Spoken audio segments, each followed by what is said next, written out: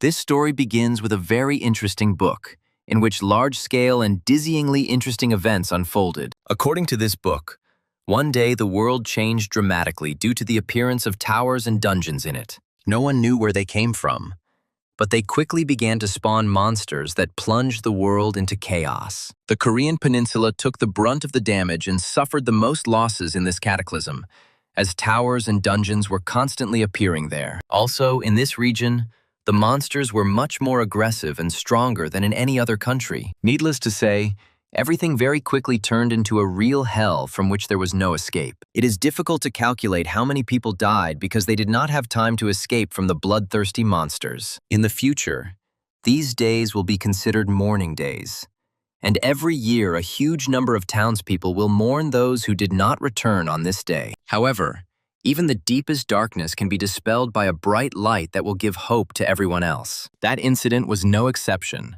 as fortunately, people found a way to fight the creepy monsters. In this novel, the author decided that such light should be people who will come to the aid of their comrades. These people were quickly dubbed heroes for risking their lives to save civilians. Thanks to the power of the heroes, Korea began to fight the monsters, and gradually people were able to take control of the dungeons and towers into their own hands. People also decided to use cataclysms as a driving force for industry, and gradually humanity began to emerge from its dire situation. Enough time has passed since the cataclysm for humanity to fully get back on its feet. Korea, along with the United States, has become one of the strong countries, which has attracted world-famous heroes. In order to prevent the emergence of new monsters and dungeons, Korea established the world's best hero training center, which taught advanced magic and technology. Thus, the legendary Cube Academy was born, which very quickly gained wide fame throughout the world. This academy has attracted cadets from all over the world who managed to get in despite very high competition. Each of these cadets had incredible skills that set them apart from all the others. Some cadets stood out thanks to their even more extraordinary talents. They carried light with their presence because they used light-type magic. Among these cadets were heroes who in the future would save this world from a terrible disaster that was about to strike. However, human nature is contradictory, so it is not surprising that there were other cadets who looked at this world completely differently. There were many characters in this story who competed with the heroes for their own goals. This is exactly what the world situation looks like by the time we finally begin to follow this story. One might wonder how we know so much about the world that is trapped in the novel. The answer is that this world was not invented by God, but by the main character of this story, who is the author of this work. However, after some time, a surprising problem arose, which finds us in a large stadium. The entrance ceremony is taking place at this stadium, and the host is talking about who won first place among the first-year cadets. According to the results, the first place goes to a gifted cadet named Edward, who is a very promising student. The main character turns around, realizing that something irreparable has happened. Looking at the screens, he realizes that he sees before him the world he described in his own book. However, he now realizes that the Cube University, the cadets, and Edward are right before his eyes. Looking around, he wonders what happened as voices begin to buzz around him. These voices indicate that they are a little tired of watching this ceremony and want it to end as soon as possible. After catching his breath a little, the main character realizes that he is at a great distance from all other people. The thought enters his head that he can somehow hear everything that is said in the distance. A few moments later, he hears a female voice stating that all the freshmen this year are quite capable. The protagonist decides to listen even more closely to understand who this woman is. Meanwhile, the woman says that Edward is among these first-year students. She states that she cannot believe that this man is only 17 years old with his outstanding level of skills. The protagonist listens attentively to the words of this woman, and his thoughts return to Edward. He recalls that in the novel he wrote, Edward was the main character of this world, and the story was centered around him. This man was a hero, someone who would lead a world ruled by monsters in order to crush them. This man was kind, fair, and had all the qualities of a hero, as well as a special secret that he could not tell anyone. After a while, the main character turns his gaze to the one who will be Edward's main rival in this story. The presenter says that the person who took second place in the overall standings should now come out. This student is a young man named Howard, who has ash-white hair and a charismatic look. The protagonist remembers that Howard is the grandson of an oligarch who owns a large company, Jinsun. This man had similar skills to the main character and was an arrogant, rich man to the core who would become a villain in the future. Now the two are cadets, but Howard will later become a villain due to his constant feelings of inferiority, and their struggle will be like a battle between light and shadow. Coming closer, the protagonist looks closely at the two main characters of his story and realizes that he has definitely entered the world inside the book. Immediately after this, he begins to be tormented by frightening questions about who he is in this new world. He understands that if he is a character in his book, he should at least have a name. Suddenly, a boy addresses him, calling him Jesse, and asks if he slept late last night. The main character tries to understand what is happening and why he was addressed in this way. To make sure, he asks the boy if he is talking to him specifically, to which he replies in the affirmative. The boy also adds that he doesn't see anyone else here who could be called Jesse. The main character wonders what this strange name is and what character it could have been given to. Trying to remember, he notes that he does not remember calling anyone by that name. After some time, he reflects that everything should become clear when he sees his face. However, once this happens, he remains dissatisfied. Looking at his face, he immediately lowers his eyes to take a moment to comprehend what is happening. However, it is impossible not to note that what he saw leaves an indelible impression of incredible surprise. He looks up at the camera again and tries to touch his face, surprised to find a question mark on it. Unable to cope mentally with the pressure, Jesse wonders what even happened. After some time, he realizes that he has become a character who was not in the book. He realizes that his character has no looks, no role, and his name seems somehow old-fashioned. Besides, he has no face and no one pays attention to him, so the degree of presence of this character also remains extremely small. The only thing that can somehow identify him is that he is called a cadet. Jesse quickly realizes that he is someone who has no common ground with the main characters and is simply a character to fill the audience. Jesse continues to sit in the stands, his head down, trying to somehow come to terms with his new fate. He continues to be plagued by terrifying thoughts, but the truth is that he is a minor character outside the plot of this story. Looking up briefly, he realizes that he has now become dust inside the book, which no one will pay attention to. Jesse recalls receiving an email some time ago. He was extremely surprised to receive a letter concerning his novella and decided to read its contents. The sender politely addressed Jesse and wanted to offer him to make a remake of his book called The Return of the Hero. At that moment, Jesse thought about the fact that the sequel to his book had not been published for 6 months due to stagnation in the creative process. Jesse didn't attach much importance to the letter, assuming that the sender was just an eccentric. However, despite this, the letter caused him some feeling of awkwardness, since it was necessary to answer it. Jesse responded with something routine, thanking the sender for their interest and saying that he wasn't very interested in the offer. After a while, he pressed the button to send the letter. At that moment, he did not even suspect that this letter would become the cause of such grandiose events. The sun rises over the dormitory intended for Cuban cadets. In Jesse's room, the sound of a faucet turning on is heard, and water quickly rushes into the sink. Jesse reflects that he has been looking at this face for 2 weeks now and has even gotten a little used to it. He reflects on the fact that this incomprehensible question mark has also been with him for 2 weeks now, and, apparently, this is not a dream. Jesse realizes that he is in the world of a book that he himself wrote a long time ago. He took over the body of one of the many minor characters in this book. Jesse reflects that over the past 2 weeks he has tried many methods,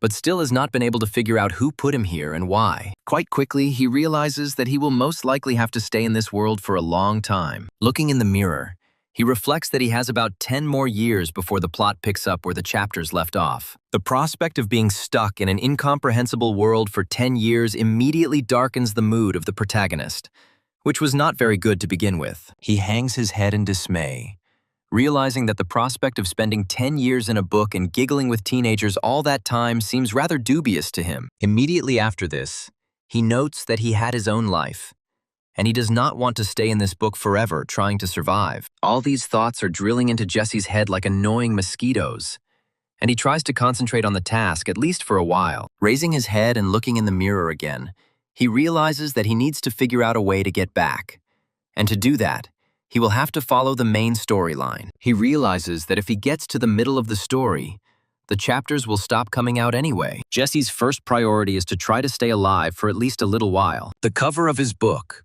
which he was never able to finish due to creative crisis, appears before his eyes again. A moment later, this image collapses in his thoughts, and he realizes that to do this, he needs to live like everyone else. Living like everyone else means, among other things, regularly attending the school he was enrolled in. The Cube Cadet School was located on an artificial island near the East Sea, and the academy housed approximately 5,000 cadets, including future heroes. It was a high-tech city, home to magic, advanced industry, and talented people from all over the world. The center of this city was the main stage where the plot of Jesse's book unfolded. This scene was the Cube Hero Training Center, which was a majestic building with an amazing design. It is this educational institution that Jesse will have to attend in order to continue his existence in this world. Among those who hoped to become heroes and had special skills, only a small elite could study at this institution. The owner of the body in which the main character now lives was also an ordinary cadet. Jesse muses that he doesn't know his fighting skills, but they must be special for him to be able to get in here. Jesse expresses hope that these abilities will help him in completing his tasks. The main task will be to survive in this school, which treats its students very harshly. Collecting his thoughts, Jesse opens the doors to the auditorium and walks inside to take his seat. This audience is the classroom of truth, which in turn is the central place in the cube. This is a place where both positive and negative characters sit. These characters are also allies or rivals depending on the time period in the story. Also here is the main character of the book, around whom the whole plot is built. Jesse realizes that very soon groups will begin to form, and this will lead to various events. He also notes that he will have to be around them for another 10 years, without even having his own face. After a while, classes come to an end, and Jesse returns to the dorm, overcome by a feeling of incredible loneliness. As he climbs the steps, he notes that he no longer even notices how his days at the academy are passing. He also wonders how he could study all day long in high school. After some time, he approaches his room and discovers a parcel that is intended for him. Jesse opens the package, thinking that no one warned him that he was supposed to receive something. Slowly removing the tape, he makes the assumption that it most likely contains his character's personal belongings. However, after a while, the package opens and Jesse stares in surprise at what is inside. Inside is his personal laptop, which belonged to him in the real world. Jesse quickly takes the gadget and wonders what his laptop is doing in the fantasy world. The laptop turns on quite quickly and the boot icon starts to appear on its screen. A moment later, the laptop system notifies the protagonist about the start of the synchronization procedure. Jesse lets go of the laptop, blinded by the light, and wonders what's going on. The system begins to transform Jesse's character into the real body of the protagonist, whose name was Corey. After some time, the system reports a reboot of the settings, adjusting the variables and constants. The procedure itself seems very familiar to Corey, and he remembers that he once created it himself. Taking a closer look at the system windows, he realizes that this is a settings log that he himself created some time ago. His hands begin to shake, and he wonders who could have sent him such a gift of fate. Gradually, the procedure begins to come to its logical conclusion, and Corey's body comes to its true meaning. The system notifies Corey that the synchronization is 99% complete. A moment later, the screen goes dark, leaving behind a short flash that captivates the protagonist for a while. The system also says that Corey gets a unique right to change the settings. After some time, the mirror in front of Corey begins to crack rapidly. A moment later, it collapses, and Corey realizes that he is now in this world using his own body. The system once again says that it has reset all indicators for synchronization purposes. After that, she finally adds that the synchronization was completely completed, and no additional settings are required. In order to try to figure out what is happening, Corey immediately lifts the laptop screen, but it shows no signs of life. However, this screen can act as a small mirror, and Corey realizes that he now has his real face back. Several system notifications immediately appear in front of him, and he wonders what happened and where it all came from. After some time, a phenomenon comes to his mind, which was described in his book and had the codename enlightenment.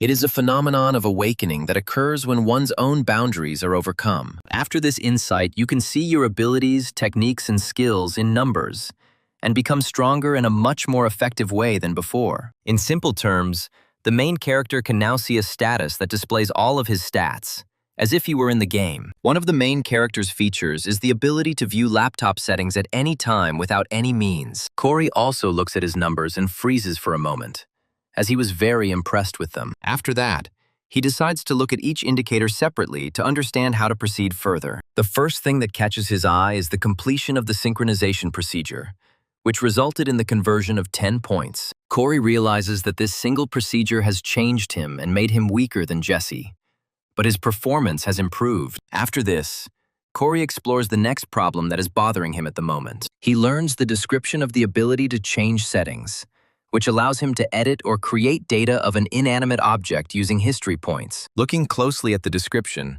Corey reflects that he doesn't remember having such a skill. He also points out that these story points will increase as Corey becomes more important in the story. A moment later, an alarming thought comes to his mind that he was given his laptop back and given powers so that he could fit into the plot of this story. Without thinking twice, he says that this is most likely complete nonsense and has nothing to do with common sense. He also receives a gray notification that some secret information will be revealed to him after the end of the main story. Corey realizes that in order to return to the real world, he will have to intervene in this story. This information turns out to be quite difficult, and Corey decides to sit down to figure out what's what. He reflects that if he sits back and just waits until the book's plot ends, he will never get out of here. He also understands that if this hidden information does not help him in any way, then he will be able to find some clue while communicating with the main characters. Among other things, he decides to wisely distribute his indicators in order to properly pump himself up. Corey reflects on how his book had no concept of leveling up, and it was impossible to increase stats at will. The only effective way to level up was through points that had to be invested into luck parameters. Corey reflects on how luck used to only be available under certain conditions. These conditions were the discovery of unknown rewards in the dungeon. He recalls that the constant luck indicators could not be increased, but thanks to new abilities, he can now exchange them for story points. After thinking about his decision carefully, Corey decides to exchange 10 points for 10,000 SP to invest in his skills. Immediately after this, he decides to invest 9,000 SP into his luck to increase the score to 9 out of 10 possible. Immediately after this, he receives a notification about the application of mysterious luck to his character. Corey watches these notifications in amazement, realizing that this is a very valuable thing that will help him in the future. The system says that due to mysterious luck, he received additional skills and increased his luck to 91 points out of 100. Leaning back in his chair, Corey reflects on the fact that Edward, who is a very gifted character, also has a magic score of 9. After this, Corey decides to invest the remaining SP into the patience indicator in order to endure training at the club. The system notifies the protagonist that he has applied a huge luck, and his patience skill has increased to 72 points out of 100. Corey realizes that he is a very lucky man. But a moment later, something strange starts to happen to his laptop screen. A moment later, he receives a garbled notification that warns him that an error has been detected that could affect the likelihood of increasing the stats. Immediately after this, the system says that he can no longer change unchangeable indicators using SP. Corey bangs the table in frustration and says that this is a real mockery of a poor man who found himself in a difficult situation. He then says irritably that apparently there are limits to the tricks he can perform, adding that he still managed to significantly increase his luck. Immediately after that, he remembers that he had another 10,000 SP that he could use to make his own life easier. The possibilities that open up before Corey daunt him for a while, and he decides to think about it carefully. After some time, he realizes that nothing comes to mind, so he needs to put it off until later. The scene shifts to a lecture room where Corey is, having decided to visit the training center again. The teacher praises everyone for their success in a rather difficult training session, after which he says that it is time to introduce themselves. A heavily built man introduces himself as Jonathan, saying that he will be their instructor for the entire year. He also claims that his ranking is 3.850, and he is ranked 9.737 in the world, which impresses students greatly. After a few seconds, he says that they are done with the names and can now move on to the real business. He calmly explains to all the students that the cube is not a place for fun, and if they do not achieve the main goal, they will begin to fall behind. He also says that this academy is raising heroes, which means that everyone will be judged by the strictest criteria. After finishing the briefing, Jonathan orders the cadets to quickly stand up and follow him to the designated place. After this, he states that the first thing they will have to do is determine the main weapon they will fight with in the future. After some time, Jonathan and the cadets find themselves at the gate to the armory, which the instructor opens by placing his palm on the sensor. The doors begin to open with a metallic thud, and Corey stares into the blinding blue light. A huge room, filled to the brim with all kinds of weapons, opens up before him and the other cadets. These rooms contain a variety of items, such as Asian swords, which have not lost their relevance to this day. The same applies to the huge axes or spears that were more common among European knights of old. Jonathan interrupts the cadets' delighted exclamations by telling them that they should quickly choose a weapon and not stand there with their mouths open. He also says that the weapon chosen cannot be changed for 6 months, so all cadets should think carefully before choosing. Edward takes a few steps forward to pick up the Asian sword and test its sharpness and usability. Other cadets thoroughly study all kinds of weapons, among which one can even find such prehistoric ones as a bow and arrow. One of the girls with emerald eyes and red hair decides to choose a bow as her main weapon. The other girl, who still watches everyone with a very cold gaze, decides to choose a rapier, which is considered a dueling weapon. The remaining cadets gradually disperse to choose weapons that best suit their personalities and fighting styles. Corey watches them and reflects on how all the main characters had no problem choosing their weapons because that's what the book said. After this, he realizes that it is his turn to choose the weapon with which he will spend a considerable part of his training. Looking up, he tells himself that he needs to think carefully before making a choice. Looking at the cold weapon, he reflects that with his performance, he won't be able to stop at the weapons that the other cadets use. He also notes that even if he wants to increase them, the efficiency of his point investment will only decrease. So what it comes down to is that Corey needs to have experience using this weapon in the real world to quickly adapt to it. After thinking for a moment, he takes a few steps forward, realizing that he has finally found the right weapon. The cadets look closely at the mysterious newcomer, whom they have not seen before, and begin to whisper. They begin to wonder if this new guy is joking, which attracts the attention of instructor Jonathan. Seeing the weapon Corey has chosen, Jonathan is surprised for a moment, trying to figure out if this young man is joking. Looking closely at Corey, instructor Jonathan asks him if he is really going to choose this weapon as his primary one. This weapon turns out to be a Glock 19 pistol, which is a very convenient weapon for shooters with different levels of combat training. Instructor Jonathan says that Cadet Corey used a sword while he was in the junior school. Corey calmly states that he has decided to change his primary weapon in order to fight more effectively. Jonathan looks closely at Corey, asking if he is sure of his choice, to which he replies that this choice will be final. Jonathan is vocal about how in this academy the choice of weapon is always up to the cadets, regardless of whether it is right or not. After this, he says that all courses must keep this in mind and be responsible for their choices, no matter how difficult they may be. The very next moment, Corey begins to hear the whispers of students asking each other if he has really gone completely crazy. They also ask why Corey joined this academy if he chose a gun as his weapon of choice. Corey just calmly scratches behind his ear, saying that a pistol, even in this world, is one of the best types of weapons. Corey also reflects that this is especially true for the average person who doesn't know how to use magic. In this world, magic bullets are mainly used,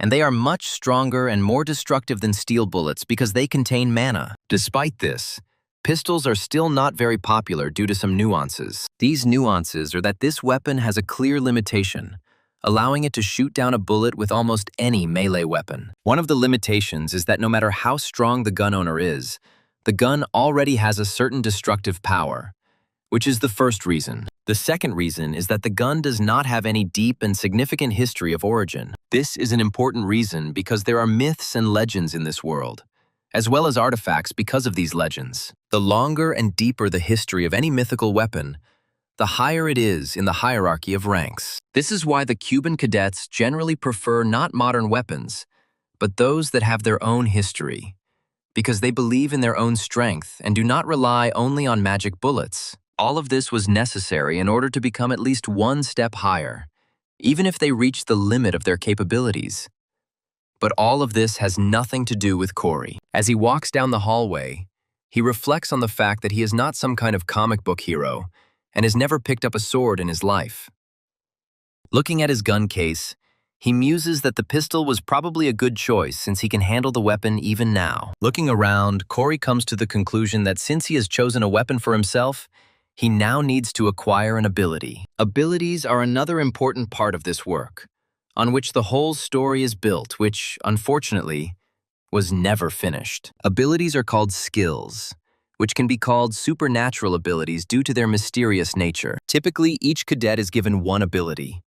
But even among these rules, there are some exceptions. One such exception is a holder of an as-yet unrevealed skill and a revealed swordsman skill named Edward. Edward turns to a red-haired girl named Valerie and asks her if she also came here to train. Valerie annoyedly tells Edward that this is exactly what the gym is for, to which he smiles and replies that there are usually few people there after school. He also mentions that there is another shooter in their class, and Valerie tries to remember his name. As soon as she says Corey's name, Edward says that she guessed correctly, after which a strange emotion appears on Valerie's face. Valerie says that she does not recognize Corey as the shooter, since he is armed with a pistol that has a range of only 1 kilometer. Valerie says that by making this choice, he gave up being a hero, adding that if you leave the academy early, there won't even be a record of you. Edward approaches Valerie, saying that he disagrees with Corey's refusal to be a hero. Looking at her with sincere eyes and a kind smile, he says that one should not throw such words around, because they can offend someone. Valerie looks in surprise at the incredible wave of pathos that metaphorically forms next to Edward, and tries to understand what he is getting at. However, Edward stands in front of Valerie quite sincerely and does not take any other actions except for a strange smile. Naive Edward has no idea how difficult Valerie's character is, and she immediately yells at him, telling him that he shouldn't tell her what to do. She also yells loudly at him, saying that if he doesn't train, he can leave here so as not to disturb her. Valerie has such a loud voice that some of her swearing reaches the ears of Corey himself, who was nearby at the time. Not grasping the main point of these rumors, he wonders whether someone suddenly decided to talk about him. Cheering up, he reflects on how the main character's Edward will become better heroes just because of this skill, meaning abilities are very important. He also understands that there is a first ability that can bring 10,000 SP, which means he can't miss such a great chance. After looking carefully at the skill tree, he decides on the sniper skill, which allows him to be good with ranged weapons. Without thinking twice, he uses his remaining currency to create this skill and claim it for himself. To Corey's surprise, it turns out that this skill fixes everything itself and allows him to use additional skills that greatly enhance it. Corey also draws attention to the wording of the skill, which says that he can now use any ranged weapon. This skill is also growing, which means that over time it will be able to bring him even more positive effects, making him much stronger. Corey is pleased with this choice and decides to go with it, pressing a key on the laptop to confirm his choice. After this, he warms up a little, saying that he is now ready to enter into the intense process of learning. However, Corey is not optimistic, thinking that he can somehow survive on these abilities. He realizes that his only bet is that their abilities will be enough to survive until the end of the main plot of this book. After some time, the scene moves to the Cuba Academy, where another school day begins,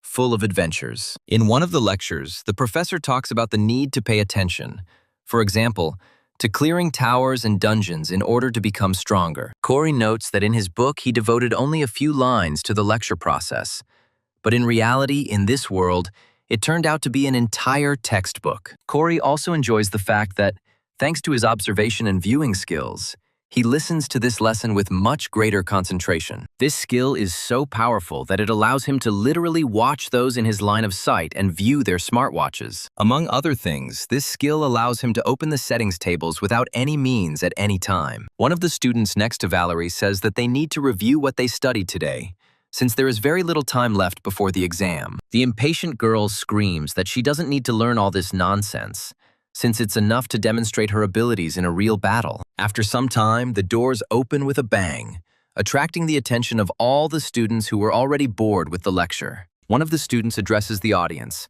saying that they should go to the square in 20 minutes so as not to miss something very interesting. Valerie immediately jumps up from her seat in order to leave the classroom, and find herself in a more interesting environment than a boring lecture. The other students are in no hurry to leave and look slightly disapprovingly at such an impulsive girl who does not know how to behave. The students who asked everyone to come out onto the court say that there will be a real fight training, which immediately causes Corey's mood to drop. After a while, all the students come out onto the playground, and the instructor says that everyone should be aware of what kind of lesson this is. He decides to skip the introduction and go straight to the main activity, which is forming teams of 4 people. These teams consist of 2 warriors, 1 marksman and 1 assistant, who can be of either low or high level to keep things fair. Instructor Jonathan says that to prevent disorder, all students should get used to their commands so as not to interfere with each other. A moment later, he says that the list of teams and participants will now be announced, after which Corey quickly gets up to find out which team he was assigned to. The names of the teams and lists of their participants immediately begin to pop up before his eyes, but he is surprised at where he ended up. The rapidly running names of the teams only cause him shock and surprise, which makes him unable to pull himself together. The thought that somehow he ended up on the same team as that very girl pierces his head. This girl turns out to be Caroline, who is one of the most important characters in the story that Corey wrote. The main character needs some time to think about it and understand the full depth of the situation he has found himself in. He reflects on how in books, the protagonist is always surrounded by numerous characters who encounter him, talk to him, and become involved in the same stories. However, this time there was a bit of a problem, because even among all these characters, there are some that are special. One of these special characters is Caroline, who is a beautiful girl with dark purple hair. This girl was the first successor of the best Korean guild, the shedding of an essence that has an incredible reputation throughout the world. Corey recalls that Caroline was initially hostile towards Edward, but later fell under his influence and became his reliable ally. Corey understands that Caroline is an important character, which means that if he is often involved in her story, he will earn more points. Having received an incredible boost of confidence, he thinks that today he must definitely attract her attention to himself. After a while, Caroline hears friendly voices greeting her and decides to turn around to see who is talking to her. Her 2 comrades are cadets named Jin and Hazuki, who happily declare that they will now be on the same team during this test. Caroline immediately forms a social interaction pattern in her head that leads her to the unfortunate conclusion that she cannot ignore these people. With incredible politeness, she says that she is very pleased to meet her comrades, after which she formally addresses each of them. She also wonders where another member of their team went and turns around to look for him. A moment later, Corey reveals that he is the last member of their team, drawing the attention of all the other fighters. Caroline glares at the approaching Corey, her expression showing that she doesn't take much pleasure in him fighting them. Corey muses that he shouldn't act like a wimp because Caroline dislikes people who are insecure and can't assert themselves the most. A moment later, Jean loudly announces that Corey is the cadet who chose the pistol as his weapon. He also happily states that this is how Corey earned himself a kind of reputation among the other freshmen, not noticing how the instructor approached him. Jonathan materializes out of nowhere and asks the cadets if they've found time to chat. After a while, the test begins, and the instructor says that he sent them the location of the monsters they need to fight on their smartwatches. Having received the coordinates, the soldiers go to the designated location, which is a huge field of wheat. Thanks to the sunny weather today, the ears of corn shimmer with a golden glow, which can distract from the monsters lurking here. However, the Cuban cadets maintain their focus and quickly run towards the supposed monster that is in front of them. Caroline takes out her smartwatch to check the map again and make sure they are running in the right direction. Turning to her comrades, she says that they will be there very soon, and recommends that they prepare for battle. She also states that information about the monsters can be viewed at the moment when they reach their target and see it. Meanwhile, Corey struggles with the rigors of long runs, wondering if he'll die at this rate. He understands that his physical abilities are superior to those of an ordinary person, but here he is just hanging on their tail. Looking around, he wonders if the average level of Cuban cadets is really that high compared to him. For a while, he continues to try to follow them, hoping that he will be able to maintain a speed that will allow him to keep up with them completely. Suddenly, Caroline stops and says that they are in the right place, and immediately begins to look around in search of the monster. What Corey and his comrades needed to find turned out to be a training ground called Beach Number 8. But so far, there is still no one in sight. However, this calm does not last long, because a terrible ghost monster appears from under the water. The giant monster immediately swings its tentacles to destroy the passenger ship, which, fortunately, turns out to be just a dummy. Caroline remembers that the monster was named the Black Humpback Octopus and watches the huge wave that appeared after its attack. The cadets stop to take a closer look at the monster as it continues to devour the large ship. After a while, Caroline suggests that everyone start discussing their plan to avoid any mistakes or injuries. Caroline states that they are dealing with a low-ranking monster that does not have the most outstanding attack power. She specifically emphasizes that the main problem is the hump that is located above his head and poses the greatest danger. Caroline states that when this creature senses a threat approaching, young ones emerge from this hump and suddenly attack. Jin studies this information carefully and says that once the battle begins, the first thing to do is to destroy these cubs. Caroline declares that she will take charge of the baby octopuses to prevent any incidents. She also turns to her comrades and tells them that they should step back and conserve their magical power. Corey watches Caroline's actions in surprise and tries to understand what her strange plan is. Without thinking twice,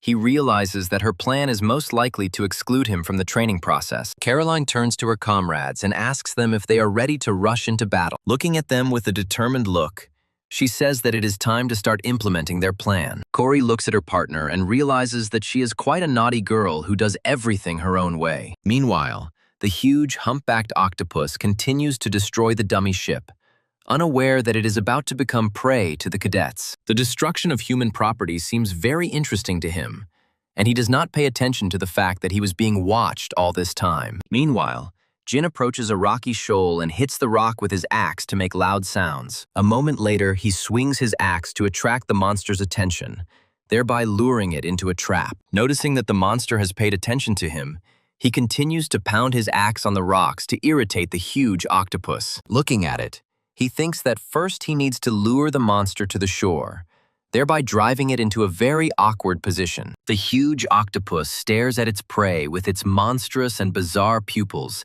which move quickly from side to side. A moment later, it plunges downwards at incredible speed, leaving behind huge waves. Jin senses the monster quickly approaching him, using the cover of water to avoid being discovered prematurely. A moment later, it rises from the depths of the sea, first exposing its huge hump, then showing its yellow eyes. Jin easily dodges the powerful attack and begins to quickly retreat to avoid being eaten alive. He realizes that looking at the monsters so close turned out to be much more scary than he imagined, and tries to run away as quickly as possible. Hazuki steps in to replace him, placing her hand on her sword, preparing to heal him in order to fight the monster. Corey looks at the giant octopus in surprise and grabs his gun, trying to figure out what to do in this strange situation. The most confident of all is Caroline, who takes out her whip and heads straight towards the monster, preparing to attack it. The hump on the monster's head begins to pulsate, signaling that a huge number of cubs will soon emerge from it. A moment later, the leather bag bursts open as the huge octopus lets out a menacing roar, frightening everyone in the area except Caroline. A rush of adrenaline rushes through Jin and he turns around, wondering if the creature has already resorted to the tactic of calling for backup. However, he is too focused on the huge monster, not paying any attention to what is happening in the sky. The tiny babies, which were released into the air by the giant humpback octopus, quickly descend, aiming at the fleeing Jin. He discovers that he has become the target of the small monsters too late, when they are already fully focused on him. Jin understands that he will hardly have time to dodge this attack, and he can only hope for a miracle or help from his allies. Luckily, the allies discover in time that Jin has become the target of the baby octopuses, and the sound of a huge whip cracking through the air. With just one blow, Caroline takes out all of the octopuses that were targeting Jin, thus saving his life. A huge, humpbacked octopus looks on in amazement, not believing that his babies were destroyed so quickly and brutally. Caroline looks at the giant octopus with her usual calm, preparing to continue the battle with this monster. Jean watches Caroline's behavior with admiration and is amazed at the incredible strength that this fragile-looking girl possesses. However, looks can be deceiving, as Caroline is one of the Academy's most outstanding students, ranking 7th upon entry. Jean quickly gets to his feet and continues to retreat, thanking Caroline for saving his life with such a selfless act. Meanwhile, the humpback octopus decides not to give up, and the hump on its head continues to twitch, signaling the arrival of another squad of reinforcements. Caroline decides not to make the same mistake again and lunges forward, swinging her arm back to attack with her whip. A moment later, she delivers a swift, precise, and very painful blow to the body of the giant humpback octopus. In response, the octopus shoots forward with its tentacles to deal with the annoying cadet who has caused him so much trouble. Unfortunately for the formidable monster, all his efforts are in vain.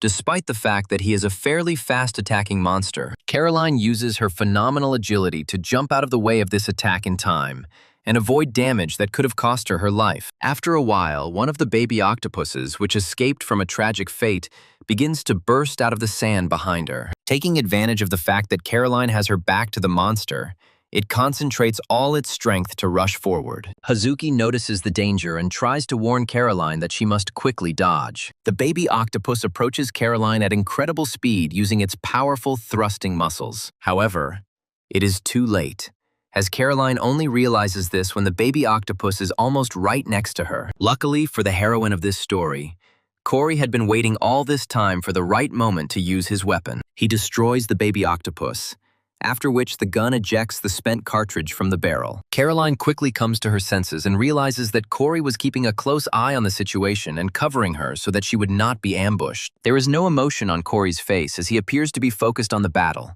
keeping his weapon in a firing position. Caroline looks at Corey in surprise and is unable to say his name for a moment due to the intense shock. The protagonist understands that in such a situation few would maintain composure, and only smiles slightly, looking at her. SP, which could be exchanged for stat points, increased every time Corey's importance in this world increased. From the very beginning, he was outside the plot, and therefore it was difficult for him to count on high value and respect from other heroes. Corey reflects on the fact that he was left with only one option, which was to personally intervene in the events that the main characters of the book are going through. One such event happened right now, when he saved Caroline from serious injury by shooting a baby octopus in time. Hazuki is very surprised by such a quick reaction from Corey and stares at him in surprise. The same thing happens with Jin, who looks at the protagonist and tries to understand how he managed to do such a quick action. Caroline gets a little angry and says that she asked everyone not to interfere in this battle and to leave everything to her. Meanwhile,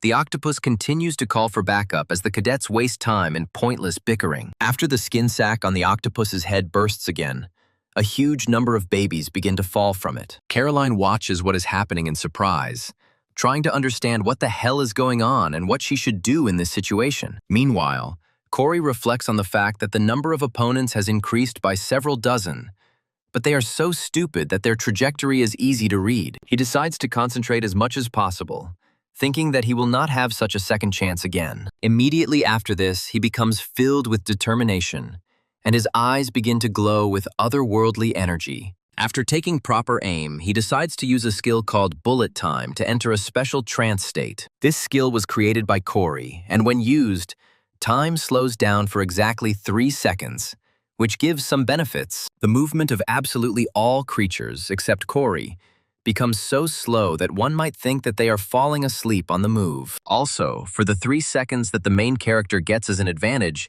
he can see where all these creatures are moving. From here, it's just a matter of the shooter's skill, and Corey decides to pull the trigger to shoot all the hostile creatures. Time is running out, but Corey chooses his targets carefully, quickly switching between them. Each creature gets hit by a bullet that quickly approaches it, hitting its weakest point, thereby causing critical damage. The time stop period quickly draws to an end as Corey quickly reloads, ignoring the massive amount of spent shells. Finally, he cocks the magazine, sending it down the gun's chamber to ensure that a round will be chambered. Immediately after this, he takes aim again in order to have time to shoot at the last creature. The creature attacked Caroline again, and Corey decided to make sure she was safe after the attack. In a moment, the skill period comes to an end, and all the cubs are shot with lethal bullets. Despite the fact that the pistol does not have the longest firing range, as a rule, this is compensated by the killing power and stopping effect of the cartridge. This allows small creatures that come into contact with a fairly large bullet to receive a huge amount of energy from it, causing their bodies to explode. Caroline watches in amazement as the unremarkable newcomer she thought was the weakest link takes out so many opponents at once. The huge, humpbacked octopus decides not to give up, and its hump, from which babies constantly emerge, begins to tremble again.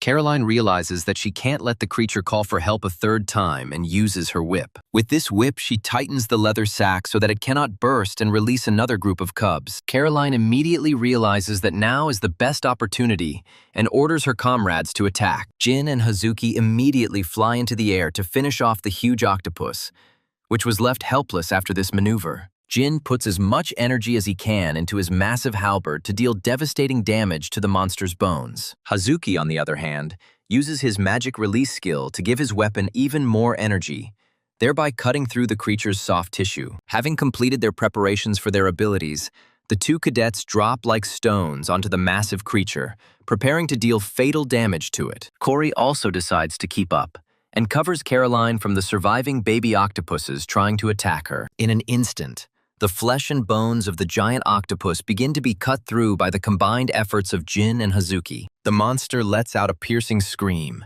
after which it immediately begins to wheeze dully as the last signs of life leave its body. Finally, it only raises its giant tentacle to attack the cadets, but it immediately freezes. A moment later, it falls lifelessly to the ground, causing no damage to anyone, while the monster stops moving. Cory looks at this monster tiredly and mentally wonders, did we really manage to deal with this enemy? Caroline quickly turns towards the protagonist and gives him a contradictory look, which combines surprise and depression. Cory immediately falls to the ground, saying that he is very tired and that he is very hard after this battle. A moment later, the tests are over, and Jin and Hazuki lift up the small octopus, saying that it has now returned to its original size. The system reports that the fifth team's total time was 58 minutes and 58 seconds, while Caroline looks closely at Cory. The system reports that the fifth team is currently in 16th place in the overall standings. Immediately after this,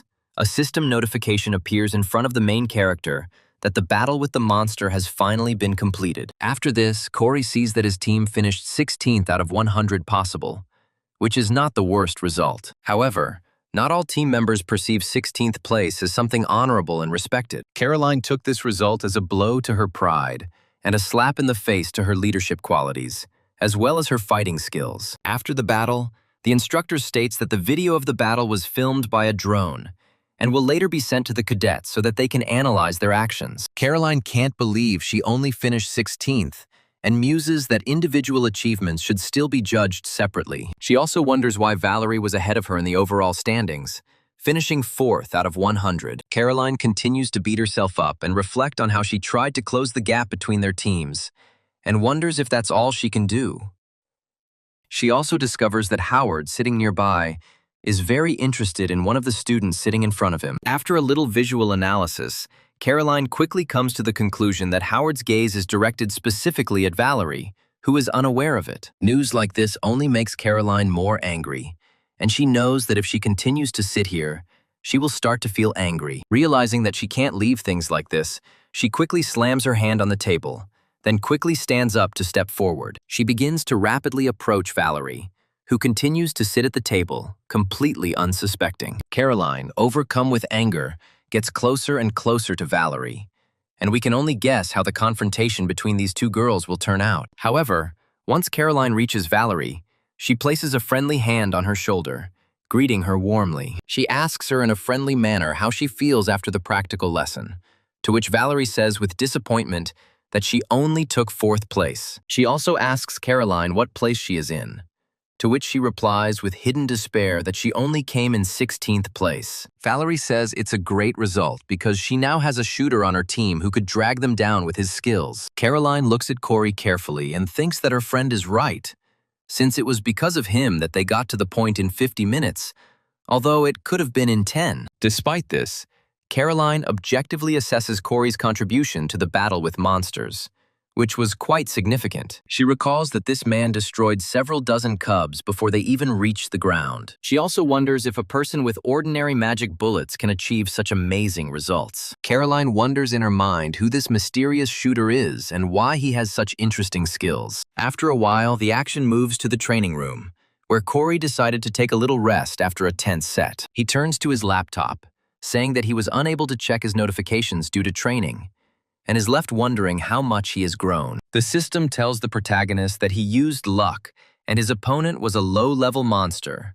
so the accuracy was greatly increased. Having summed up all the successes of the past day, the system reports that Corey earned 27 SP. Corey reflects on how he took advantage of his luck during training today and improved his stats, coming to the conclusion that it was worth interfering with Caroline's plan. Also, thanks to his sports activities, Corey has improved his other stats quite well, which have been further enhanced by his insight and luck skills. Having carefully counted his acquisitions, he understands that he can stop his studies for today. Looking at the exercise machines, he wonders if he should go back to the dorm to get some proper rest. After a while, night falls.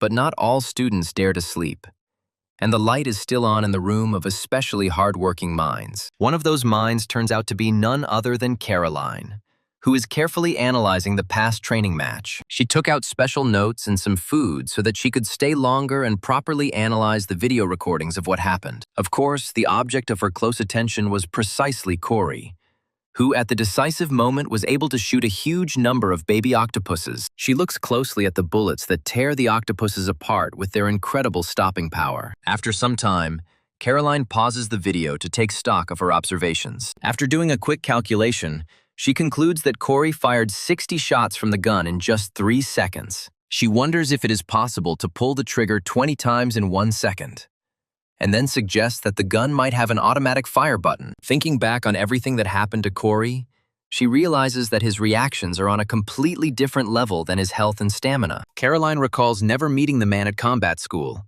despite the fact that he obviously attended there. After some time, messages from Howard arrive on her wristwatch, asking her what she is doing. Caroline immediately begins to blush with embarrassment and happily sits down at the table to chat with the object of her affection. After a while, she tells Howard that she is analyzing the video, but he replies that she is doing all sorts of nonsense. Caroline also states that if she wants to take over the guild, she needs to learn to spot capable personnel in advance. Howard says that she doesn't think there are any capable personnel in her squad, and then asks who the guy with the gun is. Caroline smiles sincerely as she watches Howard finally decide to ask about the identity of one of her team members. She giggles happily and says that Howard pretends not to be interested, but asks about it himself, after which she comes to the conclusion that he is quite cute. Caroline replies that this person can handle one task, and his abilities are at the level of 934th place. After some time, Howard asks Caroline if she thinks she was just very lucky to have this person on her team. Caroline takes this information extremely skeptically.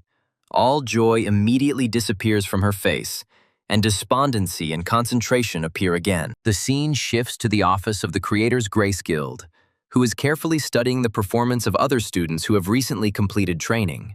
An assistant comes to the deputy head of the guild and informs her that her visit to the guild is scheduled for Friday in 2 weeks. The deputy says she understands this information perfectly well, and then invites the assistant to look at the amazing video footage. In this video, Edward is seen with the guild's deputy asking the assistant if he thinks there is something unusual about the man. Vice Guildmaster Stephanie, ranked 307th in the hero rankings, looks at her assistant carefully, wanting an answer. She adds that the man's fluid movements are like the flow of water, and the sharp technique of the ball has no analog in any modern technique. She also says that his movements are more like real dancing than trying to kill someone. Stephanie also notices that the extraordinary force with which Edward cuts with his swords seems as if he is cutting through space itself. Looking at him, she can guess why the big guilds tried to recruit him at any cost, no matter what. After a short silence, Stephanie confidently declares that she would like to take him in, since he still hasn't chosen a guild. She also notes that she will keep this cadet in mind,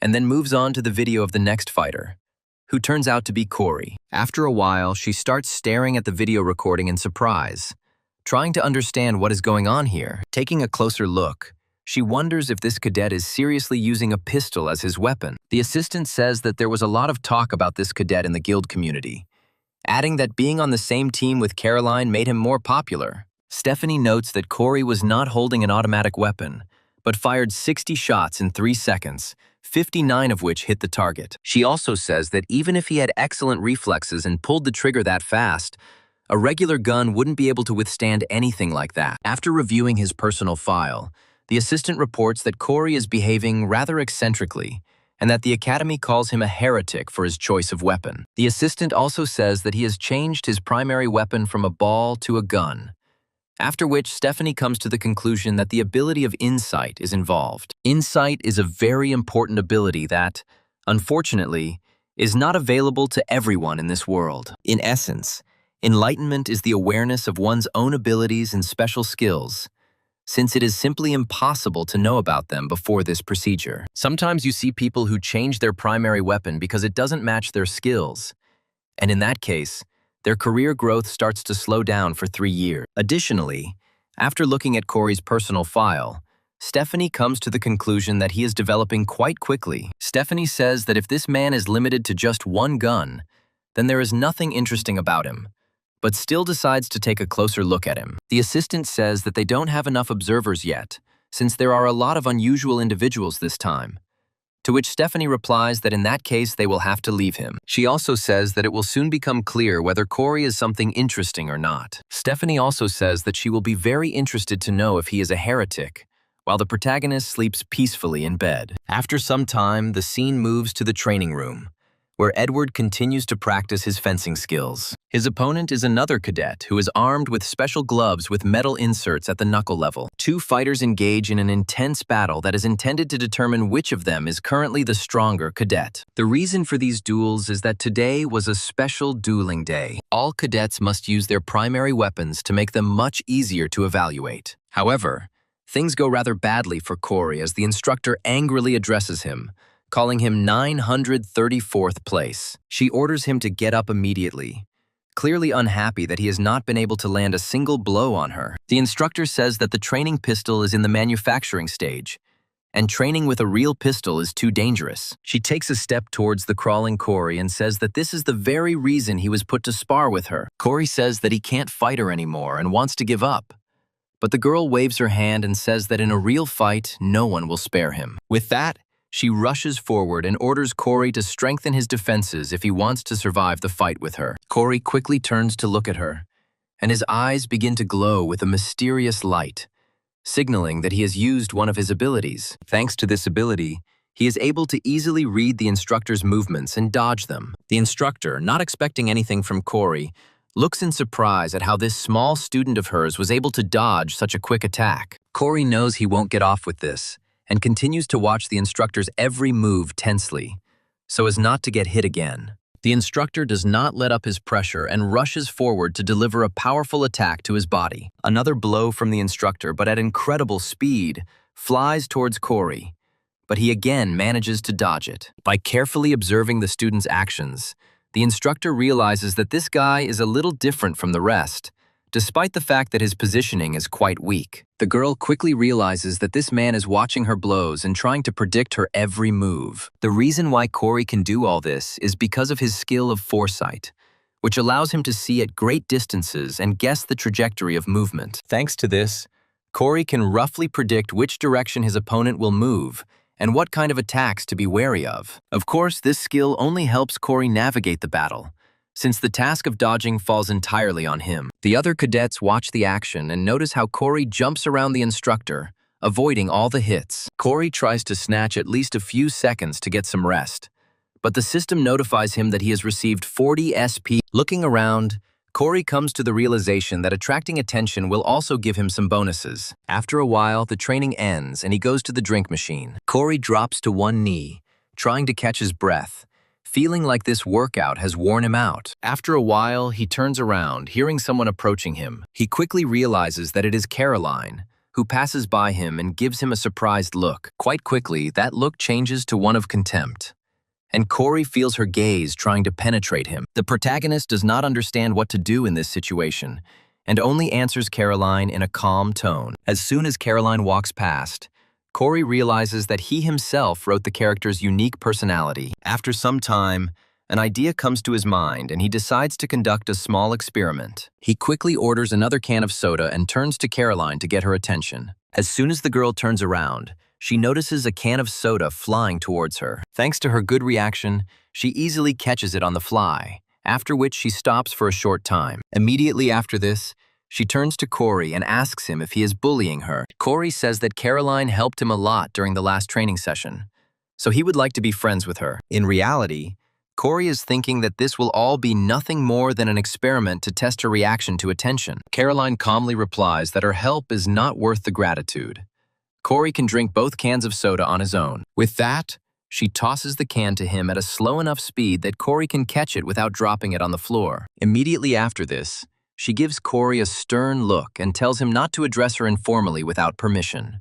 The girl immediately turns around and starts to leave, while Corey is left alone with his own thoughts. Caroline continues her walk through the academy courtyard, as she too has been plagued by thoughts about Corey all this time. After some time, Caroline feels that something very strange has happened to her things, in a completely inexplicable way. Holding on to her bag a little tighter, she realizes that at some point its weight has changed slightly, even though she didn't put anything in it. Caroline pauses to unzip her large duffel bag and carefully check its contents for any new items. After some time, she discovers that her bag contains the same can of soda that Corey had discreetly placed there. Caroline is annoyed that Corey violated her personal boundaries and acted like a real psycho. After a while, she realizes that there is no point in pouring out her hatred on a simple can of Coke, which she might find useful. She puts the drink in her bag, thinking that the can was not to blame, and decides to continue on her way.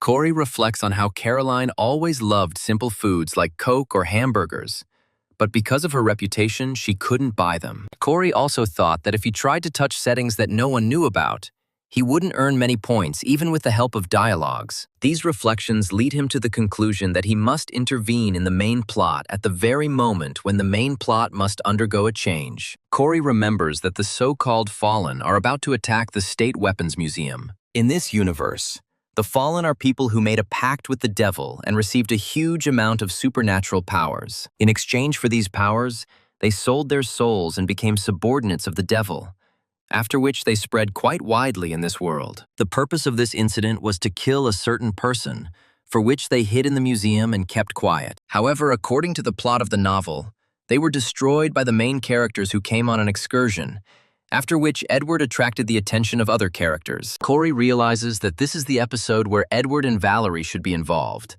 and the Fallen will be happy with the weak, since this is only the beginning of the work. After some thought, Corey realizes that he can insert himself into this episode to earn some points. He wonders how he can find a way to get on a tour of the museum, after which the instructor calls him over and asks what he is doing there. Immediately after this, the instructor demands that he state his own number, to which Corey quickly replies that he is already leaving here. After some time, the main character's laptop begins to mysteriously malfunction, but he does not have time to notice this and goes away. A moment later, the huge screen showed that he had received a strange letter from an unknown sender. According to the plot of the novel, the Cube, which are called clubs, are small groups of cadets united by interests. These clubs can vary greatly, and you can find clubs dedicated to science, martial arts, or more practical pursuits. In total, there were about 100 different communities cubed, each of which was different from the others in some way. These communities were aimed not only at self-development, but also at making cadets more social and interacting with each other. It is to such a club that Corey is going to go today in order to get the opportunity to go on a tour. The chairman of the Travelers Club, Derringer, welcomes all new members of the club who have decided to join it this year. He also says that there are a lot of amazing people here this time, while Valerie tries unsuccessfully to hide her boredom. Derringer attempts to deliver his opening speech on one breath, but eventually runs out of oxygen and begins to run out of breath. After some time, he decides to talk again about his club, which is dedicated to travel and is called Healing Rain. He states that the purpose of his club is relaxation, and once or twice a month they will arrange trips outside the club using portals. He also states that today they will conduct an introduction to the club, and at the same time take a mini trip not far from here. Derringer tries to make a grand announcement about the trip, but Corey, the future author of this novel, immediately guesses that they are heading to Seoul. He also notes that they will split into pairs and set off on a free journey, as this is exactly how it was written in his book. Corey says that his target today is the Seoul Weapons Museum, where the first major arc of the story will begin, during which he will become part of the plot. After a while, it's time to draw lots to assign teams, and Corey wonders if he was the one who wrote this method of assignment. He calmly reflects that no matter who he gets, he will simply act independently. but it quickly becomes clear that he will not succeed. The reason for this is that, according to the distribution, he will be paired with Caroline, who is also not very happy about this event. Immediately after the draw, Caroline approaches Corey and, with a businesslike air, suggests that they travel separately so as not to come into contact with each other. Corey decides not to contradict his ally and says that he agrees with her proposal and will do as she asks this time. Caroline takes a few steps away from Corey before stopping and saying there was one more thing she wanted to say. Immediately after this, she again gives Corey a menacing look and says that she asked him not to address her familiarly. Looking at the main character, she says that this was the second warning, after which serious measures will be taken in case of further violations. After some time, the plot moves to Seoul, which is home to a huge weapons museum, which is the pride of this city. This museum has the largest exhibition hall of weapon models in all of Korea, and anyone can view it on weekdays. Corey walks calmly through the vast halls, looking around for possible signals of a fallen attack. After a while, he discovers Valerie standing nearby, looking in fascination at the bow on a stand behind glass. Valerie's presence nearby gives him a clue that there is another important plot character here that needs to be addressed. After turning his head a little, he quickly finds Edward, who also decided to take a look at the exhibits, which are of great value. Corey decides to freeze for a while and not disturb Edward's peace, carefully watching his every move so as not to miss anything. The reason Corey is so protective of Edward is because the character is the main protagonist of his novel. After a while, Corey decides to come closer, making sure that Edward is happy and admiring the powerful sword hidden behind a glass display case. The protagonist cautiously approaches Edward and asks him if he is really so impressed by this weapon that is in front of him. Right after this, Corey decides to introduce himself, and Edward smiles at him sincerely, telling him that he forgot himself for a second and started flying in the clouds. He remembers that Corey is the shooter who chose a pistol as his weapon of choice and asks him why he joined this club. Corey looks at Edward closely and remembers that he was a strong, handsome, fair character who didn't look like a normal person. Meanwhile, Edward continues to show miracles of friendliness and says that there is a hall with firearms nearby. But Corey refuses to go there. Corey adds that from his point of view, they have enough time to get there, while the walls of the museum begin to shake. Ordinary people who don't understand anything about the sequence of events in this world wonder what is going on. After a while, a loud crackling noise begins to come from the huge speakers located high on the walls of this museum. After some time, the announcer informs all visitors that monsters have appeared near the building that pose a huge danger. This news strikes panic into the hearts of ordinary citizens, and they try to understand what to do and where to run to save themselves. The director continues to talk about the monsters that have appeared in the building, which pose a huge danger, and further instills panic in the hearts of ordinary citizens. Corey reflects that this is a very unfortunate turn of events, as now the entire crowd will be in the way, trying to save their lives. Civilians are trying to quickly find an exit to protect themselves as quickly as possible, but in doing so, they create the threat of a crush. Quite quickly, the animal desire to save one's life displaces all moral norms, and people begin to openly push each other to be free. The natural victim of such behavior is an innocent girl who is simply not physically strong enough to hold on. After some time, a very loud noise is heard, which was caused by a fist hitting the glass. This noise helps to calm the crowd for a while, as they turn around in surprise, trying to understand what happened. Seeing that Valerie took advantage of the panic to break the glass behind which the weapon is located, some of the townspeople freeze in surprise. The same goes for Edward, who immediately rushed forward to save the little girl from danger. Valerie addresses the crowd carefully, telling them to remain calm as help is on the way. She also states that if the crowd runs outside, they will be immediately devoured by monsters, after which she reaches into the broken glass to take the weapon. The museum security system notifies everyone that a theft of an exhibit has been recorded and immediately activates a protective barrier. Confident,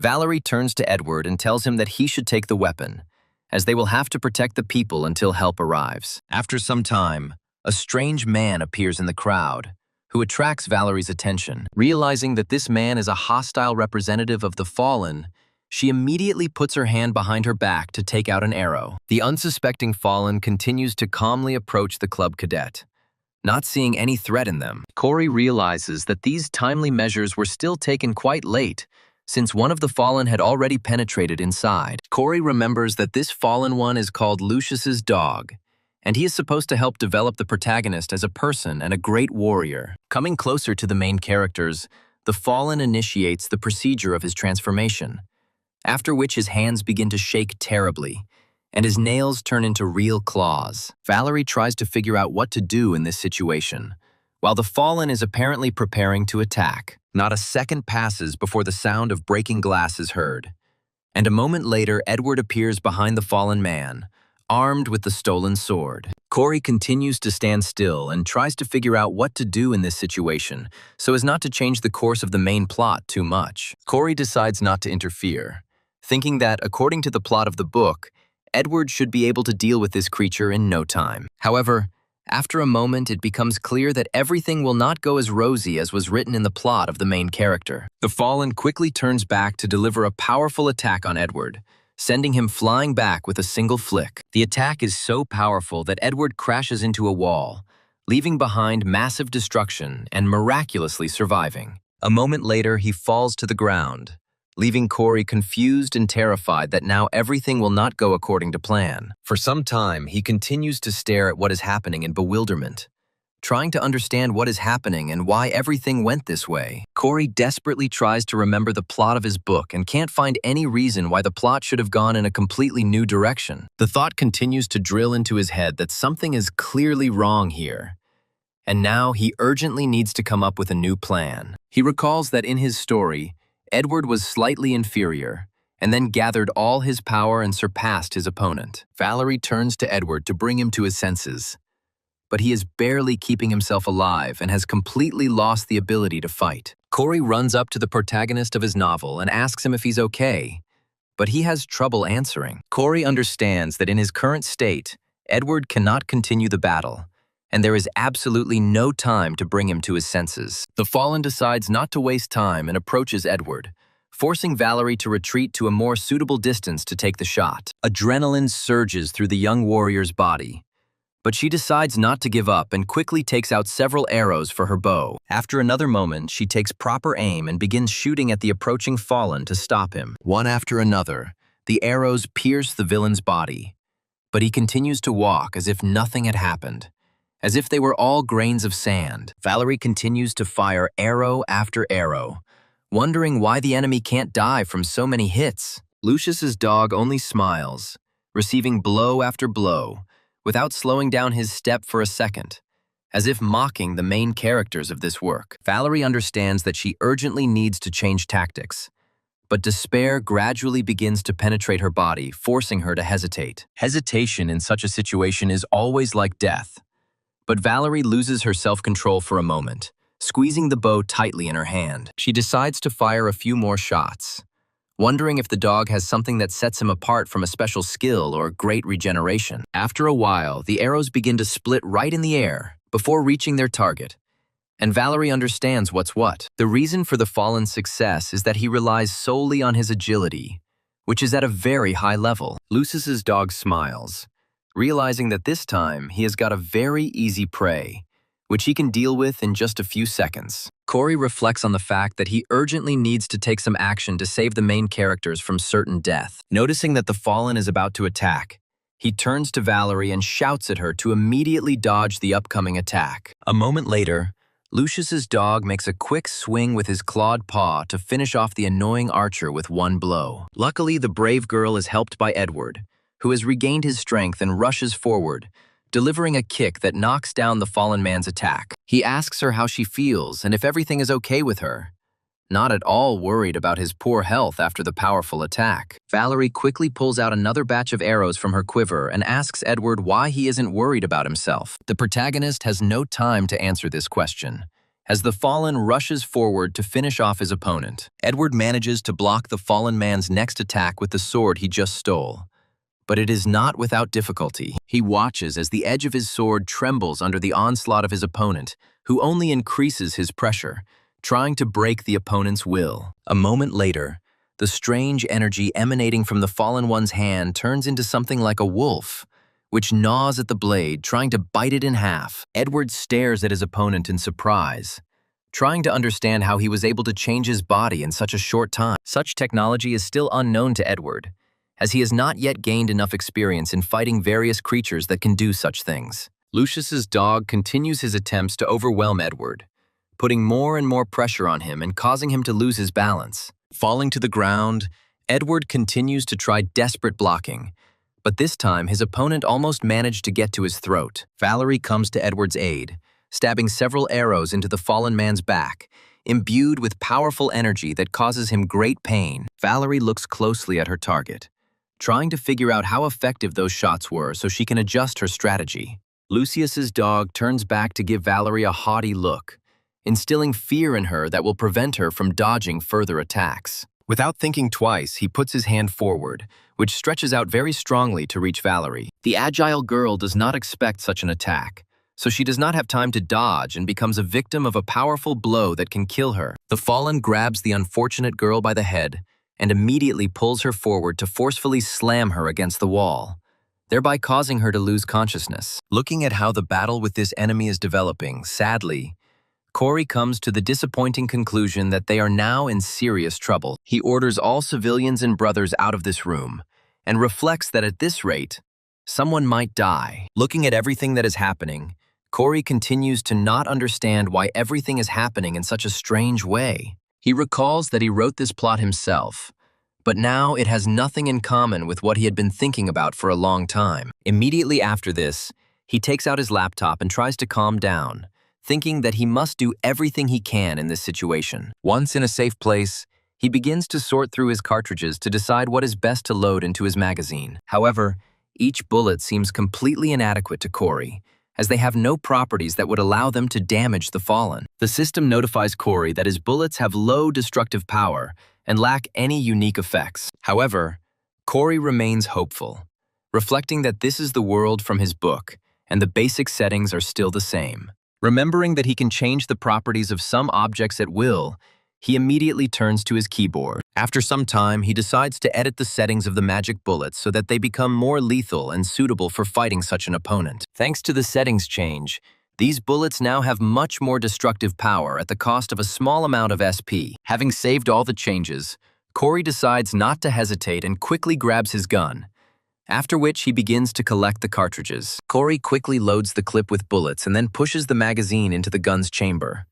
thinking about how there are so many different heroes in this world. The reason why there were so many heroes in this world was because the properties and compatibility could overcome the difference in levels. Satisfied that he has a great angle to take the shot, Corey takes a deep breath and tries to aim. Corey muses on the powerful properties of this fallen one before slowly pulling the trigger. Immediately after this, he yells at Edward to get his attention and thus protect him from danger. As soon as Edward turns around, Corey yells at him to get out of the way so he can get a clean shot. A moment later, a bullet is fired, which now turns out to be endowed with the properties of light, which means it becomes ideal for fighting the fallen. As soon as the bullet hits the body of the fallen, it explodes, thereby destroying the dark structure of the demonic hand of the dog Lucius. At first, the fallen one does not even understand what happened, since a considerable number of creatures that were hit by a bullet do not immediately feel incredible pain. However, as soon as he realizes what has just happened, he begins to scream very loudly. Thanks to a well-aimed shot from Corey, the monster's grip immediately begins to weaken, and Valerie finds herself relatively safe. A moment later, the girl falls to the ground, and Edward watches as his friend is in a dying state. Seeing this, Edward awakens powers within himself that he previously did not know he had, and his sword begins to glow with a strange energy. Corey falls to his knees and reflects that he has taken enough time. After this, he looks up and wonders if he has really achieved his goals. It quickly becomes clear that Corey has succeeded in his task, as Edward enters a state of heightened power. His sword begins to awaken and swirl with tongues of energy flame that threaten death to his enemies. Lucius's dog tries to understand what is happening, but it is already too late for him, since his fate was sealed from the start. Edward decides to run his hand along the tip of the blade to get an even better feel for his weapon. Immediately after this, he rushes forward and uses sword magic, which is capable of cutting through absolutely everything in its path. This attack turns out to be incredibly powerful, and Lucius's dog receives gigantic injuries that prove incompatible with life. A moment later, the fight ends with an absolute victory for Edward, who takes some time to recover from such a powerful move. He can hardly stay on his feet and thinks about how his strength is beginning to leave him. The same goes for Valerie, who begins to slowly rise to make sure that they are now at least relatively safe. Edward walks up to Valerie and places his hand on her shoulder, then asks her if she is okay and if she needs help. The girl immediately slaps his hand away, trying to get up on her own, also not answering him. Edward looks at Valerie warily and realizes that now is not the best time to try to cheer her up. Corey turns to Edward and tells him that he shouldn't waste his time on her because her brother will be here soon and will calm her down. Corey realizes that this is exactly how it was supposed to happen according to the book, and then remembers that he said those words out loud. Valerie and Edward look at him in shock, trying to understand why he suddenly started talking about Valerie's brother, who he shouldn't even know about. Valerie can't believe what's happening and asks him about what he just said. After another moment, her strength begins to leave her again, and she sinks down while Edward continues to try to help her. The scene moves to the other side of the fence, where some rather dangerous monsters that can move very quickly have already begun to rule. However, these monsters are quite common representatives of the hostile fauna that the heroes have already learned to hunt. These monsters, resembling giant monitor lizards, did not have a single chance to stand a chance in a fight against experienced Special Forces officers. This time, a particularly experienced employee quickly arrives at the scene and easily deals with low-level monsters. This employee turns out to be Stephanie, who easily deals with all the creatures using her twin blades. The ambulance that arrived on the scene quickly runs up to the deputy guild and asks her if everything is okay with her. Stephanie replies that there is an emergency outside the museum building, after which she is asked about the situation inside the museum itself. An ambulance worker says that he received word that a fallen had appeared there, but it was immediately destroyed because there were 3 academy cadets there. Stephanie says she is very pleased with the students who took control of the situation and asks her classmate who was there. The employee says that Edward, Valerie, and another person were inside, after which Stephanie's eyes immediately light up. Deciding not to finish the conversation with her friend, she rushes forward to break into the museum and find out what the situation is. A smile appears on her face, and she reflects on how lucky she is to have had the chance to see Edward in action. Running ahead, she wonders where to start the conversation, and notices another cadet appearing in front of her. That course turns out to be none other than Corey, who is trying to leave the scene without attracting unnecessary attention. After a while, he notices Stephanie approaching him and freezes, looking at her in surprise. Stephanie quickly walks up to Corey and greets him in a very respectful and polite manner. She tries to find out where the person she needs is, but Corey interrupts her, saying that he understands everything. He immediately says that Edward is inside, and Stephanie smiles, thanking him for his assistance in this matter. Immediately after this, she heads towards the main premises of the museum to find out how her favorites are doing there. Immediately after this, she turns around, remembering that this face seems very familiar to her, but it is already quite late. She wonders how the man knew she was looking for Edward, while Corey decides to take a break on a bench. Corey reflects on how he felt a little scared that Stephanie suddenly approached him specifically, and wonders if this situation has anything to do with the story. Before we continue our story, we need to sum up some things, according to which a character named Corey intervened in the situation, but the value of this intervention was insignificant. So far, the plot has been going smoothly, as it should have, and Corey hasn't affected the main plot line in any way. The protagonist continues to study the information on the laptop, and after a while stops to check something. He realizes that he had completely forgotten about it, since this story had the same co-author who sent him the letter. After some time,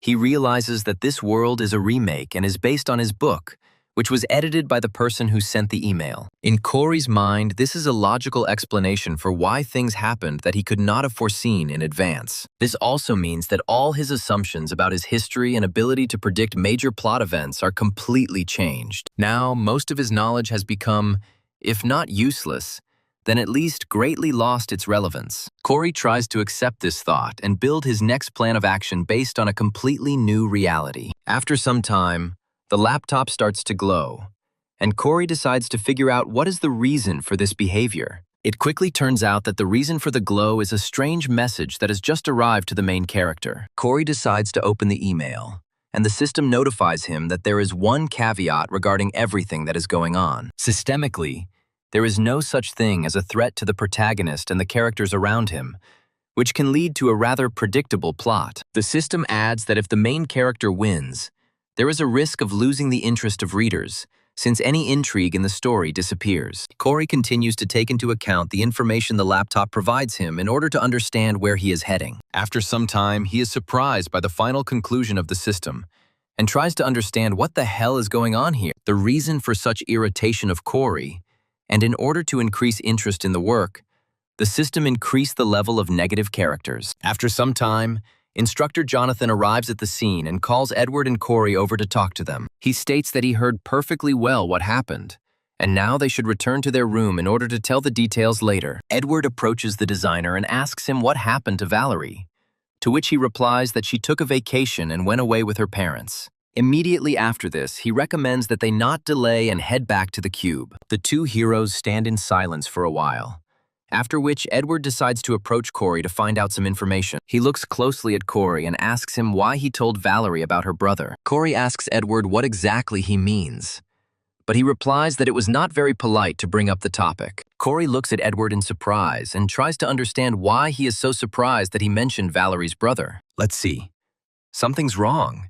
He asks about what happened to Valerie's brother, to which Edward asks in surprise, "Does Corey really not know this?" Corey says that he really didn't know anything about it, causing Edward to look at the protagonist somewhat disappointed. After thinking for a bit, he decides not to continue the dialogue and states that they will talk about it a little later, so as not to spoil this already fun evening. Corey recalls that Valerie was ranked 4th in the cadet school and is currently studying at the Cube Academy. Corey reads the information about Valerie and finds no contradictions, trying to figure out why it caused such a strange reaction. After some time, he understands what was the reason for Edward's strange attitude towards the words about her brother. New information, which was clearly not brought in by the main character, states that her brother was shot by a monster man and is now in serious condition.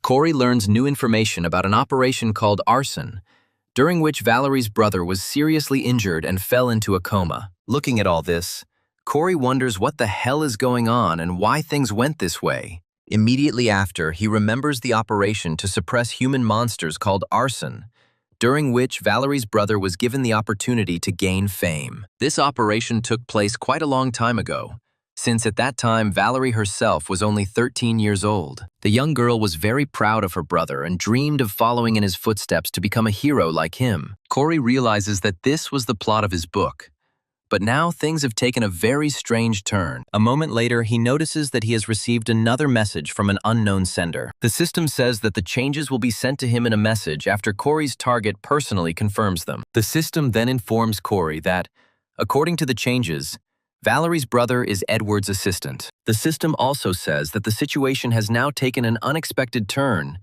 due to the fact that he was seriously injured in Operation Arson. The system says that the main character had too many assistants, so the following changes were made. According to these changes, 4 years ago, when Valerie's brother became a hero during the first quest, he received the Devil's Mark and became the vessel of a demon. The system also adds that he is now a rather dangerous creature and will awaken after some time. Corey looks at this information in surprise and tries to understand what the hell is going on here and who came up with the idea to write such a story. After some time, the radio begins to broadcast that today in the very center of Seoul, a whole flock of monsters appeared, and 7 people were declared dead. The radio receiver also states that the deputy head of the guild, Stephanie's Essence, took part in suppressing the situation. Valerie turns off the radio and then sits down on her hospital bed, trying to collect her thoughts and think about everything that happened to her. Valerie realizes that she did not give 100% in the fight against this fallen one, who outsmarted her despite her best efforts. A few moments later, her father runs into the room, looking around anxiously in search of his beloved daughter. Valerie turns around in surprise at her father and asks him what he is doing here. She asks her father how his job is, but he replies that it is not a problem. He asks her if she needs to get examined, adding that he will talk to the doctor.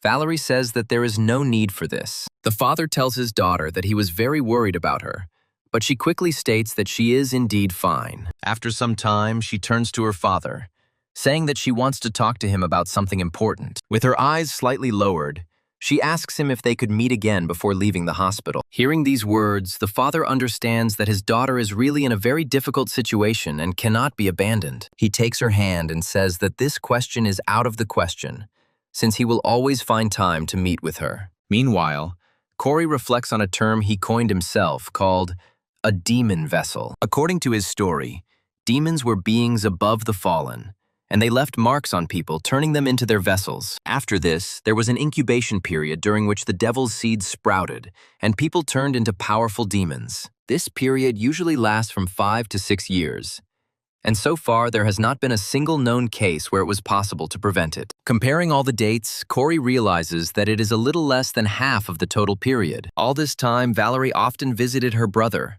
who was in the hospital and confined to his bed. Corey, realizing that there was only one answer to this confusing situation, despite all its tragedy. From Corey's point of view, there are no other options here until a powerful demon awakens in the body of Valerie's brother. It must be destroyed. Corey understands the incredible tragedy of what is happening, because Valerie loves her dear brother very much. However, the main character tries to understand how he should deal with this problem. The main thing remains who must do this terrible act, which will inevitably leave a mark on this world. Hiring a man would be impossible, since no mercenary would undertake the murder of the offspring of such an influential person. Brother Valerie showed no signs of the devil's seed sprouting, so it was absolutely impossible to do anything. Corey remembers that this demon was originally supposed to manifest in Edward, which was supposed to lead to inevitable casualties. Corey decides not to do anything now, since all the characters will play a big role in the second part of the book, which he did not finish. All this leads Corey to a very disappointing conclusion, which makes a cold sweat appear on his forehead. Realizing that no one else can handle this task without ruining his relationships with the other heroes, Corey comes to the conclusion that he must kill Valerie's brother. Corey is left alone with this terrifying thought for a while, trying to figure out at what point he needs to take action. Valerie comes to visit her brother and begins to tell him that for the first time, she saw such a fallen one who almost killed her. She also wonders how a normal cadet could deal a fatal blow to such a creature. After which she begins to remember Corey. A few words escape her lips, but Valerie quickly falls silent, deciding not to bring up the topic for now. After some time, she is approached by medical staff who tell her that her visiting time is over. Finally, Valerie places her hand on her brother's body and says that she will return to visit him. A few moments later, she leaves the room to look around and figure out what to do next. But heavy thoughts catch up with her. She lowers her eyes and plunges into heavy thoughts about whether her beloved brother will be able to get out of this difficult situation. She tries to take a few steps forward, but after a few moments she freezes in place again, overcome by hatred. She thinks of Corey, who told Edward completely nonchalantly that he shouldn't worry about Valerie. She also remembers the words that her brother would soon come and calm her down, and each of these words burns a wound on her already sensitive heart. The very name Corey is etched into Valerie's memory, and she tries to cope with the incredible pain and experiences that fill her entire consciousness. It becomes difficult for her to hold back her tears, but she makes every effort to endure. A moment later, her gaze becomes completely cold, and she makes a firm decision to get even with this man. After some time, the scene moves to the hero's tower, which Stephanie decided to visit. The girl calmly walks into the archive, and the staff of the establishment try to stop her,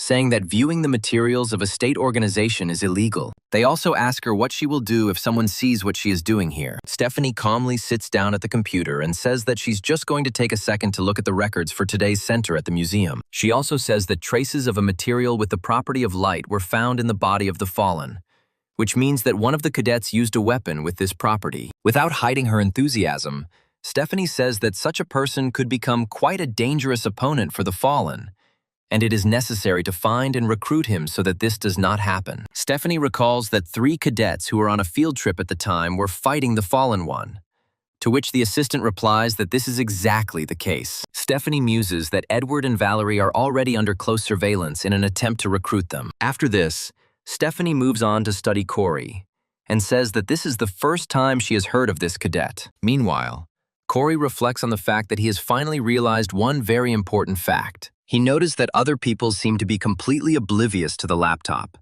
and he could stop worrying about the main characters and calmly check the book's detention. He also notes that he added this feature to the laptop when he found out that he was invisible to others. The system immediately notifies Corey that a change has been detected in the special plot settings. Now Corey can see other people's feelings depending on what happens to them. He thinks that if a setting appears within a 30-meter radius of him that differs from the plot of the book, he should immediately receive notifications about it. He notes that this is much more effective than the message from the author, after which he suddenly hears approaching footsteps. A moment later, Valerie comes up to him point blank and says that they should fight each other at least once. Corey turns to face Valerie and realizes that he's now in big trouble. After a while, he says that he doesn't want to fight Valerie, to which she says that he is too cowardly for a man who talks about other people's families. Corey talks about how he doesn't want to get scolded for hurting his classmate. These words only further irritate Valerie, who is already at the limit of her self-control. After a while,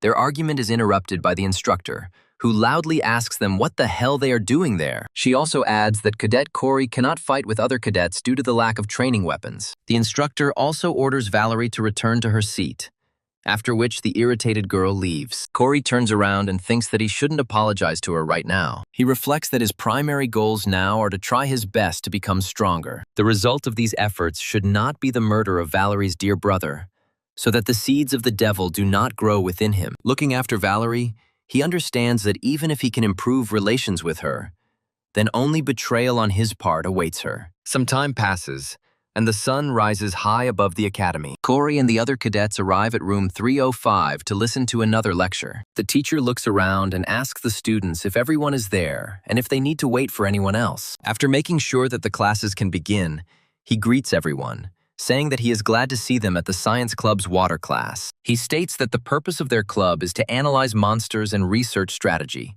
adding that they meet weekly for discussions. And after thinking for a long time, he turns to the other students, recommending that they read the brochures they had handed out to them. Corey watches the man calmly, thinking about how he has an attractive appearance and the ability to keep the public's attention on him. The main character understands that all of this is purely demonic abilities. He also recalls that from the very beginning of the story, in the cube where the main plot unfolds, various cases of disappearances of cadets begin to occur. This man named Jefferson is a monster who made a contract with the demon Lilith and gained the skill of charm.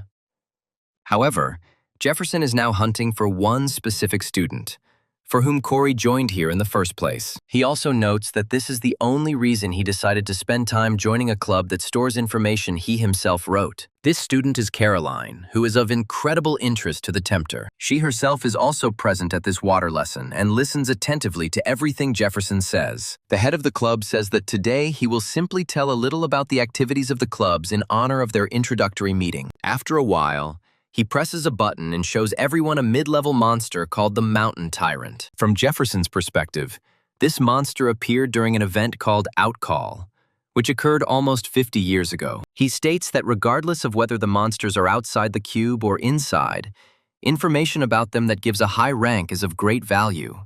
After some time, he turns to Caroline and asks her what the vital information is about this Mountain Tyrant. Caroline says that based on her knowledge, it is unknown, to which he says that this is the correct answer, adding that it is the job of their club to figure out such things. He also says that he asks those who want to share their thoughts to stay at the meeting after the end of the session. Corey approaches Caroline and asks her if she is going to go to the meeting too. Caroline doesn't respond to the protagonist and simply walks past him, not existing. Corey raises his voice and addresses her more formally, asking if she will go to the meeting. Caroline calmly answers him, saying that perhaps she will be able to obtain useful information at this meeting. Corey asks her if she wants to share this information with her dungeon clearing team in her guild. Corey spent a lot of time writing out a guild called the Entities, which was created a long time ago. The key figures in this guild, which was created 50 years ago, were Caroline's family. Corey says that the vice leader's influence has been declining lately, so Caroline, as the successor, feels threatened. He adds that this is why she wants to go to the meeting to get information. After which, Caroline asks him what he means by this. Corey says that she doesn't have to go to this meeting since he will tell her about the Mountain Tyrant's weaknesses anyway. Caroline asks Corey in surprise what he means, to which he replies that if she wants to lead the guild, she should start making inquiries now. Corey says that this creature has a small blue pattern on its heel, and if you hit it right there, It won't be able to move. Corey immediately states that this is not free information and asks Caroline if the guild has a decent arsenal. He states that the price for the information will be a desert eagle, which is probably lying around in their storerooms. Caroline looks at Corey carefully and wonders how true this information is, and whether this person can be trusted. Caroline asks him what he bases this claim on, wondering if he has any evidence. Corey smiles, realizing that now is the time to show off his erudition and dazzle her with his knowledge. Without thinking twice, he replies that he has absolutely no evidence that this information is true. Caroline looks at him in surprise, trying to understand why he decided to waste her time on such utter nonsense that is not worth a dime. After a while, her emotions finally catch up with her, and she turns around angrily and says that she just wasted her time on this nonsense. Corey reflects that if Caroline ignored his words, that information about the value of several billions turned into an ordinary piece of paper. He also understands that if Caroline trusts him, he will have a whole army of allies who will come to his aid in difficult times. Meanwhile, Caroline contacts her secretary, saying that she wants to discuss their guild's upcoming raid. She says that, apparently, the vital place is the pattern on the heel of the stone tyrant, and asks to check this information.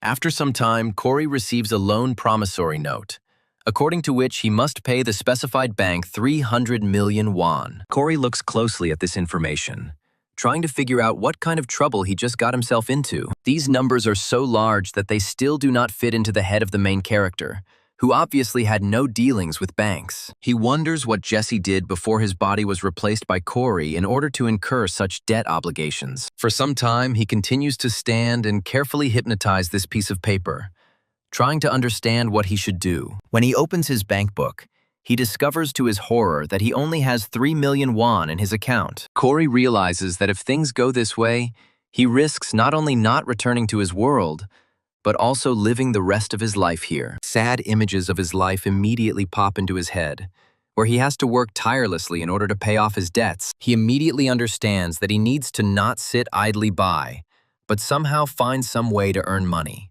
After this, he reflects on the fact that there are now 2 ways to make a lot of money legally, the first of which is investing in stocks. Corey notes that in this world, dungeons and towers are popping up like mushrooms after rain, and it is necessary to find guilds that are engaged in clearing dungeons. Corey has a good idea of which guild will succeed, but he doesn't have the money right now, so he decides not to consider this method, at least for now. The second, more difficult way is to hunt on the battlefield with your own hands, risking your own life. The so-called field is a dangerous area where monsters appear, and the difficulty level here is very different from towers or dungeons. However, there is good money to be made selling monster bodies, so Corey decides to look over his stats. Unfortunately, he finds that his stats are still not impressive, as his physical attributes are only slightly above the average male. The protagonist wonders if there is another way to earn wealth, and after a few moments, he hears a strange sound. Turning around, he hears words that he has received a package from Cadet Caroline. Corey looks at the door in surprise and wonders why Caroline suddenly decided to send a package to his room. After a while,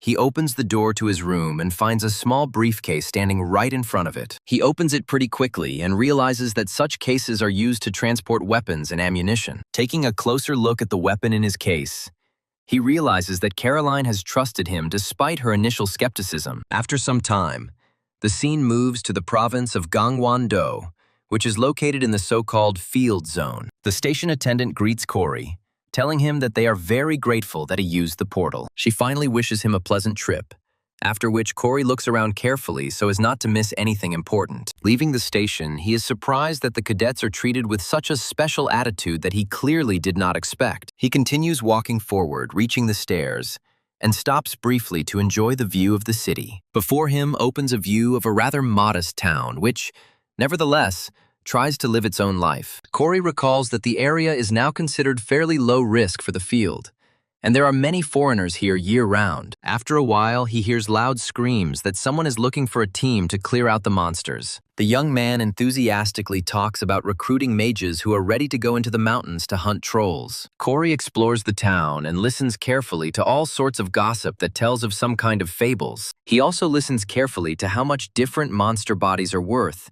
in order to understand which monster is of the greatest value. After taking a closer look at some people, he comes to the conclusion that if he gets himself an agent, it will be much more profitable to sell monsters. Looking around, he thinks that in these parts he can find a good agent who can help him. After a while, a mysterious man appears behind him and politely addresses him to get his attention. The man asks Corey if he came here to work, and then takes a few more steps towards him. Corey asks the man if he is an agent, but he quickly starts to fuss, saying that his business card was somewhere around here. Immediately after this, he hands over his business card. Corey reflects on the fact that his interlocutor looks somehow awkward. After a while, Corey looks closely at his interlocutor and guesses who is in front of him. Taking a closer look, he realizes that in front of him is a legendary member of the SH agency named Ferdinand. Corey remembers that this man is supposed to become the director of the best agency in Korea and gain incredible fame.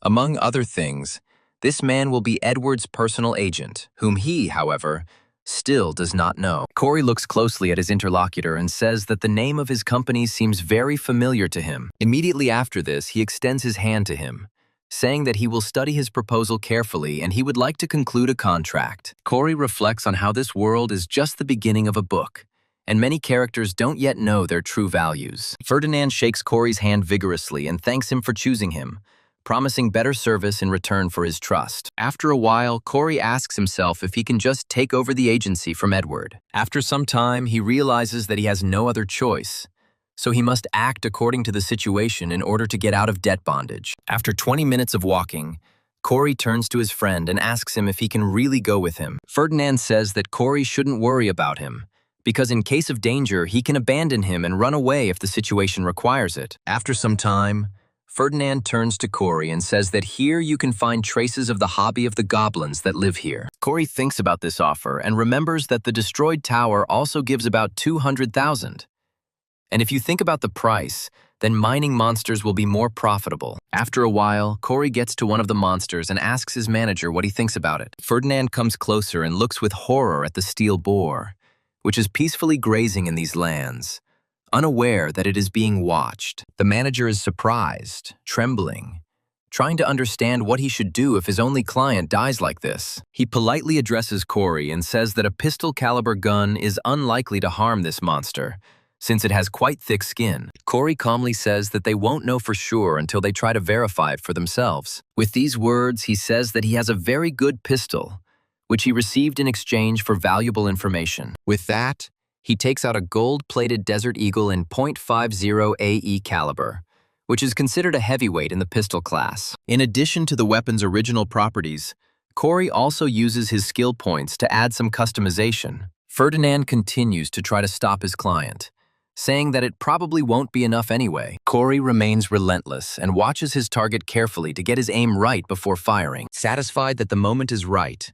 he pulls the trigger to fire a powerful shot. The heavy bullet is sent towards the steel boar with incredible speed, piercing it through with incredible ease. The huge boar doesn't even have time to understand what happened, while life quickly leaves his huge body. Watching this, Ferdinand cannot believe his eyes, since in his experience, even such powerful pistols could not damage these creatures. In addition, the increased lethal force caused the sound of the shot to be much louder than he expected, causing him to fall over in surprise. The system reports that the Desert Eagle has been modified to increase its destructive power and reduce its weight and recoil when fired. Corey steps forward and looks closely at the body of his fallen victim to make sure one shot was enough. After a while, he smiles and says that the effectiveness of this weapon fully met his expectations. Immediately after this, he discovers that his barrel continues to smoke due to the increased energy being transferred to each cartridge. Ferdinand compliments Corey on his shooting skills, not forgetting to compliment his amazing weapon. Corey calmly turns away and thanks Ferdinand for such kindness. After a while,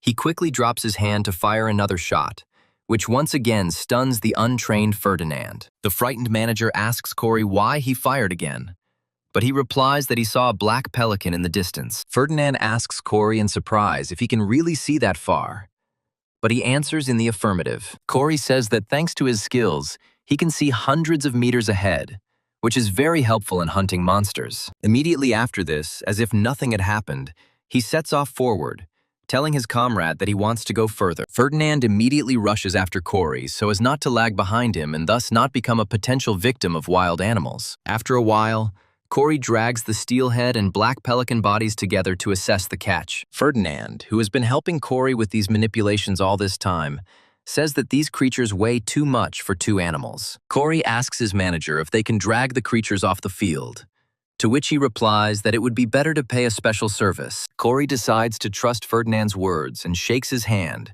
saying that he is happy with this option. Ferdinand smiles and asks Cory if this is his first battlefield hunt, then asks how he uses his fee. Cory looks closely at his friend and, as if nothing had happened, says that he wants to buy shares. Needless to say, Ferdinand is simply devastated by the response from Cory, which he never expected. At this point in the story, a new guild called the Pack Horse Master, which was created by the Fallen, is beginning to gain influence. Cory knows he should be focusing on other settings right now, but there is a dungeon that this guild has been clearing. Cory recalls that after clearing this dungeon, the shares of this guild will increase by a fabulous 1,000%. Cory realizes that if he buys shares in this guild right now, he will definitely come out on top and earn incredible profits. After some time, the system on the wristwatch notifies Cory that he has successfully invested all his money in the guild shares. Cory looks up and thinks that he will have to go to the Purple Banquet's shadow site to find out more information. After a couple of minutes, Cory freezes,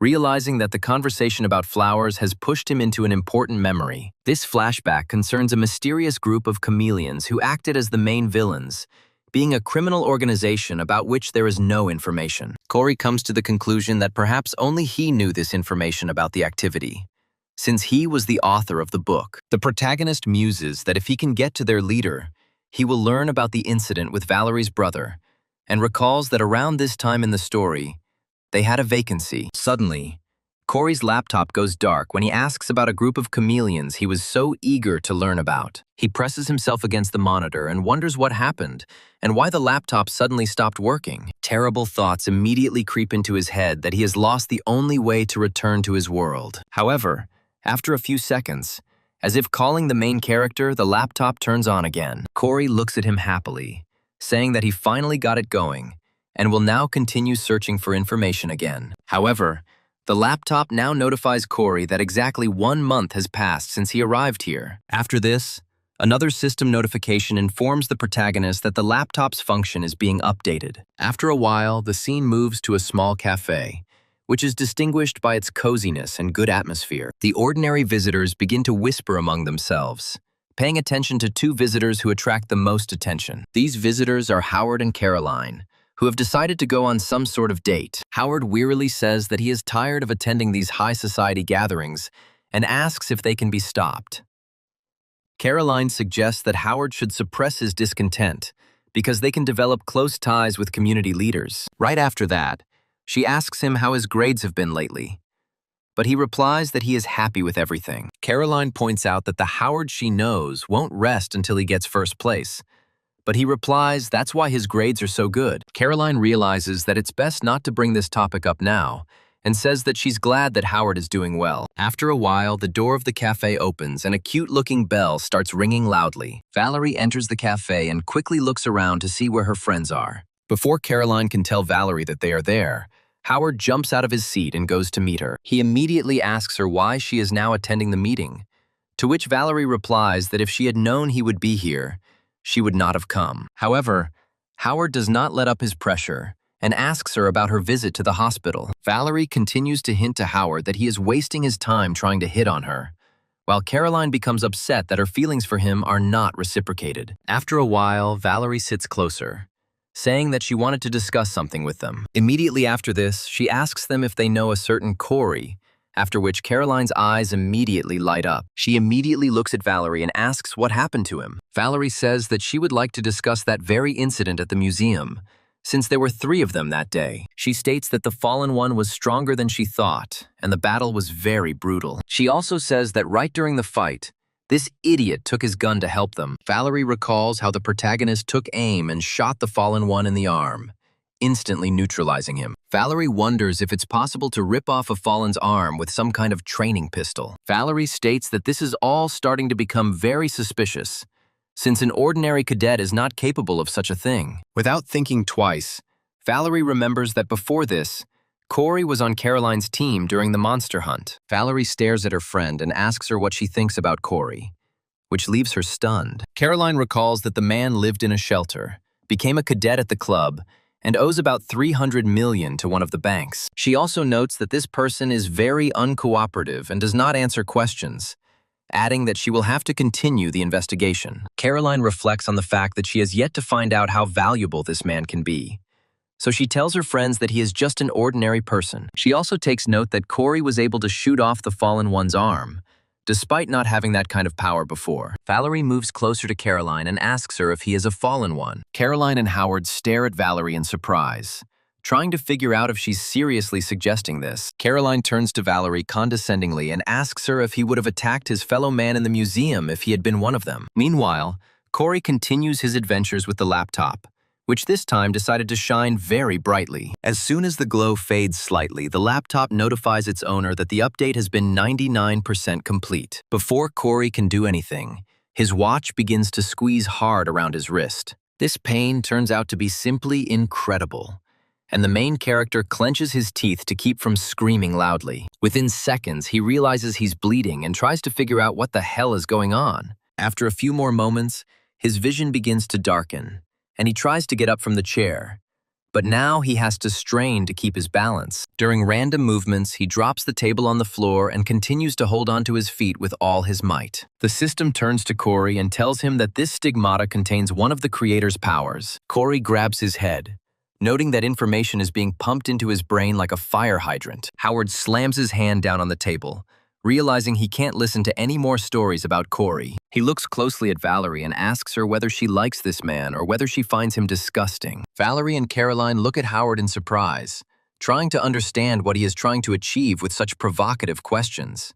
Corey continues to suffer from incredible attacks of headache and can barely hold on to the table next to him. The protagonist's laptop continues to burn because some program is running on it. Valerie remembers Corey's words about her brother coming here soon to calm her down, and swallows nervously. After this, she begins to act much more confidently and says that she does not really like this person. Meanwhile, Corey passes out and falls to the floor, while a bizarre pattern appears on his arm. The protagonist's laptop continues to live its own life, emitting a mysterious light. The system on the laptop reports that the skill of observing and viewing has been added to the skill of the Book of Truth. After some time, the scene moves to the association's tower, where a lively discussion is taking place. Sometime after the incident at the museum and the fight with the Fallen, Corey, Valerie, and Edward received awards for their contributions to public safety. Corey came to the ceremony with his arm bandaged so as not to show his tattoo to anyone. Scratching his arm, he notes that yesterday's wounds still hurt, causing him great discomfort. He also muses that he needs to learn that this is a strange skill, while Valerie, who is next to him, continues to click her tongue in annoyance. After a while, she turns to him rudely and asks him to be quieter so as not to distract her. Corey calmly says that he didn't tell her anything, but Valerie says that he's still making too much noise. Corey decides to approach Valerie and asks her if she has forgotten what happened at the museum, to which she asks him what he means. Without thinking twice, Corey states that he means that he saved her and Edward from a horrible, painful death. Valerie immediately starts to get angry and asks Corey what this has to do with the case, after which Edward tries to shut them up. Valerie doesn't calm down, and Edward decides to change places with her, despite the fact that the girl initially protests. After a while, Edward manages to cope with the stubborn girl, and he sits down in her place next to Corey. The three sit in silence for a while, after which Edward decides to clear his throat before engaging in a dialogue with Corey to tell him something important. Looking closely at the protagonist, Edward thanks him for that time, after which irritation and fatigue begin to appear on Corey's face. Edward states that if Corey hadn't come to their aid, they wouldn't have been able to win this battle. Corey looks away indifferently, saying that they could have done just fine without him, and he was just doing his duty. Thinking back to that incident, he reflects that if he hadn't been there, Edward would have likely awakened to a higher level of power. The reason for this is that, according to the laws of the novella genre, the main character always becomes much stronger in the face of danger. After some time, the hosts discover that the person for whom this whole ceremony was started has come here. The doors open and a tall, middle-aged man walks into the room, looking incredibly cool and stylish. However, a sullen expression can be seen on his face all the time while he talks about being forced to walk back and forth. This man's name is Curtis, and he is a high-ranking hero, ranking 37th in the International Hero Rankings. Corey remembers that this character is the very wolf of Valhalla, who possesses enormous magical powers. After a while, the hosts say that they will start the award ceremony any minute, which immediately makes Valerie perk up. Despite the solemnity of the moment, Edward remains calm and has a melancholic expression on his face as the host asks all the laureates to come up on stage. Corey knows exactly what to expect from this ceremony, since he already wrote something similar into his storyline. The presenter says that the presentation will be held by a hero who ranks 37th in the hero rankings, adding that the cadets were able to destroy the fallen in a dangerous situation and became model citizens. Curtis approaches Edward and asks him if he is the rumored swordsman, to which he replies that he is. Smiling, he says that now he understands why every guild wants to get Edward as their member. Edward, beginning to feel embarrassed, says that all this is just an exaggeration that is worth nothing. Curtis lowers his face slightly towards Edward and tells him that he should work as a hunter for the Wide Plains Guild instead of joining the association. He adds that heroes have too much responsibility, and there is nothing interesting in the work, to which Edward replies that this occupation suits him. Here he finds Edward incredibly boring, and says that in that case, he understood everything perfectly. After a while, Curtis says that it is time to award the next contender, adding that they have not seen each other for a long time. Valerie greets her teacher, who rudely cuts her off, telling her that she is just some kind of archer. He also adds that her father asked him to take care of her, but he had no plans to do so he will not be nice to her. Quickly handing the award to Valerie, he moves closer to Corey, looking at him carefully, trying to figure out who he is. In response to a direct question, Corey calmly states his name, to which Curtis replies that he is very glad to meet him. In summing up the ceremony, Corey concludes that the saying that the only thing worse than hate is difference would be most appropriate here.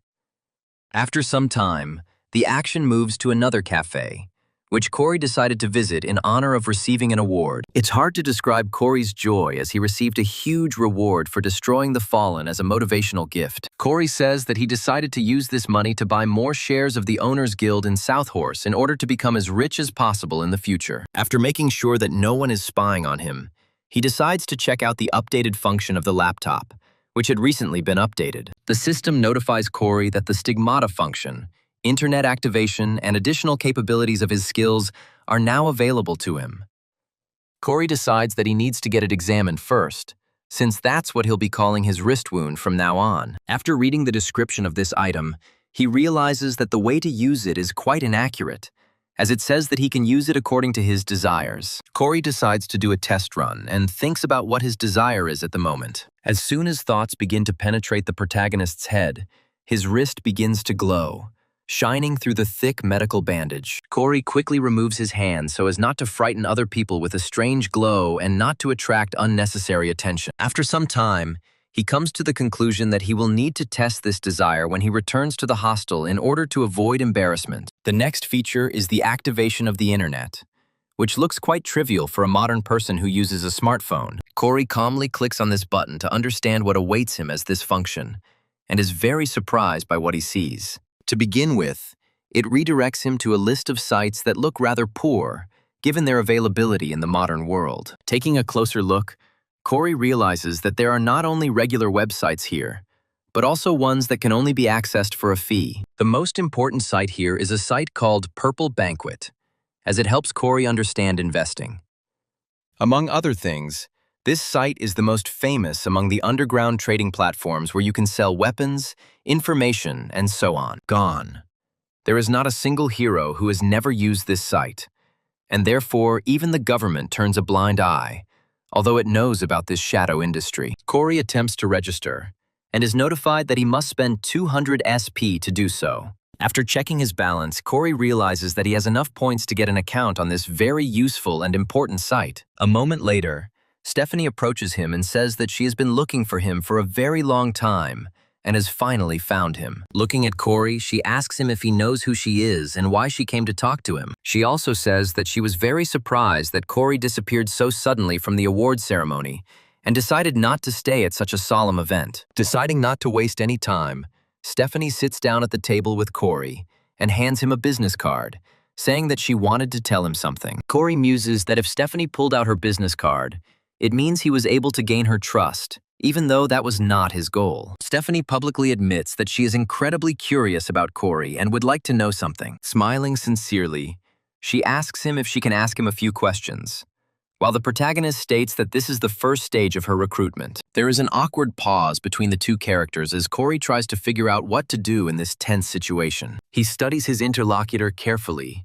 and remembers that she appears quite friendly to the media, but inside she is a completely different person. Corey realizes that if the person she brings in doesn't live up to her expectations, she simply gets rid of him and takes what she wants. This is the main life principle of the legendary Stephanie, who is the deputy leader of the best guild in Korea. Corey realizes that connections with her will be very useful for further developments, after which he decides on his response. Leave without continuing the smile and says that she is curious to know some details, but Corey abruptly refuses to talk. Before they can try to figure out what he meant, Corey states that he has nothing valuable to say to satisfy Stephanie's curiosity. Stephanie smiles and says that Corey doesn't quite understand the situation, since the deputy leader of the #1 guild in Korea is currently showing great interest in him. Corey thanks Stephanie for her interest, adding that gratitude only lasts if her interests are genuine. He understands that she most likely saw that he used an attack with the light property, but now she feels the usual curiosity towards him. A moment later, he gets up from the table and decides to leave here so that her curiosity can grow into something more. Before Stephanie can even figure out what's going on, Corey says goodbye to her, telling her that it's time for him to go about his own business. This behavior is incredibly surprising to Stephanie, since she is completely unaccustomed to people having the courage to refuse her without even listening. After some time, Corey decides to learn about the properties of stigmatization and realizes that they contain magic, which is one of the types of the creator's power. After some thought, Corey gives the command to transform the stigmata's magic into a ball to summon this powerful weapon. A moment later, the stigmata on the protagonist's hand begins to glow with a bright light, illuminating the room. A moment later, a mysterious sword appears in his hand, which can have a variety of properties. Corey decides to wave the sword around a bit to make sure it's real and not some kind of illusion. In this world, magic is an ability that is greatly influenced by innate talent, students, and careful training. Corey reflects on how, when he came to this world, he never imagined that he would be able to use magic, since he was naturally an ordinary person. After some time, he decides to check other abilities and pays attention to the Book of Truth skill, which is at the very bottom. Corey looks at this line thoughtfully, trying to understand what this skill can give him. All pros and cons. He summons the Book of Truth with a voice command, causing his wrist to once again glow with an incredible light. Before Corey can get bored, a mysterious book begins to materialize in his hand, quickly turning its pages. A strange voice addresses the protagonist, saying that this book contains the truth, and it can answer any question if magic allows it. Corey is skeptical about this concept and decides to test it out to see if it can be done. Unable to come up with anything more original, he asks the book the truth about how tall he is, to which his book replies that he is 174 centimeters tall. Immediately after this, the book says that 1 SP was spent on this question, and Corey realizes that he will not be able to use this book often. Suddenly, the protagonist's watch begins to flash red, foreshadowing something dangerous that had been hidden from his sight until now. Corey looks at his watch to see what happened and finds that it is starting to glow brighter with each passing second. Looking closely at the screen, he realizes that the watch is shining brightly because it has received an urgent notification of special importance. As soon as he opens the message, he realizes that it was a mailing list, according to which the entire academy is looking for the person who last saw one of the cadets. Corey realizes that the disappearance of the cadets and the growing anxiety at the academy indicate that the story arc of the second part of the book has begun. This arc was named the Cuban Missing Persons Incident because several cadets died during the events. As the title suggests, during the month that this episode lasts, 6 people will go missing, most of whom will be declared dead. Traces of the criminals will not be found, and the investigation will reach a dead end, while the number of missing persons will only increase. Corey recalls that this episode was of great importance in his original story for one simple reason, which was already mentioned earlier. The reason and importance of this episode is that the criminal's latest target is none other than Caroline, who is the successor to one of the best in the country. Corey realizes that if the protagonist's assistant is the author's accomplice, it will be a huge problem, and decides to find the culprit himself. After some time, he tries to stop himself, but unexpected decisions indicate that if he makes a hasty decision, history may be distorted. Looking around, he decides to observe from the sidelines in order to make only balanced decisions. After some time, the scene moves to a huge gym that the Cube Academy has. Training is in full swing, and Edward decides to drink some water to prepare for the next one. Suddenly, he is overtaken by one of his comrades, who, with a smile, point out to him another cadet who is trying to lift a barbell. Turning his head to the side, Edward sees Corey trying to lift the barbell, but another cadet steps on it. These cadets make fun of him in every possible way and ask him why such a loser decided to go to the gym. They express dissatisfaction with the fact that he shows himself at all, saying that he is a disgrace to the academy and probably entered here for a bribe. Edward immediately gets to his feet to prevent this further injustice, but his friend tries to stop him, saying that he shouldn't get involved in this. Edward turns to his friend, saying that he is the head man and therefore must keep order. But he states that there is nothing wrong with that. The headman also suggests that Corey is just pretending and is actually just acting weak. Edward asks his friend why he decided so, to which he replies that, according to him, this man cut off the hand of the fallen, and now he cannot answer some brats. They continue to watch Corey's runs and find that his physical strength is far from peak. The people watching one bully decide not to disturb him, after which they ask him if he is already making fun of them. The elder begins to laugh at Corey, saying that he was simply lucky that he was able to destroy the fallen with such unremarkable opportunities. The other cadets wonder if someone is having a fight, and Valerie listens carefully to make sure she doesn't miss anything. After some time, a man who is feared by almost all the cadets in this academy intervenes in the matter. Instructor Jonathan yells at the cadets and asks them what the hell they are doing during training. As soon as all the cadets start to stare at him in fear, he says that everyone should gather, since the exam results have come in. He states that he will now hang up this sheet with the results, and all the cadets can come up to check them. Young men and women carefully study the results, and each shares their experiences depending on their results. When the data is calculated, it becomes clear that Corey took first place, having scored the maximum huge number of points. As he watches this, Corey reflects that it's not surprising, since he brazenly copied absolutely everything. A moment later, he hears the loud sound of a falling sword, which hits the hard floor with a crash. Turning around, he sees a girl looking at the results and discovers that she is not in first place among everyone. This girl turns out to be an English princess named Rachel Elizabeth Lewis, who was ranked third in the admissions rankings. Besides everything else, this girl has never given in to other people and has always been the first in test results. These words are not a joke, as Rachel always took first place in written exams, no matter how difficult they were. Corey realizes that he has now destroyed the girl's entire world by brazenly cheating without taking care to put himself first. Some time ago, the servants in Princess Rachel's house sincerely congratulated her on her admission to the club. They said that outstanding heroes known all over the world would gather there, adding that classes there would be held in Korean. They asked Rachel if she was worried about this, to which she calmly replied that she would work hard and live up to expectations. The girl decided to achieve all this for the sake of the glory of the English royal family, for which she bears great responsibility. Now, Rachel's mind is filled with sad options for change in front of her citizens, whom she has let down. One of the instructors says that student Corey has brought a completely new perspective to analyzing the real world, expressing hope that other students will follow his example. Rachel reflects that real-world analysis is a difficult subject and that she will likely not be able to catch up with her grades before midterms. Meanwhile, Corey continues to try to figure out who this teacher is and where he is, looking around stupidly. Rachel's eyes immediately light up with an incredible competitive fire, and she wonders how Corey does his training. The reason for Corey's incredible success is his laptop, which allows him to enter the information department of truth and get an answer to any question. Corey reflects that if he got a book of truth, then he should use it to its fullest extent, thereby earning himself pocket money. With the help of the book of truth, you can find out any information in this world.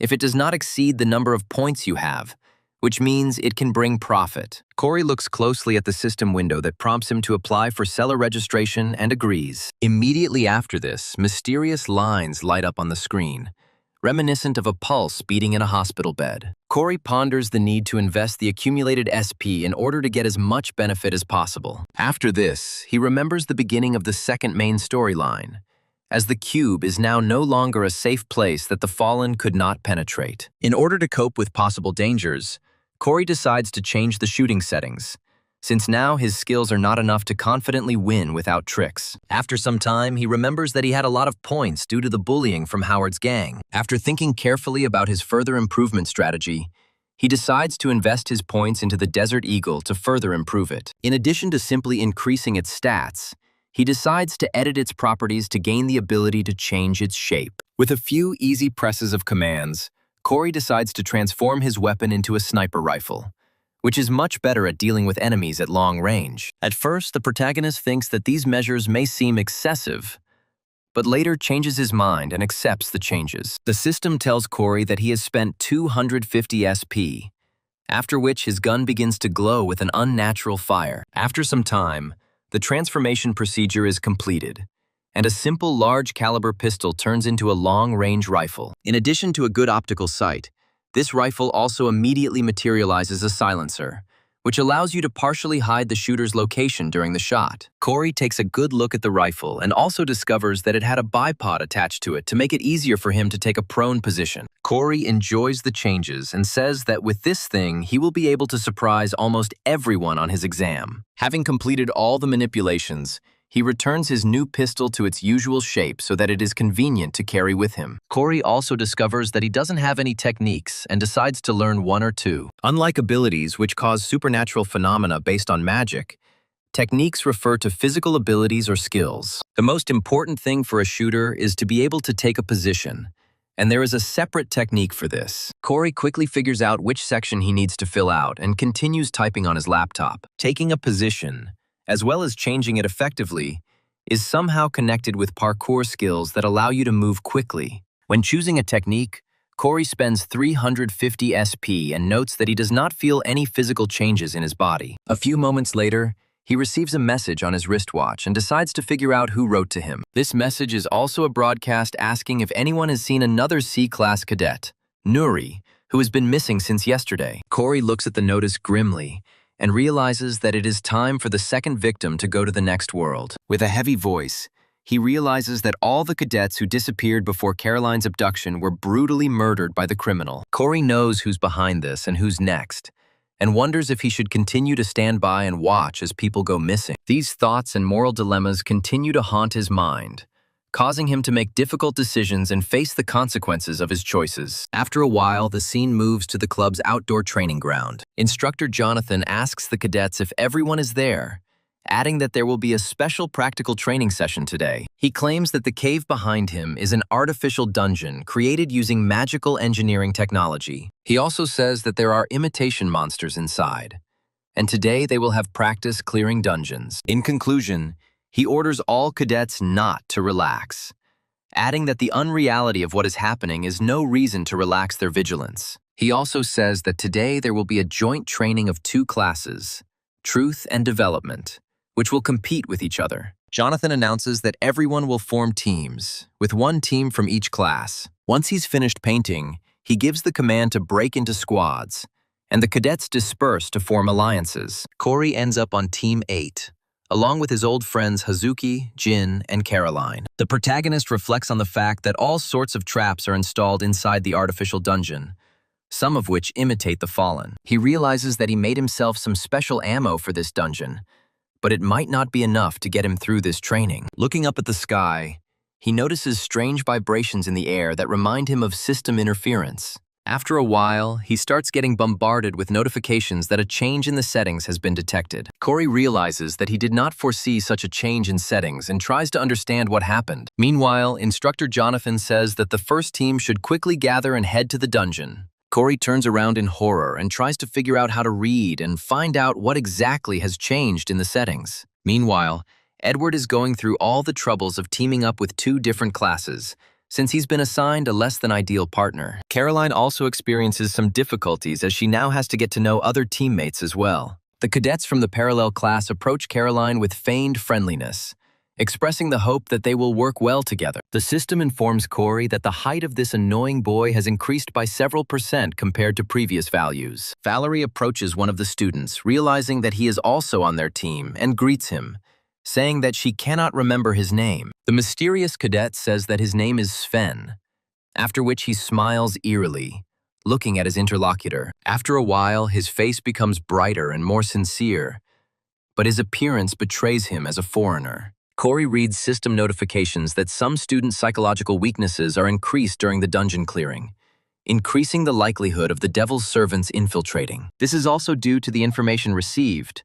Corey comes to the conclusion that now this clearing of the dungeon will turn into a real disaster. However, he decides not to panic and to take a closer look at all the actors who can influence the passage of this dungeon. The first thing he notices is a man named Jaden, who greets Caroline so forcefully. Corey understands that this man is not a strong man, but his potential is strong enough to be invited into the Essence Strait. Meanwhile, Jaden greets the other members of Caroline's squad. Caroline calmly looks around at all the other contestants and introduces hers, misspelling Corey's name. The protagonist realizes that there is no need to worry about this, after which he looks back in the other direction. Looking at Sven, he remembers that he is a German student, a state-funded hero, a promising player who has gone through elite training courses. Corey also notes that his special feature is the incredible sympathy he shows towards Valerie. The club was home to many foreigners who all had the same dream, and Sven was no exception, as he came here hoping to reach the very top. However, the reality turned out to be far from as simple as it initially seemed to him when he arrived here. Due to the skill of the very strong cadets,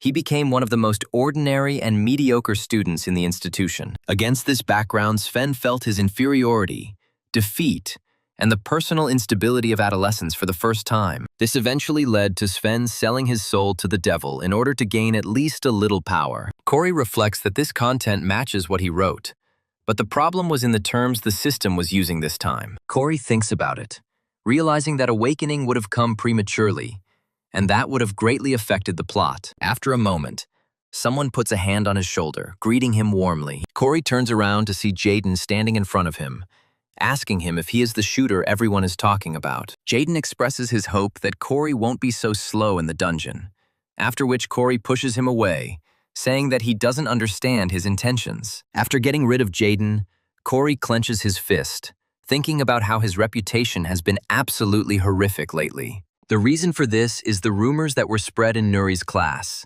And according to these rumors, he uses his status as a cadet and intimidates everyone. Also, according to these rumors, which were spread by absolutely understandable people, Corey goes to the city every weekend to have fun. Looking around slightly, he wonders why no one even tries to stand up for him, despite the fact that they are on the same team. After some time, Instructor Jonathan says that they will enter this dungeon one by one, starting with the first team. Jaden decides to take this moment to engage Caroline and mentions that he heard that she is the #1 cadet receiving support. Caroline counters this by saying that she has heard a lot about Jaden too, before wondering if the teams were put together incorrectly. As soon as it's the turn of Corey and his teammates, they quickly move forward so as not to be delayed. This dungeon turns out to be quite dark, but our heroes fearlessly move forward, periodically looking around. After a while, Jaden stops, and the rest of his team stops with him. The reason they stopped was because they had reached the first stopover, which was at a crossroads. This causes Caroline to ask where the best place to go is, to which Jaden replies that they have one shooter on their team who can show them the way. Before they can agree on anything, Corey interrupts them, saying that they should go to tunnel number 6. Caroline and Jaden turn to look at Corey in surprise, who then continues to say with a stony expression that they should go to tunnel number 6. An irritated Jaden asks Corey why their command's gunner has suddenly started taking the initiative. After that, he orders Corey in a commanding tone to just follow him and not ask unnecessary questions. Caroline intervenes in this escalating conflict by saying that Corey may not look like much, but he has some good talent. Corey realizes that Caroline is the type of person who can't just compliment someone without insulting them. However, he comes to the conclusion that if Sven really does form a contract with a fallen one here today, Caroline will have a hard time fighting them. Corey also notes that if something irreparable happens to her, history will become very confusing, which means this cannot be allowed to happen. Jaden walks ahead of Corey in disgust and calls him a jerk who just wants attention, to which Corey advises him to watch the monsters ahead instead of talking. Jaden turns forward and asks Corey what the hell he's talking about, adding that there are no monsters here. Corey calmly states that there is a salamander ahead of him, adding that it is an indicator of the dungeon's difficulty. Team Nuria's shooter approaches Caroline and asks her if he should fire a light arrow, to which she says that he should if he can. Without thinking twice, the archer charges his arrow with special energy so that it turns into a flying lamp. Taking proper aim, he releases it, and the light projectile flies forward, illuminating everything in its path. In a matter of moments, the salamander, a 6th-class monster that is above average, appears in front of the group of cadets. Jaden and the other fighters talk about how they need to prepare for battle to avoid being surrounded. They also wonder if there is anyone among them who can attack with the water attribute, while Corey prepares for battle by pulling out a regular pistol. After looking around to make sure there was no one among them who could use a water skill, Caroline steps forward, readying her whip. The girl says that in this case they should concentrate their attack in the center to disorient the enemy. She immediately lunges forward, spinning her whip at incredible speed to increase her killing power. Seeing an enemy right in front of it, the salamander begins to open its mouth to concentrate fire energy. However, before the creature can spew out huge streams of hot magma, Caroline successfully bandages its mouth with her whip. A moment later, Hatsuki and another cadet pounce on this monster to destroy it. Combining their forces, they deal a powerful blow to deprive the monster of any chance of survival. Caroline is delighted with the teamwork, saying everything went perfectly. Immediately after this, she begins to look around, coming to the conclusion that the dungeon is beginning to change rapidly. Corey takes a closer look at Caroline's weapon and notices how it glows, and then wonders if she has reached the level of enlightenment yet. Caroline says that they should move on, at which point Corey pretends that she really is a great warrior. Corey takes a few steps forward but quickly trips and falls on Caroline, hitting her with his arm. Because of this awkward movement, they both fall at the most inopportune moments, although in reality everything is much more optimistic than you think. Corey looks down at the floor next to him in surprise, trying to figure out what exactly made him stumble so much. An angry Caroline quickly gets up and angrily orders him to let go, which he immediately does. Caroline realizes that Corey needs to be taught a lesson and grabs him by the collar to teach him a lesson.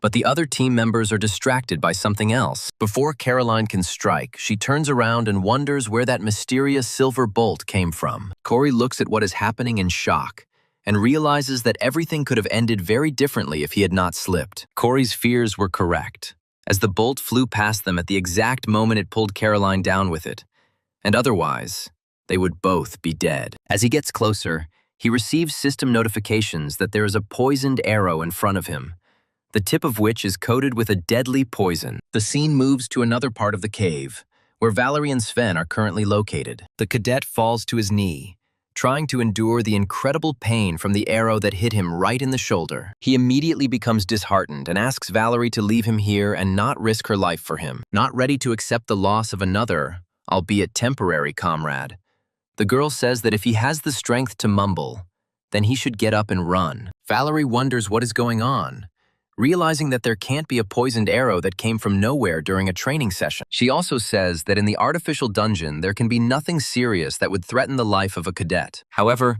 her group encountered a truly powerful beast that poses a danger to the entire dungeon. This monster is a real beast, capable of spewing out huge amounts of lava in a matter of seconds. In another area of this dungeon, the cadets continue to be tested, and they encounter tricky traps. Caroline and Corey, along with their partners, continue to move forward, protecting themselves from traps with a shield and destroying monsters along the way. Small baby salamanders are in no way inferior to adults in their firepower, capable of burning a person in a matter of seconds. Luckily for them, they have a man on their team who has enough physical strength to wield a powerful shield. This shield absorbs powerful jets of flame and also absorbs heat effectively enough to be worn without getting burned. After waiting for a pause between attacks, one of the cadets, armed with a bow, peers out from behind his protector and kills 2 salamanders with well-aimed shots. Corey and Caroline do not stand aside and also join the fight, quickly dealing with numerous opponents. Jaden also tries to show off his youthful prowess,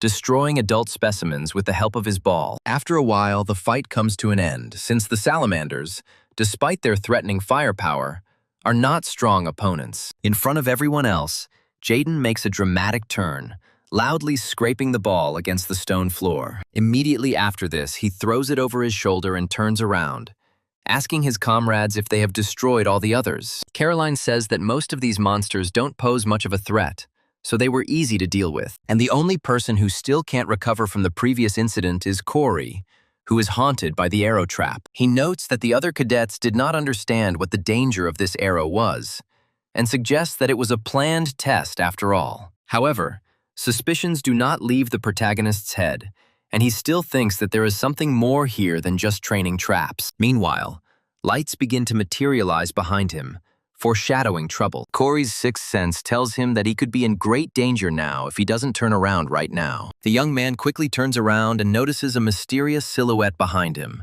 which strangely resembles one of the salamanders. Corey's fears are confirmed, and the huge monster is almost ready to cast a fire spell. Corey realizes that what he is looking at is an enhanced subspecies of salamander that has somehow escaped his sight. A moment later, the reptile completes preparations for its fire breath and unleashes a stream of hot magma on the group of cadets. Caroline watches this attack in shock, realizing that she has no chance to dodge and save her own life. The same thing happens with Jaden and other teammates who clearly don't have enough agility. When the situation becomes even more desperate, Corey steps in and decides that it is time to use the magic of stigmata. Having expressed a certain wish, he immediately decides to materialize it, and the drawing begins to glow with a bright bluish light. The best way to save yourself from a magma attack is to switch stigmata magic to a water shield, which is good at resisting fire. Running forward, he puts his hand forward to create a huge ball of water that evaporates the magma. This barrier is strong enough to cool the magma and either evaporate it or cause it to petrify. After some time,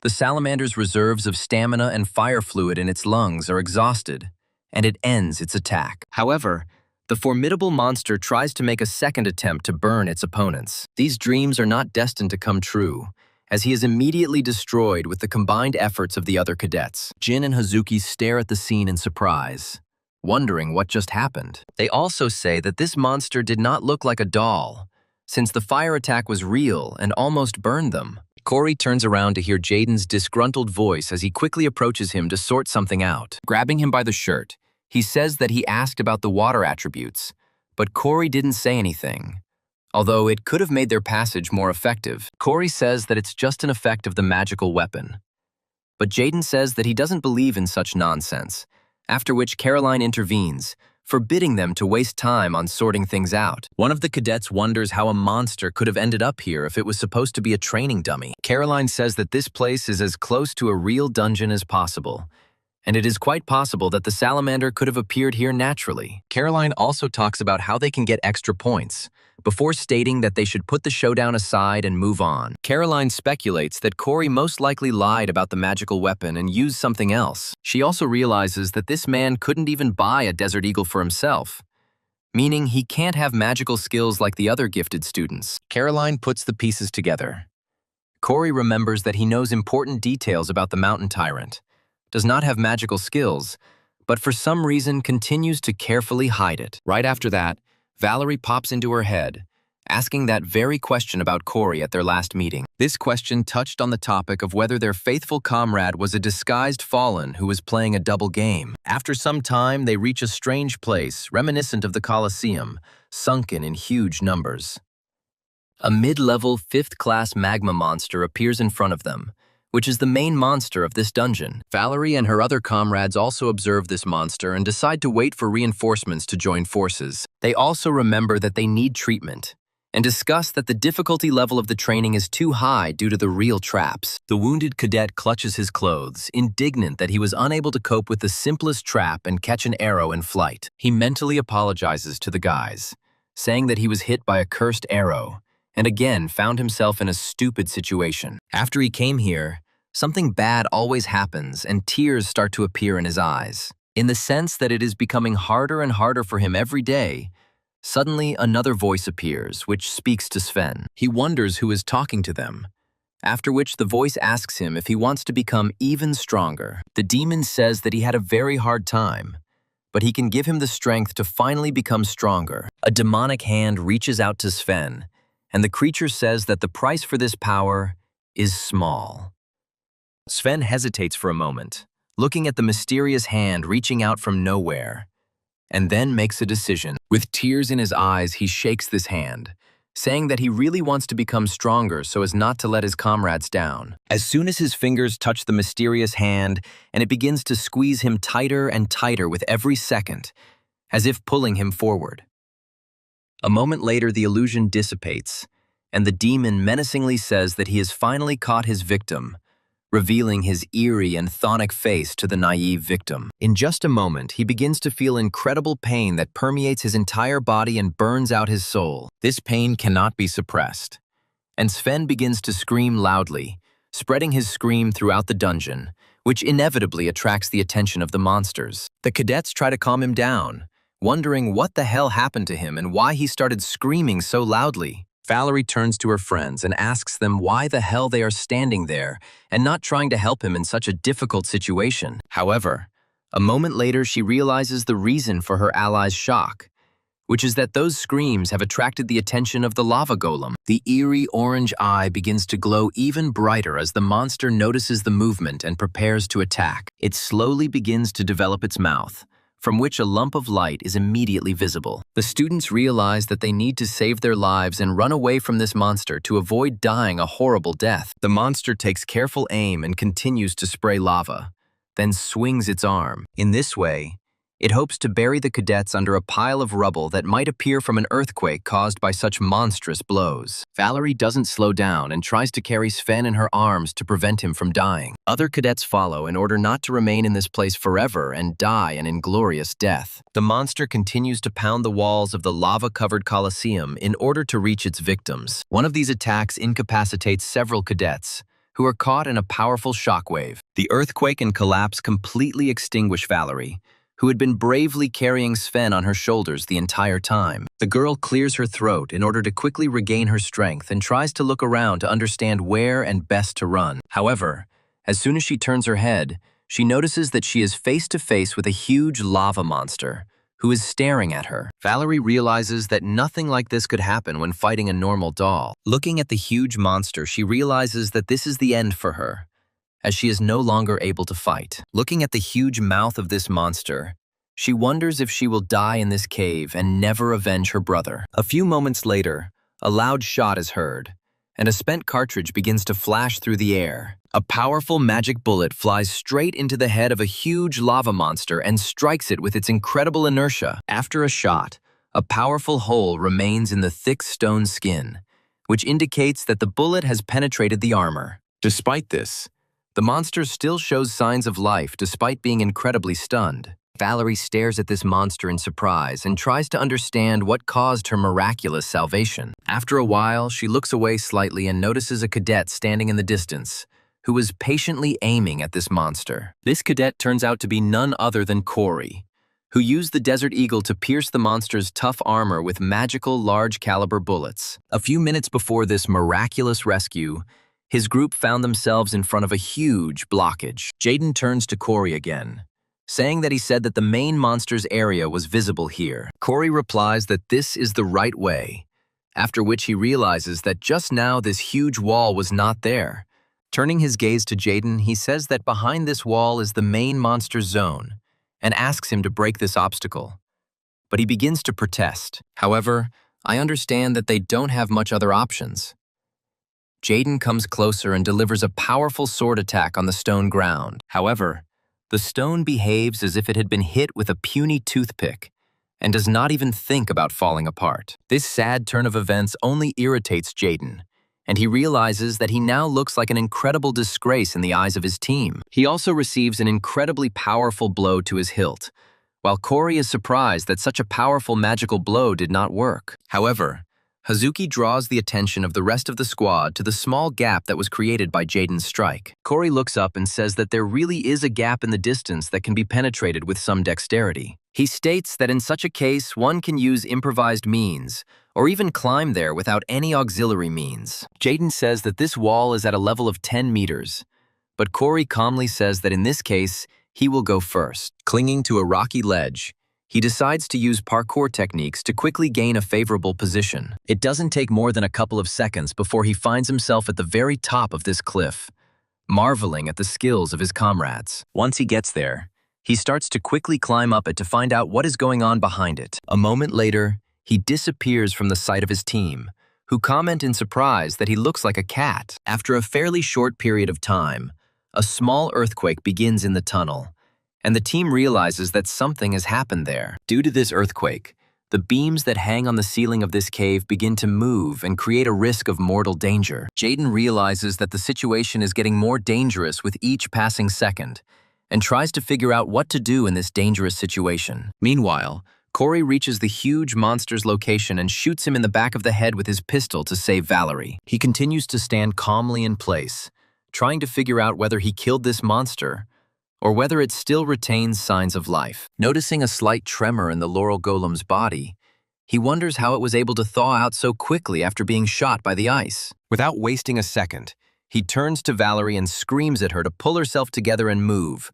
so as not to become a victim of this monster. A moment later, the giant lava golem turns towards its attacker, and Corey realizes that he needs to change his brilliant plan. He turns to Valerie again in a plaintive voice and asks her to save him from a terrible death. After some time, a loud command is heard in the air, ordering to take a combat position. At the same moment, the lava golem's body is subjected to powerful attacks that stop it and prevent it from rushing forward. It doesn't end there, as the cadets who came to the aid of our heroes continue to deal blow after blow to prevent the enemy from coming to their senses. One of the fighters says that he is surprised to see how this lava golem cannot move from its place due to these attacks. Valerie, realizing that the guys from her team came to the rescue, who had recovered and did not chicken out when they saw such a big machine. Without thinking twice, she picks up her bow to pull the string and get the arrows, which in a few seconds will be sent towards this monster. She begins to charge up an energy blast and aims carefully to hit her attacker in the head. She yells at her allies to stall for a bit to give her time to charge up her shot. The cadets continue to distract the monster with their powerful attacks,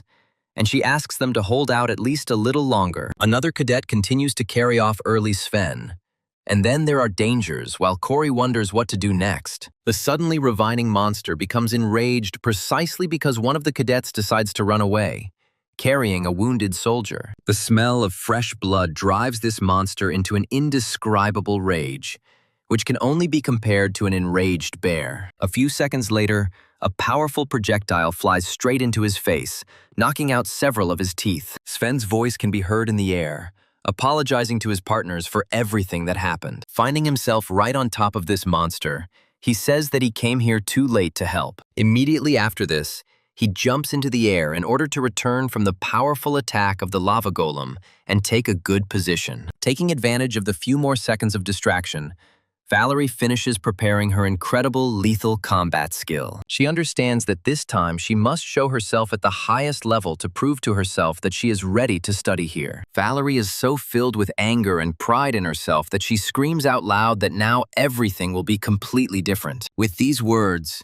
she releases the bowstring, and an energy projectile rushes at great speed towards the large golem. This projectile hits the head straight and instantly tears it apart, killing the huge monster. Before dying, the monster manages to let out only a menacing roar, after which it falls into the lava, leaving this world forever. It also begins to fall apart quite quickly, leaving behind only some miserable pile of stones. One of the students who saved their early comrades says that they actually destroyed the magma monster, while another student wonders if they will get points for it. Valerie approaches her comrades and greets them, saying that they have found them.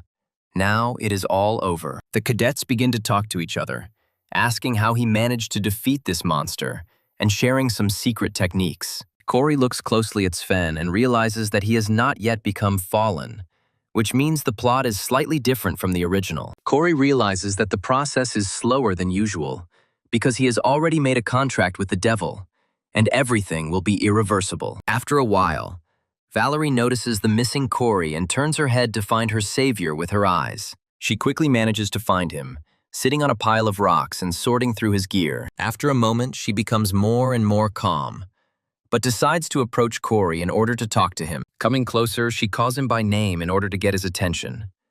But immediately after that, she falls silent. There's an awkward pause between them that lasts for several tens of seconds. Gathering her strength, Valerie says that she has decided that she must tell him these words. After a few seconds, she begins to try to squeeze out gratitude, but her face immediately turns red, since she is clearly not the kind of person who is used to being polite to others. However, she overcomes herself and tells the main character a sincere thank you for saving her from death. Corey looks at this girl in surprise and lights flash in his eyes for a moment. Corey asks Valerie what she means, but she starts stomping aggressively and says that she just said those words because she thought it was necessary. Corey, however, has a hard time believing that Valerie could overcome herself and thank him for what he did. The reason for this surprise is that Valerie's life was a complete tragedy, as she lost her mother to the fallen at the age of 6. It was at this age that she decided to become a hero and fight back against these vile creatures of darkness. At that age, children usually laugh and misbehave,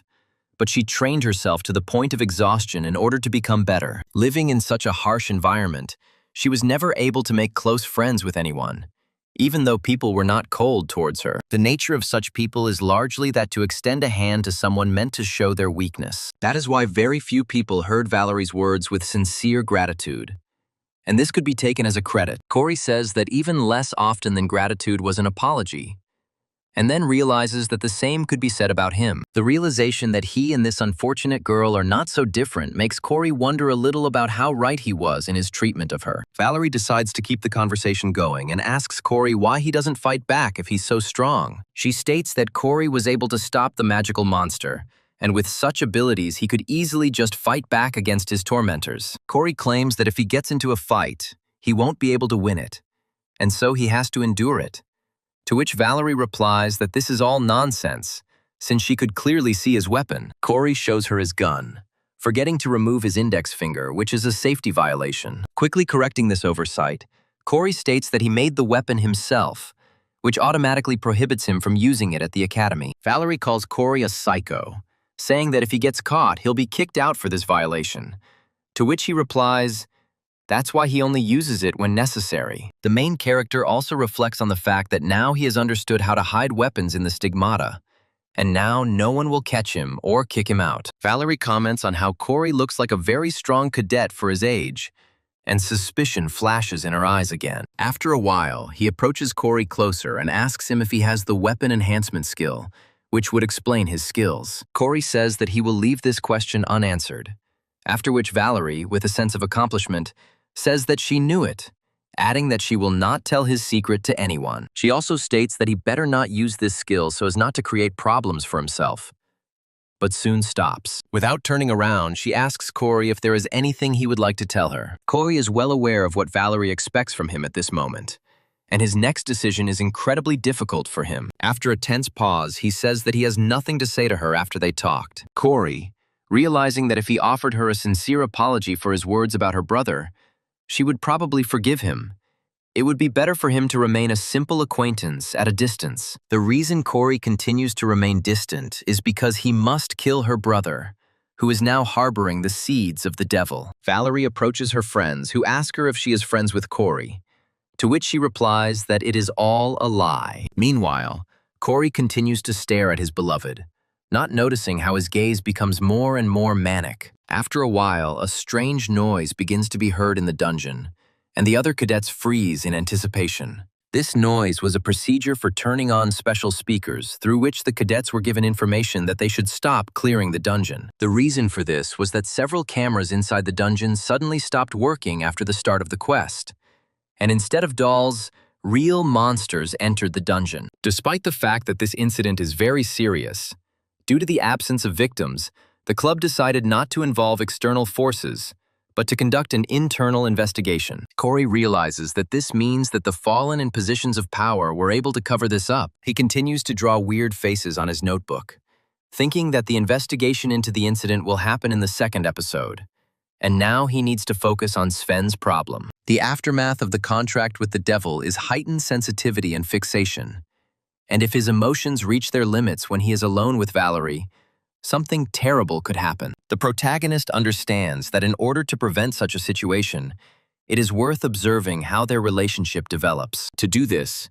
he opens a list of available sites to go to the messenger and find out some information. Corey realizes that he feels very uncomfortable about using a special program to penetrate other people's messengers. Quickly scanning the list of dialogues, he quickly finds a message from Sven. Upon opening this dialogue branch, he notices that the cadet had offered Valerie a bet of some sort when the hunting club went to the nearest town. Corey recalls this episode in his book, realizing that it was on this day that Sven would experience a breakdown in control over demonic forces. Looking around, he realizes that it would be better to go with them and prepare to fight the fallen just in case. He also understands that his skills have grown a little, which means he can try his hand at the dungeon on Mount Gari. After a while, his wristwatch begins to glow strangely, and the sounds of music come from the miniature speakers. Corey realizes that one of the cadets is calling him, raising questions about why Edward decided to contact him right now. After a while, he decides that there is no way out of this and presses the button to accept the call. Edward immediately greets his interlocutor politely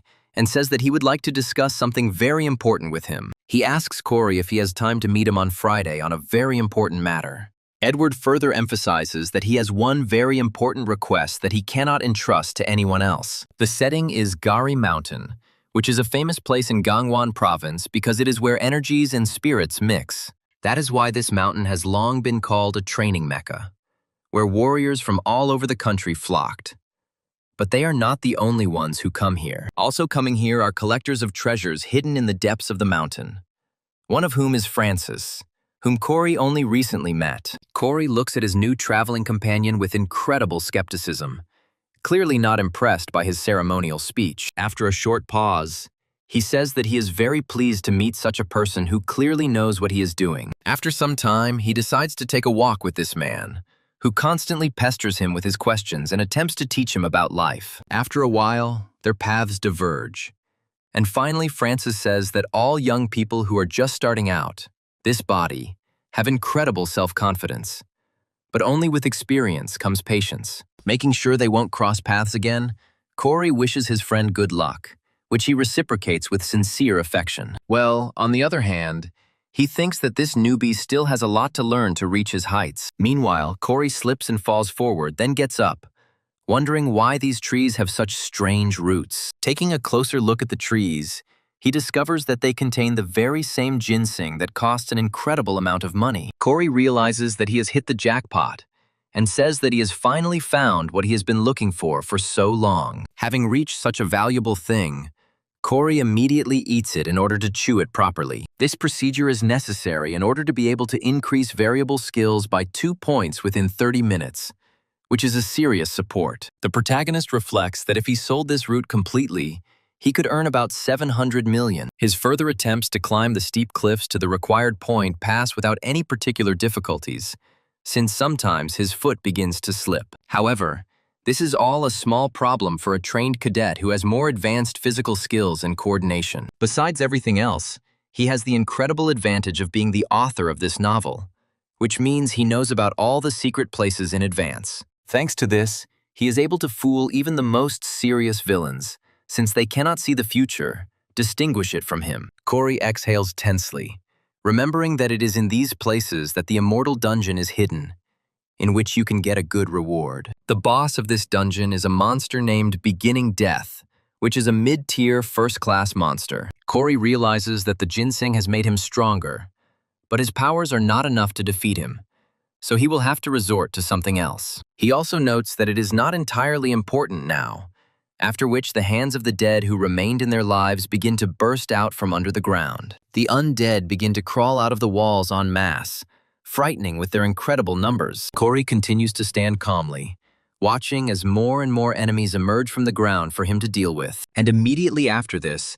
he decides to resort to magic and stigmata to create an incredible miracle. Corey muses that the goal today will not be to defeat the voice, but to get to the hidden stage in this dungeon. Within moments, a huge amount of undead and skeletons begin to approach him as he prepares to draw his weapon. The first monster that is brave and fast enough to approach the protagonist is faced with the cold barrel of the Desert Eagle. Just a moment later, Corey pulls the trigger and blows the unfortunate skeleton to smithereens with one shot. The same thing happens with other monsters, which is a natural result given the penetrating power of this caliber. Corey uses his navigational abilities to see over great distances and plot his own routes. His vision immediately changes, and after some time he begins to see a guiding line that stretches far into the distance. As soon as another batch of skeletons reaches him, he decides to perform an acrobatic stunt to simultaneously dodge them and gain a small window of time to recharge. Immediately after this, a series of shots begin to thunder in the dungeon again,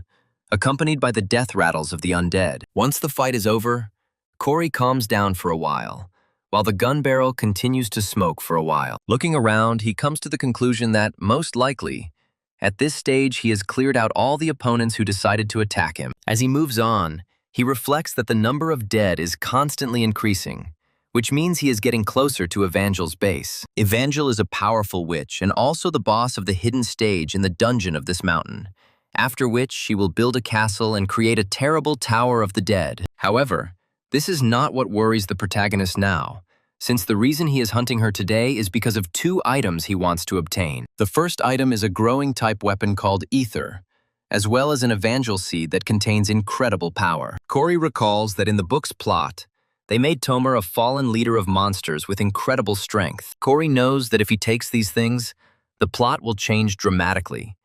But he has made some outlines of a plan according to which he will have to act. After some time, he reaches the entrance to another cave corridor and stops for a while. Before going any further, he once again turns to his navigational skill to have someone light his way and allow him to see in the dark. A moment later, the impenetrable darkness clears and Corey can see his way quite clearly. As he gets closer to his target, he begins to notice inclusions of strange crystals that glow in the dark. After walking a few more meters, he discovers a huge tree covered in these crystals and a little girl sitting in its roots. As he gets closer, Corey reflects that it is quite difficult to fight against an adult witch, so she must be killed in childhood, when she is not yet developed either physically or intellectually. Despite this, the girl sitting in front of him and playing with a clot of ether looks quite harmless, which disarms the protagonist. After a while, she notices an approaching guest and looks at him with fear, not understanding what to expect from him. Corey is an ordinary person, so the action he must take weighs heavily on his heart. He tries to pull himself together, thinking about what he must do to prevent very large-scale events. He also understands that if he is maturing now, then that same Tomer will come here and deal with this witch, having acquired her power. Although he is getting closer to saying that it was he who created this girl, so he has nothing to reproach himself for. He also notes that the witch is in a state of mind, so the gun would be completely useless, leaving him with only one course of action. Using the magic of stigmata, he decides to create a spear of magic and light to destroy the creature of darkness. Feeling incredibly light in his movements, Corey admits that eating ginseng was a great idea to get out of here. Finally, he states that he feels as if he is in the body of Caroline, who is known for her ease of movement and superbly precise punches. The spear hits its target because the young witch understands nothing about this world and does not even try to escape from her inevitable fate. When this spear hits the witch, it emits a bright flash of light that briefly blinds Corey. He covers his eyes with his hand to keep from losing his sight, and then slowly opens his eyes. Once the bright light finally dissipates, he notices that the child is still in this world. However, the negative fact of hitting is meaningless, since only half of the young witch's body remains, and the girl herself looks at her killer with a sad look. A moment later, tongues of dark flame begin to emanate from her, and the cave itself in which she is located is taken over. The little witch was too undeveloped to learn to speak, and so she squeezed out extra limbs and separate sounds. A moment later, she completely dissolves and finally leaves this world without ever learning to live in it. Corey watches the scene unfold, trying to cheer himself up, despite the fact that he has done a rather controversial thing. Coming closer, he discovers that the witch left behind a special seed that contains the soul of this witch, as well as a liquid weapon called ether. Corey, realizing that he has accomplished his goal, collects both items to later find a more worthy use for them. The action moves to Corey's apartment, located in the Cuba Academy, where he immediately arrived after completing the mission. The system notifies the protagonist that due to the effect of the ether, all indicators are increased by 60% without the possibility of change. Corey watches the behavior of this ether with interest, saying that it is a pretty good acquisition. After a while, The ether takes the form of a gun, and Corey realizes that if his stats increase, it will only get better. The protagonist says that he got about 47 points and put the rest of the ginseng into a purple banquet that will be bought soon. The most important reward is Evangel's seed, which contains her soul and can summon her if it sprouts. Corey realizes that the Witch of Despair is a terrible name, but if raised properly, she can be a good ally. Corey remembers that growing this seed is a fairly trivial task, as it needs to be given a little blood instead of water. However,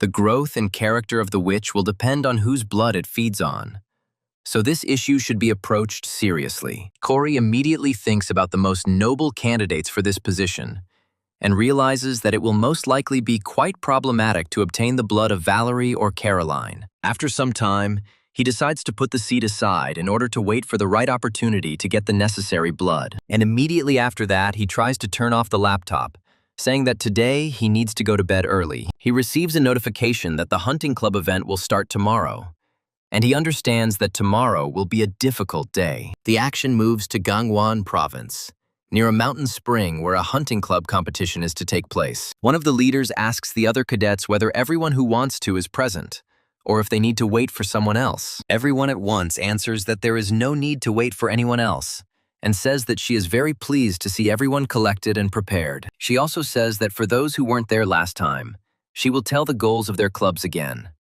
adding that their club holds regular meetings where they hunt. Corey reflects on how controversial today's episode is because he didn't think much of it as he wrote it. He recalls that in the original, as a result of the battle with the Fallen, Valerie was seriously injured and Sven died. But this incident was only needed to make Edward pay attention to Valerie. The villain's goal was to make everyone think that the Fallen's target was Valerie, and not someone else.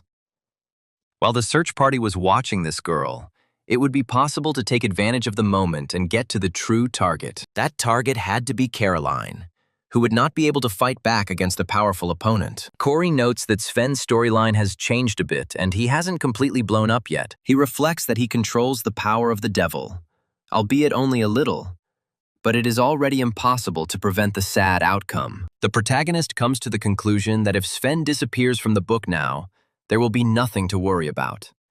But simply attacking him would be a mistake. Valerie, who is next to Sven, mistakenly assumes that Corey has been watching her closely the whole time. Valerie understands that Corey pretends that he is not interested, but he himself constantly revolves around her. Noticing Corey's intense attention, Sven turns to Valerie and advises her to be as careful as possible. Valerie asks him if he means Corey, to which he replies that he means the recent disappearance of the cadets. Valerie understands what Sven is hinting at and says that this man is clearly not someone dangerous, so she trusts him to some extent. Meanwhile, the head of the hunting club finishes his instructions, saying that they should slowly set off on their journey. Valerie and Sven rush forward, after which Corey follows them carefully so as not to attract unnecessary attention. Corey keeps his cool, knowing that he is faced with a task of incredible difficulty. After some time, the hunt drags on, and we observe a completely normal deer, peacefully grazing in a meadow,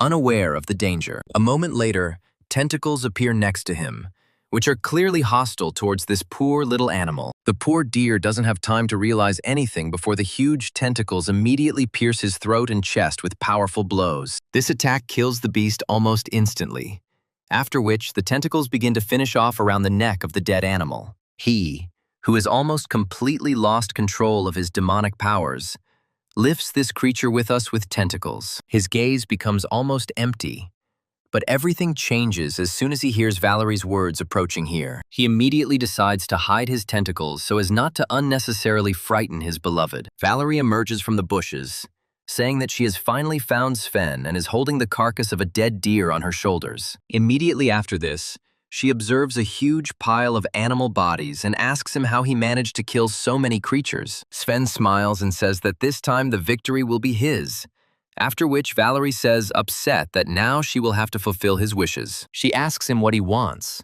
to which Sven begins to slowly mumble, trying to gather all his strength into a fist. His face begins to rapidly turn red, and he looks at his beloved as if he is seeing her for the first time in his life and experiencing a feeling of unprecedented love at first sight. Corey continues to watch what is happening, trying to keep a low profile so as not to attract unnecessary attention and not get a bad reputation as a stalker. He reflects on the fact that Sven has made a contract with the lust demon Asmodeus, which obviously affects his emotional state. Corey tells himself that when this man breaks through and becomes fallen, he will forget such a word as patience and will try to get what he wants at any cost. Sven finds the strength to confess his feelings to his beloved and invites her to date him in order to live their whole lives together. Valerie, completely confused, looks at Sven and asks him about what he just said. Sven asks Valerie if she really wants to tell him, to which she replies that it is a completely logical decision, since she has known him for less than a week. Valerie asks him if he would accept such an offer himself, but he does not answer and says that he understood everything. Corey continues to lie in wait and urges Sven to reveal his true nature, giving him an opportunity to intervene. Valerie says that there is another obstacle to their relationship, saying that she only likes those who are stronger than her in fights. Even though Sven won the competition against Valerie, he takes these words personally, thinking that the object of his affection just insulted him. Valerie decides to go to a more public place, apologizing to Sven for turning him down. Sven understands that it was a sincere insult and asks her if she will really only love someone who is stronger than her. Afterwards, he asks her if she would like him if he became much stronger than her, and Valerie turns around irritably, saying that he should know when to stop. A moment later, she finds herself once again trapped by the Fallen, who has already directed his tentacles at her in order to cause serious damage. A moment later, an explosion occurs in the place where the innocent girl was just standing due to the powerful attack of the Fallen. The smoke begins to clear slowly, and Sven looks closely at the results of his attack to see how much damage he has done to Valerie. However, upon closer inspection, he realizes that his attack was unsuccessful due to an unpredictable factor that should not have appeared in this place. That factor is Corey, who rushed forward to transform the ether into a shield form and protect himself and Valerie. Immediately after this, he lets down his guard and turns to Valerie, asking her if she is okay, not noticing that Sven still has the ability to attack. Due to his carelessness, he receives a powerful attack from a huge tentacle, which immediately lifts him up. Valerie realizes that this could get them both killed and quickly grabs her bow to join the fight. Sven lifts Corey up with his tentacles in order to tear him apart at the first opportunity. Corey tries his best to pull the tentacles away from himself in order to get at least some air, but these attempts bring no results. Valerie immediately rushes forward as clumps of greenish energy begin to form in her hand. She screams at Sven, demanding that he release Corey immediately. But demonic confessions of love begin to reach her ears. Sven almost completely loses his human form and appears before Valerie in his disgusting glory, continuing to confess his love. Such confessions do not impress the young warrior, and she continues to be angry that her friend was in danger. Corey continues to strain with all his strength in order to hold on for a little while longer without losing consciousness from asphyxiation. After another moment, a bright light reaches his eyes, and he turns his gaze to Valerie, who is trying to save him. The light becomes so bright that it is almost capable of blinding any creature that can look at it for too long. Corey recalls that sometimes in this world, some characters with high potential choose a weapon that is not quite right for them and are unable to fully utilize it. Valerie enters the battle, but this time she does not use her bow and arrow, but what she has been accustomed to since birth. Corey chuckles slightly, remembering that Valerie is a shining example of such a character, due to her incredible potential but difficult fates that prevent her from fully revealing herself. Entering a state of unity with her own nature, Valerie summons a huge spiritual sword, which in its power is one of the most powerful weapons on Earth. Valerie glares at the demon and orders him to let Corey go, calling Sven a vile monster along the way. Corey understands that a powerful attack is about to occur that he will have to survive, and he does not envy the fate of his opponent. The demon of lust, who has already completely taken over Sven's body, realizes that he will not be able to dodge this attack, no matter how hard he tries. A moment later, Valerie unleashes her full power on her opponent, creating a flash of incredible proportions. Once the light clears, it becomes apparent that the attack destroyed the ground for a good couple of meters, creating a huge trench and incinerating almost everything in its path. All that was left of the demon were floating scraps, which had heated up to such a temperature that they were beginning to slowly smolder while still in the air. Valerie looks at her hands in surprise, and notices how the light clot slowly begins to disappear. Corey looks at Valerie in surprise and asks her if it was a lightsaber, to which she honestly admits that she doesn't know. Immediately after this, she asks him if he is okay, wanting to know if he received any injuries from the fight with the monster. Corey tells his savior that he is fine, but something asks him if he is trying to hide any injuries. After making sure he is okay, she states that she is very happy to hear this, but her vision immediately becomes clouded and she loses her balance. A moment later, Valerie loses consciousness and falls to the ground, leaving Corey alone with himself and his thoughts about what he should do. After a while, night falls, and Valerie carefully comes to her senses rather quickly, feeling someone else's body on her cheek. Having figured out a little about what is going on, she realizes that Corey has been with her all this time, which is quite an embarrassing factor for our warrior. Corey honestly admits that Valerie did not come to her senses, so he decided to carry her on his back.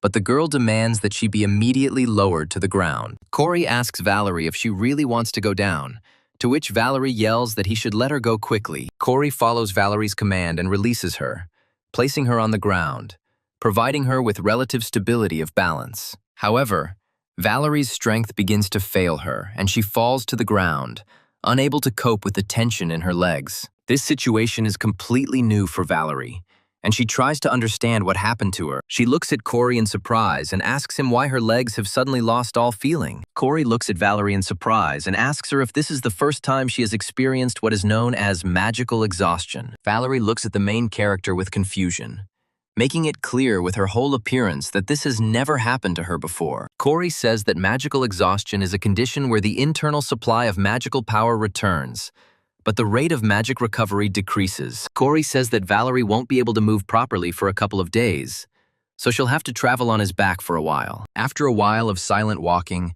Corey asks Valerie if she plans to continue using the bow, after which the girl asks him why he asks such strange questions. Corey points out that this question is not stupid, as Valerie herself has experienced incredible breakthroughs in her abilities today. Valerie's strength is that she can infinitely enhance her skills as long as she has a conductor of magical powers nearby, in order to create a sword that can destroy an entire army with one blow. Corey remembers that in a large-scale battle there will be no one who can stop her, and she herself will become a legendary queen of the battlefield. Corey also notes that for the sake of such a future, she should give up trying to shoot a bow now. Valerie eventually shows her fiery nature and says that Corey understands absolutely nothing and therefore makes erroneous statements. Corey decides to calmly accept Valerie's difficult character in view of what she had to go through and think that it is not time for this yet. Having reached a certain point, Corey puts Valerie down on a bench, and they say that from here the checkpoint is already visible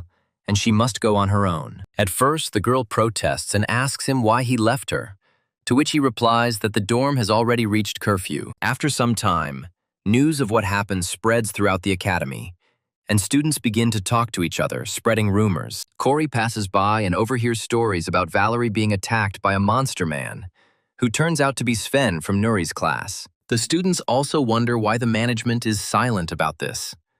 But Corey passes these people and goes to the room number 303. He opens the door to take a closer look and meets the necessary people there, who immediately turn their heads in his direction. Edward stands in the center of the audience, calling Corey over to him, saying that they were waiting only for him. Looking around at everyone present, Corey quickly notes that Howard, his friend Todd, and Caroline are present. He also notes that on one of the benches sits a group leader named Phillips, who still has not taken an active part in the plot. Corey maintains his indifferent gaze, nevertheless noting that absolutely all the significant figures of this academy have gathered here. The day before this incident, Corey received a letter on his watch, from which he learned that someone wanted to ask him something important. Corey was surprised by such a letter and tried to find out what this request was. They told him that in connection with the disappearance of the students, the club's management had entrusted them with conducting an investigation in order to find the culprits. Corey recalls that in order to avoid attracting outside forces,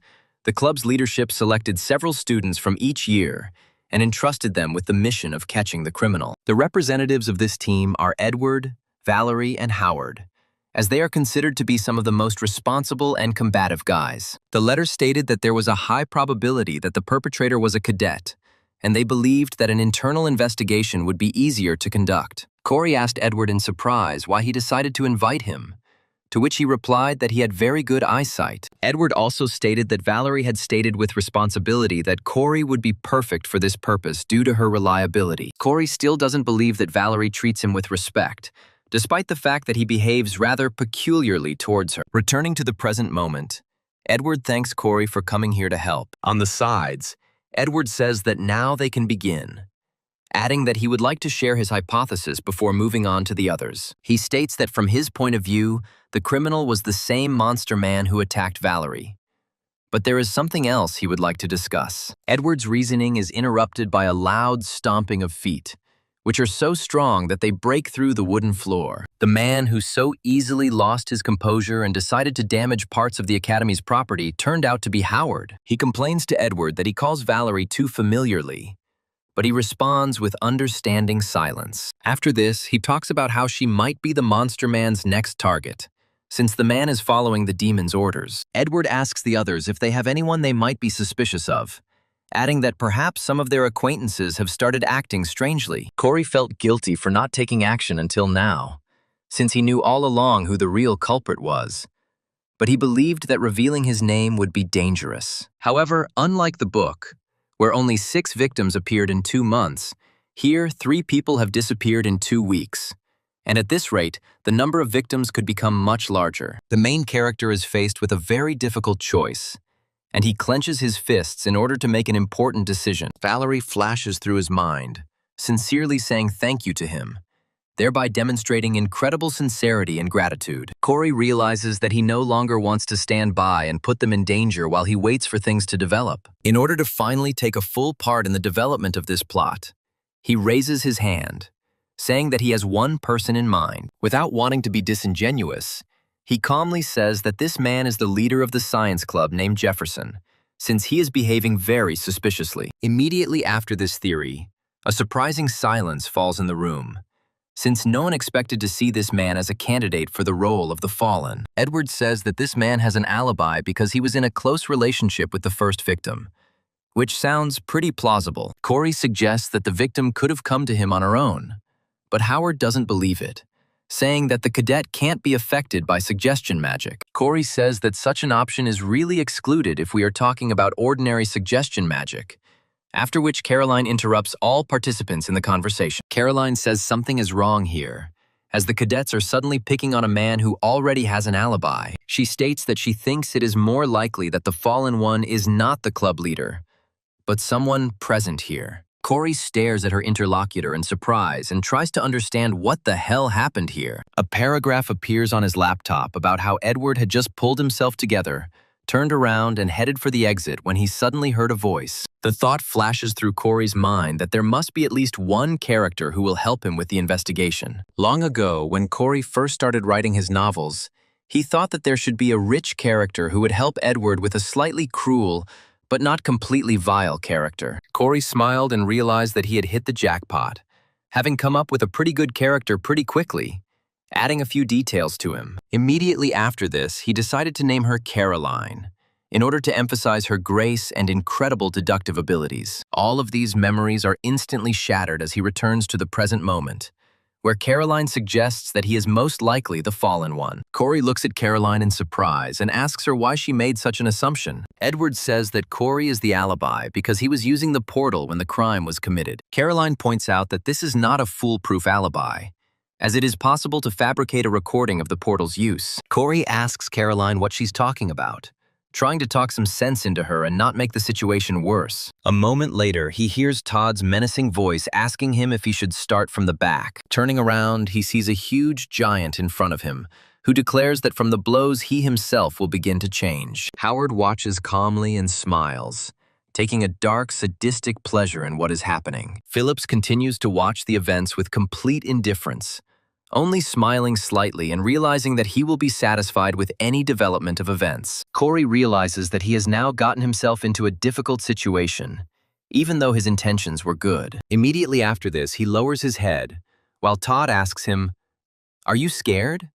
After which he adds that he will beat him up now. Corey remains seated and turns to Todd, telling him that if he tries to do it, he will get a hole between his eyes. Edward intervenes in the escalating conflict, saying that they shouldn't fight with each other so as not to complicate the matter. Corey says that if they doubt him, they can ask him about Valerie's reputation, since they were at the club together that day. A moment later, a basketball flies past him, developing incredible speed. The person who threw the ball turns out to be none other than Howard, who can't control his emotions whenever Valerie is mentioned. He calls Corey a pathetic worm, then asks him how he dares to say anything about Valerie. Corey states that when they were attacked, they killed the fallen one together, and then asks him if he didn't hear about it while he was out partying with his gang. Howard loses his patience again and gets up to lecture Corey, but Phillips tries to hold him down to prevent a fight. Todd acts like the perfect lapdog and says that from his point of view, Corey is the culprit of what is happening. The main character decides not to take part in this farce and calmly turns around to leave the room. Todd rushes after him while Corey slips,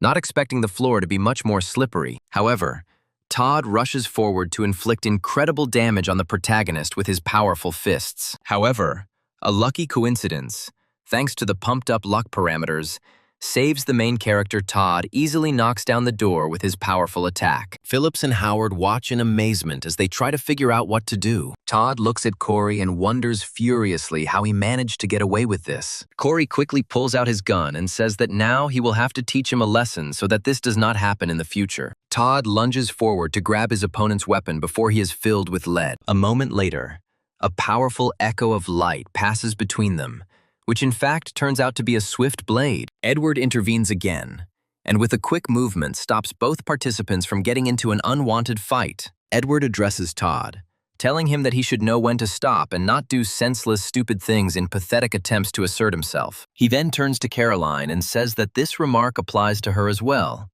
adding that if he has any doubts, she can ask Valerie. Caroline calmly opens her wristwatch to call Valerie and ask her a few things. The main problem is that the door to room number 303 is smashed to pieces, which will certainly have consequences. Corey leaves the room in annoyance, no longer wanting to be around people who consider him a monster. Meanwhile, Caroline continues to communicate with Valerie and asks her if she is sure that Corey cannot be fallen. All the participants in this meeting except Corey remain in their seats and try to move forward with this pointless investigation. As for Corey, the events that happened had a strong impact on him because he did not expect such a hostile attitude. He irritably leaves the academy to go outside and get some fresh air to come to his senses. Looking up, he sees a dark purple sunset in front of him, which seems especially ominous to him at this time of day. He kneels down in order to at least somehow comprehend what just happened. But his heart becomes very sad, and he asks himself what the hell just happened, and what he should do now.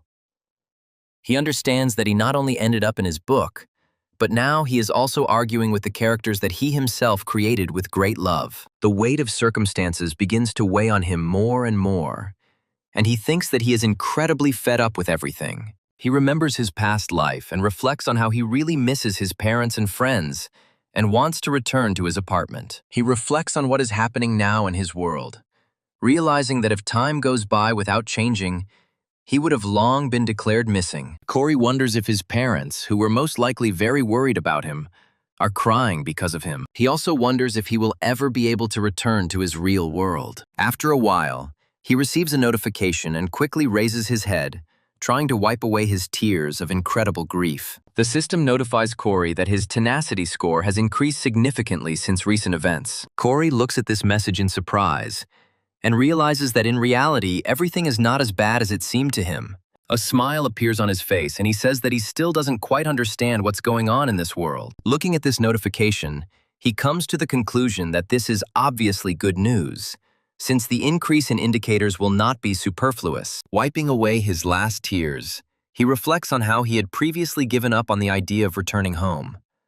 But now, everything is different. He shakes himself off and stretches a little so that his knees don't get too numb from squatting for so long. After this, he rises and looks up at the sky again, filled with incredible determination. After some time, Edward returns to room 303 to hold another meeting. Phillips asks him where Corey is now, to which he replies that it is better not to touch him in the near future in order not to worsen the relationship between them. Caroline watches Edward's movements closely to ensure that he himself is not fallen. Immediately after this, she turns to Todd and asks him if he really used his skill to attack Corey. A smile appears on her face, and she says that she is surprised that some shooter dodged this attack, adding that it is becoming increasingly suspicious. A moment later, she receives a notification on her watch and decides to get to know him right away. This notice comes from Jefferson, who asks her to meet him tomorrow in the study room just before the meeting. Caroline reads this message in surprise, trying to understand why Jefferson decided to make an appointment with her. The action moves to a mysterious alley,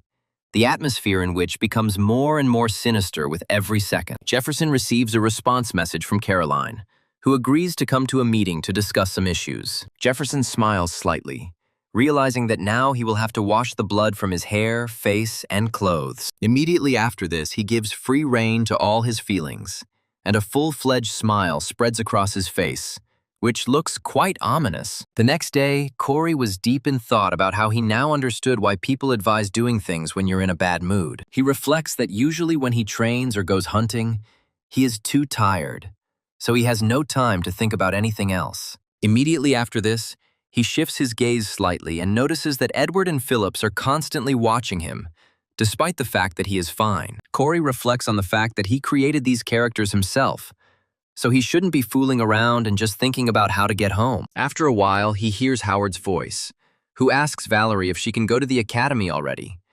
But she answers that she has nothing to do at home anyway. Edward approaches Valerie and offers her a helping hand, to which she replies that she can walk on her own. Howard immediately tells Edward to step aside and not touch her. All of this is observed by Caroline, who obviously has warm feelings for Howard and is not happy with what is happening. Valerie tries to drive her friends away from her by saying that the lesson has started, so they should go to class immediately. During the lecture, Instructor Jonathan says that all the cadets already know that there are only a few days left until the midterm exams. He states that immediately after the written exam, practical testing will begin, which will be divided into two parts. The first part of this testing will consist of a duel between two cadets, who will be randomly selected. The second part of the duel will be a battle with a monster that will be summoned by a special trained magician. Instructor Jonathan states that both tests will be at a different level of difficulty than what they learned in class. Corey reflects that the written exam is not the most difficult task given his skills. Corey recalls that each participant is given 3 cards from which he must choose his opponent, and this is the most difficult stage for him. At first glance, it may seem that high-ranking cadets will immediately choose weak opponents in order to earn easy points. However, to prevent such situations, the Cube developed a system of bonus points,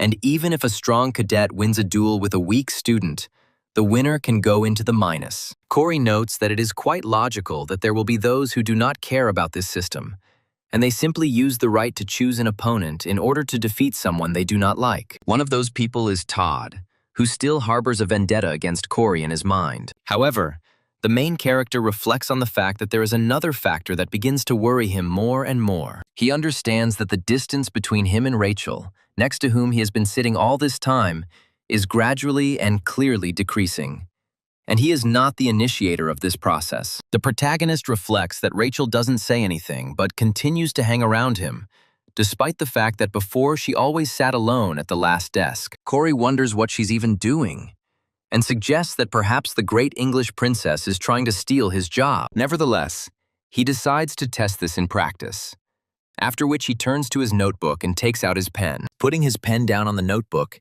he begins to write the names of 2 people who may seem completely unrelated to each other. In fact, these names belong to his parents, and Corey has no problem noticing that Rachel is watching this in surprise. After some time, Caroline receives a message from Jefferson, who says that he has already arrived and is sitting in the study room. Caroline reads this message carefully with a very attentive look, and then heads to the meeting place. The girl's motives seem rather unclear, as she prefers not to show her true emotions and suspicions to the public. After a while, she knocks and quickly opens the door to the office where Jefferson is. But a strange smile immediately appears on his face, and he politely addresses her, welcoming her into his office. He also says that he was really looking forward to her arrival in order to finally discuss very important issues. Caroline looks around and says that apparently there are still no other people here, to which Jefferson replies that they will come soon. Caroline continues to look around the place, and her gaze falls on a glowing object that looks a little strange. Caroline says that she didn't expect to see candles here, to which Jefferson replies that the scent helps her concentrate. Jefferson also says that he heard that Caroline joined the team to search for the fallen, adding that he is also there and represents the second year. He asks her how their investigations are progressing, sadly stating that so far they have had no results. Caroline says that their investigation has also reached a dead end, but she came across a man who is talking nonsense. This information immediately makes Jefferson's face change, and he asks Caroline with interest what kind of nonsense this man is talking about. Caroline suddenly begins to feel incredibly calm and casually states that this man claims that Jefferson is also fallen. Caroline says that the man said he would use mind-affecting magic, adding that it was simply unheard of. Jefferson smiles and asks Caroline if this man has any evidence of his words, to which she laughingly replies that of course there is none. Immediately after this, her steadiness of mind returns to her for a while, and she becomes silent. She looks at Jefferson in surprise, who immediately says that he expressed himself incorrectly and wanted to ask on what basis he makes such an assumption. Caroline realizes that Corey was most likely right, since such a person's reaction to these accusations reveals him as a criminal, and she begins to quietly take out the whip. They say that usually when an innocent person is suspected of something, he does not ask if there is evidence. Immediately after this, she delivers a powerful blow to the man, asking him who he is and what he wants. She immediately assumes a fighting stance, preparing herself for the fact that Jefferson might actually fall and attack her at any moment. Jefferson just smiles slyly, not paying any attention to Caroline's behavior. He looks at her carefully and then asks why she is behaving so strangely and inappropriately, and the all-consuming gaze declares that Caroline should not behave like this, since her turn has not yet come. Night falls and the scene shifts to a second-year dormitory, which is located some distance from the academy. Caroline gradually comes to her senses, feeling that her consciousness is clouded, and she herself cannot understand where she is. However, she quickly realizes that she is sitting on a chair and is firmly tied to it with ropes that cannot be broken. She begins to quickly look around to determine her exact location, but no concrete clues come to her attention. All she sees are strange doors and a record player, which is a common thing for most students. However, the characteristic layout of the buildings, as well as the rooms, make her inquisitive mind guess where she is. In her mind, she realizes that she has ended up in the second-year dorm, the same one where Jefferson lives. Looking at this man, she realizes that he is indeed guilty of the disappearances of the students, and therefore is fallen. Corey's face appears before her eyes, and she realizes that these weren't just stupid guesses that weren't worth listening to. After some time, she comes to the conclusion that she needs to pull herself together and try to ask for help. Caroline realizes that she won't be able to untangle these ropes in a way that will go unnoticed. However, the only adequate idea that can work in this situation comes to her mind. She carefully reaches for her wristwatch and tries to send a message to at least someone to let them know her location. A few moments later, Jefferson comes to her, who does not understand what she is doing and tries to calm her down, saying that he will not succeed. He looks at her with an ominous expression and asks why she looks so scared. After some time, this message comes to one recipient, who owes Caroline a death threat. The recipient turns out to be none other than Corey, who wonders who could be writing to him at such a late hour. After a while, he realizes that Caroline has written to him and picks up his watch to read the text of the message, which looks very strange. He looks at it carefully and tries to understand what it means, since this number does not tell him anything important. Meanwhile, Jefferson rips Caroline's wristwatch off her hand so she can't call for help. He asks her what other people will think if she tries to text someone in the middle of the night. Jefferson smiles, saying that Corey figured out his nature pretty quickly, adding that he will need to be finished off later. Caroline becomes angry and asks him if he really thinks he can get away with such crimes. She states that the search party has probably already picked up the trail and has begun to act, but Jefferson crushes the watch, saying that he will soon leave the club. Caroline loses her self-control and glares at her opponent, trying to figure out what to do in this difficult situation. Jefferson comes closer to her and states that he really enjoys seeing that expression on his victims' faces. He also says that Mrs. Elite would like to see an expression of genuine horror on this face. Meanwhile, Corey continues to study the meaning of Caroline's message, wondering what the number 9 could mean. The first thought that comes to Corey's mind is that the message was accidentally sent due to simple human error. For some time, he tries to remember what the number 9 could be associated with, but nothing comes to mind. However, after a few minutes, He realizes that this number may be related to 911, which is usually called in emergency situations. Without thinking twice, he jumps out and asks the book for the truth about where Caroline is now. The Book of Truth immediately materializes in the hands of the protagonist and gives him an answer that leaves him horrified. The scene shifts back to the second-year dorm where Caroline is currently located. The girl feels a mysterious voice calling to her, telling her that she has been lonely for a long time. The voice also says that he knows very well what this feeling is, adding that he can help her with it. Jefferson continues to manipulate his unfortunate victim, playing with her mind and trying to win her over to his side. Despite all his efforts, he quickly discovers that his manipulations are very difficult. He realizes that Caroline retains her sanity and continues to look at him with incredible malice. Jefferson says that Caroline has quite a high willpower, stating that he has put in so much effort, yet it still hasn't given in. He also states that she only needs to open her mind to him once for all of this to end, since Lilith herself allowed it to happen. As soon as Jefferson puts his head next to Caroline's face, she continues to hear a voice saying that all the demons want to meet her. Instead, Caroline continues to shake her hands in order to create as much disturbance for her tormentor as possible. Jefferson laughs and says that her attempts are pointless, since there is no way to hide or run from Lilith's magic. A moment later, his vile glee is interrupted by a powerful shot that pierces the glass and hits him right in the head. This shot causes an incredible burning pain in his body, as the bullet was loaded with a special light element. Caroline watches as her tormentor loses control over her and tries to understand what happened. The stopping power of this bullet is high enough to mentally knock down an opponent who is an ordinary person. Corey's voice appears in the room, addressing Caroline and saying that she constantly doubts and does not trust people, which is why she ended up in this situation. Jefferson also loses his composure and loudly asks what kind of bastard did this. Corey turns to Jefferson and tells him that he may not even have any hope of recovery, since the projectile has been treated with a special solution. He also adds that the only way to remove the bullet from his body is through surgery, which causes Jefferson to freak out. He uses ranged attacks across the room to lure his attacker out of an ambush. He loudly orders him to appear immediately in order to fight him. One of these attacks hits Caroline, luckily without causing any serious damage and only knocking over her chair. The girl falls, unable to do anything because her arms and legs are tied. Corey says that Jefferson doesn't have to bother trying to find him,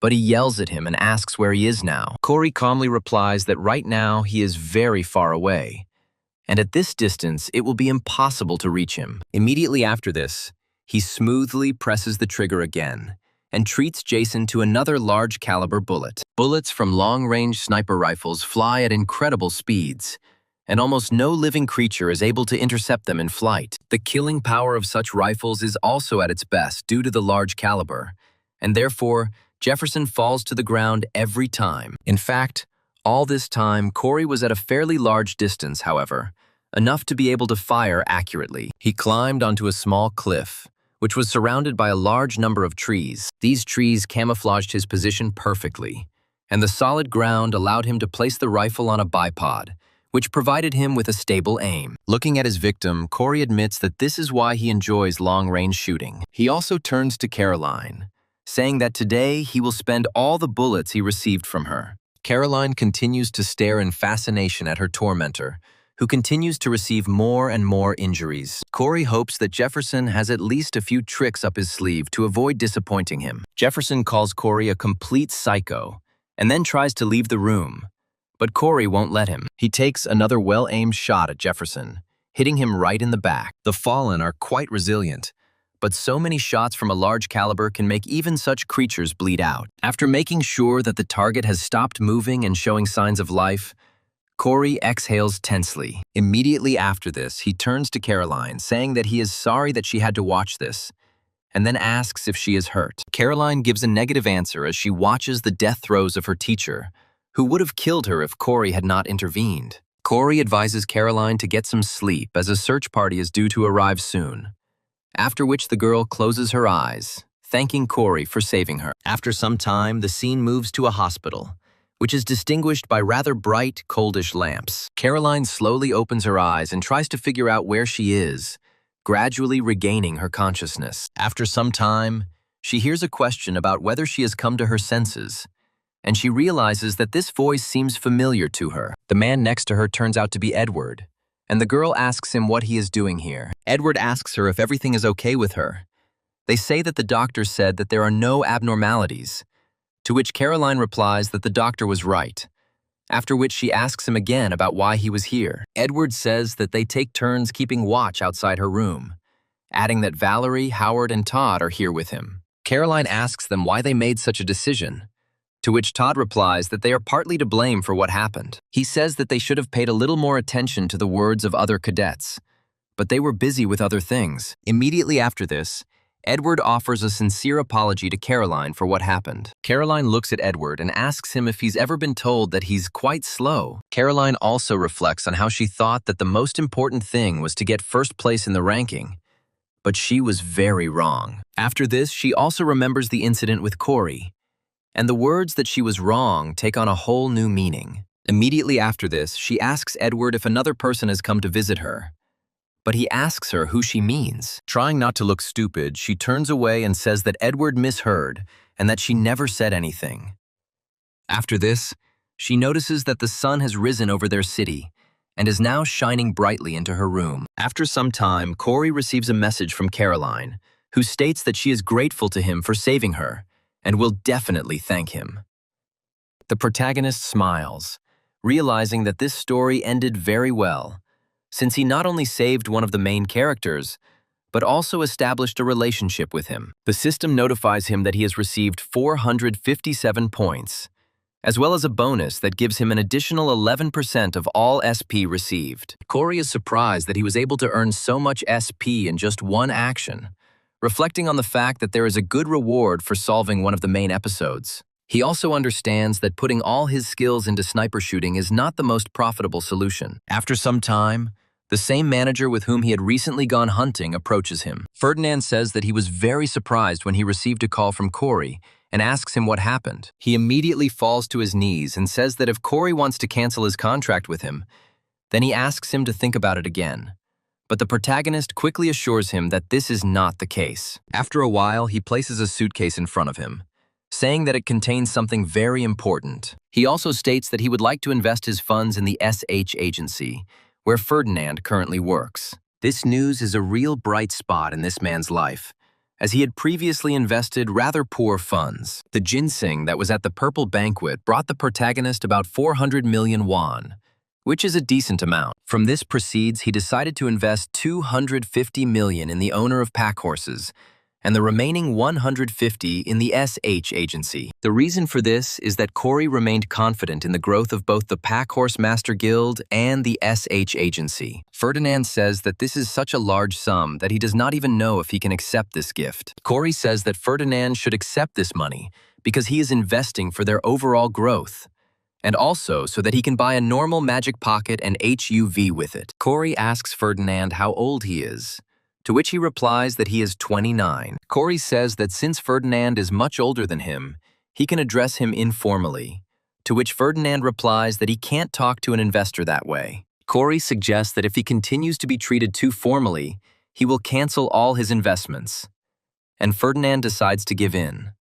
Immediately after this, the main character invites Ferdinand to go to a 24-hour store to buy something important. They calmly walk into a small eatery to check out the range of goods. Ferdinand notices that Corey has decided to buy a lottery ticket and asks him why he needs it. Corey replies that he is a minor and therefore cannot claim his winnings without an adult. Ferdinand asks Corey about the results of the lottery ticket, but he replies that he just won 20 million won, to which he smiles and says that he understands everything. However, a moment later he realizes the amount Corey just named and tries to comprehend the magnitude of this win. A moment later, his nerves fail him, and he shouts out the amount loudly, wondering if Corey is deceiving him, taking advantage of his gullibility. Corey hands him a lottery ticket, saying that he wants to put this money in there too, and then asks him to adjust the contract and send him the result. Having received such a huge sum of money, which fits into just one small ticket, Ferdinand immediately crosses his arms to hide it deep in his pockets. Corey asks him why he is acting so strangely,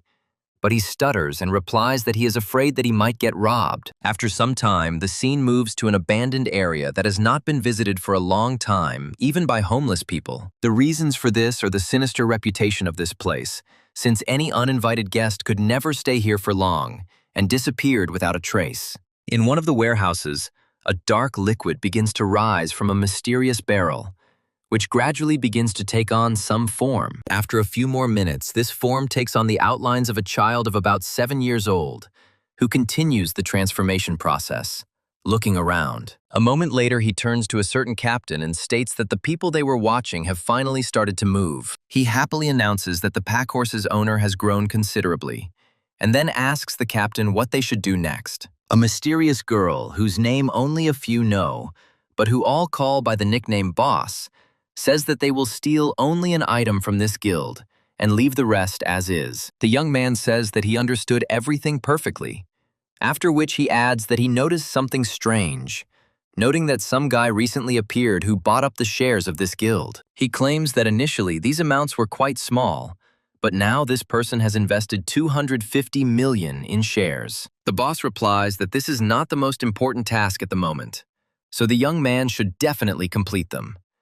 To which he says that he understood her command. After this, he corrects himself and says that he almost forgot to tell her that several curious pages appeared at the Purple Banquet. He says that these pages belong to a group looking for a dog truth office, and then tells him that there is something really wrong with that office. The boy says that perhaps they should place an order so that they can find that very artifact, after which the boss interrupts him, addressing him by the name Droon. Hearing his name in such a commanding tone, the boy immediately freezes, while his face gradually begins to transform into the face of a real boy. After a few tense seconds, he tells his boss that he was joking and won't talk nonsense anymore. Finally, he states that midterm exams in Cuba will begin next week, which they are also closely monitoring. He adds that Edward and Howard are leading the overall student standings, and then asks his boss if she will participate. After thinking for a bit, the girl says that she will also take part in this exam. The boy looks at his boss, trying to understand what her true plan is. After this, the boss finally emerges from the shadows, revealing his deadly beauty and cold gaze to the viewer. Along with the cold gaze, particularly attentive people might notice a barely readable expression of sadness on her face. The girl says that it would be nice if she could find someone capable to recruit into her ranks. The week flew by rather quickly, and before the other students knew it, it was midterm day. On this day, the academy held an open day so that parents could see their children. The gates of the academy themselves were hung with festive ribbons to give at least some festive atmosphere to this harsh place. Cadet Hazuki sees her mother, and an emotion of genuine happiness immediately appears on her face. She rushes forward and hugs her mother, who asks her how she is doing, adding that she misses her very much. During exam week, the Cube opened its doors to guilds and associations interested in hiring heroes, as well as to relatives of cadets. The crowds of people gathered from all over the world resembled some kind of festival, as the media also appeared. In addition to everything else, a small quadcopter was flying over the site, filming everything that was happening with its built-in camera. The owner of this quadcopter turned out to be Corey, who reflects on the fact that he hasn't managed to film anything interesting yet. However, he decides to launch the winged robot again to try his luck and get some valuable footage. This drone is a modest gift of gratitude from Ferdinand, and will allow Corey to easily spot any potential fallen who decide to invade. Staring at the flying drone, Corey takes a careless step back and accidentally collides with a woman passing by. Corey quickly turns to the woman and tries to apologize to her for being careless. However, as soon as he turns around completely, he realizes that this woman is far from an ordinary city dweller. He stares in surprise at Boss, who is calmly strolling around the area to get a good look around. The very sight of this woman immediately takes the protagonist's breath away, and he has to make an effort to take another breath. Now, after this, he is surprised, finding himself in a state of incredible shock, after which thoughts rush out of his head that he almost forgot one important detail. It is this important detail that concerns the fact that this woman will appear at these exams and will observe everything. The awkward silence between Corey and the boss lasts for a few whole seconds, and the situation begins to feel even more awkward. Corey quickly turns away and realizes that he has been looking into the woman's eyes for too long, which has consequences. He also realizes that he needs to say something urgently so as not to look suspicious. Using all her incredible charisma and attempts to not give herself away, Corey quite loudly declares to her face that she looks very beautiful. We won't go into detail and explain how much Corey just bought the situation, or say that the boss wasn't impressed by the compliment. A moment later, Corey himself realized how strange and stupid he looked now. After a while, the boss quickly turns away and, without saying a word, silently walks away in the other direction. Corey watches her go and notes that she gets lost in the crowd pretty quickly. However, the boss continues to explore the surrounding area and communicates with his assistant via remote communication channel. She claims that this guy she just ran into was looking at her through a vision-blocking object. Keeping her face completely emotionless, the boss tells her assistant to check who it was. Corey remembers that it is not only the hero who comes to the cube to search for capable cadets, since people from the Chameleon Group have already ended up here as well. The Chameleon Group's goal is to recruit Howard and Edward, who are very promising students. However, Edward's persuasion will prevent them from recruiting him. Corey realizes that breaking into the Chameleon Group's cube itself isn't a threat. But if the plot changes, it could end in a fight. He also understands that if anyone were to engage in battle with the Chameleon Group, it would end in a massacre, as these people are known for their outstanding fighting skills. After some time, the cadets and their friends who came to see them hear loud voices that carefully evaluate each one. One of the guards says that he does not see a single suspicious person near him. His partner tells him to stop slacking and pay attention, stating that if there is a breakthrough during the exams, their reputation will be ruined. These two people are quite famous heroes named Tobias and Gloria, who were sent here to patrol the area. Gloria continues to teach Tobias about life, telling him that he should take his work more seriously. One of the Chameleon Group's fighters, who successfully blended into the crowd, turns to the boss, asking her if some guy really saw her despite the necklace. He also states that his appetite is starting to awaken, as he initially assumed that he would have to return empty-handed. He also says that he must definitely find this person in order to fight him. The boy, who is speaking with the Chameleon's liaison group, orders the man to calm down, stating that everything can be resolved without his intervention. He also states that a battle will begin very soon to decide who is the most worthy contender. Commentators say that the first fight will finally take place today at 9 a.m., adding that their correspondent has also gone to the scene. Corey walks calmly down the hallway, preparing to enter the arena and fight his opponent. Suddenly, he is stopped by Caroline's voice asking for his attention for a minute, after which Corey immediately stops. Caroline looks at him carefully and asks if it's already my turn to go to the arena. Corey says that it's his first competition, so he should be there any minute. Caroline says that she now understands everything, after which she calls her assistant, who immediately appears as if out of nowhere. In his hands, he holds a gun case, after opening which it becomes clear that it contains several gun magazines. Caroline states that among other things, there are 100 high-quality bullets in there that cannot be used in the exam, but they may come in handy later. She also says that she is not trying to thank him for saving her life. Looking at Corey's surprise, Caroline states that it's just a gift to celebrate the fact that they're now sort of friends. Caroline also says that she is being called to be a witness regarding the case with the fallen,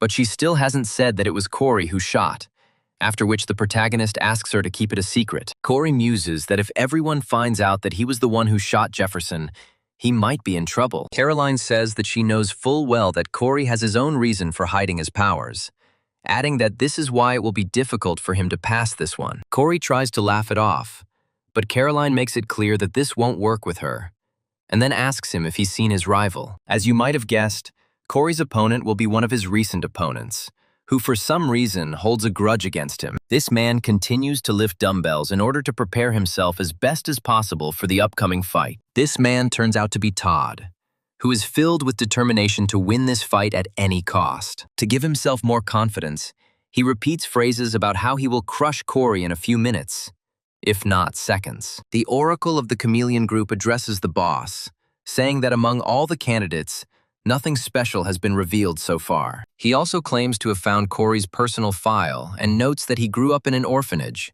has no parents or relatives, and was discovered to have special abilities at the age of 6. He also says that this person was an average student, didn't stand out in any way, and then entered the cube and got a debt of 300 million won from somewhere. The boss listens calmly to this information, then asks how he was able to see her through the visibility blocking item. After some time, she is found by one of her subordinates, who cautiously peers out from among the leaves of ornamental shrubs. A huge thug named Vincent says that he hasn't seen his boss for a long time. The boss calmly tells Vincent that he is late, and then asks if he made any detours along the way.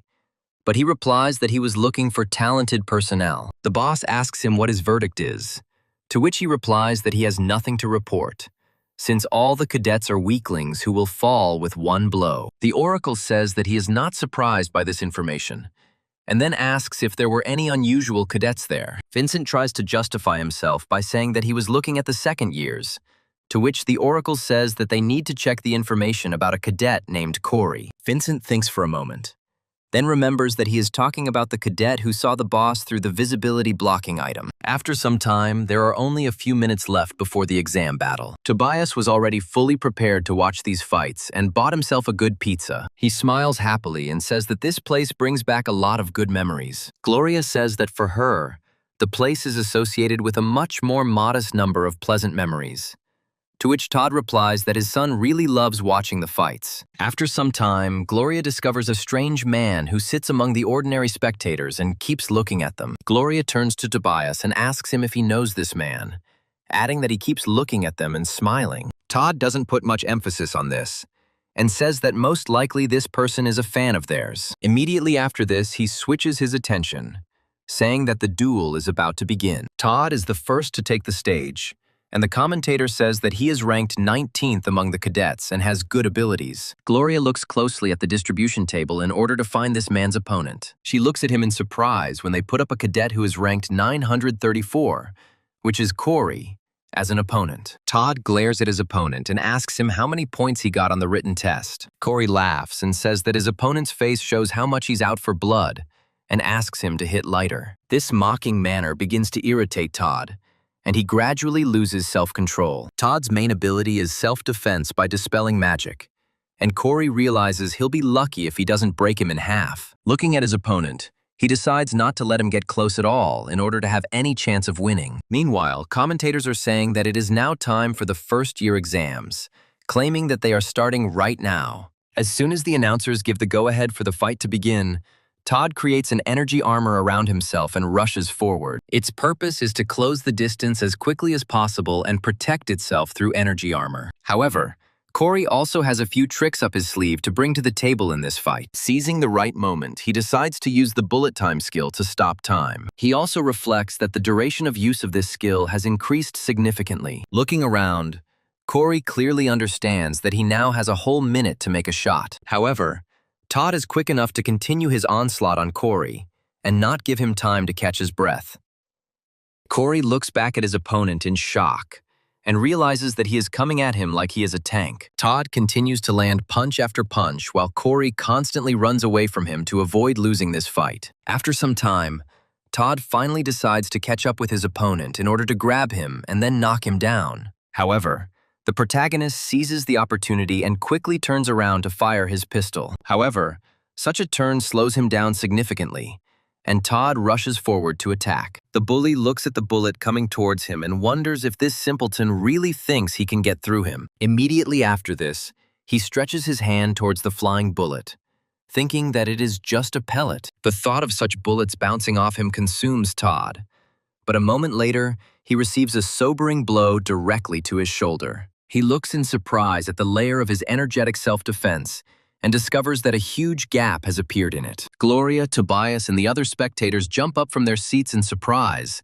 trying to understand what just happened. They cannot believe that such a puny cadet, armed with a pistol, was able not only to stand up to this man, but also to break through his self-defense. Todd looks at his opponent, frantically trying to figure out who he is and why he remains calm. He also cannot understand how a simple cadet could do this with ordinary bullets, which a priori do not have any killing power. Immediately after this, he realizes that he will not be able to break the distance, since his self-confidence has dropped significantly. He quickly assumes a defensive stance as Corey decides to unload half his clip on his opponent. Each such shot causes incredible damage to Todd, and he feels hellish pain that pierces him. Corey smiles before quickly reloading his gun, pulling back the bolt and thinking about how Todd was wrong and hoping the bullets would bounce off him. He muses that this time he has enchanted his bullets with magic and stigmata to give them a demonic effect. The audience gradually begins to root for Corey, who until now had seemed like a weakling, incapable of winning against anyone. However, Todd pulls himself together in order to make a dash forward and thereby break the distance. The rage from the painful blows continues to fill Todd's body, and he raises his fists up. Immediately after, he slams them into the ground to create a shockwave and send tectonic debris towards Corey. The ground immediately begins to crack, and Corey realizes that he needs to change position quickly if he doesn't want to end up trapped. With a slight movement, he jumps up and dodges the fragments that could seriously injure him. Immediately after this, he takes aim and throws an unusual object at Todd, warning him along the way that a sword is flying at him. Todd looks closely at the flying objects, realizing that most likely a bladed weapon is indeed flying at him. Using his reaction time, he easily dodges the throw and wonders if the sword is a trick device. Corey smiles and says that the sword is just a fake, and then takes proper aim again to take the shot. Todd fails to dodge the bullet, and Corey fires several quick shots, each hitting its target. Todd falls to the ground, completely exhausted, and Corey takes a few steps towards him to secure his success. Due to the incredible energy fluctuations caused by the collision of Corey's bullets and Todd's magical self-defense, clouds of dust begin to emanate from the latter's body. Todd realizes that his opponent is much stronger than he expected. His body begins to tremble with fear as the protagonist approaches. Other spectators are frozen in amazement, trying to figure out how this incredible battle story will end. Corey takes careful aim and calmly pulls the trigger. But instead of firing, there is a dull click, which is the sound of the weapon's striker hitting the air. The protagonist tries to pull the trigger a few more times, but this time the gun makes absolutely no sound. Todd looks up in shock and can't believe the amazing coincidence that just happened. The same goes for the viewers who are at a certain distance and still don't understand why Corey doesn't fire the final shot. Only experienced heroes, who have been closely monitoring what is happening all this time, understand that the solution to this problem is trivial and lies in the fact that Corey has run out of ammunition. Todd starts to slowly rise, hoping that this isn't another trick and that Corey won't take a quick shot straight into his body. Rage mixed with incredible fear continue to fill his being, but he understands that it is better not to make unnecessary movements. Meanwhile, Corey continues to maintain an indifferent expression on his face, realizing that he has already proven his strength to his opponent once and for all. Looking at his opponent, a genuine smile appears on his face, and he decides that he will do it his way. Without thinking twice, he throws the gun on the ground and raises his hands up, indicating that he surrenders. Todd looks at his opponent in shock, realizing that he has just been outplayed like a grandmaster. Tobias and Gloria look at what is happening in surprise and try to understand why Corey suddenly decided to give up and not continue the fight. The commentator, who was also watching all this in amazement, takes some time to come to his senses and says that the fight is over. Todd gets to his feet and realizes that Corey has just humiliated him beyond belief by simply giving him a free win out of pity. He tries to get even with Corey for what he just did to him, but is held back by the instructors who tell him to remain calm. After some time, he begins to communicate with the doctor, who says that he looks quite healthy, despite the fact that a magic bullet flew at him. Tobias turns to Gloria and asks her what her impressions were of the fight that just took place. Gloria calmly says that Corey showed his best side, while Todd was too slow and also used his energy irrationally. She also says that Todd was just showing off for the crowd, adding that she is most concerned about Corey. She states that rapid shooting beyond common sense, the ability to follow the enemy's movements with the whole body, is inherent only to the most skilled warriors. Gloria also says that after some time he compressed the magical power and put a bullet into him. Tobias looks at her in surprise and asks, "Otherwise he really wants to tell me that this guy just compressed his mana so much that he was able to break through self-defense." Gloria smiles and says that she has no idea what his abilities are, but they are clearly something interesting. Tobias suggests that the man simply took doping, but Gloria says that there is a high probability that this cadet will become the best in history. She also says that this person should be remembered, to which Tobias replies that the next stage of the competition is beginning. After some time, Vid walks through the park and says that he really doesn't like Corey. He calls him a fat little thing who just asks for trouble and gives up. The question is, and then why did the boss say to take a closer look at him? The oracle says that based on his stats, this man has the power of a demon.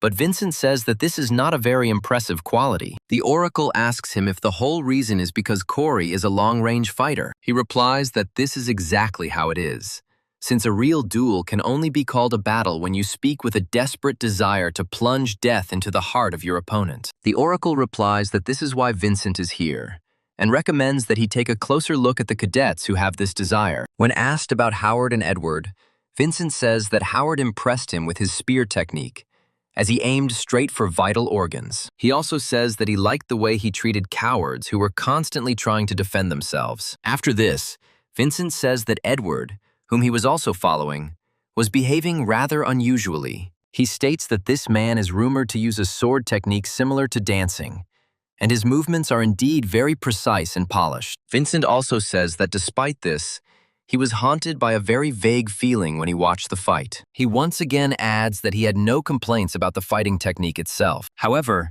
he says that he could not shake the feeling that this man was hiding his true face. The oracle asks Vincent if the club's best cadet is hiding his true identity, to which he replies that neither Howard nor Edward are worthy opponents for him. Immediately after this, Oracle asks Vincent what he thinks of Corey, to which he annoyedly asks him if this idiot has become his focus as well. The oracle says that the attention to him is justified, since the boss has long been looking for the demon's power. But Vincent says that he did not like this cadet. Their conversation is interrupted by a guard who discovers Vincent and asks him who decided to violate territorial boundaries. He declares that outsiders are not allowed into this forest and orders Vincent to leave immediately.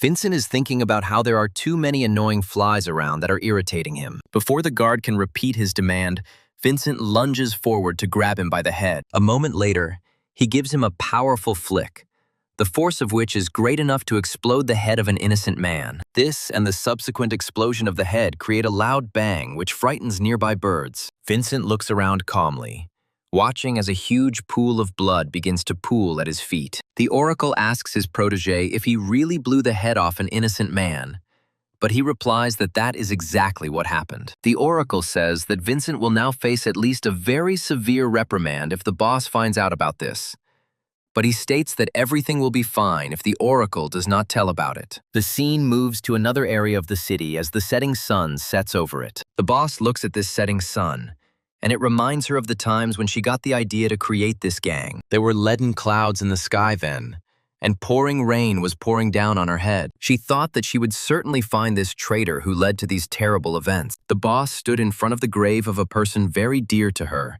and said vows that she would definitely find this person. There were tears on her face, which immediately merged with the raindrops, but she promised to avenge this man. Lost in these unpleasant memories, she immediately pinches the handrail she was leaning on with her fingers in order to return to the present moment. After some time, she decides to contact the oracle in order to give the necessary commands. She states that Edward, Howard, and Corey need to be checked, after which the oracle asks her who to start with. The post suggests that Corey has the most interesting power, so he should be a priority despite the lack of information. She also says that tomorrow she will go to the next stage of the midterm exam and meet him in person. The next day, the action moves to Stadium Number 1, where the next duels are to take place.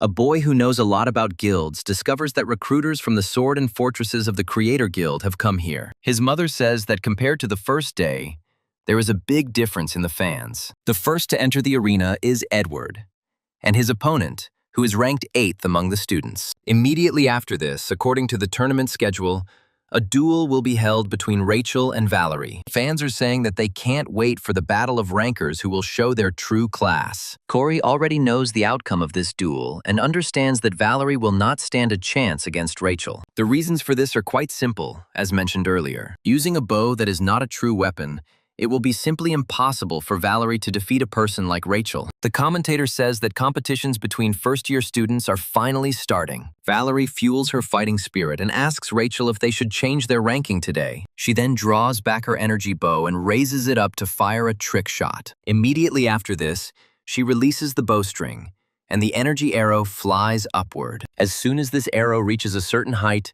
It splits into several projectiles at once. This huge pile of shells immediately rushes towards Rachel, who nevertheless turns out to be ready for it. With her incredible agility, she lunges forward, dodging every shot. Immediately after this, she looks up and discovers that another arrow, fired by Valerie, is already in front of her face. However, the speed and reaction are so great that she delivers a powerful blow, thereby knocking the arrow off course. Valerie can't believe that her attack was repelled so easily at the very last moment. The fight continues, and Corey doesn't even know if he should watch the outcome because he already knows how it will end. Meanwhile, the chameleon boss calmly descends the stairs to find the desired target. Periodically looking around, she quickly stumbles upon Corey, who is sitting there unsuspectingly. As soon as she sits closer to him, Corey realizes that something is wrong here and decides to turn around. Quite quickly, he realizes that the woman sitting in front of him is the boss he called a beauty some time ago. Corey remembers that this girl is wanted at the Hero Academy because she is the leader of a group with a bad reputation,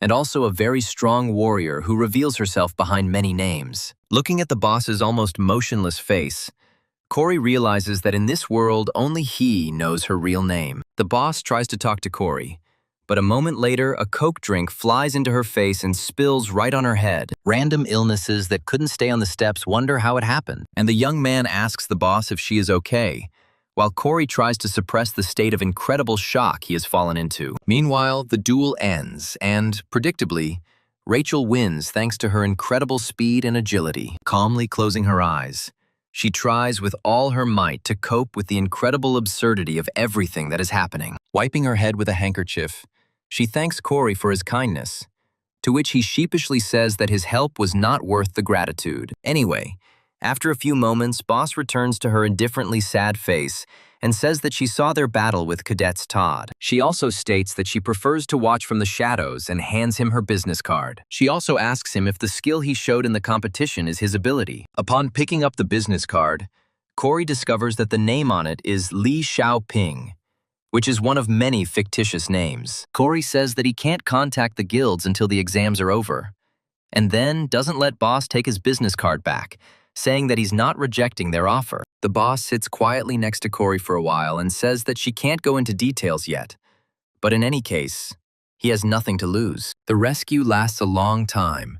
She quickly gets up and says that it is time for her to leave. She expresses hope that Corey will call the number, while the protagonist wonders what the point is for the boss to call him. After this, he begins to look at the sky and wonders why she came to him. Edward took a confident first place in his fight, not feeling much resistance from his opponent. After the exams were over, fans discussed Edward's great fighting technique and were surprised that Rachel had defeated the rising Korean star. Meanwhile, the quadcopter, which had been filming the area all this time, returns to its owner. Corey wonders if the drone captured anything interesting, noting that he needs to go back to the dorm to check everything out. After some time, strange sniffling sounds, typical of crying people, can be heard from afar. Turning his head, he discovers Valerie sitting nearby in the bushes, crying after an offensive defeat. Corey remembers this episode, which he personally wrote out some time ago. According to this episode, Valerie was very sad about the loss, and Edward, who was passing by,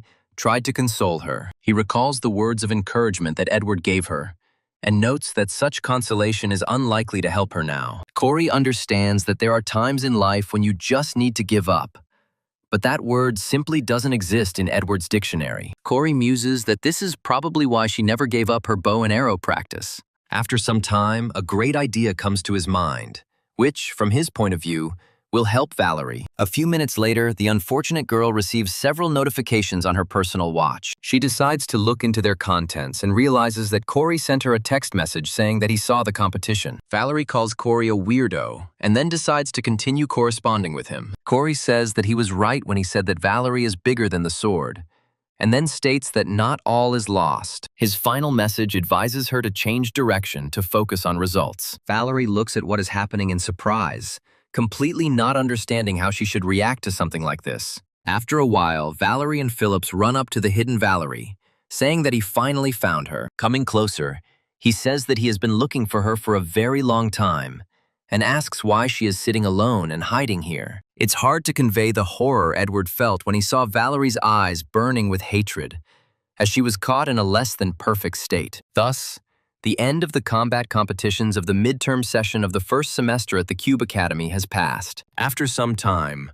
Corey carefully studies the video footage, which shows Vincent approaching the guard. In just a few seconds, this guard lost his life. Despite the fact that he was simply doing his job, Corey pauses the video of the action to take a closer look at what is happening. He realizes that things are getting more serious now, as more violent players are getting involved. He notes that this spectacle is clearly one of the most brutal he has ever seen. Looking at this man, he asks questions, then, does he also belong to the chameleon group? The distinguishing feature of this man is that he kills people without any hesitation, without thinking about the consequences. Corey realizes that there are people in this world who do this for pleasure, simply because they crave incredible blood. In this world, life became much more comfortable thanks to scientific magic, behind which were hidden fat people, not bound by morals and laws. Even though they were human, they did not accept heroes. They could not be called ordinary criminals because they had unusual powers. Such people were called villains for want of a better term that could describe their whole nature. Corey reflects on how the original plot didn't really focus on villains and negative characters. He also understands that in the new version with the author, the plot has changed, and now he does not know which characters will play negative roles. After some time, the midterm exam actually arrives, and the scene moves to the exam field for a battle with a monster.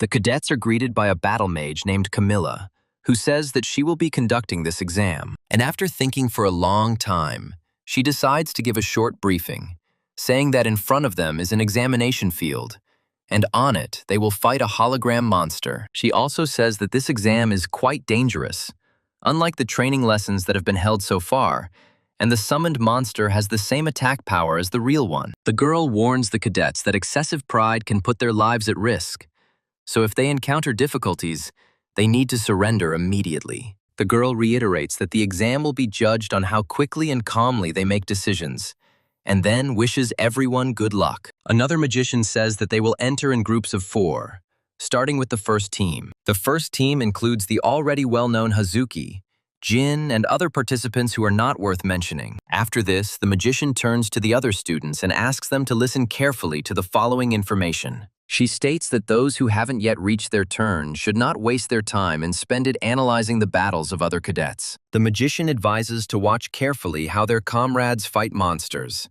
what mistakes they make, in order to become better. After this, she says that it is time for one very important action, and falls silent for a while. All the students' smartwatches suddenly start buzzing, and the mage clears her throat, pretending she doesn't notice. After some time, she asks them to turn off their smartwatches so as not to create difficulties. She also says that their feedback will affect the rating, so they should take it seriously. Immediately after this, she states that they are starting a battle with monsters right now. One of the battle mages puts his hand forward to begin the summoning of the otherworldly. A portal appears in the place chosen by the magician, which looks like a huge number of drawings on the floor. The announcer says that Cadet Hazuki from the first team will be fighting a monster called the Advanced Ghoul. A menacing creature comes into this world and immediately pounces on the first living soul it can see. However, Hazuki's reaction speed is high, allowing her to easily dodge this attack. However, the creature's attack power is truly enormous,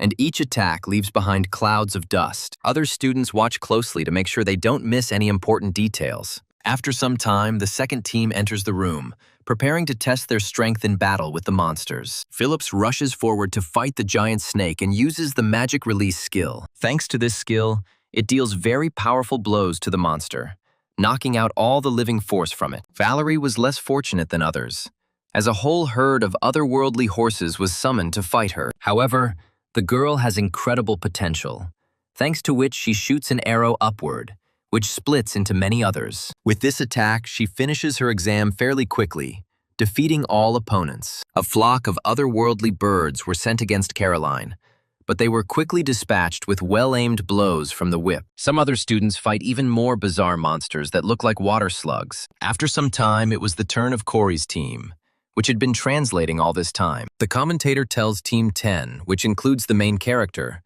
to prepare for the exam. As soon as Corey enters the arena, his monster appears in front of him, which is a chrome wolf. Hiding behind cover, Corey quickly emerges to fire several shots into his opponent's body. Even though Corey is a pretty good shot, The caliber is still small enough to take down the massive beast. Corey looks at the monster's combat vital signs and realizes that it will take him a little longer to shoot than he planned. Suddenly, an alarm goes off throughout the building and red lights start flashing everywhere. Valerie looks around and tries to figure out what's going on while the other students do the same. Corey peeks out from behind cover and also doesn't understand why the building was locked down. Tobias, who has been on guard this whole time, feels his earpiece start to buzz. He takes a call and asks if something happened on the exam field. Gloria's gruff voice answers him, immediately ordering him to focus on securing the perimeter. She also talks about whether he knows that the guard who patrolled the cube yesterday was brutally murdered. She also states that this is an emergency, so he must be on his toes to avoid getting trapped. Gloria says that she just found the source of the vibrations, which was discovered next to him. Tobias tries to calm her down by telling her that he hopes nothing serious happens. After a while, he turns around, hearing the man who was sneaking up on him step on a branch. Turning around, he sees a tall man, who is Vincent, slowly approaching him. But a smile spreads across his face, and he asks Tobias if someone is trying to stop him. Tobias says that outsiders are not allowed in here, and then asks Vincent if he is lost. Vincent tries to mimic his opponent and asks him why he is there then, to which he replies that he is not an outsider. Vincent realizes that verbal duels are not his strong point and stretches his shoulders in order to give in to the fight. Looking sternly at his opponent, he tells him that he must stop blocking his path if he does not want to die. Tobias doesn't take this threat seriously and takes out his sword to teach the villain a lesson. Before they both can charge into battle against each other, a strange earthquake occurs, causing them to freeze in place. Forgetting for a moment that they were supposed to be rushing into battle, they turn around to see what the hell just happened. The sea behind them begins to stir,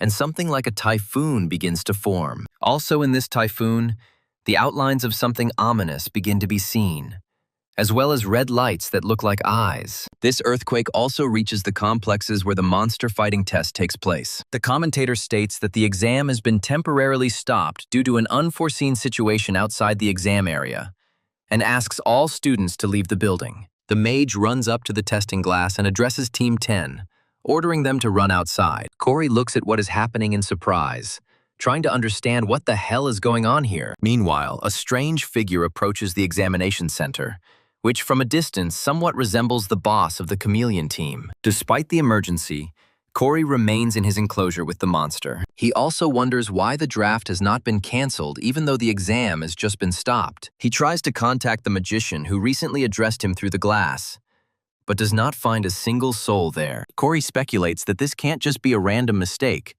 and suggests that there is a fallen one among the mages. He tries to remember something that could have gone wrong, but comes to the conclusion that there are no characters on this exam field.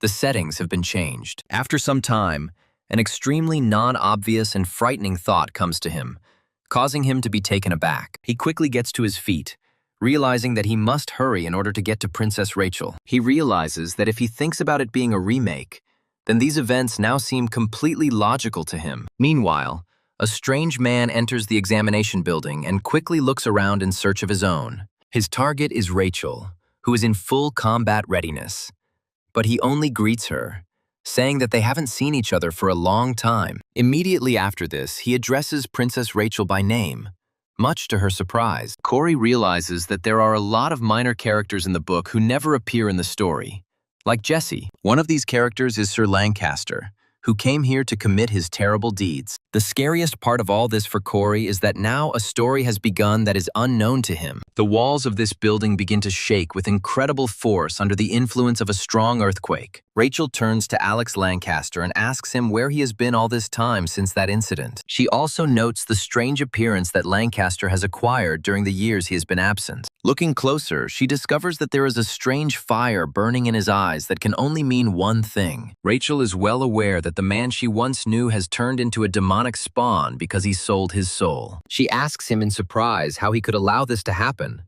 reminding him that he was in charge of the guard at the royal palace. Lancaster says he didn't sell his soul, noting that a new owner picked it up after he was thrown out by his own state. Such pompous speeches about a banal change of owners do not impress Rachel, and she grips her rapier tighter. Picking it up, she says that, apparently, it will be useless to talk to him. and it will be faster to take the necessary measures. She states that in that case, Alex Lancaster must be arrested and rushes forward at incredible speed. Her original idea is to inflict serious wounds on her old friend so that he will not be able to resist. However, the results of the attack prove incredibly unpredictable for the naive Rachel. After delivering powerful blows, she stops, trying to understand what actually happened and why Lancaster is still standing. Upon closer inspection, she discovers that her attack appears to pass through her opponent without causing any visible damage. Lancaster says he is very sorry, adding that his body is here. What she sees in front of her is just entertainment. He claims that there is chaos outside now, so no one cares what happens inside. That this is different from Britain, where the members of the royal family were protected first and foremost. No one cared how many people would die for it. Rachel looks at Lancaster in surprise, trying to understand why the commander of the royal guard has only now discovered the banal truths of the monarchy, and not long before he took his title. However, before her eyes, she immediately recalls unpleasant scenes from her life, during which she saw a huge amount of blood for the first time. Also reminiscent of Lancaster, who held the dead girl in his arms. This girl was obviously very dear to this knight, and her loss undoubtedly hit his soul very hard. However, Lancaster takes a few steps back to avoid fighting the princess. He just wearily states that he would like to talk some more, but he doesn't have time. Without thinking twice, he turns around and says that they will definitely meet Rachel again. Rachel tries to catch up with her old friend, but a shadowy disturbance appears where he had just been standing. After some time, a mysterious silhouette emerges from the shadows, which resembles her old friend only distantly. The face of this entity is hidden by bandages,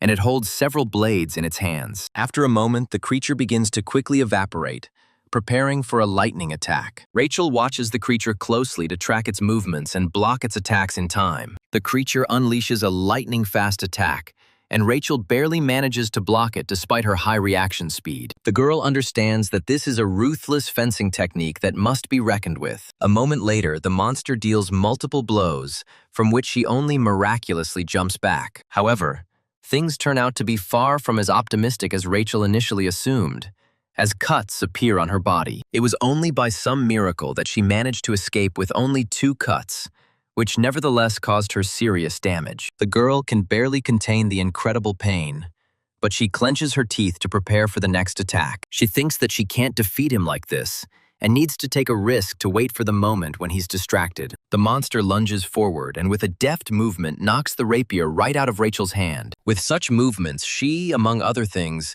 imposes an incredible momentum on the girl's body, causing her to fall to the ground. After making sure that the girl does not pose a threat, he freezes for a while to enjoy his victory. However, the girl's hand begins to glow slightly with a strange energy, which at first glance does not look like anything interesting. However, it quickly becomes clear that this is Rachel's way of maintaining contact with her weapon, despite it having been knocked out of her hands. The shadow fighter lunges forward to finish Rachel off, ending her story. At that very moment, the rapier rises into the air and immediately rushes towards its owner to save her. And a moment later, a flash of bright light is created, which is needed to blind Rachel's opponent. Suddenly, a third party intervenes and accidentally blows out the wall with a powerful explosion. Rachel and her non-warriors look towards the huge hole in surprise, trying to figure out who came here. This man clearly does not belong to Sir Lancaster, and most likely one of the cadets came to the rescue. Taking a closer look,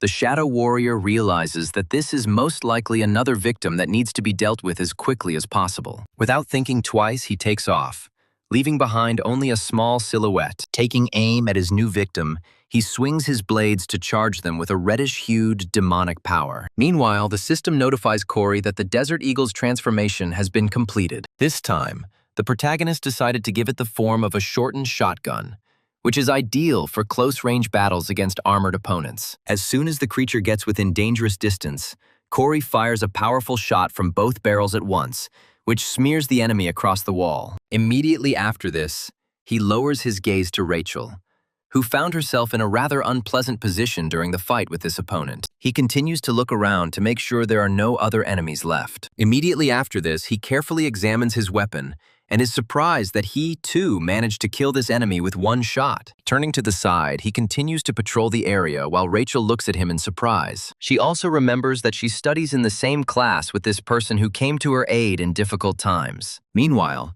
Corey calmly jumps down to go to Rachel and help her. He extends his hand to her and asks her if she is okay, and if she has any serious injuries.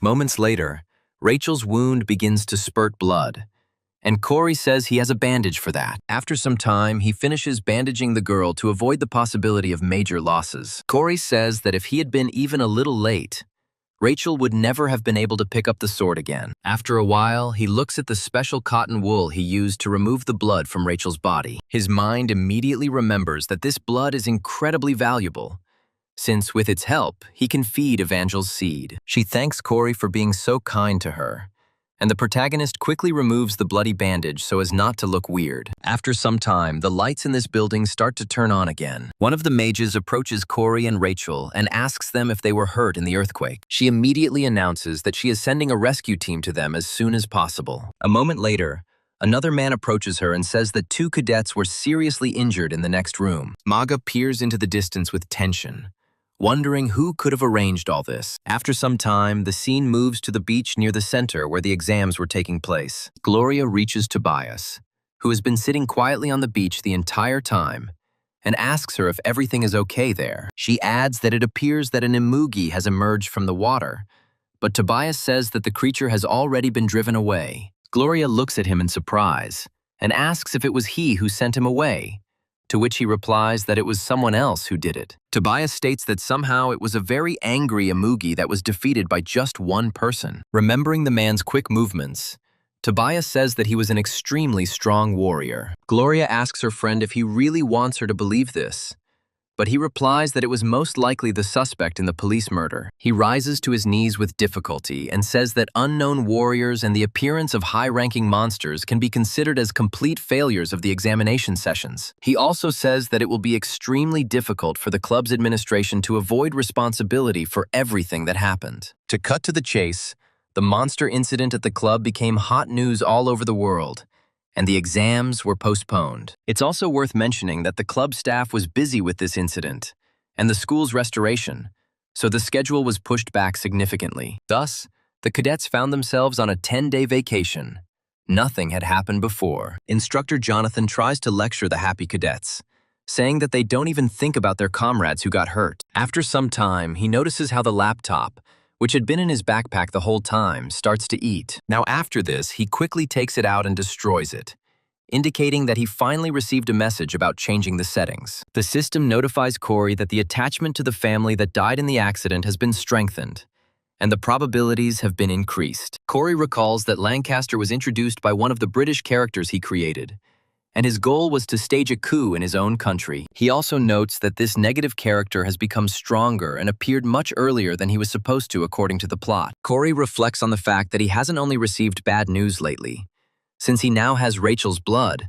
After a while, he feels someone accidentally hit him on the back of the head with their elbow. He quickly turns around and sees Valerie standing next to him, giving him an unfriendly look. Immediately after this, she sticks her tongue out at him and asks him why he is staring at her like a statue. Corey realizes that he recently told her that she should quit using the bow and arrow and switch to the sword after her embarrassing defeat. The cadets watching them wonder if the two have started arguing again. Edward says that their relationship actually looks better than before, but his other classmates don't understand him. When Valerie gets home, she calls Corey a funny idiot and wonders why he picks on her when he can't do anything about it. After some time, she receives a message on her personal watch, and she decides to get to know him. This message contains evaluations of Cadet Valerie from other people. The girl sits down on the bed and decides to see who wrote what. Quite quickly, she comes across Edward's thoughts, according to which she has gained faith in herself.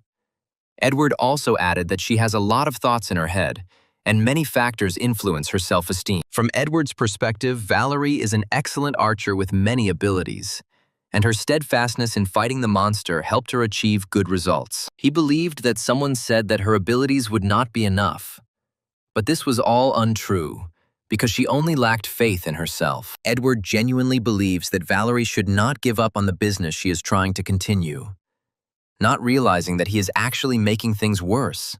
However, He wrote that if Valerie believes in herself more and moves forward, she will become a better hero. Valerie reads this essay with tender feelings, filled with compliments and blind faith that Valerie is doing everything right. After this, she wipes her eyes, saying that Edward even embarrassed her with such compliments. Smiling, she declares that she is now confident that being an archer is her true calling. After this, she comes across her next description, which was compiled by an anonymous user. Valerie laughs at the fact that the sender chose to remain anonymous and wonders what it says. After this, she falls silent and begins to read the contents of this essay. It quickly becomes clear that this content is not nearly as complimentary as the content of the past. The veins on Valerie's face bulge, symbolizing her incredible anger. After reading a few more lines, she lets out a loud scream, frightening half the floor that lives next to her. Immediately after this, she loudly declares that she will not leave it like this and will punish the person who wrote this. After a while, the scene moves to Corey's room, where he has wrapped the seed in a bloody rag. Despite this sham method, the blood gradually penetrates the seed, causing it to develop further and further. Corey watches closely and is surprised to see that the seed appears to have absorbed blood. Immediately after this, he remembers that if Evangel's seed feeds on human blood, the witch herself will be born from it. After this, the protagonist realizes that he is pouring blood on him from Rachel, who is a good girl, so she probably won't be a villain. After this, he gently strokes the seed and asks it to sprout in order to help him. As soon as he says these words, his hand begins to glow, as if in response to his wish. He looks down at his hand in surprise and tries to figure out what the hell is going on. A few seconds later, he realizes that a second stigma has just appeared on his hand. Despite the joy of what is happening, the appearance of the stigmata is always accompanied by incredible pain. So Corey begins to scream loudly throughout the dorm. The next day is quite warm and sunny, although Corey clearly doesn't notice this beauty. The reason for this was a huge bruise that appeared on his hand after the appearance of the second stigmata. The protagonist is trying to cope with an incredibly strong, aching pain that is located on his arm and is sitting in the back seat of a car. Ferdinand, who had decided to let him down, asks him what was wrong with him, adding that the expression on his face seemed somehow painful to him. Corey asks Ferdinand how his business is going, to which he replies that with the car it has become much easier, since there are significantly more customers. He also states that all of this would not have been possible without Corey's efforts, and the young man realizes that he should have changed the subject. After a while, they stop near a small gate, and Corey asks why there are so many people at the entrance. Corey suggests that these people most likely belong to some guild. One of the people, on whose shoulder there is a patch of a certain guild, immediately attracts a huge number of glances. The reason is that these people are members of the Essence Straight Guild, with Caroline walking in front. She doesn't even turn towards other people to maintain her image as a historical leader. Corey watches in surprise and wonders if Caroline is here to inspect the field. After some time, the girl turns around and notices that all this time Corey was watching her through the car window. She immediately goes up to his car to knock on the glass. Corey rolls down the window a second time and Caroline asks him what he came to the field for. Corey looks at her in surprise, trying to understand why she didn't pass by, and says that he just came here to make money. Caroline asks him if he came here alone, to which Corey replies that his agent named Ferdinand is with him. Caroline looks at Ferdinand, who is shocked by this acquaintance, and says that now everything has become a little clearer to her. Corey smiles and thinks to himself that Caroline and Ferdinand are a rather odd combination, reminiscent of a boa constrictor and a mouse. This man was originally supposed to be Edward's agent, and in the original story, Caroline found out about this and decided to invest a large amount of money into SH. As a result, they had great success and a very favorable future. But this was only in the original. The reality right now is that it was Corey who stepped in and invested a huge amount of money into SH. He wonders if the company without Edward is worth enough for Caroline to invest in. This is a rather important question, since the fate of this unfortunate man depends on the answer to it. Corey reflects that the worst-case scenario is that Ferdinand's future could be in great jeopardy because of him. After a while, Caroline's silence suggests that she finally understood everything. Without thinking twice, she moves even closer to the car door and grabs it by the handle. Before Corey can figure it out, she opens the door and gets into the back seat with him, telling him that if they go hunting, she'll join them. Caroline asks Corey if he minds the company, to which he stares at her in surprise. However, he cannot find a single reason to object, And so they set out to hunt in the rocky terrain. It is important to note that this area is incredibly rocky, which means that the car will be shaking. Corey wonders what Caroline's goal is and why she decided to join them in the car. After a while, she turns to him and asks him if he has decided what he will do in the future. Corey replies that graduation from the academy is still quite far away, so there is no need to worry about it in advance. Caroline points out that his carelessness is misplaced since midterms are over, and because of third-year practice, they will spend little time in the cube. Caroline suggests that if Corey doesn't have any special plans, he could join the Essence Straight Guild, of which she is the heir. She states that they are still inferior to the Creator's Grace Guild, but if she becomes the leader, she will make this guild the best in the country. She also states that she can promise Corey the provision of high-end weapons, as well as a good agent who will provide any assistance. After that, she smiles and says that from her point of view, this is a pretty good offer. Corey calmly replies that contact with agents before graduation is illegal and carries a huge fine, to which the girl replies that she will pay that kind of money without any problem. Caroline suggests that Corey should think twice about the offer, after which Ferdinand accidentally runs over a rock. The car suddenly brakes sharply due to unforeseen circumstances, and the unfortunate Caroline, by inertia, crashes her face into the back of the seat. Immediately after this, she asks him why he drives so strangely and why he braked so abruptly. Ferdinand tries to figure out how best to get out of this sticky situation and states that they have arrived at their destination, adding that the respawn point is located here. Caroline asks Ferdinand how he knows where the monsters spawn, to which he replies that the monsters become active in April. He also says that this is precisely why there will be many of them in this area, noting that there are several more similar points, but there are too many people there. Ferdinand says that this information can be trusted since he checked everything, after which Corey gets out of the car saying that he has a great agent. Immediately after this, he turns to Ferdinand, telling him not to go far since he will return soon. Ferdinand asks Caroline where she is going, to which she replies that the guild members will be arriving soon. Immediately after this, she closes the car door, and Ferdinand realizes that he is in big trouble. After a while, the girl comes to his place to knock on the glass with her finger. She looks at him attentively and asks him to give her his business card so that she can contact him if needed. A full 10 days passed after the incident at the exam,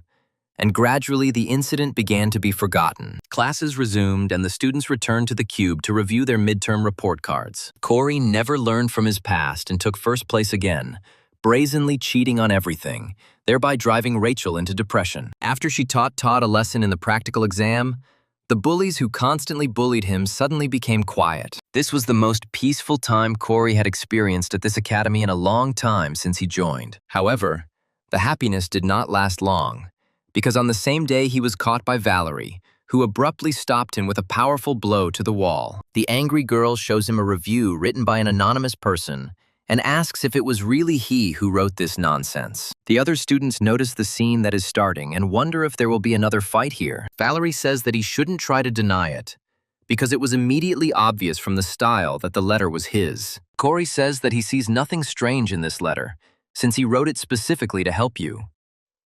Valerie asks Corey who he thinks he is to teach others how to live, and then states that she will show him how hard archery is. Corey looks closely at Valerie and says that he agrees to this proposal. After this, he says that if he wins this bet, then Valerie should accept her fate and give up training with a bow and arrow. Valerie looks closely at her future opponent, trying to understand how serious he is. A moment later, rage begins to fill her body, and she calls him an impudent bastard who knows absolutely no limits.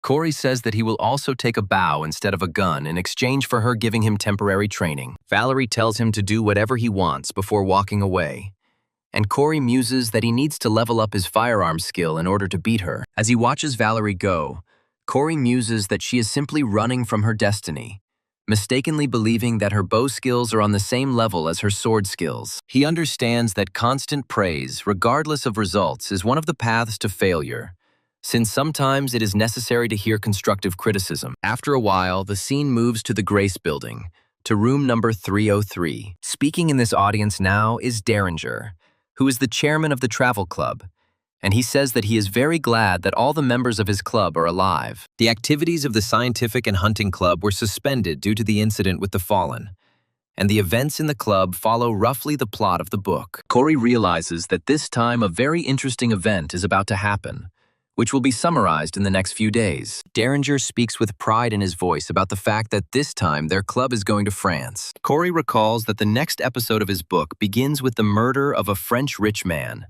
which begins with a note left by a group of killers. The recipient is a French wealthy man named Beadle, for whom this note turned out to be his last. This man was very gentle and calm, lived a quiet life in the suburbs of Paris, and did not offend anyone. However, in reality, it was just a mask behind which a real monster was hidden. This man's name was actually Berber, who had been a swindler since childhood and was known as a terrible villain who had amassed a lot of money through deception. Until now, he had managed to avoid responsibility by deception.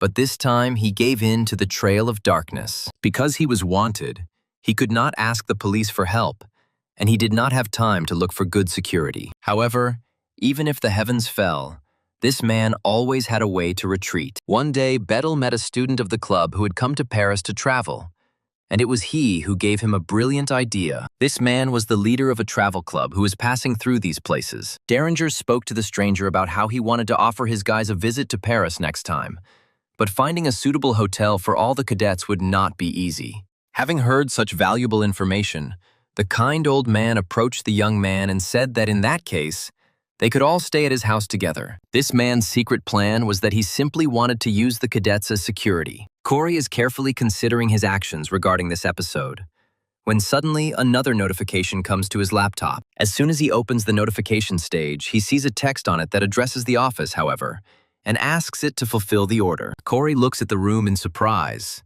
not believing that this is the first time someone has approached him with a request. According to this order, their family is looking for a fraudster who deceived them and ran away, and then sends detailed information about this person. Corey decides to take a closer look at this man's personality, and is once again left in a state of surprise and shock. After some time, the scene moves to an unknown abandoned building. In the center of this structure are several shadowy figures watching a recording of the fight between Corey and Todd. One of the representatives of this shadow brotherhood says that this man looks quite promising. Others say that this year's freshmen are quite high caliber, and this guy could be useful to them.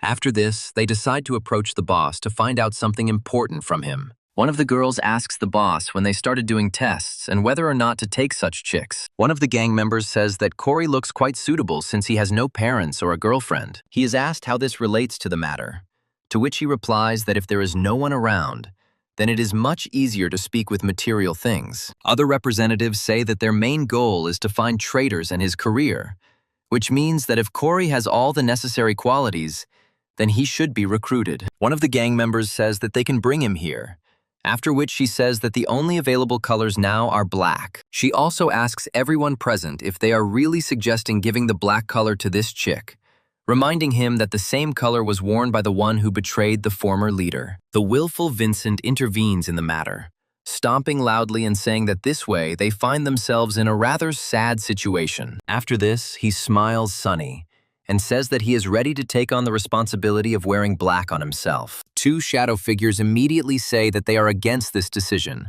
arguing that Vincent is too stupid. The Oracle, which is the link between all agents, says that they have only one way out. This way out is to hold a vote, after which he turns to the boss for her to make a decision. After thinking for a while, the boss turns to his comrades and asks them who agrees to accept Corey into their team. Several people immediately raise their hands, expressing complete solidarity with this decision. Only two people, one of whom is Vincent, refuse to raise their hand to express their disagreement. The Oracle raises her hand and says that 8 people spoke in favor, while 2 spoke against. Without thinking twice, he says that this means that the decision to accept Corey into their team will be almost unanimous. After some time, the boss turns to another ally named Jane, sending her important information. The boss states that this is an invitation for Jane to a VIP party that will take place in Paris in a few days. A light shines on the girl.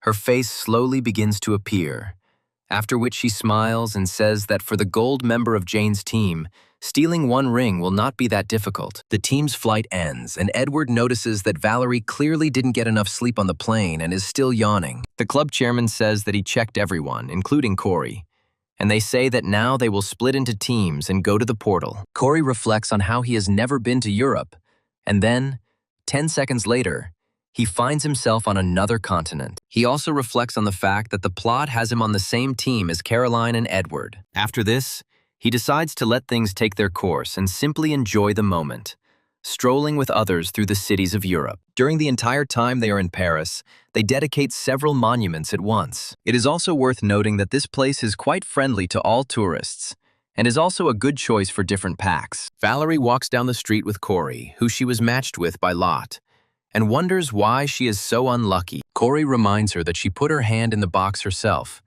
after which Valerie begins to attack him, ordering him to shut up immediately. Suddenly, Corey hears calls from other cadets who are trying to get their attention so that they will stop fighting. Turning around, the protagonist notices a strange girl jumping into the arms of the club president. They immediately start to cheer and ask each other how they are doing, which causes the other cadets to wonder if he really came here on a date. Derringer introduces his girlfriend to everyone, saying that she came here as a doctor, after which the girl introduces herself as Natasha. The other students wonder how they met here, but Corey continues to study the girl closely. After a while, the chairman of the club says that there is now free time for sightseeing, and that there will be a party in the evening. Valerie realizes that she is alone with Corey and asks him where he is going, to which he says that he would like to get something to eat. Corey asks her if she wants to join him, to which Valerie states that if Corey doesn't kick her out, she'll go with him. Hearing these words, Corey turns around and says that she should follow him, after which the girl asks him if he knows where everything is. Corey says that the watches are not given to them just like that, so he found out the location of the necessary places in advance. Without thinking twice, he tells her that they can take a leisurely walk without worrying about getting lost. Walking next to him, Valerie says that she won't eat everything, but Corey replies that he already knows that. After some time, they reach a very interesting restaurant, which looks quite rich. Valerie looks around, admitting that she has never been to a place like this before, while Corey makes reservations for a table for two. Valerie asks the protagonist how he was able to book only in such a place, to which he replies that he has his own secrets. After a while, he hands her a menu and tells her that she can order whatever she wants. Valerie looks at her comrade in surprise and says that she is not against this arrangement. Corey understands that Valerie comes from a wealthy family, so she can probably handle the order herself. After a while, he notices a woman with very familiar hair walk past the window. This hair immediately falls into the protagonist's head, and he understands that he will not confuse this person with anyone else. He quickly gets up from his chair and wonders what the hell just happened, much to Valerie's surprise. Without thinking twice, he tells Valerie to stay here and not go anywhere, adding that he will be back soon. Running out into the street, he reflects on the fact that history could have changed, or that some new character could have entered the picture. After some time, he finds that same girl who seemed terribly familiar to him. He approaches her and calls out to her, asking what Stephanie was doing in this place. The girl turns around, and her appearance is almost like two peas in a pod, repeating the same Stephanie who addressed him recently. However, as soon as he approaches her, she begins to act as if she is seeing this man for the first time. Corey doesn't pay much attention to this event, and says that Stephanie walks too fast. He asks her what she is doing in Paris, after which she asks him who he is. Corey asks her if she is pretending not to know him. There is an awkward pause, and the girl, who looked a lot like Stephanie, hides behind her boyfriend. A moment later, the protagonist receives a system alert and freezes in place from shock. A small bead of sweat starts to run down his face, and he apologizes to the girl, saying that he was mistaken. Having cleared up this strange misunderstanding, he quickly finds himself at the entrance of the restaurant and takes out his laptop. He immediately turns it on to see if some new event has appeared. He receives a plot change alert stating that an anonymous tip has caused tension between Jane and Stephanie, and that she will be appearing in this episode. Corey remembers the story about Stephanie and Jane, and doesn't understand why she ended up in this place. After all, these girls were members of the guild. There was a creator a long time ago. Jane joined the guild at the same time as Stephanie, and they were assigned to work with each other. During these, the girls completed a task together and found themselves in all sorts of amazing predicaments. On top of that, they went through multiple incidents where they could have ended up dead. Stephanie had always been quite stubborn, and Jane was the only person she could call a friend. However, at the most crucial moment, Jane betrayed Stephanie, much to her surprise. It happened during one of the most difficult missions. After being wounded, Stephanie asked Jane why she chose to betray her. In fact, it was then that the terrible truth came to light.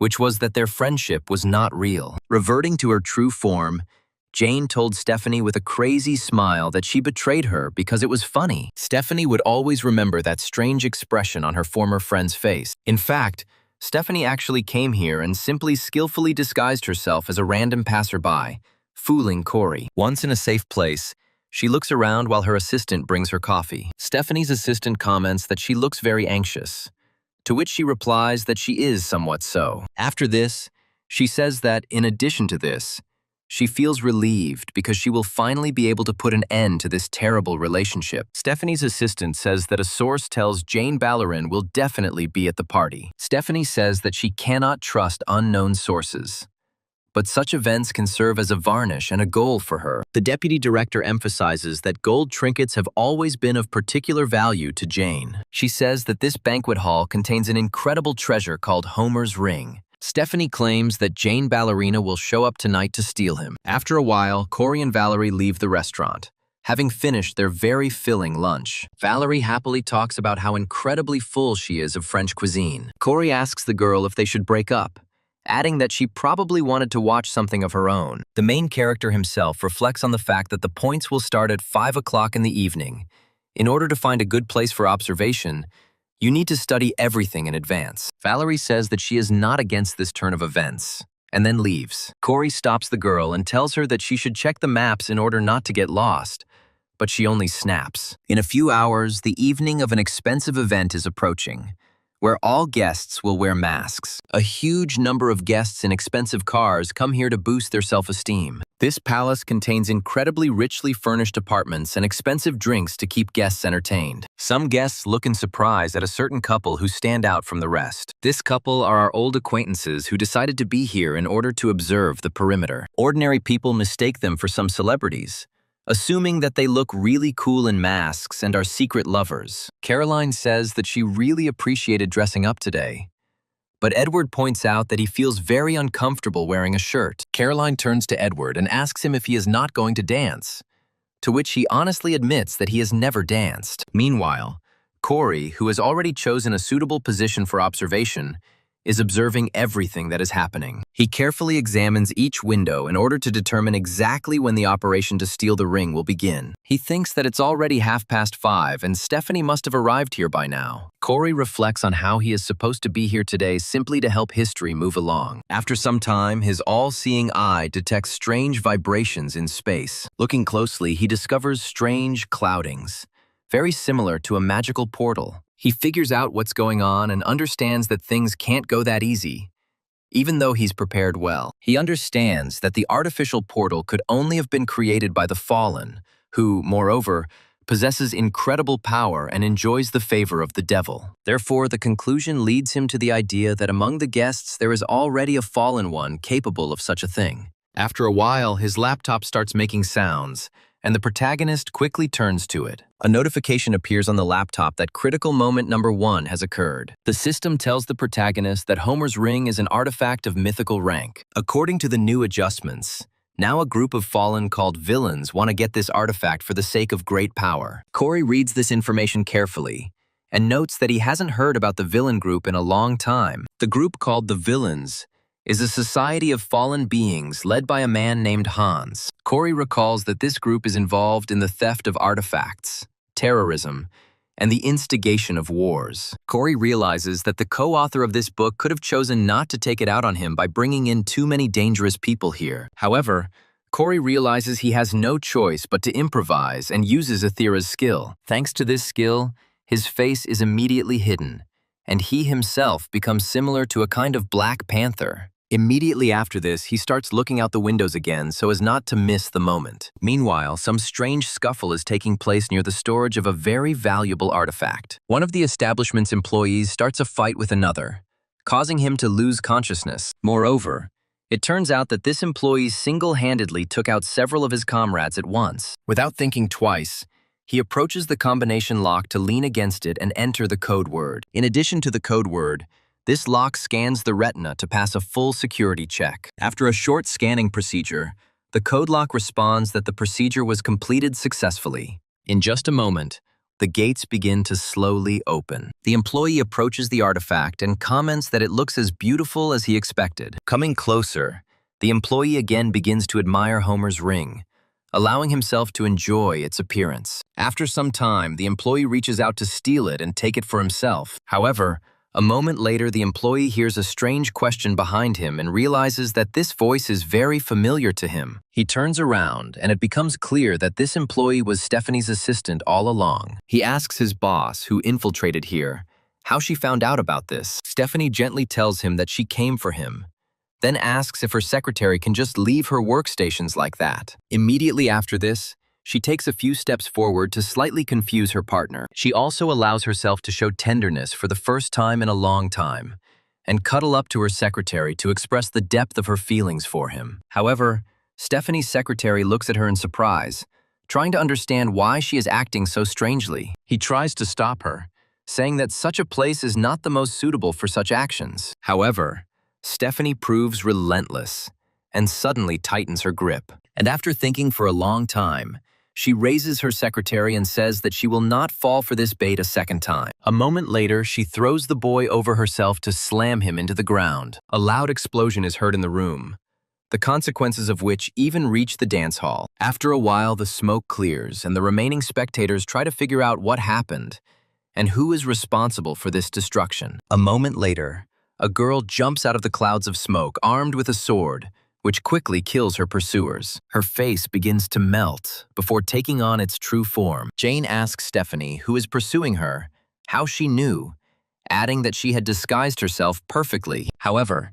Stephanie makes a powerful dash to catch up with her victim. She menacingly remarks that Jane switched places with her secretary when she arrived in Paris, and then declares that she always notices the gait and mannerisms of the person she works with. Jane smiles wickedly and says that Stephanie wasn't so meticulous before, suggesting that she's still angry about the betrayal. Stephanie just glares at her former friend, not giving in to her emotions, since they had already failed her last time. However, their clash is not destined to happen, since the cadets of Cuba intervene in the matter. Caroline decides to use her whip to stop Stephanie's attack and prevent a brawl in the ballroom. He also addresses the guild's deputy, obviously not recognizing her behind the mask and trying to attract her attention. She states that she does not know who is standing in front of her, but love showdowns should be arranged at home. Stephanie looks at the two students in surprise and asks them who they are. Caroline says that they are hero cadets from the Cuban Academy, and then says that if they put down their weapons now, bloodshed can be avoided. Stephanie's face only shows a slight smile and a slight disdain at such bravado coming from such a young man. Without letting Caroline finish her monologue, she simply tenses her hand to concentrate a large amount of energy in it. The energy is incredibly powerful, and before Caroline knows it, her whip begins to disintegrate right before her eyes. The girl looks at her weapon in fear and tries to understand what she should do in this situation. Stephanie quickly turns towards Jane to make sure she doesn't miss the fugitive. To the guild's deputy's surprise, Jane, a ballerina, attempts to destroy her former friend with a quick attack, which, however, misses the target. Stephanie dodges with ease, then charges her weapon with incredibly powerful magic. The two fierce rivals continue their battle, destroying everything that gets in their way. Both girls' skills are at the highest level, and they block each other's attacks despite their incredible speed. However, Stephanie did not waste any time and improved her fencing skills much more, which allowed her to gain the upper hand. She throws her former friend aside, denying her the opportunity for a new goal. Immediately after this, she rushes forward and, shouting that Jane must now go to the next world, swings her weapon. At the last second, another man intervenes and blocks her attack with his sword. This man turns out to be Edward, who obviously doesn't understand whose side he should be on. Stephanie asks Edward who he is, and then immediately orders them to get out of there before she cuts them into pieces. Edward continues to act like a true knight and says that they cannot allow other people to be drawn into this fight. He advises them to stop, but Stephanie understands that ignorance of life should not stop her. Taking advantage of Edward's obvious enjoyment of the sound of her voice, she unleashes a powerful attack that sends the boy flying back several meters. Immediately after this, she turns to Jane and discovers that her sworn enemy has run away. After this, she quickly raises her head to look for her, and finds that Jane is already running to the window. She gives chase, orders Jane to stop immediately,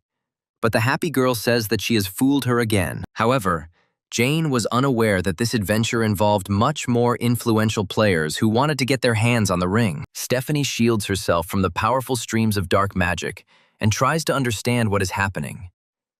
Jane, the ballerina, also looks around, trying to figure out who broke in to steal the ring. After a while, Stephanie manages to get a good look at another guest who showed up here without asking. The dark hand snatches Homer's ring and holds it in its clutches. A strange, fallen girl, resembling a jellyfish, grabs the ring and says that she has finally found it. Corey watched what was happening carefully and waited specifically for this moment. Nevertheless, he clicks his tongue in irritation, realizing that things didn't turn out so well. Meanwhile, Valerie tries to find her way to the right place and stumbles upon the restaurant where she had lunch. She looks at the sky in irritation and asks him why she can't find her way. She also wonders why she keeps walking in circles, even though she found the exact location on the map. Without thinking twice, she says that this watch is absolutely not functional and that she needs to file a complaint immediately. However, once she finds out who the manufacturer of this watch is, it becomes obvious that it was designed by her father. Valerie decides to call her friends and quickly dials their numbers using her smartwatch. Unfortunately,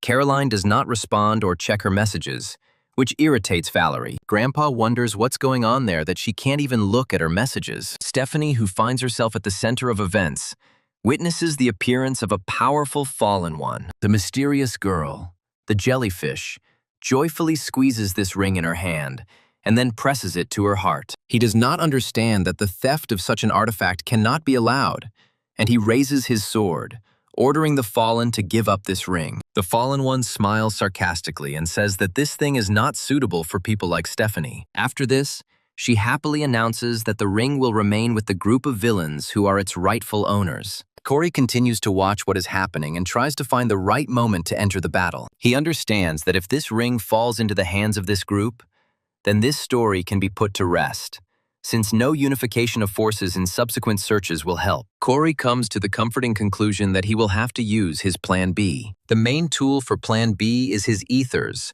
which have been slowly improving all the time. Having taken proper aim, he begins to unwind his ethers as if they were a very elastic band. After some time of such spinning, he throws them forward properly to give them maximum initial speed. The representative of the group of villains pushes into the main speech, as if corpses, suddenly behind her, and the glass breaks. Immediately after this, the ethereal ribbons rush straight into her hand, and then everything disappears. The villainess turns in surprise towards the broken window, causing her to question what the hell just happened. Stephanie decides not to waste any time and prepares to attack her opponent. As soon as the fallen villainess turns around, she notices Stephanie running towards her with an energy sword. Corey begins to rejoice that now there will be no pursuit after him, since he was able to steal the ring unnoticed. Immediately after this, he destroys thoughts about what opportunities might open up to him if he takes it for himself. However, a moment later, someone incredibly powerful appears next to him, capable of cutting through the leaves of an ordinary eye. Corey realizes that he is in deep trouble and tries to dodge the powerful attack that was aimed at him. A moment later, a powerful explosion occurs next to him from the landing of another person. As the explosion begins to slowly dissipate, Corey looks around to see who it was. This man turns out to be another fallen one, who says that trying to steal the ring was a bad idea. He also looks at the main character and asks him where he is going in such a hurry. Corey realizes that he clearly underestimated the number of people who would go after this ring. The younger one tries to greet Corey by saying that his name is Sidious. Obviously, he didn't see him as a particular threat. He also says that the power of point of view will be much clearer if you imagine yourself as a member of a group of villains. He also says that Corey very skillfully stole the ring, and even Silison's power was knocked down. He also says that if Corey is so smart, you should already guess that the ring will now be required of him. Corey calmly puts the ring in his inside jacket pocket, saying that he does not agree to this arrangement. Sidious comes closer, irritated, saying that there will always be someone special who will interfere and mix up the cards. Immediately after this, he says that he has no other choice and turns to his strange ball. A moment later, a thin beam of light flies out of this ball, and Sidious says that the ring will have to be taken away by force. Corey realizes that this opponent is quite dangerous and decides to use all his agility to avoid an open fight with him. Sidious unleashes his full power on Corey, creating a shockwave with his sword that erupts into flames. This fiery, enormous speed flies forward, absorbing everything in its path. However, Corey manages to jump to the side in time to dodge this attack. He quickly gets to his feet so as not to have to adjust to the next blow. Sidious looks at Corey happily and asks him if he was scared after seeing such a powerful attack. Immediately after this, he begins to spin his weapon, saying that one such sword costs several hundred million. Corey recalls that among other benefits that the Fallen receive when signing a contract, this is an increase in magical powers that allow them to wield such a sword. For a moment, Corey is lost in thought, trying to figure out what to do with the sword to rid himself of the threat. Decides not to give his opponent time to make a plan and rushes forward. Just a moment later, he once again creates a huge shockwave, which turns into a stream of destructive flame. Corey dodges this attack and takes out a Desert Eagle from his pocket. As he immediately realizes that a regular pistol won't help here, he turns to Sidious and offers to negotiate, stating that he can give the ring just like that, to which he replies that he can simply kill him and take the ring. Corey says that Sidious just offered to negotiate, but he tells him to shut up and not waste time. Sidious states that Corey immediately gives the impression of being a man who is much weaker than those fighting inside. After this, he states that besides the pistol, Corey has no other weapon, and his physical abilities are only enough to dodge attacks. Having lost patience, he says that he is tired of messing around with a pathetic, worthless worm. After this, he grabs his sword and bids farewell to his opponent, expecting him to burn in excruciating flames. Suddenly, it turns out that this was never meant to happen, as the energy sword immediately goes out. Sidious looks at his weapon, trying to figure out what the hell just happened. The same goes for Corey, who clearly didn't expect his opponent to disable his weapon on his own. Sidious tries to activate his weapon by shaking it from side to side, but these manipulations have no effect. After a while, Corey goes completely silent as it dawns on him why the sword turned off. Having enjoyed his opponent's bewilderment, he says that today this thing will most likely no longer work. He also says that he is a rather lucky person, since luck has now worked, which has weakened the magic sword. Sidious says that this is a banal bluff, since the weapon often fails on its own. Sidious confidently states that he can deal with Corey without this ball, but the protagonist asks him why he decided so. Without waiting for his opponent's response, he decides to use the skill of the remaining stigmata. Thanks to him, he quickly changes his weapon to a shortened shotgun, which is equipped with special cartridges with light magic. Sidious loses patience and breaks away from his place in order to immediately break the distance with his opponent. He swings his leg back for a devastating attack and asks Corey if he believes in these pathetic tricks. Corey quickly jumps back and takes aim to fire both barrels. A dramatic curtain falls on this battlefield,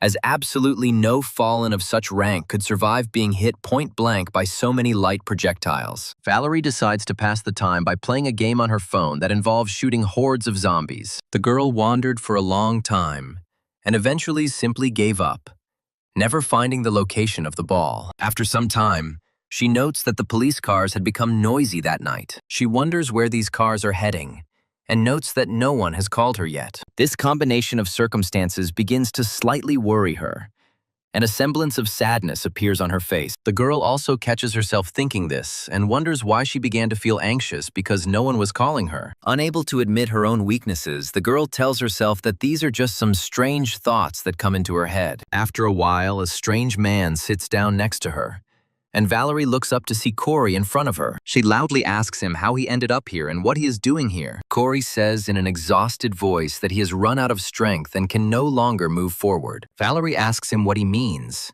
but Corey doesn't answer her and simply falls lifelessly to the ground. She immediately approaches him and asks what happened to him and why he suddenly feels so bad. However, the protagonist loses consciousness and can no longer answer Valerie's nervous questions. He begins to see a strange place in front of him, which seems to him to be something very familiar, but still something alien. After some time spent getting used to this atmosphere, he guesses where he has ended up. A glance at the surroundings completely convinces him that he has ended up in the time period when he was just taking exams. It's hard to say how long ago it was, since at this point, Corey is already an adult. After a while, he hears familiar voices behind him, which immediately make him stop. These voices are real nectar for him, because he hasn't heard them for so long that he doesn't remember how much time has passed. When he returns, He sees his parents in front of him, who came to check him after he wrote the exams. He asks them why they came, adding that it is very cold outside today. His vision also begins to blur as very large tears begin to well up in his eyes. He honestly admits to his parents that he knew the exam very poorly,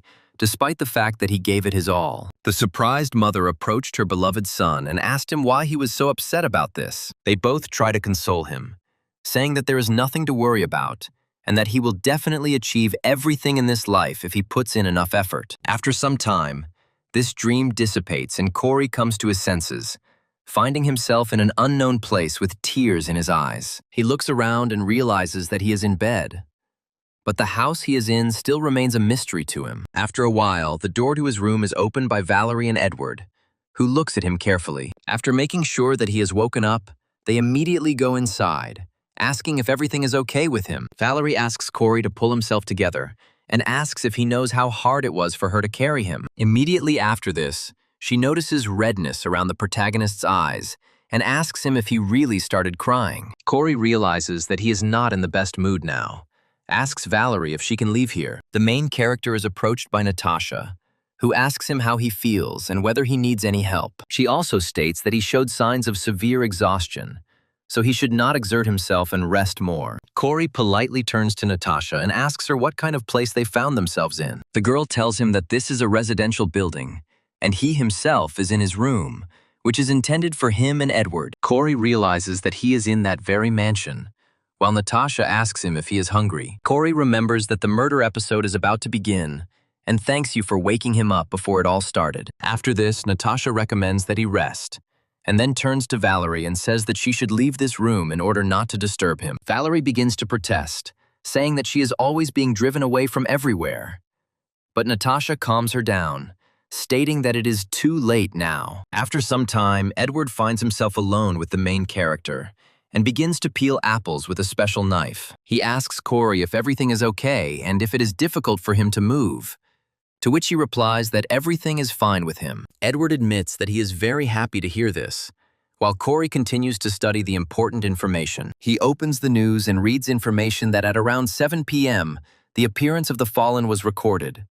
But it was the cadets of Cuba who were on the scene. Having carefully studied the reports from the scene, he is glad that no one was hurt or killed, which means Jane managed to escape unharmed. Immediately after this, he turns to Edward in order to find out a little about this incident. Edward says that he cannot tell him about any details, assuring him that nothing terrible happened. Corey takes a fork to eat a small piece of apple and enjoys its taste. Immediately after this, he notices Edward's incredible apple peeling skills and the fact that his fingers are injured. Without thinking twice, he asks him to be as careful as possible, to which he asks him what he means. Corey calmly says that Edward is the main character, so he must not allow himself to be injured or killed. Corey remembers that today Edward rushed towards Stephanie without any fear, despite the fact that she was determined to kill. He understands that if the fallen had appeared a little later, perhaps things would not have ended with just light scratches. The reason why Edward acts the way he does is because he is the main character of the book,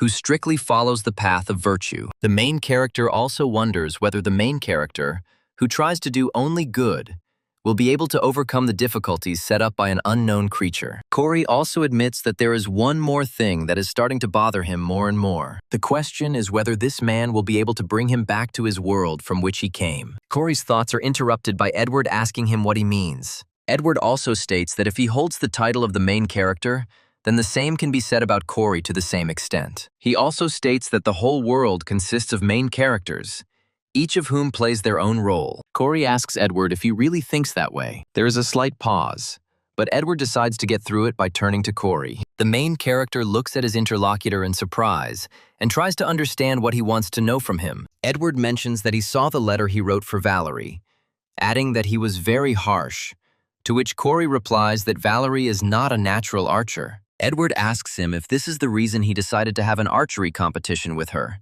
to which Corey answers in the affirmative and reveals the details of the bet. Edward says that this is wrong since Valerie chose this path herself, and others should not encourage her to abandon it. Corey asks Edward if it's a good idea to support someone even if it's not right for them. He then states that not everyone is able to move mountains just because someone gave them good advice, after which He asks Edward what he will do if she fails despite all her efforts. He asks Edward if he will take responsibility if his advice turns out to be wrong. Edward counters with a question, trying to understand why Corey is so sure that Valerie is not a natural archer. Corey replies that he has thought about this subject more than anyone else and has been watching Valerie for much longer than anyone else. Corey says that this is the reason why he knows so much more. Edward looks at his interlocutor in surprise and asks him if everything really happened exactly as he said. A moment later, they hear a noise coming from the front door and quickly turn around. Corey uses his skills and reflects on how one of the skills of a shooter is the ability to hide well. Finding Valerie running away, he realizes that this girl has learned this science better than anyone else. After a while,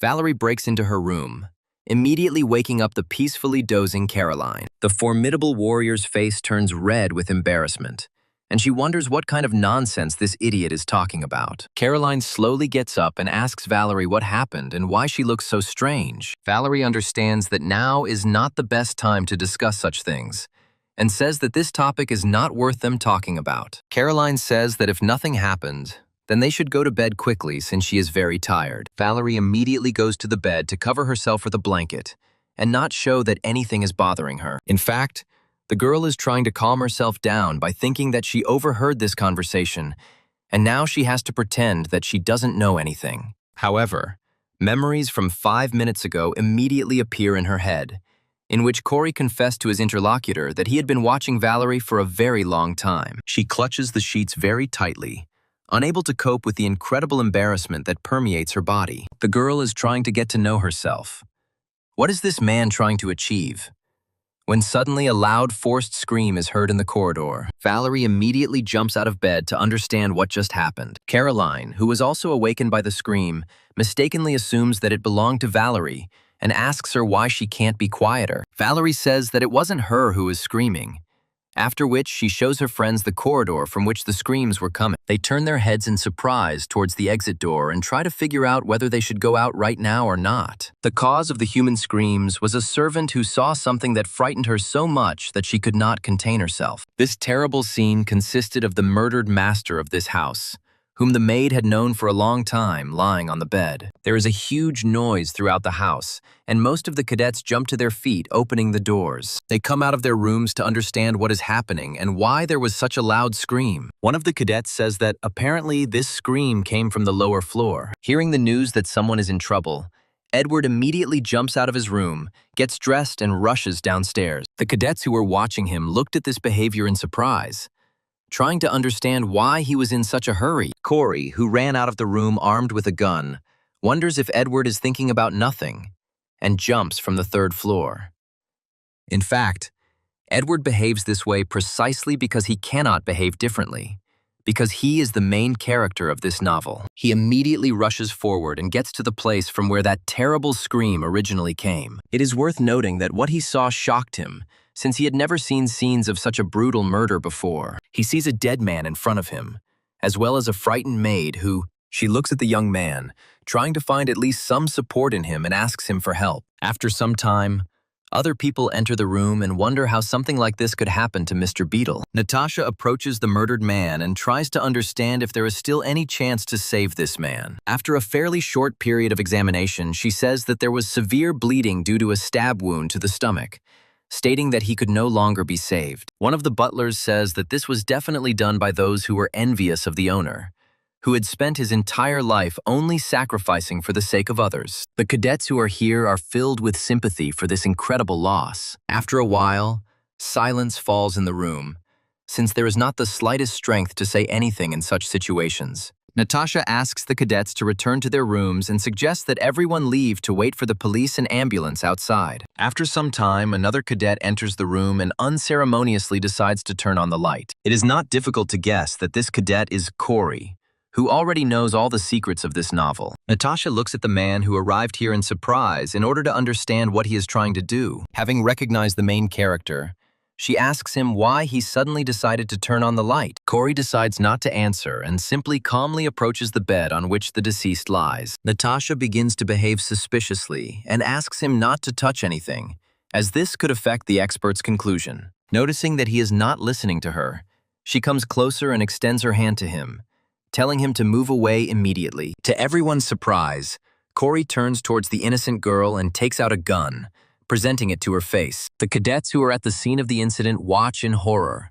trying to understand what happened to their comrade. Valerie asks Corey if he's crazy, while Caroline is at a loss to say anything. Corey calmly lets everyone finish speaking, then declares that Miss Natasha is lying. Immediately after this, he turns around and declares that this man is not dead and is in fact alive. He remembers that in fact the man with the real name Berber did not die, but arranged it to avoid death, and then clung to the fallen and became a famous swindler. Corey remembers that this role of the villain was written in therapy, so he does not know what he can do in the future, and it would be more correct to reveal it right now. The servants look at Corey in surprise and try to understand why he came to such seemingly absurd conclusions. The same can be said about other cadets, who nevertheless do not dare to interfere with their comrade. Corey understands that it will be quite difficult to convince others of this, but it is unclear what other ambiguities may arise because of this person, and in what direction the plot will turn. Doubts arise in his heart for a moment,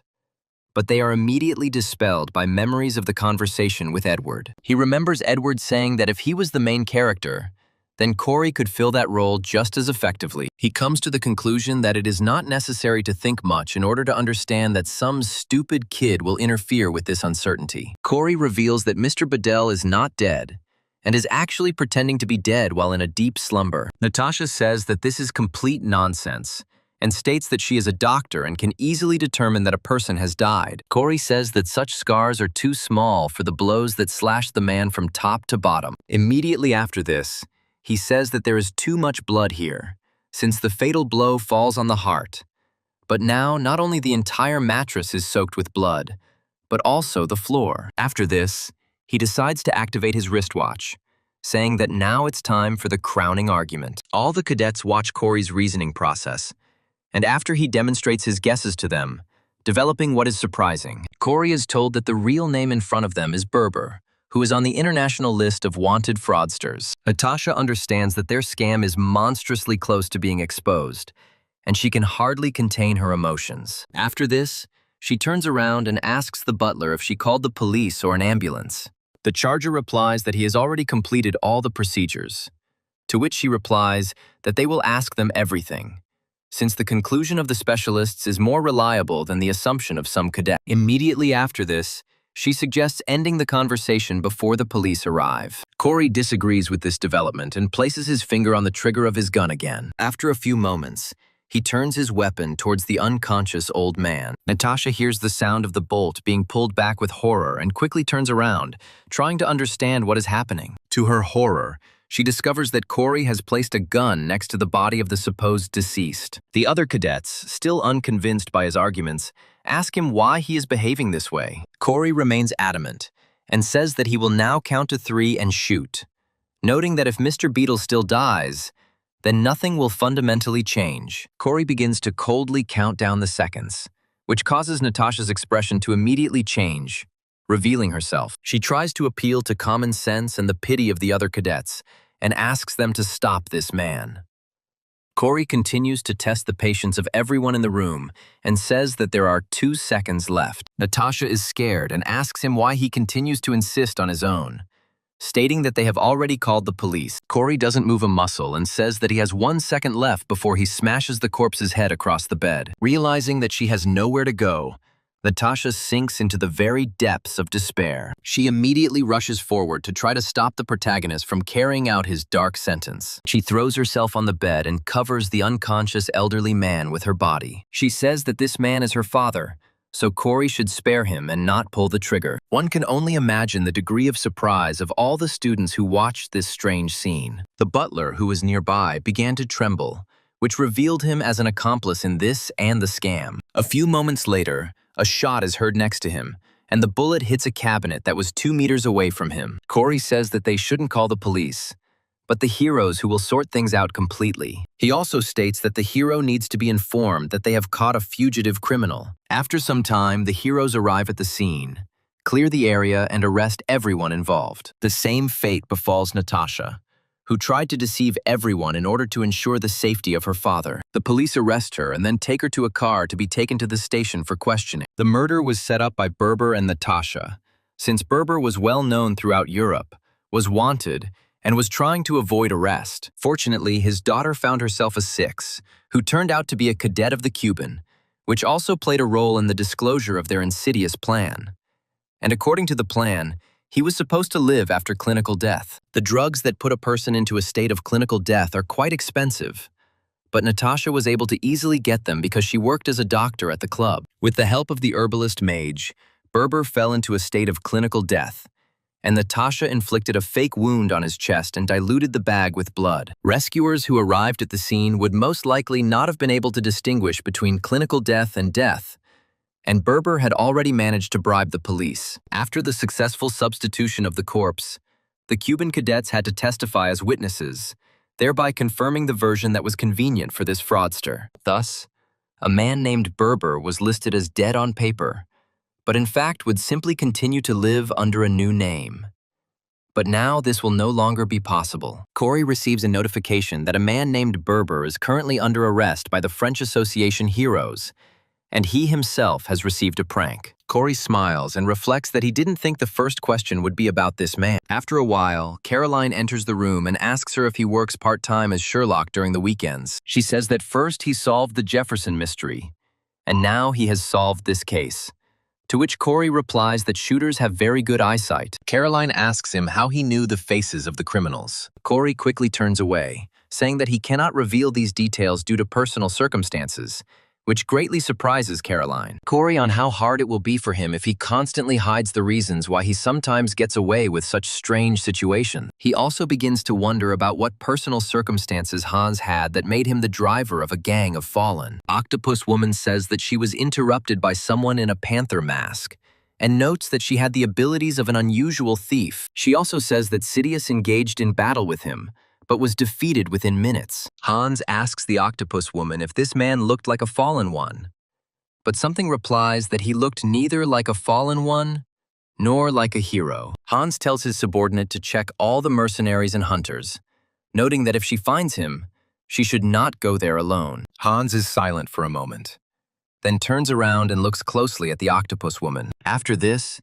he asks her why she tells everyone that she has fallen. The Octopus Woman tries to understand what he means, but Hans immediately loses his temper, saying that she has a very memorable face. He explains his thought by saying that the Octopus Woman shows with her whole appearance that she has fallen, after which he again asks the question of why she does this. The Octopus Woman immediately begins the transformation procedure and sincerely apologizes to her boss. Hans takes a few more steps forward and asks her if she took the magic sword that Sirius was carrying with him. The Octopus Woman also begins to tremble, realizing that she does not have a good answer to this question. The truth is that the magic sword ended up in the hands of Corey, who easily defeated his opponent with a firearm. Looking at this trinket, he wonders how to use it without hurting himself or random passersby. Corey muses that if these weapons are controlled by regular magic and not the stigmata, they make no sense to him. Without thinking twice, he decides to leave this sword until better times,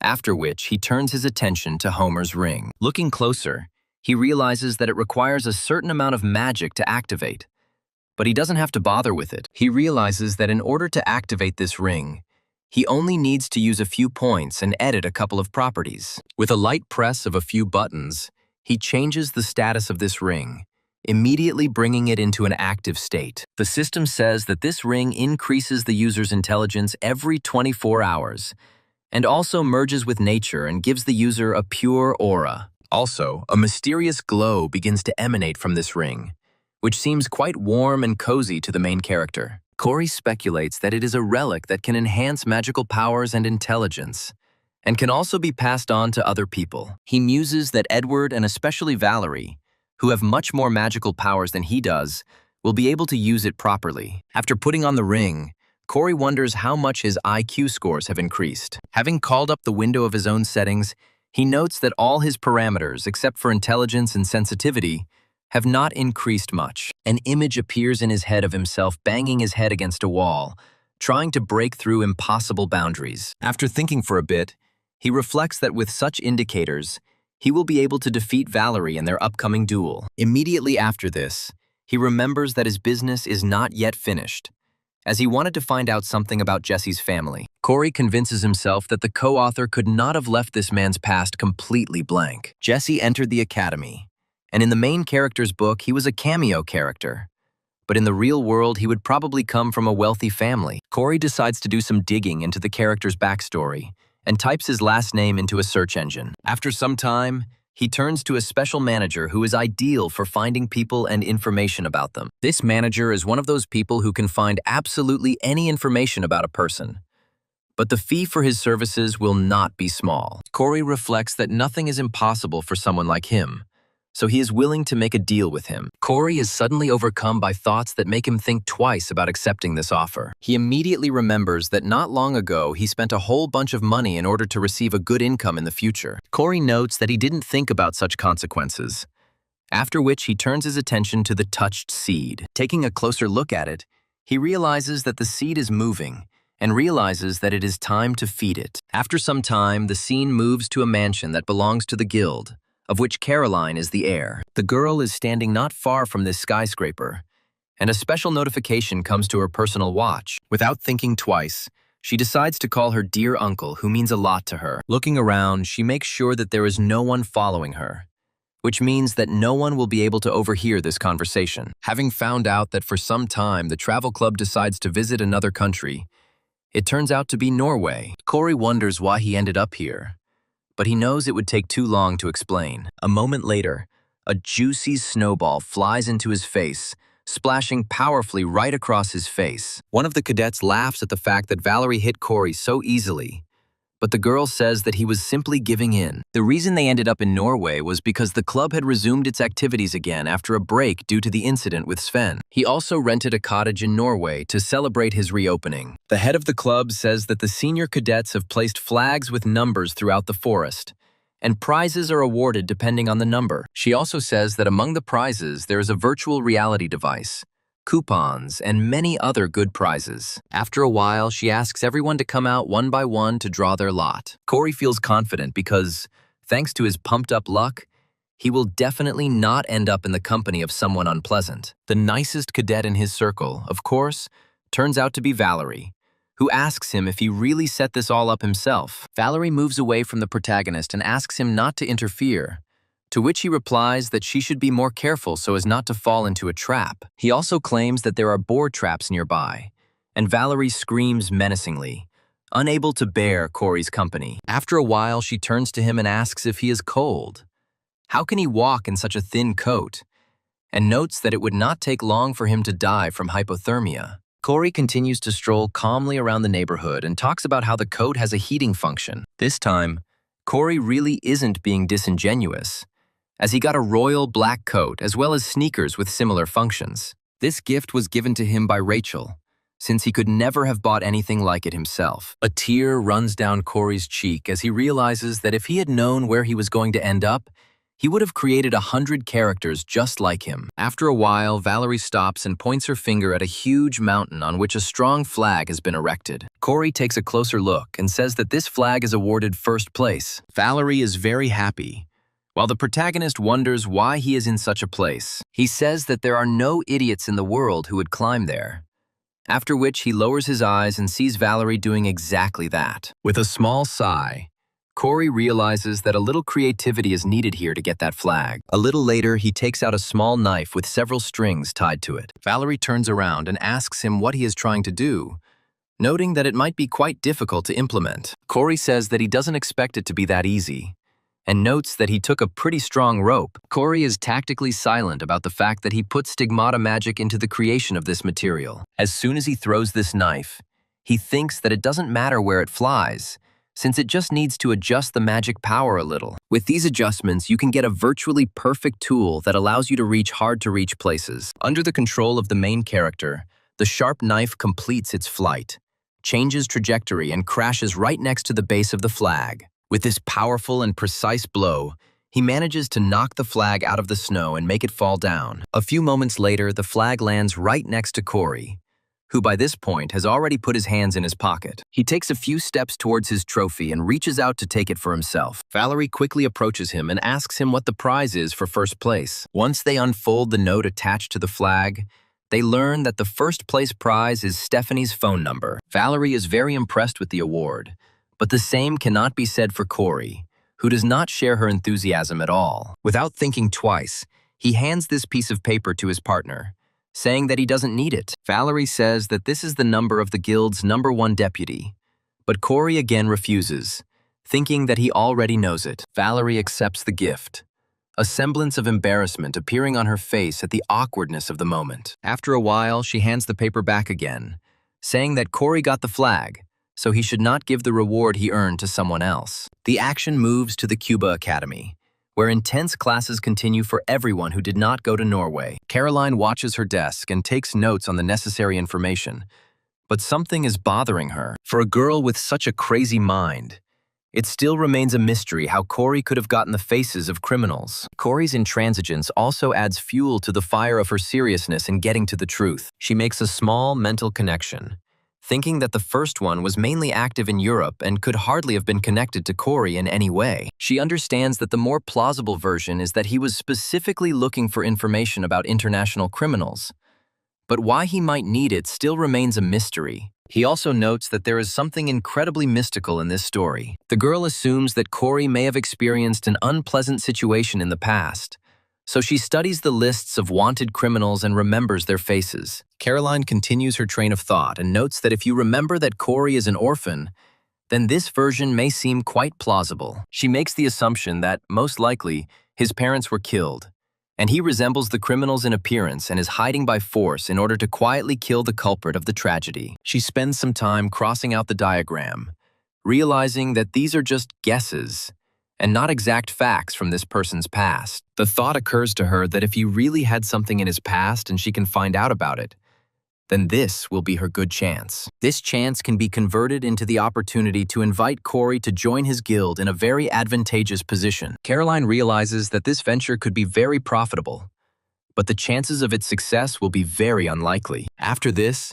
she realizes that the time has come to make the call, and her face immediately loses all its former enthusiasm. After some time, a loud telephone ringing is heard in another part of the city. This bell continues to ring for quite a long time, because the person being called is in no hurry to pick up the phone. In one of the offices, the director of the establishment comes out of his office and wonders why no one is going to pick up the phone. He goes to the office phone, which has been ringing all this time, and says that there is no point in secretaries if they don't work. The man turns out to be a legendary fixer who can find information on any person, named Barry Stiff, who claims that the caller has entered his office. Barry's interlocutor greets him in a shy voice, and he quickly recognizes his niece in that voice. This niece turns out to be Caroline, and Barry asks her why she is contacting him. Caroline talks about how she wants to find one person she has been looking for quite a long time. The girl states that the man's name is Corey. He is 17 years old, and he is a cadet at the Cuba Academy, after which she adds that she wants to find out about his past. She states that Barry's way of getting this information will be much easier and faster. Meanwhile, in Norway, people are cheering for Corey and Valerie, amazed that they placed so high in the competition. Corey is upset and reflects on how the fourth place prize was much more useful than the first place prize, since fourth place awarded virtual reality goggles. The other cadets rejoice at the protagonist's success, after which they call him to eat meat. Corey agrees and walks over to the barbecue, where several pieces of fresh meat are already smoking. He decides to replace his comrades, saying that he can finish frying the rest of the meat himself so that the others can rest. Once at the stove, he mentally returns to his real world for a while. He recalls that his aunt owned a butcher shop, which is why he is very good at grilling any kind of meat on the barbecue.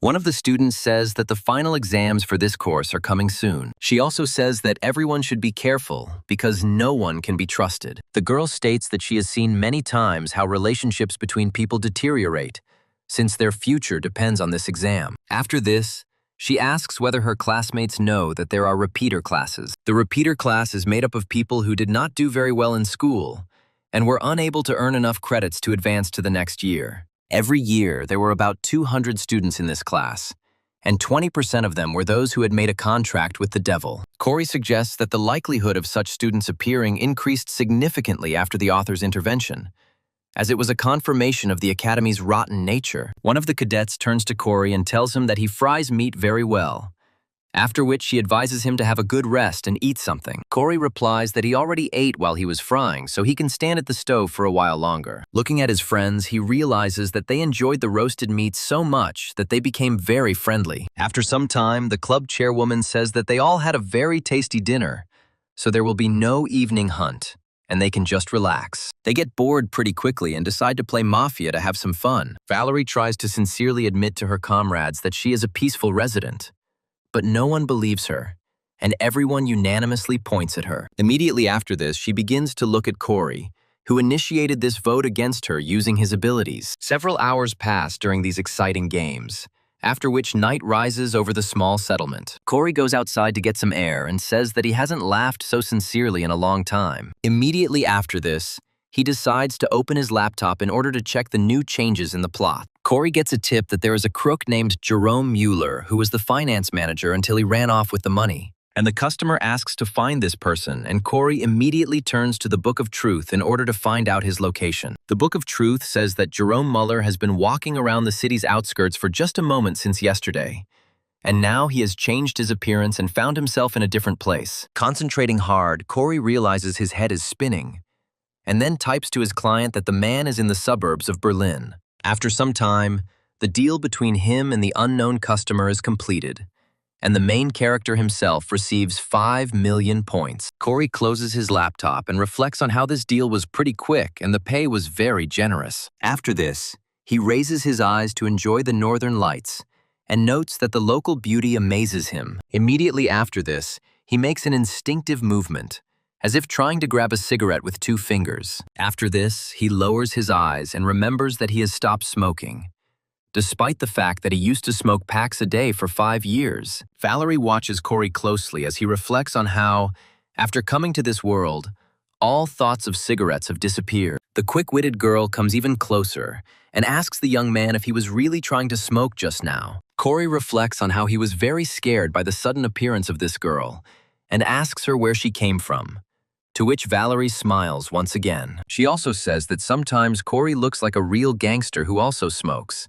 after which she asks if he has tattoos. Corey leaves the question unanswered, and Valerie decides to clarify it, to which he states that he does not have any tattoos. Valerie looks at Corey closely, while someone wonders why she called him a thug. After taking a good look at him, she asks him if he is confident that he will be able to defeat her in the upcoming competition. Corey counters this with a question, then asks if Valerie can give up the bow if she loses. The consequences of such decisions weigh heavily on the heart of this girl. She understands that it will not be so easy. She honestly admits to Corey that she thinks such an outcome is impossible, so she hasn't yet thought about what will happen next. Corey asks her if she would cry if she lost to him in a competition like today, to which she immediately replies that she didn't intend to cry. After this, she decides to change the subject a little and asks him if he knows what was written about him in today's newspaper. Corey reads the article carefully while Valerie comments on how the article calls him the Korean Sherlock. Valerie says that such a nickname is wrong, since he is always picking on her and also indulges in cigarettes, to which Corey replies that she should go to bed. Valerie sticks her tongue out at him and then runs away, saying that she was going to do it without his instructions. Corey is thinking about how Valerie can be a bit childish at times when she suddenly stops, freezing a few feet away from him. After thinking for a moment, she states that she suddenly became curious about what cigarettes taste like, to which Corey finds it difficult to give a normal answer. The action moves to an unknown location which,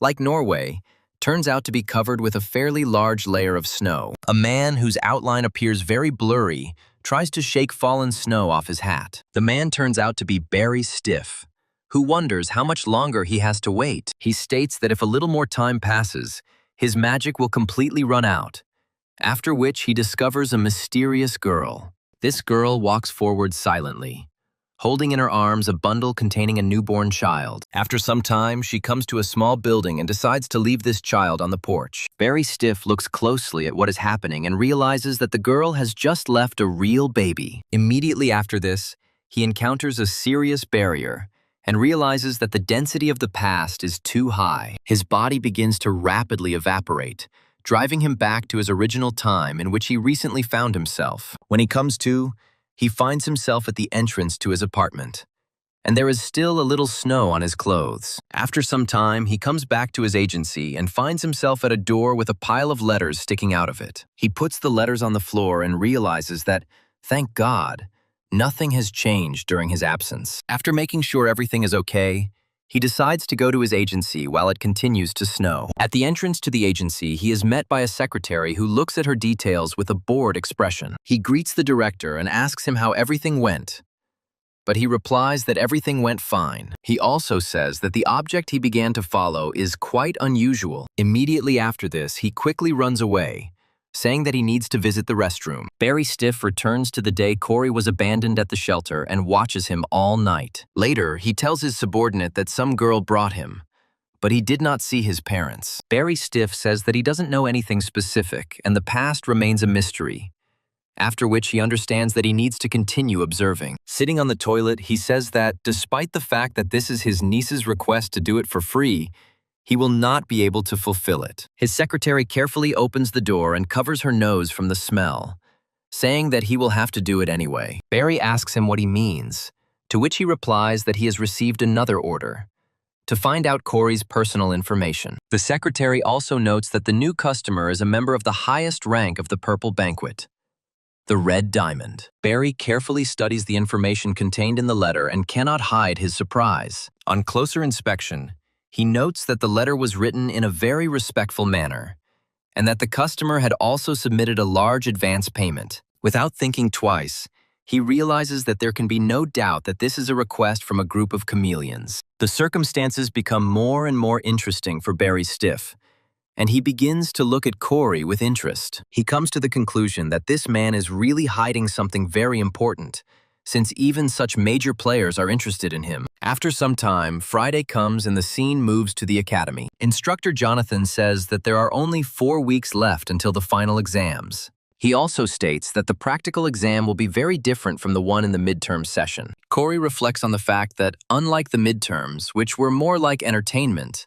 the final exam will have no exam field equipment or spectators. The exam will last a week on a remote island in Korea in the form of a survival test among monsters and beasts. Corey irritably suggests that even this exam could be tampered with by a co-author, creating as many problems for him as possible. Besides, there are already a lot of variables expected on this exam, so Corey decides to be prepared. Instructor Jonathan says he cannot reveal any details, but for safety reasons, mid- and high-ranking heroes and mentors were invited to this exam. After this, he gives the command to return to their rooms and wishes everyone a good weekend. Corey begins to slowly pack his bag, putting all his notebooks and textbooks in there. After a while, he hears Valerie's loud voice and turns around. Taking a closer look, he notices that the girl is in a good mood and asks him if he has forgotten about their argument. Corey smiles and says that Valerie should also remember that if she loses, she will have to give up archery. Valerie expresses her hope that her opponent will not pay in shame when he loses,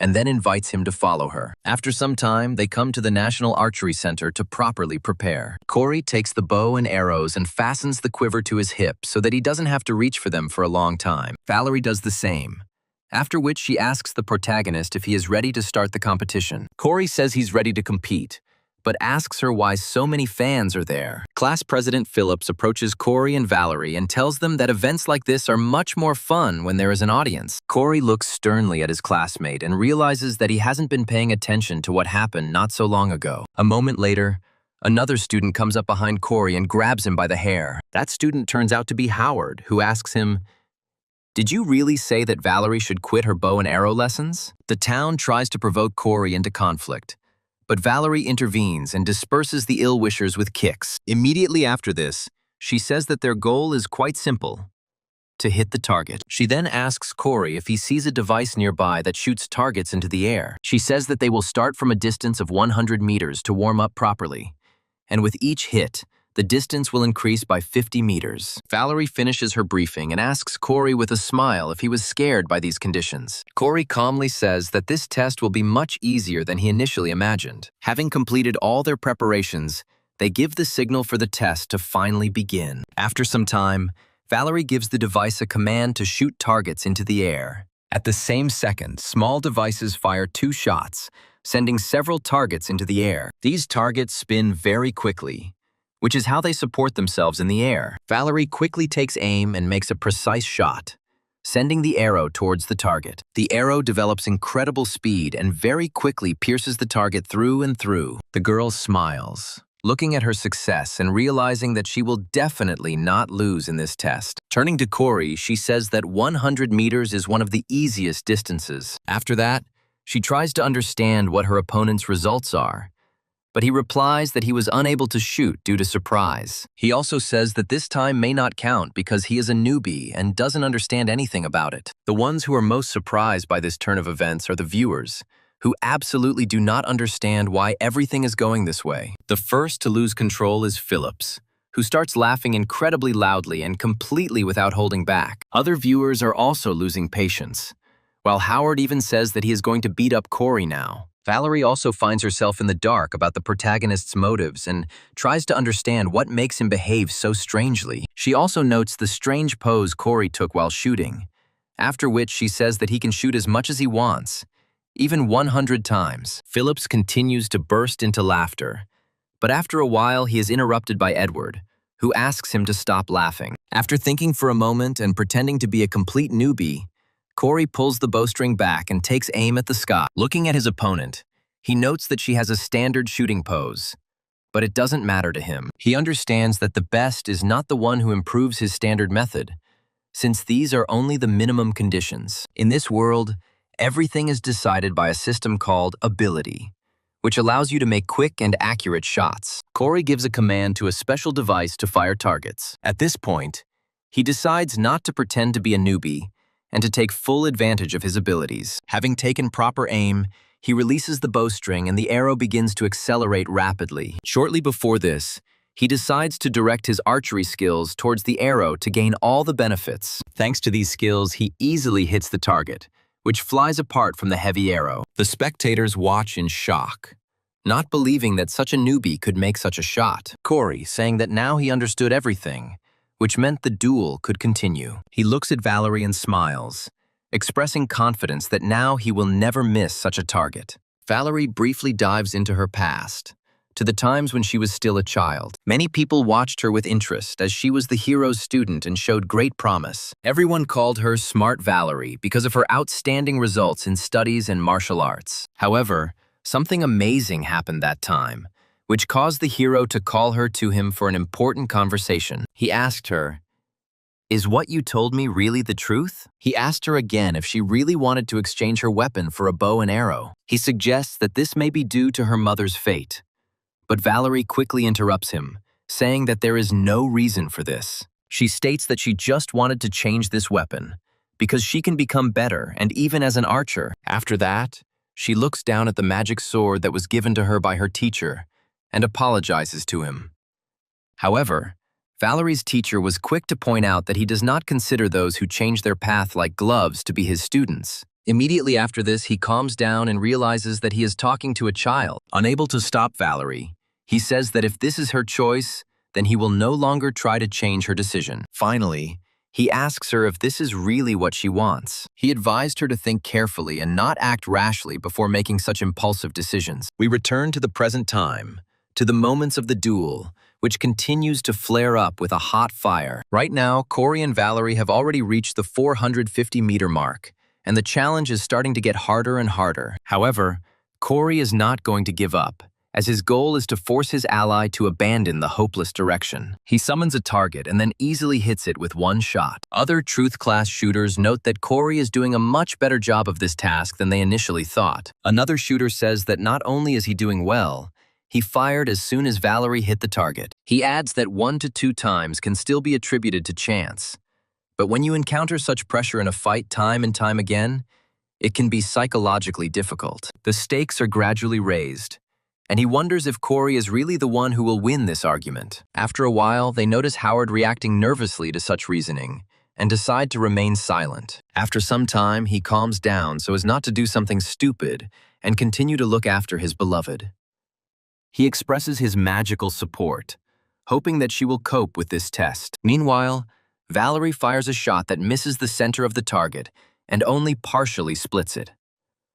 Valerie quietly passes out, saying that she missed the center of the target. Corey immediately turns to her, telling her that he was right and that Valerie should give up what she can't do. Valerie asks him why he uses such cheap tactics, but he tells her to shut up and keep shooting. He understands that this girl is not distinguished by a calm character, and if he teases her a little, she immediately starts to get angry. That is why she was not suited for the role of a shooter, which requires nerves of steel and patience of steel. Corey knew perfectly well the reason why she was trying to use this particular weapon, and then asked her if she was just afraid. Valerie turns to look at him, and Corey repeats his thought that she is simply afraid to fight with a sword. Valerie immediately becomes more furious and asks him to hold his tongue if he values his pathetic soul. Corey calmly says that he felt that way because Valerie is always trying to rationalize everything. He reminds her of her words about her bow abilities being exactly the same as their base. He also recalled that Valerie was good at archery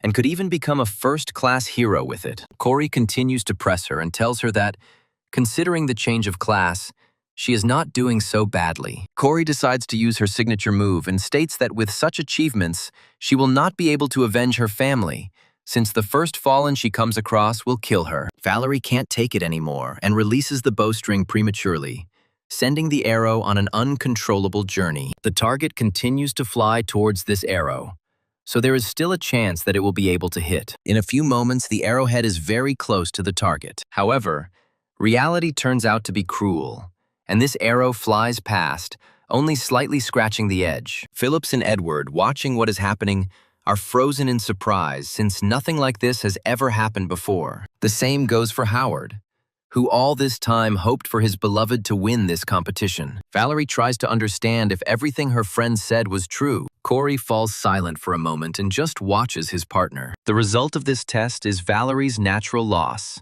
since the role of a shooter really does not suit her. After the test is completed, a few more hours pass and the setting sun sets over the academy. Caroline is walking calmly through the park, which is located right in the academy. After a while, her attention is drawn to an amazing sight, and she stops to come closer. She finds Valerie sitting alone on the bench, her head down, deep in thought. Caroline approaches Valerie and asks her what she is doing here, noting that everyone has been looking for her for a long time. Valerie only sadly replies that Caroline probably heard everything herself. She also talks about how this jerk started talking about her family during the challenge in order to win. But her eyes well up with tears at the question of why things are happening this way, noting that she even thought they could be friends. Caroline listens carefully to her friend and understands that she thinks that Corey is doing this on purpose to annoy her. A thought immediately runs through her mind that if Corey and Valerie's relationship deteriorates, it will hinder her plan. Caroline pulls herself together and asks questions about why she has to do such strange things. After a short pause, she turns to Valerie and tells her that Corey himself is an orphan. She also says that most likely he doesn't have a family for the same reason that she doesn't. Valerie looks at her friend in surprise and tries to understand if she is joking. Caroline quickly states that this is just her assumption, but then asks Valerie if it is possible that Corey simply sees himself in her. She also says that he most likely does this out of good intentions, so that she can achieve much more.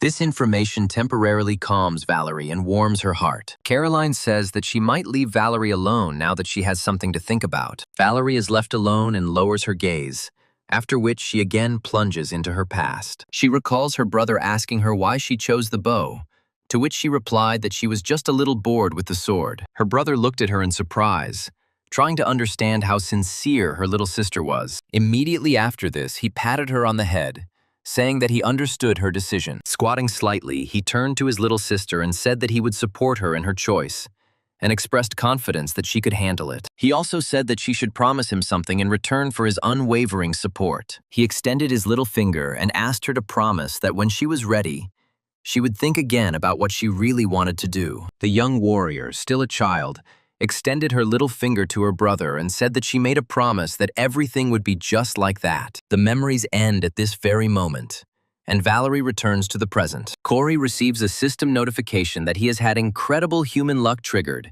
and his SP has been increased by 253. Corey wonders what happened, not understanding why he is being rewarded. At the same time, Valerie makes a clear decision to get back to what she really wants to do. Barry Stiff says that this root is definitely some kind of difficult guy, and is possibly connected to some kind of criminal group. He passes all this information on to his dear niece Caroline, after which he asks whether he should continue surveillance. Caroline smiles and says that everything should remain as it is, since she has already made the decision to lure him into the guild. Barry Stiff is very excited about this prospect, and understands that the game is definitely worth the candle. After some time, Corey returns to the training room to hone his skills. He reflects that there were so many spectators at his competition that word quickly spread, causing other students to approach him. Corey reflects on how he is already afraid to go into class, lest he be inundated with a bunch of questions. After a while, he hears a strange noise and decides to look around, trying to figure out who else might be in the training room at such a time. What he saw made Corey freeze in surprise and not utter a single word for some time. He sees that Valerie has cut her hair so that it won't get in the way during her training, and has returned to sword training. After a while, she also turns around and notices that she has been watched all this time. Deeply embarrassed, she immediately hides her weapon behind her back, naively trying to hide it. Corey smiles and says that it looks like Valerie decided not to waste any time and to start training right away. The girl asks him if she can't work out in the gym, to which he replies that that's not what he meant. He also decides to pay attention to the radical changes in his hairstyle, after which Valerie asks him what's wrong with it. Corey asks her if she cut her hair because of a bet, to which she replies that she was just hot and wouldn't cut her hair because of something like that. Corey looks at her ally with a smile, then says that her new hairstyle suits her very well. He also asks her if it's gotten cooler, but Valerie is too embarrassed to hear it. She lowers her gaze a little and tries to say something to him, but she can't. Corey decides not to embarrass his ally even more and says that in that case, he will also go to train. He chooses another gym for training so as not to disturb Valerie, who can work out calmly without feeling pressure. Valerie recalls Corey's words that he too was originally a swordsman, but at some point changed his weapon. The girl asks him how he felt when he gave up what he had been doing all his life. Valerie presses the cold blade of her sword to her forehead to think hard. After this, she decides to concentrate on her power, which immediately ignites the blade. Unlike the other students, Valerie's potential is at the highest level, even exceeding Edward's. It is for this reason that her blade turns into a raging energy whirlwind, throwing everything in its path. After a while, she breaks her concentration on this skill and happily declares that she can now reach the ceiling with the energy blade. Immediately after this, she remembers the words Corey said to her after they dealt with Sven. She looks up to think carefully about what to do with all of this now. After a while, she says that it seems like her friend knew what was best for her from the very beginning. Meanwhile, Corey continues his online shopping and decides to buy folding chairs, a tent, and a portable gas stove. Having completed his shopping, he realizes that this is enough, and now he only needs to pay for all the desired goods. He also says that before the exam he will check his equipment again, but things like weapons or protective equipment need to be prepared in advance. After a while, he hears a loud squeak coming from Evangel's seed. Right now, he will feed it. As he approaches, he wets it with blood and says that it has grown a lot, as if it will soon hatch. A newborn seed looks like a child who looks like 3 to 4 years old, and if you change it with magical power, you can keep it in a dormitory. Immediately after this, he begins to lightly stroke the seed with his finger to calm it down a little. Corey smiles and says that he is looking forward to the seed finally hatching and being released into the world. The action moves to the ST Hotel, which is located in the vicinity of Sill. Jane the ballerina approaches her boss and asks her if she really wants to dress up as a cadet and take part in the final exam. The boss grimly replies that everything is exactly like that, after which she says that this is exactly why she needs her help. Jane asks the reasons for this decision, to which the boss replies that there is a person she wants to test, adding that she needs to get something from this exam. Jane, saddened, exhales and says that she accepts her offer, noting that no one will stop her. After a few moments, the boss begins the appearance change procedure, during which a strange liquid appears next to her. This liquid immediately begins to cover all of her clothes, after which it spreads to her body. She says that she will give her the data of the cadet, under which she disguised herself, since she wrote down her manner of speech, character, habits, and so on. It was calm. She says that she is satisfied with such input. to which Jane says that for some reason she is uneasy because of this adventure, after which he smiles slightly and says that Jane has been worrying too much lately, and then asks her what is so difficult about this task. The next morning, disguised as Cadet Lee Jin, the boss encounters such an unpleasant phenomenon as very happy and sincere girlfriends. One of her friends offers her a cookie, and she decides to take advantage of this to avoid breaking her disguise. After this, she looks up and thinks that there is nothing difficult in pretending to be a cadet. Without thinking twice, she decides to play along with her friends and pretend to be another person to the fullest, and begins to happily communicate with her friends. However, a moment later she turns around and discovers that Corey has been watching her the whole time. All this time, he had his observation and viewing skill activated, which allowed him to immediately reveal this disguise. Corey feels weird right now because he would look the weirdest in this situation. The girls turn around to look at him and try to figure out what he's doing here, so he decides to quickly retreat to think things through. The young man sits down at the table and continues his observation of the chameleon boss, trying to understand why everything came to this. Looking at her, he puzzles over what prompted her to come here. He also notes that her disguise looks quite natural, and she herself qualitatively copies the character of another person. After some time, the written exam is completed, and the group goes to the island to take the final session. The chameleon boss, who has been carefully maintaining his disguise throughout, is also sent to this session. Corey is close to her the entire time, watching her closely to understand her motives. However, the boss still didn't give himself away, and behaved like a completely ordinary cadet who was delighted with the final session. Corey admits that all this time he thought that after the midterm session she would not show up here again. But the plot changed again. Corey can't explain the reasons why he kept following her around, increasing his scores along the way. For some reason, he even tried to start a conversation with her when they were alone. At that moment, the boss decided to buy herself a can of Coke from one of the soda machines. Corey recalls that all he managed to get as information was a can of Coke, which was left in his refrigerator. Watching her, he comes to the conclusion that she most likely came here to spy on Howard and Edward. After a while, Instructor Jonathan comes out onto the deck and asks for a moment of attention. He loudly says that the rules of the final exams are extremely simple and understandable to absolutely anyone. According to the rules, the cadets must survive on this island for 5 days and earn as many points as possible. Jonathan says that points can be obtained in several ways, namely by killing monsters or stealing from other cadets. He also says that to get the maximum score, you can try to take away the badge or get as many as 200 points. Corey wonders what kind of crazy person would want to fight a caretaker who is also an active hero. Instructor Jonathan says that the cadets will soon be dropped off at a certain location and asks them to follow him. After some time, the cadets land on the shore of this island, over which the setting sun is already setting. The boys and girls look around with interest, realizing that a rather exciting adventure awaits them. Corey also looks around and suddenly discovers the very girl he has been looking for a long time. This girl turns out to be Miss Rachel, and the protagonist immediately addresses her by her official name. As soon as she turns around, he comes closer to her and asks her if she would like to stick with him during the exam. Corey realizes that he is not here with Rachel by chance, and there is a strict reason for it. The protagonist admits to himself that he has thought a lot about the changes that occurred after the intervention of the second author. He understands that if there is a villain in the plot who hates Rachel, then most likely she will be in danger during this exam. That's why Corey decided to use all his charm and charisma to take her onto his team. Rachel is a little surprised at first and can't find the words to respond to her interlocutor. However, to the great fortune of the protagonist, she says that she will be more comfortable surviving alone.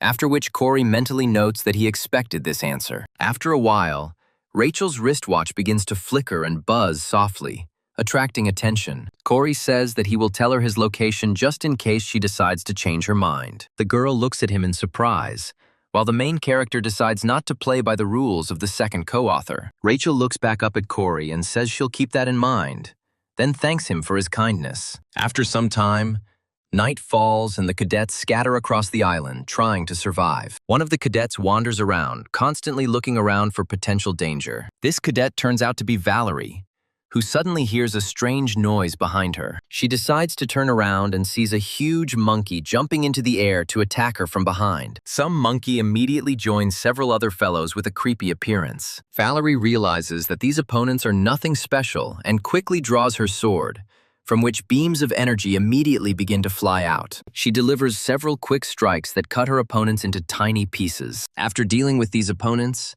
she quickly looks around to make sure no one else is planning to attack her. This time, the area is cleared, and no monsters risk attacking the young warrior. Looking at the results of her work, she begins to laugh slightly, after which she feels that she is becoming a little scared. After some time, the birds frighten her again, and she loudly asks what this cursed place is. The girl also complains to herself that she has been fighting monsters since the first minutes of her stay here. She also wonders if there is a place to rest and eat, and realizes that at this rate she could easily get through the entire exam. After a while, she sees a light nearby that shines brightly through the bushes. The girl decides to rush forward, happily thinking that she smells a delicious smell, which indicates that someone has gotten food. She happily tells herself that she finally survived, and then runs out into the small parking lot where Cory is. The protagonist looks at the unexpected thing in surprise, trying to understand how it ended up here. Valerie discontentedly shouts out the name of the main character,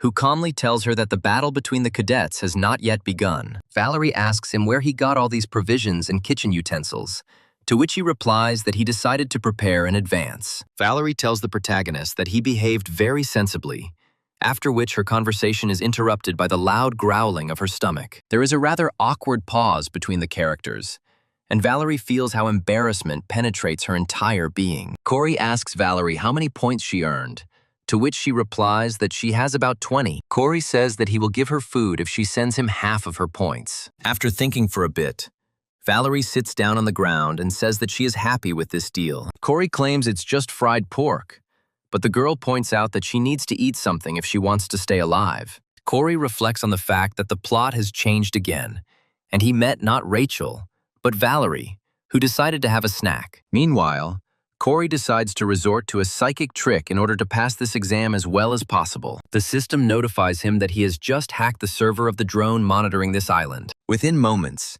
he receives a relatively clear picture from the cameras that are closely monitoring the island. This drone is located quite high, so it is almost impossible to detect it with the naked eye. Meanwhile, Rachel continues her adventures, which lead her to a small cadet camp. She stands motionless for a while in front of the unknown people, trying to understand how hostile they are. The cadets look closely at the new arrival and ask her if she would like to buy some food. After a while, one of them says that she can just help herself, since it would be improper to sell food to her own people. The leader of this camp asks her if she agrees with his assumption, while the fire makes him more ominous. At the same time, Cory and Valerie decide to put out the fire and spend the night in a huge tent. After a while, Cory wakes up and decides to stretch, wondering if it's already morning. Looking around, he realizes that even if morning has arrived, there is nothing here to indicate it. Continuing to peer into the dark sky, he wonders if there really is such a thing as polar night here. When he returns,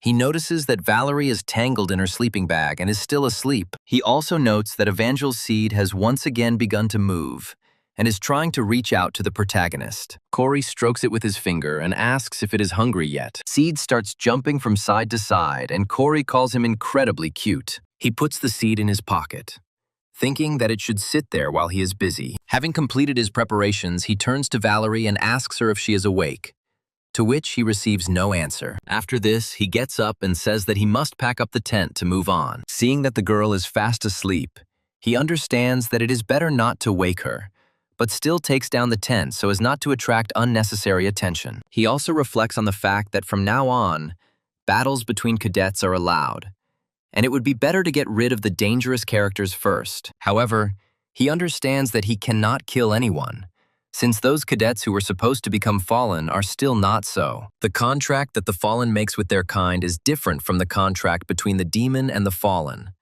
As in the former case, the fallen is simply a pawn. In recent times, this type of contract has become more common, however.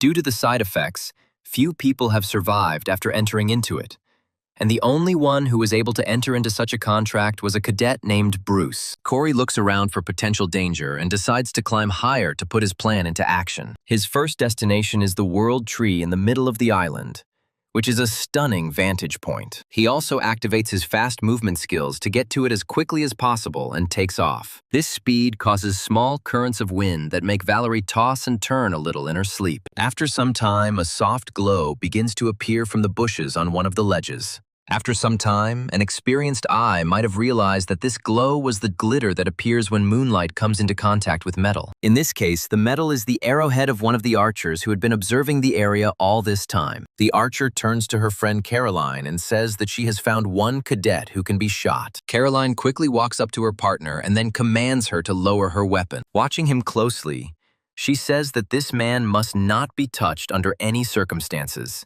Caroline's partner looks at her friend in surprise and says that this person is only in 934th place. Caroline turns to her friend Rose and says that she can't handle this man. Corey comes closer and then drops to one knee, presenting his hand to the earth. Rose watches his actions in surprise, wondering if he is preparing to jump. Corey concentrates hard to put all his strength into the jump. In a moment, he takes off, leaving only a small breeze behind him. But with incredible speed, he jumps upward, after which he begins to climb the world tree. Caroline asks Rose if she saw what just happened, to which she, shocked, says that this man managed to do everything in a few seconds. Caroline says that for this person, ratings are just numbers, so it would be obvious how things would end if she shot. Caroline also turns to Rose and says that she has a request. She should not tell anyone about his power. Rose asks Caroline why she has to act this way, to which she replies that the man is a potential member of their team. Rose says that he will definitely keep it a secret, then looks at Caroline's wristwatch. Looking around, Caroline says that she just received a call from Lee Jin, who advised them to go back. Corey climbs to the very top of this tree and decides to take a good look around. To do this, he decides to use his observation skill, which instantly enhances his eyes several hundred times. Thanks to this skill, he immediately finds entire groups of cadets who are prowling around the area. However, his gaze is not looking for them at all, but for another person, whom he finally finds. Corey watches him closely, then takes a few steps forward along the sturdy branch. After exchanging glances with the strange bird that lives peacefully on this tree, he finally says that he has found his goal. He breaks off a small branch and says that now he will be able to solve most problems without even getting his hands dirty. He also notes that all he needs for this is a special pen and a branch with a mark. Deciding that this is enough, he takes careful aim and then makes a powerful throw, sending the branch flying. The branch gains enormous speed thanks to Corey's physical abilities and cuts through the air with its body with a characteristic whistle. To ensure his success, Corey also enchants his twig with stigmata magic to give it greater fluidity in flight.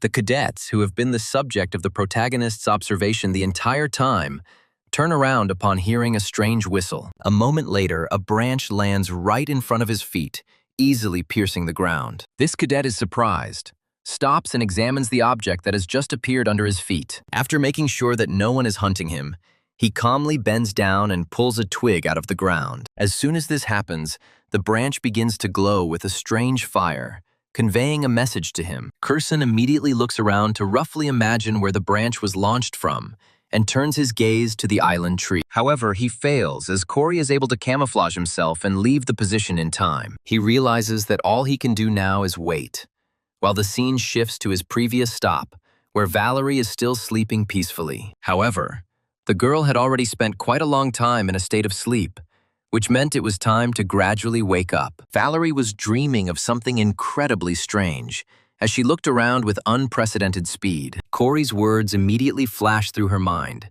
as she thinks he called her cutie. These words make her even more embarrassed and blush incredibly hard. Unable to control her feelings, she reflects that she has heard compliments about her appearance since childhood, but has never seen anyone speak like that to someone sleeping. After this, she begins to doubt what she heard and comes to the conclusion that Corey simply met a stray dog or cat. She also suggests that the reason for such a compliment could have been that he simply looked at himself in the mirror. All of these versions have their weight, but Valerie can't stop herself from thinking destructively that it might not be true. The thought that if it wasn't true, then he really was reaching out to her makes her heart beat faster and faster, and she wonders what to do. Meanwhile, Corey continues to look around and scan the area for potential danger. For a moment, he thinks he hears a dog barking nearby, and he wonders how such an animal could have ended up here. After some time, it gradually begins to get light, and the other cadets wake up from their sleep. Rachel and her new group of friends decide to take a short trip to hunt a bear. The English princess understands perfectly well that she cannot trust these people, but she has no other choice. The reason for this is because of the event last night, when she joined the team of sophomores, where that same Bruce was a member. These repeaters refused the points offered to her and simply shared their food, even asking if she was inconvenienced. However, such an environment could not instill in Rachel a sense of inner security or calm. The reason for this was that other cadets were fighting for grades, but these people weren't even trying to earn points. They also didn't care how many points other students earned and simply enjoyed the exam. However, Rachel realizes that this is all just a game to deceive her. The girl finds herself convinced that all this time they were focused on her much more than on the exam. The girl understands that all this looks extremely suspicious, and staying here would be a very bad idea. She was already regretting for the 10th time that she had not joined Corey while she had the chance, when suddenly Bruce appeared behind her. He tells her that he found a 10-point grizzly bear and asks her if she wants to catch it. He also says that he can't do it alone, after which Rachel agrees, realizing that she must help him and leave them immediately. He says that in this case he will go forward, and she should follow him. Rachel finds herself preoccupied with whether she can get away without attracting attention when they suddenly reach their destination. Bruce says that they have finally reached the place, after which he notes that somewhere around here he saw a huge bear. After taking a closer look, she discovers that there is a portal in this place, from which only one person appeared. He says that this man used to be a caretaker, but now he is no longer sure about this. Rachel, who has already had experience of encountering such creatures, understands perfectly well that this is a monster. She immediately rushes forward and places her hand on Bruce's body in order to push him. The brutal monster finds its target and its blades begin to burn with dark flames. The English princess rushes forward, knocks over a cadet in her path, and tells him that it is very dangerous here. Only by some miracle was she able to save herself and her partner from a terrible death. Looking back, she realizes that she didn't expect the Fallen to appear on this island. She realizes that they must find shelter as quickly as possible before it is too late. She asks Bruce if he is hurt, to which he starts to act up and say that he is in a lot of pain. She looks at him in surprise and says that she doesn't see much blood loss despite his loud screams. He immediately shows his true nature and cowardly runs away into the forest, leaving behind too big a trace. Rachel watches him go in surprise, then lets out a disappointed sigh, realizing that he was a pretty bad actor. Immediately after this, she takes out her blade and says that something has been bothering her all this time. After this, she states that she could not have imagined that the Fallen would suddenly become interested in the cadets of Cuba, and scolds herself for this naivety. The monster either doesn't respond to her words with anything at all, or else it prepares to rush forward and launch a powerful attack. To begin with, he decides to confuse his rival, and summons a whole road of dangerous spikes that burst out from under the ground. They head towards Rachel, then miss and explode. The girl manages to dodge, but realizes that by doing so, she has exposed herself to the next attack. The Fallen lunges forward to make a quick attack with his blades, but she manages to block it with her rapier. Decided to reflect on the fact that she had encountered a truly serious opponent, one that possessed high performance and destructive power. However, this only makes her grip her blade tighter in order to fight to her last breath. She reflects on how she has no choice but to fight this, and imbues her blade with the power of light. Looking at the monsters that continue to fight her, she convinces you that she can handle this enemy. After a few hits, she discovers a stunning window of opportunity and decides to take advantage of it immediately by making a choice. Before the Fallen can react to this attack, she delivers a powerful blow that pierces through him. She immediately realizes that all of this was just a deception, and in fact, she fell into a simple trap. The reason is that all this time the Fallen was quietly building traps on the ground, which at the right time would activate and block her leg. Rachel realizes that she has lost all mobility when suddenly the Fallen appears behind her and prepares to destroy her with his claws. The girl turns back, you understand. She can still manage to block this attack with her blade. However, it quickly turns out that this was a diversion, and the Fallen has already appeared on the other side, taking advantage of her inexperience. Rachel's lightning-fast thinking tells her that this time she won't have time to dodge this attack, even if she really wanted to. However, at the last second, The monster man is met with a hail of lead bullets, which quickly stop his attack. Rachel looks at her opponent in surprise, trying to understand why he suddenly stopped and who decided to shoot him. The enraged man-monster immediately jumps to his feet and looks menacingly at his offender, after which he begins to scream, thrusting his blades forward. He immediately performs another attack that summons several shadow blades that head towards the immobilized Rachel, who remains trapped. Rachel looks at the approaching shadow blades in surprise and realizes that she won't have time to dodge them. In honor of the moment, the sound of a blade being drawn from its sheath quickly resounds in the air, after which events take a completely incredible turn. Edward appears next to Rachel in a flash and unleashes a powerful attack to dispel the darkness. He speaks loudly to Valerie and says that now is the time to act. The shadow enemy is surprised but raises his head, trying to understand what is happening here. And Valerie, who is nearby, decides to use the bow as her secondary weapon and charges the arrow with energy. A moment later, she decides to fire, and the projectile cuts through the air with a characteristic greenish light. A moment later, he develops incredible speed, like some kind of rocket whose jet engine is fired, and leaves behind a trail. Valerie and Phillips run to Rachel to make sure she is okay. Valerie says that the creature didn't look like the caretaker, and then asks the others if they're okay. Edward decides to check what happened to the enemy and concludes that he managed to jump down before the arrow hit him. He also says that they don't know when these creatures will attack again, so they all need to leave here together. The group of friends immediately decides to unite and begins to explore the island, fearing a repeat attack. After a while, Rachel notices a strange shine, which immediately attracts her inquisitive gaze. She steps off the road a little, trying to figure out what this strange thing is that shines so brightly in the light. As she gets closer, she realizes that the object looks very much like a small bullet that has buried itself in the ground without deforming. Rachel picks up the mysterious bullet and wonders what she is doing there,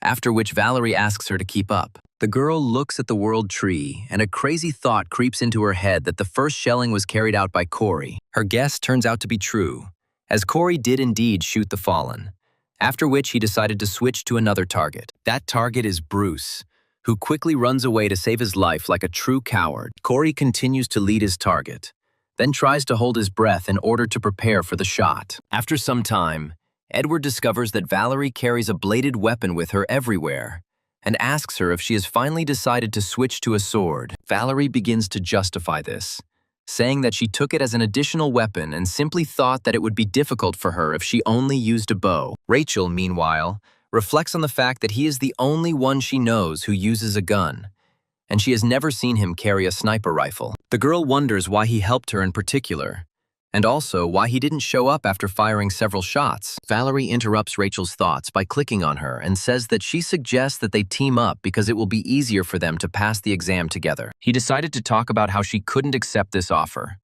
to which Edward responded that the danger had not yet passed, and that it was better for him to stick together. However, Rachel quickly gets up from her seat and says that she urgently needs to meet someone. At this point, Corey reflects on the fact that he received 12 points from Valerie, as well as an extra 10 for killing the monster. He gets lost in thought and says that if he wants to be safe, he'll have to score around 50. Immediately after this, he gets to his feet and tries to count how many things he needs to do for this. After a while, he hears a strange rustling sound of a person approaching him and freezes in anticipation. A moment later, Lee Jin appears in front of him, who is actually the boss in disguise.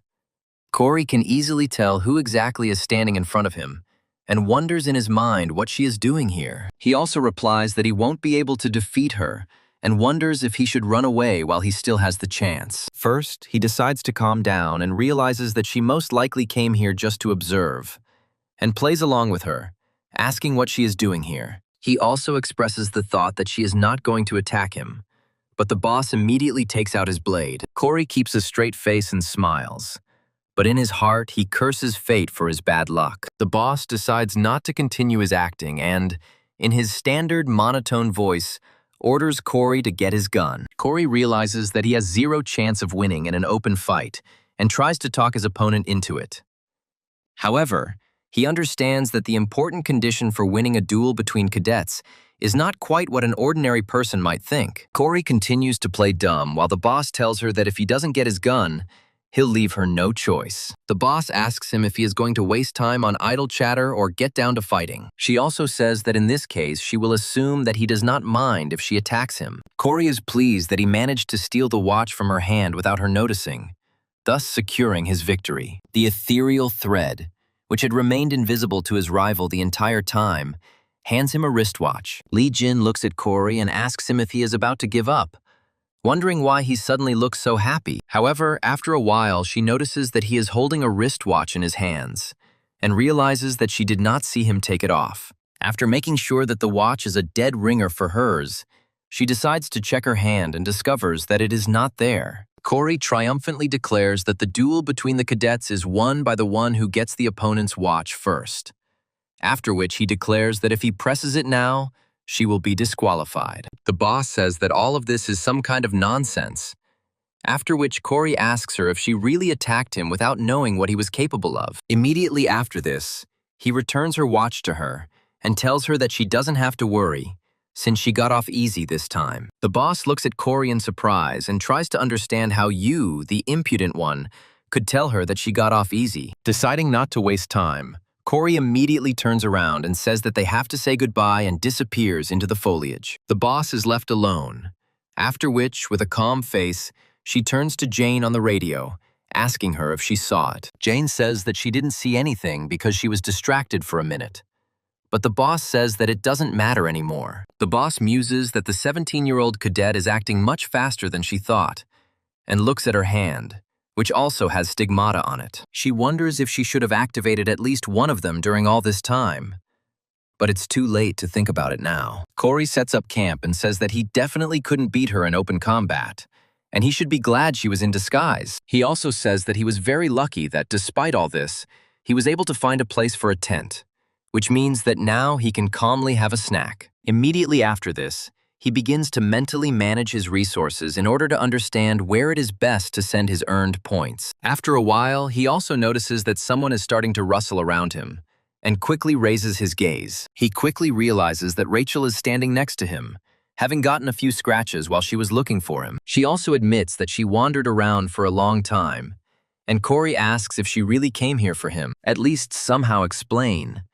But after a moment, her stomach begins to rumble incredibly violently. Corey offers her a snack, to which Rachel agrees, immediately adding that he will definitely repay him with points. After a while, she sits down on one of the comfortable chairs, after which she receives a cup of hot tea. Rachel asks Corey what he was doing there while he was all alone, to which he replies that he was wandering around the area. Corey can clearly see the curiosity in Rachel's eyes and thinks that she has a lot of questions. He also discovers a wound on her body and realizes that she most likely received it when she fought the Fallen. After some time, he begins to feel strange movements in his pocket and realizes that Evangel's seed is starting to move. In order to calm the unruly child, Corey tries to give him a flick on the head, but this only sends the seed flying. Rachel asks him how he was able to prepare all this, but a moment later the seed flies right onto her wound. Corey realizes the horror of the situation, while Rachel spills her hot tea in surprise. It is also worth noting that any small creatures similar to bugs that quickly crawl over the body cause the most unpleasant emotions in girls. The logical outcome of this situation is the incredibly loud and hysterical scream that Rachel lets out.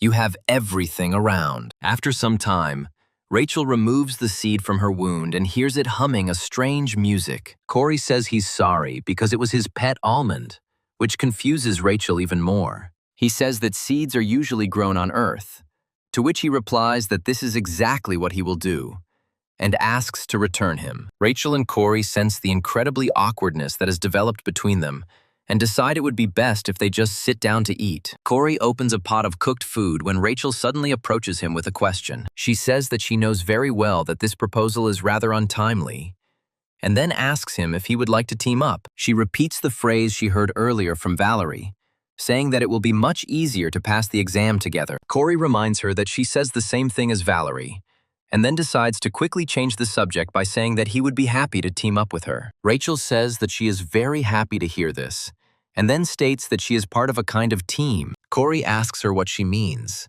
to which she reminds him that she recently met Bruce. Corey smiles and says that she has nothing to worry about since she is unlikely to see these people. Speech asks her in surprise what she means, But Corey himself laughs and tells her that everything will be fine. The reason Corey is so confident in his words is because Howard came across this group of repeaters and immediately dealt with them. He sits angrily on a rock and breaks a twig that some time ago ended up right in front of his feet. The picture of a destroyed camp and massacred cadets is truly horrifying. Returning Bruce looks at all this destruction and tries to understand what the hell happened here. He looks at Howard and wonders in his mind what he is doing here and what business he has with his team. Howard smiles evilly and looks at Bruce, turning to him to get his attention. In short, a moment later he throws a twig in his direction, which hits the tree a few millimeters from his ears. He quickly takes out this branch and carefully studies it in order to understand the reason for their conflict. The branch ends up bearing an inscription that challenges Howard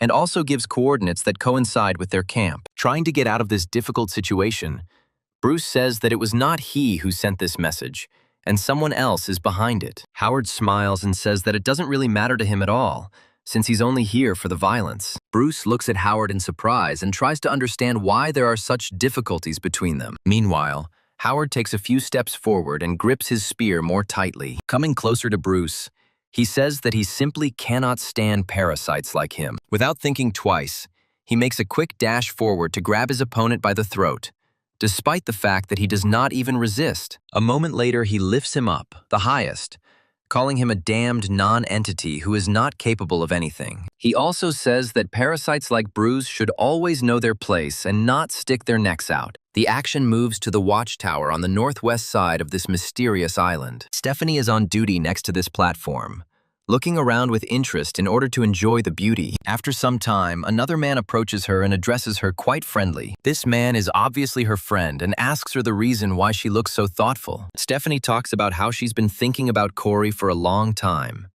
and her friend asks her if she's decided to switch from Edward to him. Stephanie claims that Edward will always be her favorite, but she has received some rather interesting information. She states that 2 days ago she received a secret report from Caroline, in which she states that Corey's abilities are superior to Edward's. She replies that there is every chance that this information will turn out to be false, after which she reminds them that they have already observed Corey's unusual abilities more than once. She smiles and reflects that it would not be a sin to allow such a cadet to deceive them at least once. Stephanie's friend asks her if it is impossible to verify this information, to which she replies that she will try to do so when he has time. Suddenly, Stephanie asks about when she gives this time, to which she points to her caretaker badge, saying that she has this. With incredible enthusiasm in her eyes, she declares that this bait worth 200 points will definitely attract him. Meanwhile, he continues to prepare for bed, sitting on the backside of the tent and looking closely at the fire. Looking at the bullet that was still with her,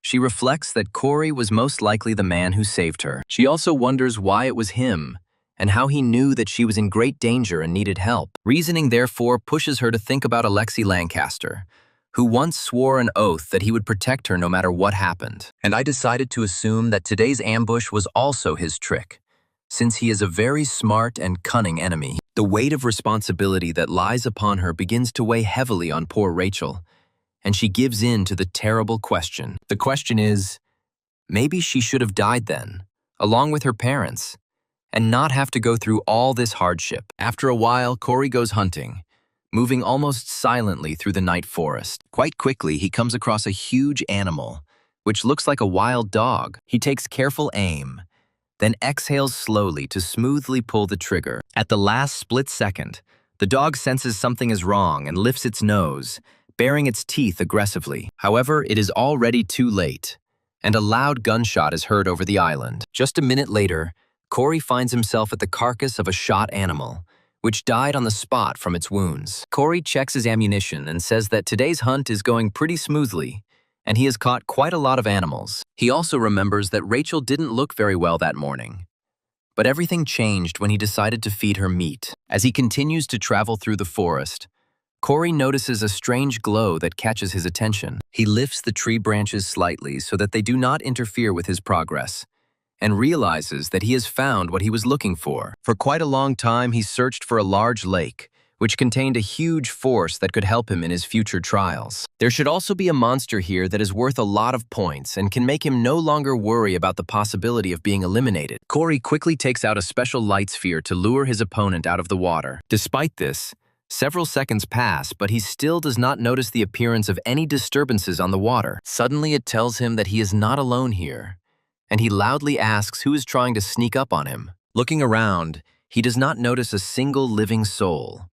And for a while, it begins to seem to him that all this was an illusion. However, the protagonist's paranoia does not allow him to calm down, and he understands that if someone is hiding there, then he is very good at tracking others. In order to make sure that no one is watching him, he decides to use the observation skill, which allows him to significantly improve his vision skills. He understands that thanks to it, he will be able to sense his pursuer, even if he disappears many miles away. Frightened by the fact that there is another person next to him, he quickly throws down his weapon and pulls the trigger. A shot is fired, but Corey manages to pull his hand back to avoid hurting Valerie, who had been watching him the whole time. The girl immediately screams at her friend and tries to understand what the hell he is doing. Corey calmly approaches Valerie and asks her why she is stalking him, to which she replies that she was in no way stalking him. Corey asks the next question, trying to figure out what she's doing here then, and Valerie immediately starts to get confused in her testimony. Corey says that if she can't come up with an excuse, then he's right. But Valerie asks him about what he just did to her. Corey says that he will only say this if she admits first why she was following him, to which Valerie replies that she was following Stephanie. Corey wonders if they are talking about the Stephanie they both know. Valerie says that this is exactly the person we are talking about, after which she discontentedly states that Corey is behaving too rudely. Without thinking twice, Corey throws his bag on the ground, then takes out his laptop to check something. He also sits on his knee in order to interact with the laptop. But Valerie, not seeing this device, asks him if he has become ill. Corey realizes that this situation is getting more and more awkward and decides to get things sorted out as quickly as possible. He recalls that according to the original plot, on the first and second days, Stephanie was watching Edward. On the third and fourth days in the original story, Stephanie moved on to other promising cadets. Corey guesses that most likely right now she has turned her attention to him and is looking at the cameras. It is not difficult for him to find Stephanie, who decided to climb one of the trees so as not to attract unnecessary attention. Corey realizes that all this can only mean one thing.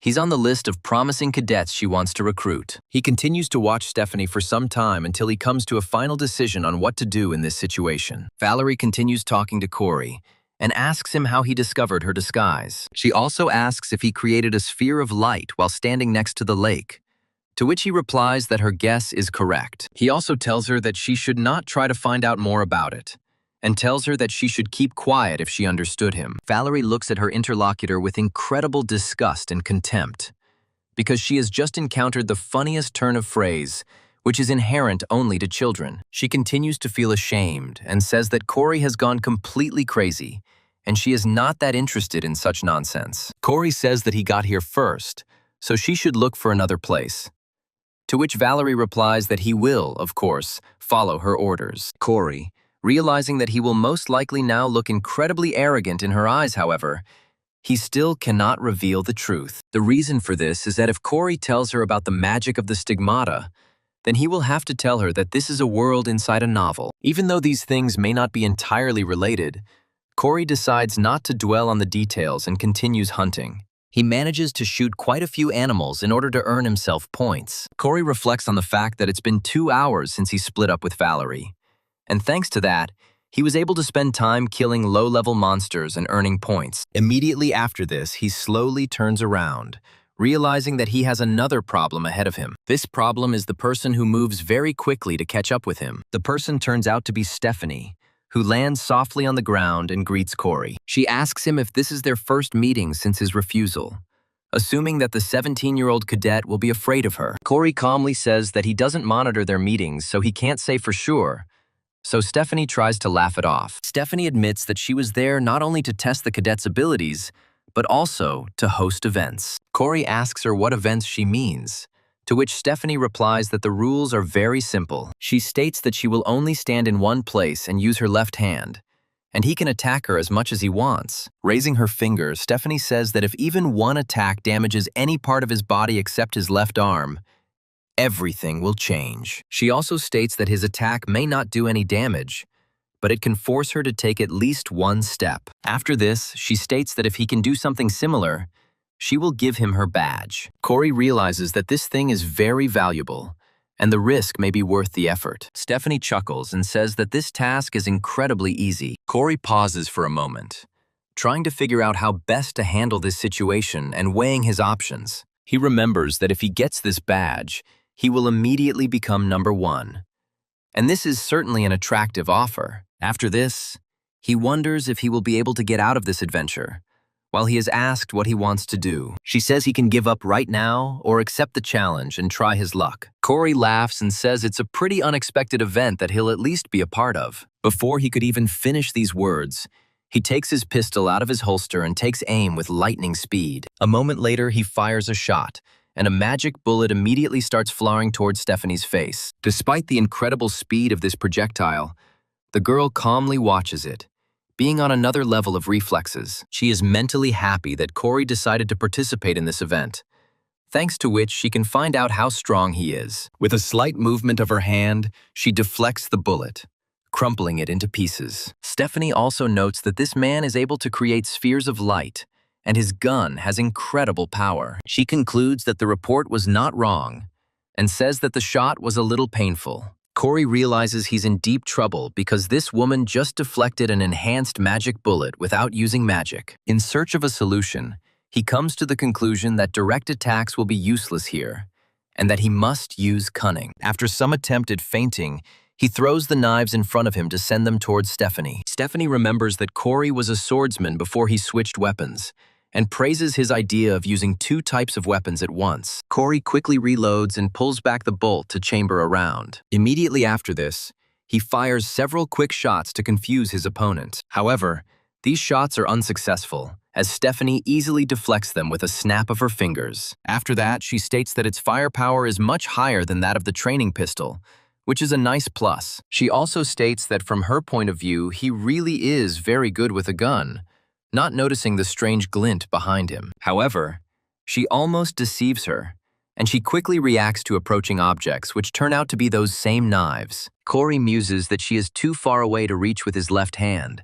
so he will be able to spread her. Stephanie realizes that in this case, she will lose miserably to a 17-year-old cadet and decides to act more intelligently. Once she gets in close proximity, she will use a circular strike skill around herself. Such powerful pressure immediately stops the knives and easily crushes their blades, rendering these weapons useless. Corey watches what is happening and realizes that his plan has completely failed, despite his cunning. The main character's face says it all, and even a casual observer could tell he wasn't thrilled about it. However, Stephanie's enthusiasm only begins to grow, and she says that she had no idea that he had changed the trajectory of the blades with magic. Along with her enthusiasm, her curiosity flares up and she asks him what kind of technique it is, after which she says that it resembles an onion. She also asks him what other talents he can show, while Corey muses that he only has one option left. He silently turns around and says that in this case, he will leave her, and begins to slowly walk away in the other direction. Stephanie looks at the protagonist's behavior with surprise,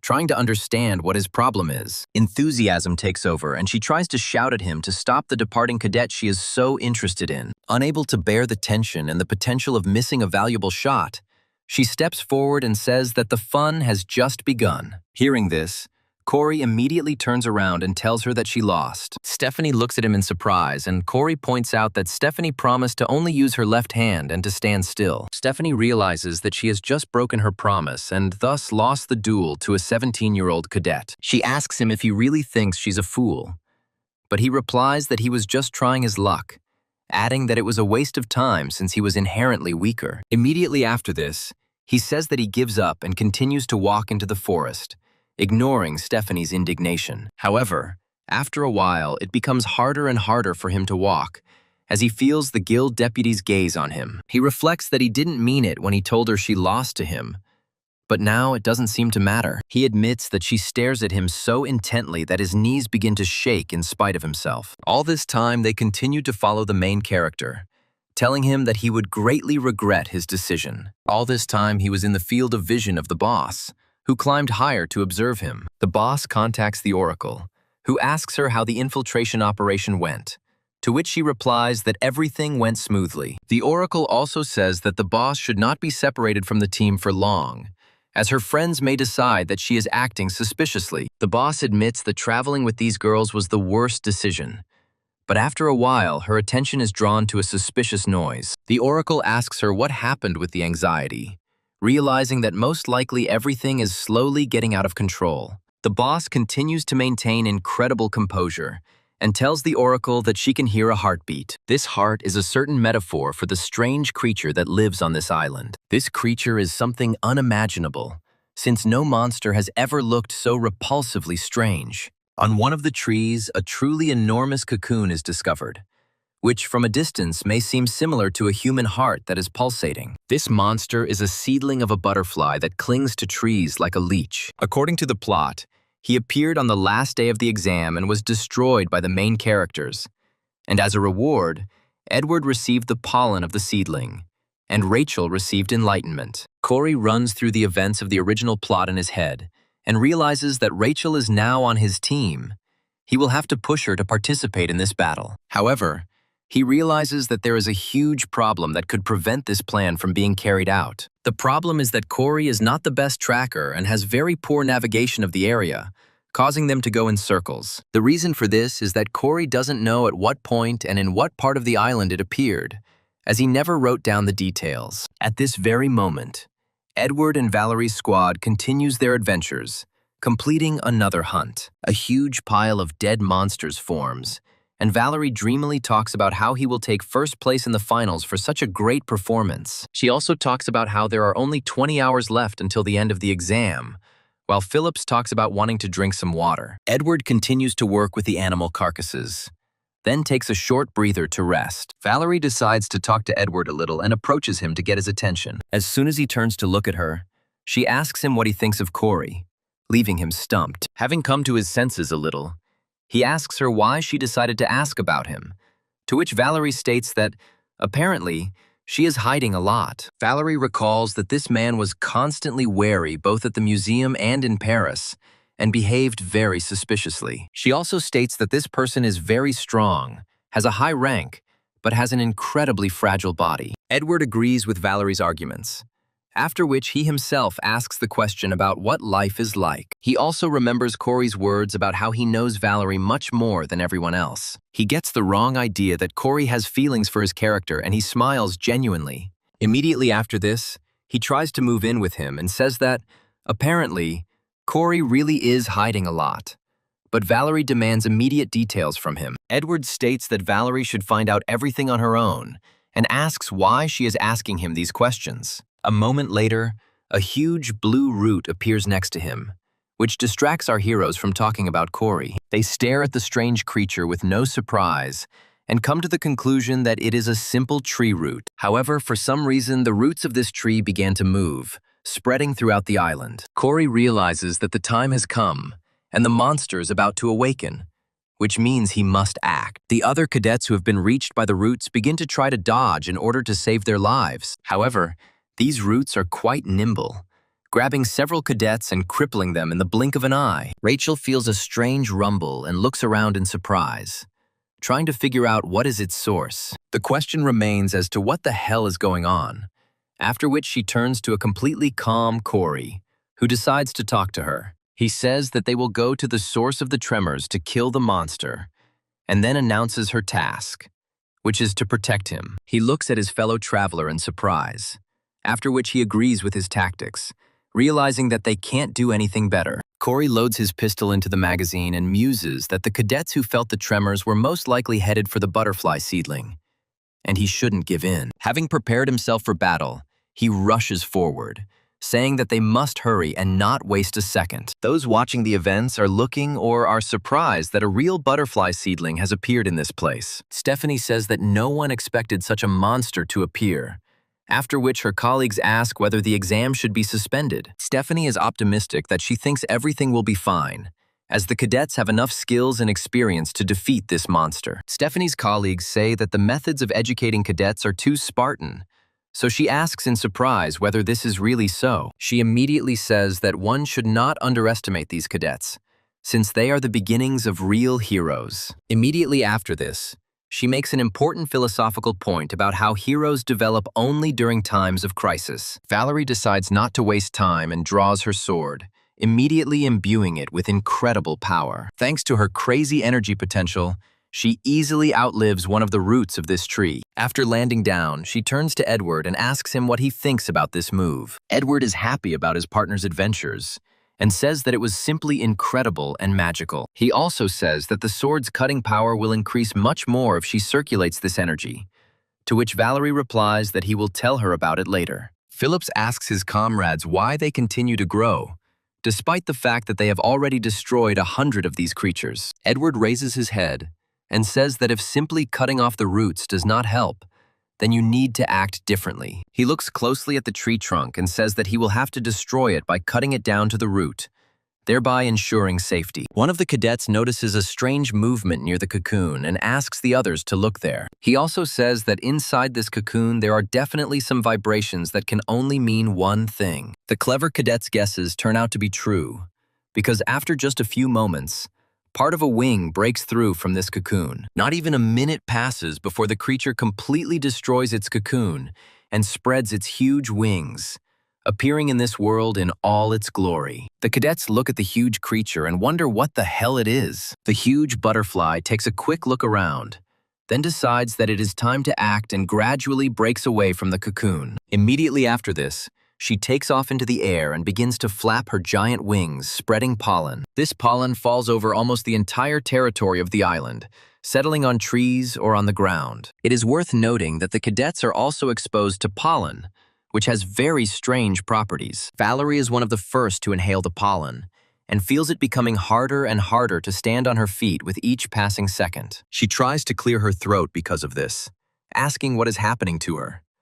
But her body immediately begins to rapidly fail. She understands that this pollen has a weakening property and feels how many people stop obeying it. Unable to keep her balance, she falls forward face first, realizing that if no one catches her, things will be tough for her. To her great happiness, Edward appears on her way and manages to stop her so that she does not receive any injuries during the fall. Edward is surprised to find that all of his comrades have fallen asleep, and he examines them carefully, realizing that it does not look like poisoning. Holding his breath, he realizes that he needs to defeat this creature before his lungs run out of oxygen. The giant butterfly continues to hover over the island, spreading huge amounts of pollen. Edward looks at her in surprise, trying to figure out what he needs to do to win this battle. A moment later, he hears a strange sound that signals that someone is rapidly jumping out of the trees. Looking up, he notices that several cadets have launched themselves forward like catapults. Among these cadets are Corey and Rachel, who were able to get themselves some masks to combat these disputes. He stares at the protagonist and Rachel in surprise, trying to figure out where he managed to get such devices. Corey continues to rapidly approach the huge creature, which has decided to follow strictly. They use all the strength they have accumulated to get to this creature as quickly as possible. Rachel looks around at the other cadets and realizes that they are simply unconscious, and wonders if Corey knew about this beforehand. After a while, Corey pulls her friend back to concentrate on the upcoming battle. He asks her if she sees that huge butterfly monster, and then says that he will defeat it, but it must be protected from the roots. Rachel says that she understood his demand perfectly and is ready to defend him, after which Corey takes it out. A moment later, he takes good aim and fires towards the butterfly, hitting its wing. The insect begins to make a terrible scream, realizing that if it does nothing, the cadets will destroy it. In response to the loud cries of their mistress, a huge number of hard roots rise from under the ground. They immediately rush towards Corey and Rachel to destroy them. However,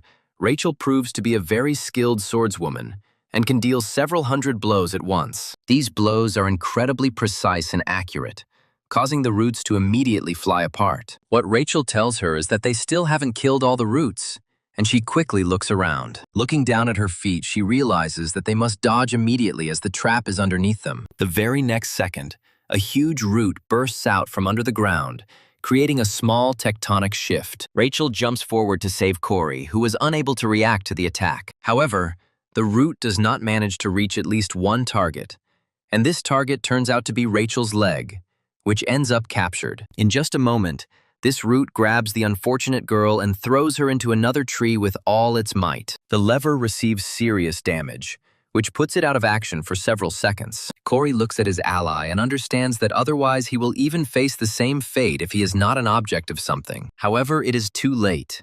As the roots are devoid of empathy, their only goal is to destroy the enemy, which is now played by Corey. The protagonist turns around and realizes that he has once again missed his chance to come back from this attack. And right where he had just been, a powerful explosion occurs from the collision of a heavy root with soft earth. However, as the smoke gradually clears, Corey finds himself safe and sound. Looking up in fear, he realizes that Edward has come to his aid, repelling the attack with his sword. However, Edward finds it harder to fight with each passing second, as he is forbidden to take even a single breath. Corey looks around and realizes that Rachel must have been seriously injured and left unconscious. Seed Evangel immediately perks up when she senses Rachel's blood nearby. Without asking permission from his owner, he immediately jumps out and heads towards her. Corey looks at the cheeky Seed, who has absolutely no concern for his own safety, in shock, and tries to figure out where it is going. Finally reaching its target, the Seed immediately lands on a small abrasion to sign itself with new blood. Corey, realizing that the situation seemed to be getting worse, while Edward asks him if he wants to defeat the butterfly, adding that he won't last long. Corey quickly pulls himself together and reflects on the fact that with the help of stigmata magic, he can make only 3 bullets with fire properties. Corey agrees to Edward's help, saying that he would be very grateful for any support in this difficult battle. He also says that his bullet most likely missed, since this monster moves much faster than its other relatives. Corey also says that if he wants to kill him, he needs to get closer to him to get a proper aim. He asks Edward to act as bait, and thereby buy Corey some time. In order to give himself more power, he uses the Holy Sword magic, and Corey notices that it has become much stronger since what happened at the museum. Edward looks at his friend and comrade and then smiles, giving him incredible hope. Looking at him, he says that what is happening is becoming more and more interesting, which makes Corey very surprised. Edward continues, "It's interesting to watch his interlocutor as his holy magic gradually charges and takes on its true form." He also says that no matter what secret weapon he pulled out, Corey never looked surprised, before adding that he was the one who spotted Valerie's talent. Smiling sincerely, Edward states that sometimes he feels like Corey is the one who knows everything about this world. Corey looks at his interlocutor in bewilderment, realizing that this deduction is at the highest level. Edward says that he relies on his comrade's help anyway, and rushes off to lure the huge creature. Here, it immediately jumps off several roots at once in order to attract as much attention to itself as possible. The roots try to stop him from doing what he has planned, but he wields the sword masterfully and strikes where it is needed. Corey continues to watch what is happening and is amazed at the incredible grace with which his ally moves. A huge number of thoughts immediately come into his head about whether he should reveal his secret. After this, he turns to the side to prepare for May according to the horoscope up to the specified point. By running away, he once again declares to himself that he knows everything about this world, precisely because he is its author. After a while, he reaches the trunk of a huge tree and clings to the vines to pull himself up. The parkour skill is on cooldown, so climbing up is a bit of a challenge for him. Corey climbs to new heights and reflects on the fact that now there is a huge problem. According to this problem, the world he wrote in a simple novel is right before his eyes right now. He raises his head to look again at the bright dawn sun, which blinds him with its rays. He also realizes that some revelations took too long to reach him due to his strange nature. He remembers events that kept switching with him and went beyond the original plot. Corey finally realizes that right now he has become a character that never existed in the original. After this, he climbs a tree and takes out his gun to aim. With the perfect window of opportunity, he pulls the trigger, sending a fiery bullet through the air. This time, the shot is incredibly successful, and the bullet hits the insect's body directly, piercing one of its wings. The magical properties of the fire attack cause a small explosion that immediately sets the butterfly's body on fire. Edward realizes that the air in his lungs is completely running out and wonders if he has done enough to win. The butterfly begins to be engulfed in incredible flames, and it continues to scream in incredible pain, feeling its imminent death. This spectacle truly seems to be something both beautiful and very frightening. Corey watches what is happening and feels his strength leaving him, after which he notices something strange. He realizes that the firepower of this shot was not enough to finish off the creature, and he still has a chance to recover. Suddenly, a man who had been closely watching the proceedings all along intervenes and had the perfect opportunity to appear. One wave of the hand is enough to strike the falling butterfly with mysterious magic, which goes straight into its body. This magic instantly takes the life of the huge creature, and it begins to sadly fall down. Corey turns to where the magic missile came from and tries to figure out what just happened. A man with incredible power, who carefully hides it all the time, comes onto the stage again. This person is declared the boss of millions, who has not been using her skills all this time and has been waiting for the right opportunity. A terrible thought flashes through Corey's mind that the boss had been waiting in ambush all this time to put her insidious plan into action. According to this plan, her target is butterfly pollen, which is a very valuable resource that can strengthen any person. However,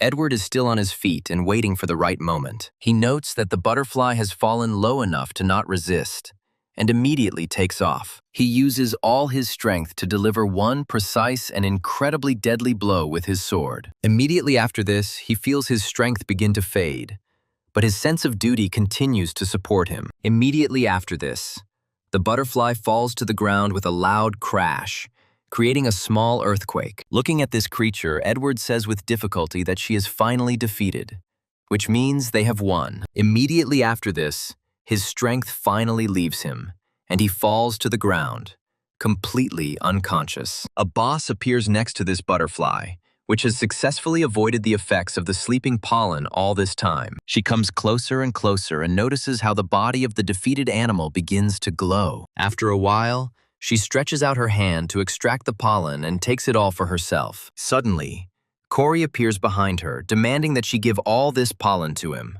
The boss, still under disguise, turns to the protagonist and tries to understand why he is setting conditions for her. Corey states that according to the rules, she cannot take the pollen, continuing to persistently approach her. He recalls that in the original story, Poor does not know what properties this pollen has, and most likely came here in order to sell it at a high price. Corey realizes that in order to deal with the spirits that will appear in the future, Edward must receive this pollen. The boss looks around carefully, constantly weighing his chances and checking to see if any of the other cadets are awake. Looking at Edward, it quickly becomes clear that he only passed out recently, so he's unlikely to wake up. However, she discovers that Valerie and the other cadets are feeling relatively well and may soon wake up. The boss reflects on the fact that the butterfly is dead, but the sleeping effect is still in effect, and the simple cadet continues to stand on his feet. She realizes that he is indeed a very unique and strange person whom she has never met before. She muses that she needs to keep a close eye on him, while in reality, the protagonist has used the ether to keep breathing. After some time, he realizes that this won't work. He urgently needs to put on a mask, when suddenly something irreparable happens. The boss decides that the masquerade is over and takes a few steps forward, extending his hand and creating shadow streams. And Corey begins to form protective barriers around him, thereby protecting him from pollen. Just a few moments later, a kind of protective cocoon appears, resembling a black hole from a distance. The boss comes closer and closer. Corey shows with her whole appearance that she would like to talk with her. She looks at him carefully with a very serious look and asks him if he knows who she is. Corey is silent for a moment, and then the words begin to slowly fall from his lips. Having found the perfect way out of the situation, he says that the very same Li Xiaoping is in front of him. The chameleons stare at the main character in surprise, trying to figure out who Li Xiaoping is. Immediately after this, she remembers giving him her business card, which had her fictitious name on it, which she had previously used. She decides not to reveal her true identity and asks Corey if he understands, and also asks how long he has known about her disguise. Corey tries to joke, but a moment later, a rather powerful shadow projectile explodes next to him, which could make a hole in his head. The boss looks at Corey seriously and says that if he lies to her, she will beat him in the most brutal way. Corey realizes he needs to stop acting like a trickster and says he figured it out the moment he took the watch off her. He claims that when he looked at her up close, he realized that she was a little different. The boss looks at Corey in surprise as he states that he has pretty sharp eyesight thanks to his skills. The leader of the chameleon gang listens attentively to his words, after which he mentally understands that he is not telling the whole story. She recalls that Jane's powers cannot be seen through with just her keen vision.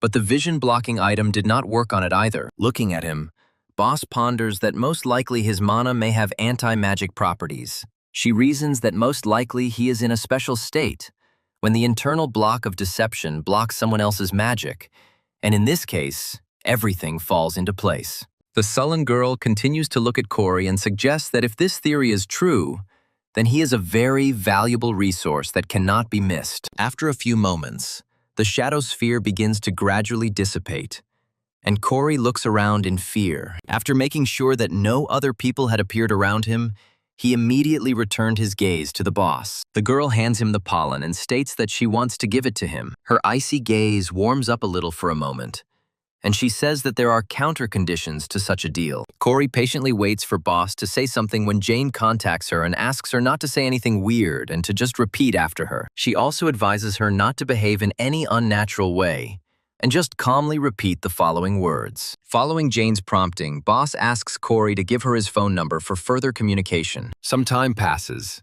and Corey admits to himself that at that moment he almost gave his soulmate to God. Quite quickly, he comes to his senses and realizes that this decision had its very positive consequences. Thanks to this decision, he was able to achieve his goal and get a whole bag of incredibly valuable pollen. Corey wonders how he is supposed to give Edward the pollen, given that he will now have to come up with an explanation for what is happening. Immediately after this, he remembers that he completely forgot about Evangel's seed, which was with Rachel all this time. Turning his gaze to the English princess, he notices that a mysterious but very warm glow appears next to her. As he gets closer, he realizes that this feeling is becoming more and more intense, which means that the great event is about to happen right now. Corey tries to shield his hand from the very bright light, and realizes that Evangel is about to wake up. This light gradually grows, and the huge shadow appears behind Corey. The light becomes brighter and brighter, and the main character can only wait for the procedure to end. Meanwhile,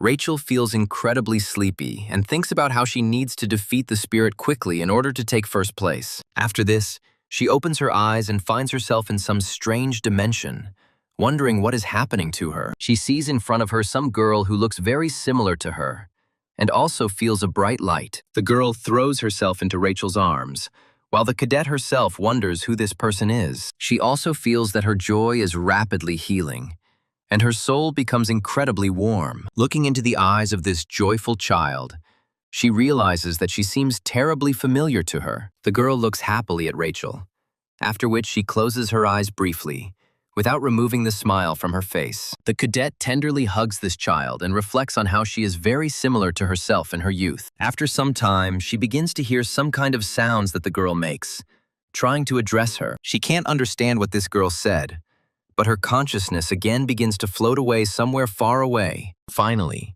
she decides to ask this girl about it as soon as she has the opportunity. After this, her gaze begins to darken again, and she realizes that she cannot do this. Rachel's fatigue continues to weigh heavily on her, and she feels an incredibly strong desire to go. Half asleep, Rachel asks the girl next to her what she said. Evangel, who has come fully into this world, turns her gaze to Corey and calls him her dad. Looking at him with her pure gaze, she says that her mother has fallen asleep on the grass again. After some time, other instructors arrive on the scene and find most of the cadets asleep. Some of the instructors are surprised to find Corey looking surprisingly cheerful, so they decide to take Edward to safety. Stephanie and the other observers quickly bring the situation back to order and take control to get the students home. Corey reflects on how the hectic exam day passed in the blink of an eye, and at 9 a.m. the next day, they were heading back. He goes out on deck to enjoy the waves and be glad that they are finally through this nauseating final exam. Despite this unpleasant incident with the butterfly seedling, which was not observed or expected, it was ultimately decided to divide the points between the 4 squares that destroyed the monster. Corey checks his private messages and finds that no one has contacted him about anything yet. He reflects on the fact that there has still been no communication from the chameleon group, despite his expectations. The young man is also tormented by the question of why the boss of this organization is interested in him. Valerie turns to Corey to find out how it all ended, as she quickly fell asleep. Corey asks her what she means, to which the girl replies that she only remembers the events up to the middle, adding that Edward stated that Corey fell. Corey says that this is most likely not true, since these wings could not be destroyed with a pistol. Corey will make fun of her interlocutor and ask her why she didn't use a bow and arrow in this fight. It goes without saying that Valerie felt a great deal of confusion at that very moment when she heard these words. She immediately starts yelling loudly at the main character, asking him if he remembers that he himself asked not to use a bow and arrow. She also says that she is not so clumsy with a sword that Corey should worry about her. Corey says that she is right about this and asks her how she feels after switching to the sword. Valerie starts to get a little nervous, and he asks her if she feels a little scared. Valerie is very bad at hiding her emotions, and continues to naively believe that she can fool Corey with her statements that she is not afraid of anything. Corey looks away slightly to keep his thoughts from showing. He reflects that every first person who knows this girl for even a few minutes can tell when she is lying. He recalls that the inability to lie convincingly is one of the traits he prescribed for her, and expresses joy that at least that one thing has not changed. Corey says that if she uses the sword more often, she will get the hang of it much faster. In addition, he confidently states that, in the end, Valerie was born with the talent of an incredible swordsman that hardly anyone could compare to. After some time, Valerie tells her friend Caroline about all this, who immediately declares that this indicates that he is interested in her. Valerie says that this simply cannot be true. But Caroline immediately turns to Edward and asks him if Corey told him anything about this. She recalls her last conversation with her friend and says that there is a lot of truth in Caroline's words. Caroline says that Corey Cold is not interested in absolutely everyone, but as soon as the conversation turns to Valerie, he becomes more interested. Valerie continues to stubbornly declare that all of this is absolute speculation and nonsense, after which she wonders why it has become so hot here. Valerie's friends ask her what she is going to do, to which the girl states that she has no plans whatsoever to do anything. Caroline decides to immediately test her theory in practice and calls out to Corey. Corey greets everyone at the table politely, after which Caroline wishes him bon appetit. After this, Corey looks at those sitting at the table for a while without saying a single word. After a short pause, he turns around and continues peacefully going about his business. Caroline smiles and says that all this time Corey was staring at Valerie, thereby embarrassing the unfortunate girl even more. In fact, Valerie is very afraid to open her heart to someone, since this is also a sign of weakness that she cannot afford. Corey makes it to his room and talks about how he's finally back, asking if anything bad happened. In response to this, he hears a joyful girl's cry that her father has finally returned. Corey looks at the girl approaching him in surprise and asks her not to run at such a speed. Immediately after this, he sits down, and the girl asks him where he has been, to which he replies that he went to buy her food. Corey picks Evangel up and tells her that she shouldn't call him dad, after which the girl asks him why he says that. Corey spends some time trying to explain, but the girl keeps asking him why things have to be this way. After some time, he realizes that without proper training, there is absolutely no way to get by here. Meanwhile, Evangel continues to look at him with interest, trying to understand why he forbids her to call him dad. Even though she doesn't wait for an answer, the little girl still decides to smile with joy that her beloved has come to her. Corey smiles too, unable to resist the charm of this little girl. He realizes that only a few days have passed since she woke up next to Rachel. Corey asked her why she called him her dad, to which she, not understanding, replied that he was her father. She also threw herself into his arms, saying that he had taken care of her all this time while she was a seed. Shortly after, Corey discovered that a helicopter had come to pick them up, meaning they could be discovered, which would not lead to the best of consequences. Corey asked Evangel to take on the form of a seed again to hide from prying eyes. Evangel looked at her new father in surprise and asked him what would happen to her mother. Corey told little Evangel that their mother had to go out on business, which prompted the child to follow the request. A few moments after the bright flash of light, she turned back into a seed, which is very easy to hide in your pocket. This is how she ended up in Corey's dorm room, which now leads to the misleading conclusion that he has a secret child. Corey opens the food bags and invites the little girl to the table to have breakfast. After tasting human food,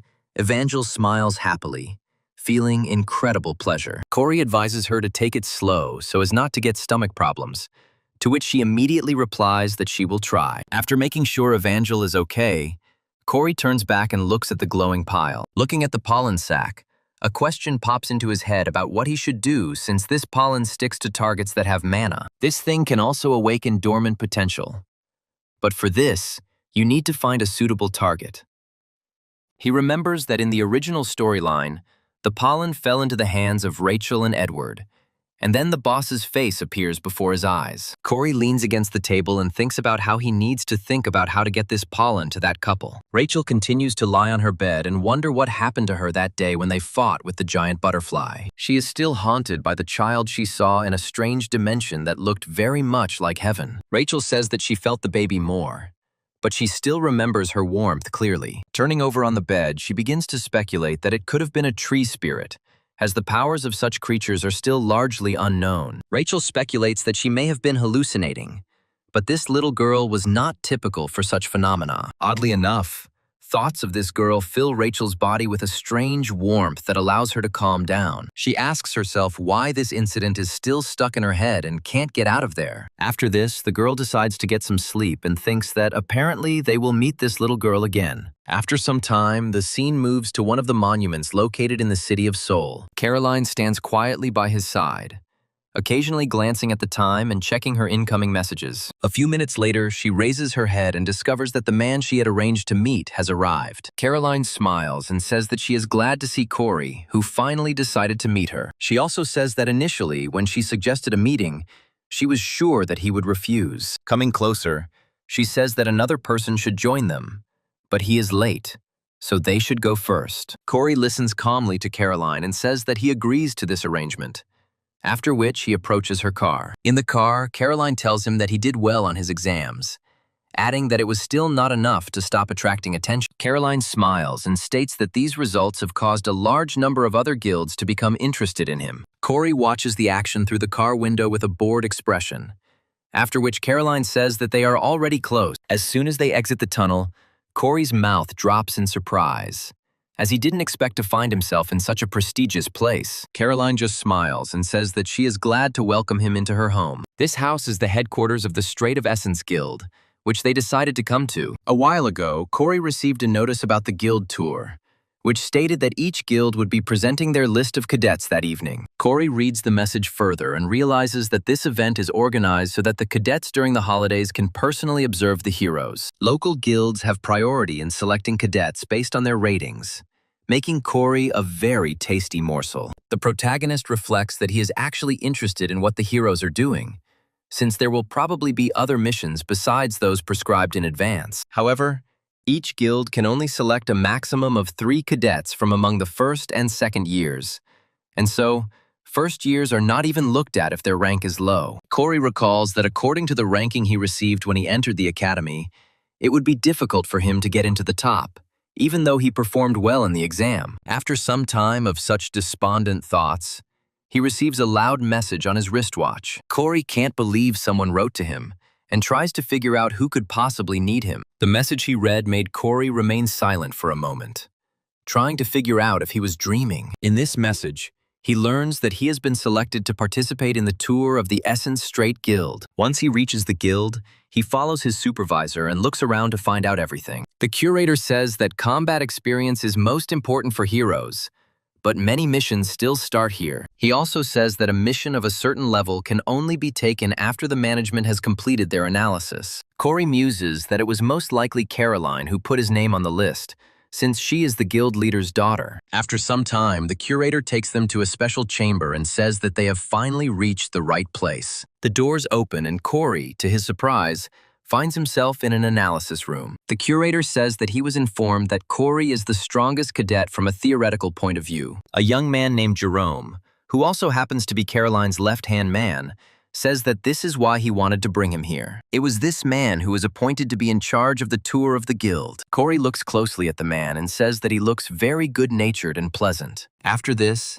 he adds that this man looks so good that if he were not the author of the novel, he would never have taken him for a villainous traitor. His thoughts are interrupted by a rather stern female voice, which happily says that Jerome has finally brought the cadets. A mid-level hero named Catherine stares at Corey with a piercing gaze and doesn't hide her arrogance. She says that the world has definitely become a much better place if the person who ranked 934 was able to get a tour of the guild. Corey reflects on the fact that this girl is unlikely to have a good impression of him. The reason for this is that Catherine supports the current vice captain of the Essence Watering, and has a grudge against the guild leader's daughter. In the original story, this animosity will not last long, and in the future, she will join Caroline and earn the position of vice captain on her own. Jerome says that Corey is number 1 in theory, to which Catherine immediately replies that she was also number 1 in theory. In an attempt to put herself above others, Catherine says that the theory that the cadets study is not nearly as important. She then turns her gaze to Corey and asks him if he agrees with this statement. As an additional attempt to humiliate the protagonist,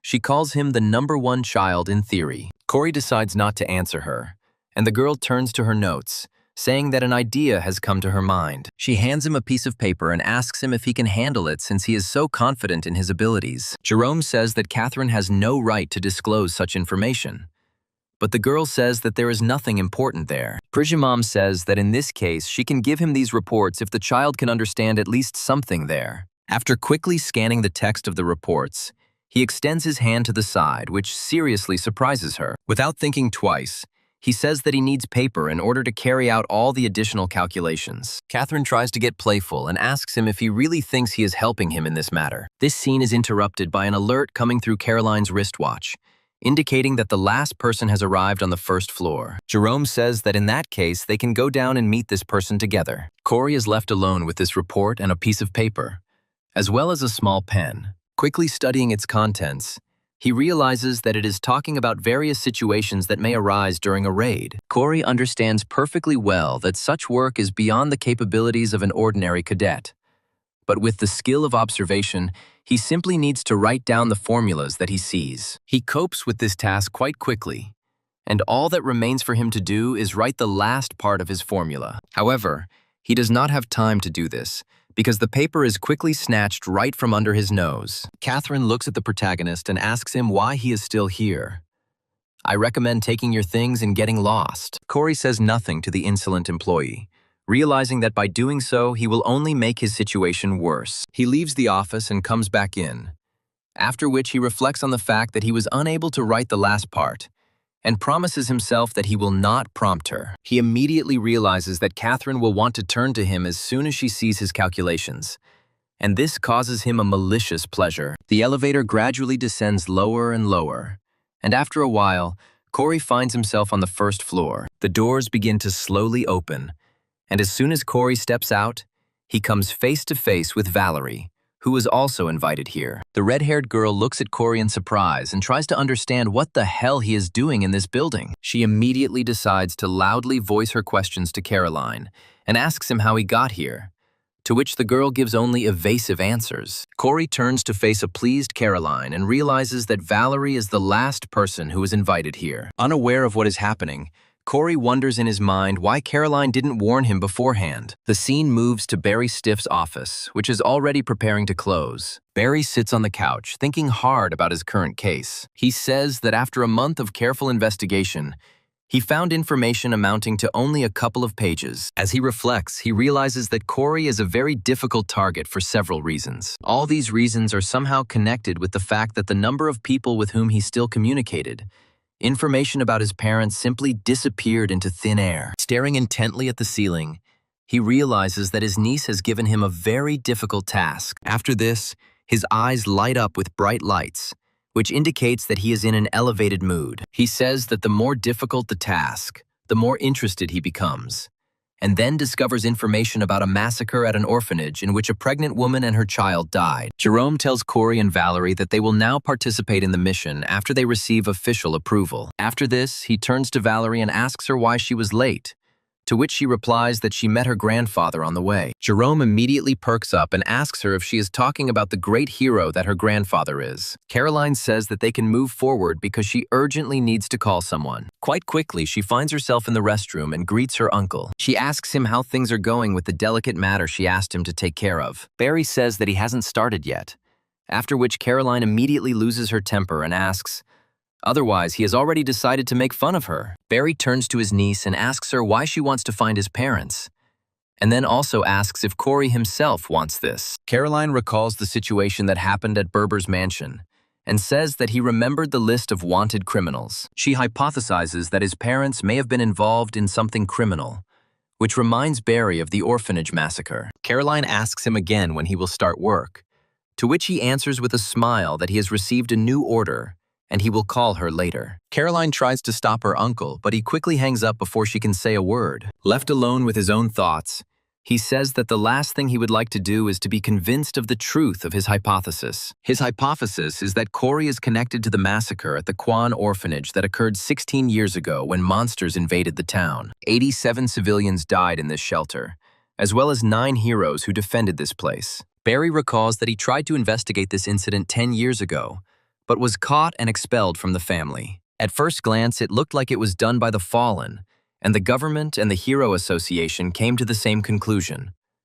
But in reality, it was the South Korean president, Chairman Lewis, and Caroline's father who were behind it. Barry recalls that they didn't even want to get their hands dirty and just hired a killer, since it probably wasn't that important to them anymore. A moment later, terrible questions rush into his head about the possibility that there could have been survivors in this incident, and that Corey's parents were victims of this incident. When presented in this light, it gives Corey a compelling reason to begin his vengeance in search of the killer. Barry, realizing that the situation is becoming very dangerous, if he continues digging, he will die a horrible death if those behind this incident find out about it. Meanwhile, an alarm is sounded near the academy, and Valerie happily runs to get to the monsters. Corey is desperately trying to catch up with his comrades, but his physical qualities still leave much to be desired. It is worth noting that once again on long runs, Corey showed himself to be simply disgusting, which let his friends down. Jerome approaches Valerie and asks her where Corey went, to which she replies that he will catch up with them soon. After this, she notices an incredible gloom on Caroline's face and asks her if everything is okay with her. Caroline says that everything is fine and any worries are groundless, mentally cursing her uncle. After a while, they reach their destination, and Jerome quickly stops to prepare for battle. Several golems appear in front of them at once, which are extremely aggressive towards everything that moves. One of the golems spots 2 people and swings to crush them into mincemeat with one blow. A huge stone fist falls on innocent civilians with incredible speed. However, after some time, he is stopped by a magical whip, which Caroline uses to save civilians. Jerome praises her for her excellent work before rushing forward, his spear at the ready. He jumps up, then takes careful aim and throws the spear straight at the golem's body. Corey continues to run towards his comrades, hoping that they won't finish off all the enemies before he gets there. After a while, he finally catches up with them, saying that he was afraid he would miss all the fun. Valerie takes aim at the 2-meter-tall golem with her bow, then pauses briefly. Comparing the threat, she makes a mental assumption that she can deal with this monster even with a sword. With great concentration, she lunges forward to gain enough momentum. The girl also remembers that the golem's vulnerable spot is the ankle, which, if damaged, can finish off the enemy with incredible ease. She lowers her gaze to the golem that is approaching her and prepares to deliver a powerful blow. Before launching an attack, she charges her weapon with her unbridled wild energy, capable of destroying everything in its path. Looking at the golem, she understands that she must act now to avoid consequences. However, it turns out that Valerie was wrong in her calculations and did not close the distance between herself and the enemy quickly enough. Due to this oversight, she receives a serious blow to the stomach and feels incredible pain that spreads throughout her entire body. This attack also gives her an incredible amount of counter momentum, which knocks her back. The girl is trying to heal, and because of this, just then, why the golem and so fast? The evil creature decides not to give its victim a single chance and swings its giant fist again. Corey yells at Valerie to watch her back and dodge immediately in order to survive. Corey's thoughts suddenly materialize, and he tries to understand how everything came to be where it came from. The thing is that somehow he pulled Valerie towards him, and she ended up in his arms. Corey quickly realizes that he really wanted to help Valerie, and because of this, his ether involuntarily reacted. He understands that this situation seems very awkward to him, and he comes to the conclusion that he urgently needs to say something important. Gathering his courage, he says that if Valerie continues to take critical moments, then it would be better for her to fight from a long distance. He also asks her if she doesn't remember that her sword can become much longer. Valerie immediately points her finger at the main character and asks him to mind his own business, after which she justifies herself by saying that she simply let her guard down. After this, she turns around and sincerely thanks him for saving her life from a rather unpleasant death. The reason why Valerie has to be a swordswoman is because her mana pool is several times larger than a normal hero due to her talents. She has a greater mana reserve than even Edward, who is a young prodigy. Thanks to Valerie being able to concentrate and make the sword a conduit for mana, she was able to deal with these golems without any difficulty. Corey, watching what is happening, suddenly feels the intense gaze of a mysterious man who has been on the roof all this time. He looks back and stares at the girl, and they make eye contact for a moment. Valerie approaches Corey and asks him what he has become and offers to come with them. Corey turns around and realizes exactly who the girl was, thinking that he wishes he had been faster. Meanwhile, dark clots appear around this girl, signaling that she belongs to the chameleon group. Meanwhile, Catherine sits down at her desk and says that her shoulders are about to fall off. Her colleague asks, because she really still hasn't figured out the reports, answering that she suggested passing it on to the office workers. Catherine says that she is much smarter than the office workers, after which she is asked if she really uses pen and paper for calculations. The girl declares that this is the scribble of an arrogant, impudent person, after which she offers to evaluate his calculations. She spends some time immersed in the formulas that Corey wrote, after which she immediately shuts up and freezes in surprise. After some time, she begins to bombard the protagonist with her messages, offering to meet. Corey looks at the huge pile of messages with satisfaction and says that nothing in the world will make him talk to Katrine again. He states that he now has a rough idea of how the guild works and has no further interests there.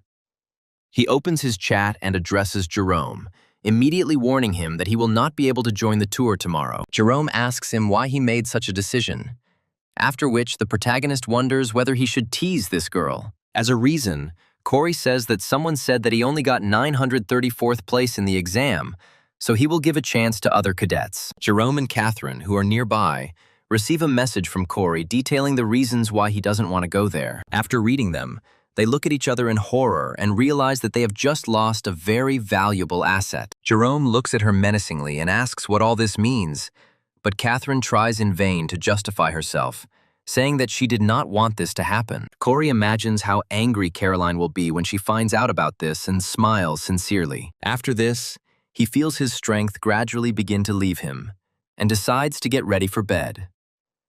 He discovers a sleeping Evangel and concludes that the excursion was fruitful after all.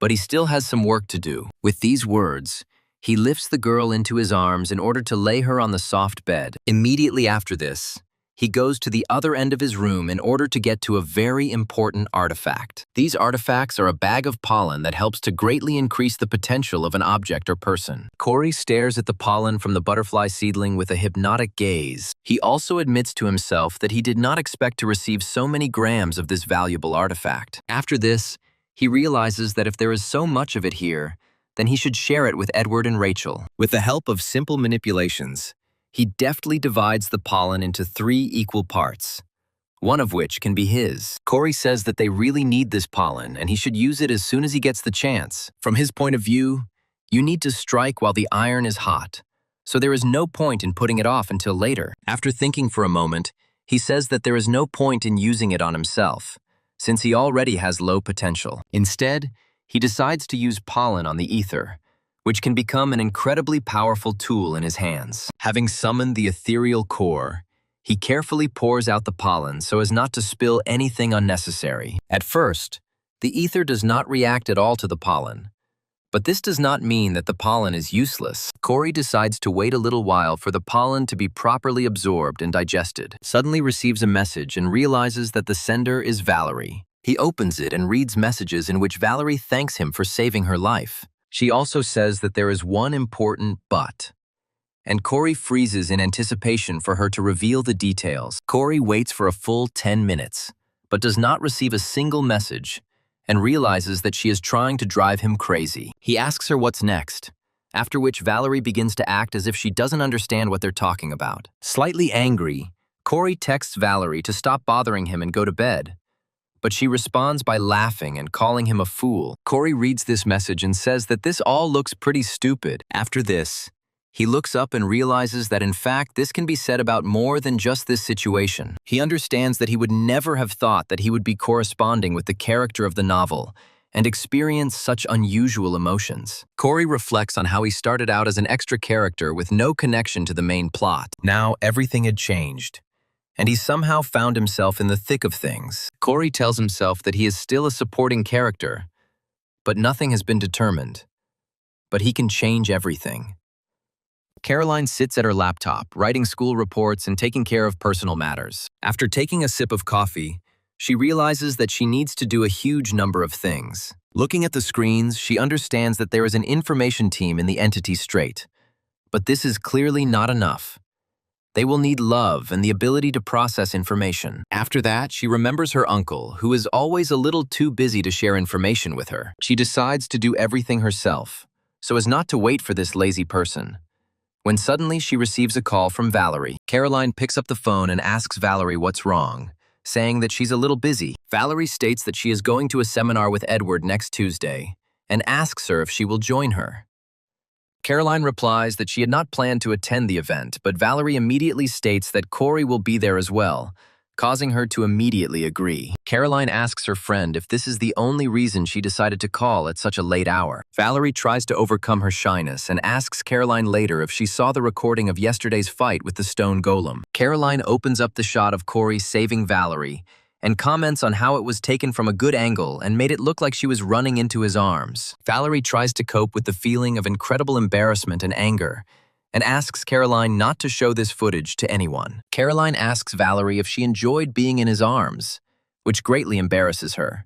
After which she says that she is busy. After a while, she ends the call in order to focus on her personal affairs. Valerie feels incredibly embarrassed after discussing such delicate topics. Caroline calls her friend a little liar, after which she decides to go back to her work in order to get everything done. Just a couple of minutes later, her wristwatch starts ringing again, and she wonders who needs her this time. As soon as she picks up the phone, she is informed that Corey has canceled his tour of the guild, causing her to immediately lose her composure. She is also informed that the reason for his refusal is his strained relationship with Catherine, after which Caroline says that she will settle this issue and hangs up. Caroline sends all sorts of curses at Catherine's head, saying that they barely managed to persuade him to sign the contract. Corey receives a system notification that he has been awarded 89 points, plus an additional 12 as a luck bonus. Without understanding anything, the main character wonders what kind of merits they decided to award him points for. After that, he sits down at the computer and decides to distribute them profitably in order to more easily cope with the following difficulties. He realizes that it doesn't matter how hard he tries,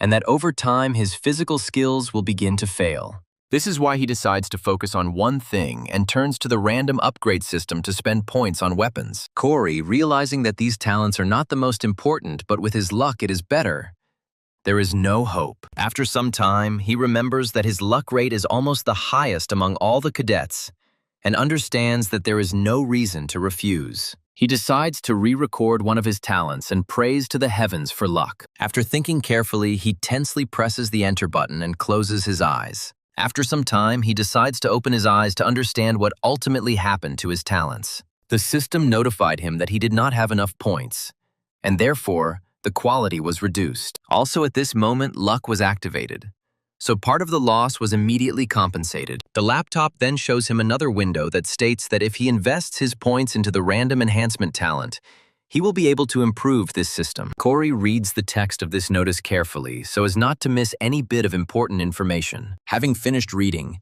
he reasons that he is not entirely satisfied with the result, but that he could not have hoped for anything better. He continues to stare at the laptop with a tense gaze and thinks that the reasons why he rushed to prepare will soon reveal themselves. This preparation will be critical because if he neglects it, he will not be able to overcome the difficulties. The laptop starts to glow strangely, signaling that all preparations have been completed. Corey also receives a notification on his watch and decides to look at it. The notice states that the Travelers Club will leave for England on Friday next week. Corey goes into peak focus mode and spends the entire week of summer vacation in it. He spent each of these days training like crazy to keep up with his physical fitness. Despite hard training, his stats are still average. However, His ether finally completed its improvement and acquired new properties. Part of the potential of this weapon was unlocked through the mysterious power of the spirit. Corey looks closely at the update and realizes that physical strength has only been increased by 70%. Corey tries to materialize some kind of weapon from the ether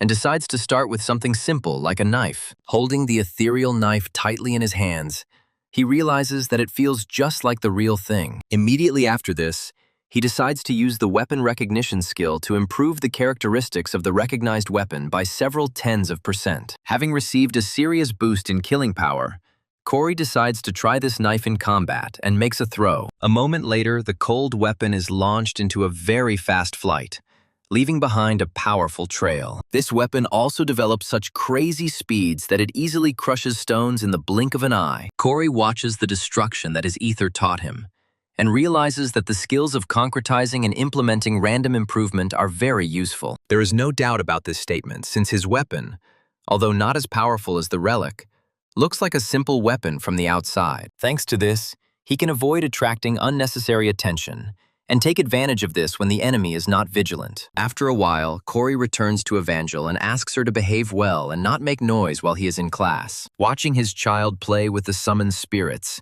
he declares that he will buy her some treats. Finally, he gives her advice not to create a spirit friend that would resemble a human in form, but she, somewhat offended, replies that she understood everything. Corey reflects on how difficult it is to raise children, but she doesn't take her anger out on her child and says that he will see her later.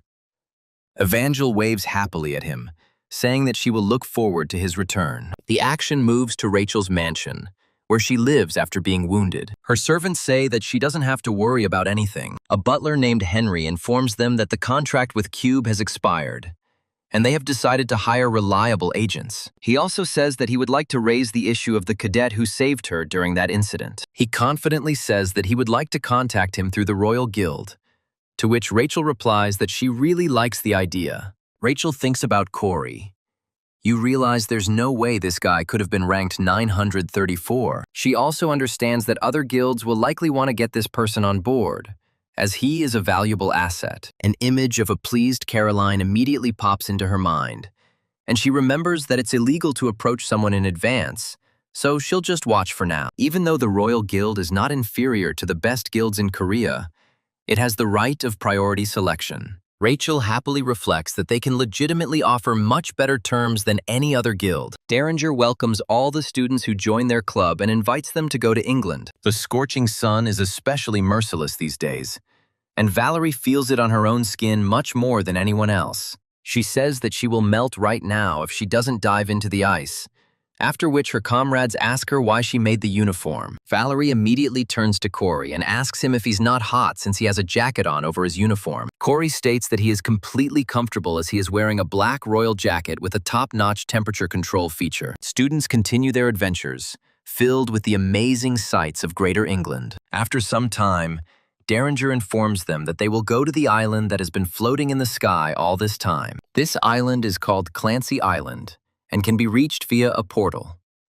Corey carefully remembers the name of this island and recalls that important events in the novel were connected with it. This place was created by the English government using the floating crystals that are in their possession. This island is all about money and is somewhat similar to Las Vegas, but it is where the next chapter of the main story begins. Valerie looks around and says that she hasn't been here in a while, and Caroline says that she hasn't been here in a while either. Edward looks at them in surprise and asks if they have been here before, and only Corey has. Valerie says that she came here at the age of 11 with her brother, after which she quietly adds that she has never been here again. Corey turns around slightly and notices that this information immediately began to make Valerie's mood disappear. To cheer her up, Edward says that it's his first time here and asks her if she can be his guide.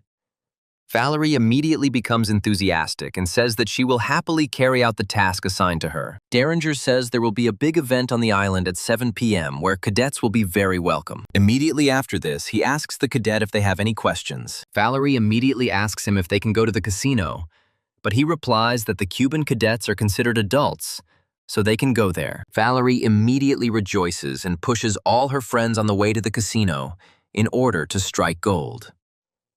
Casino is a very dangerous place for all people who are exposed to incredible excitement. Most people try to play the casino on equal terms, hoping to come out on top.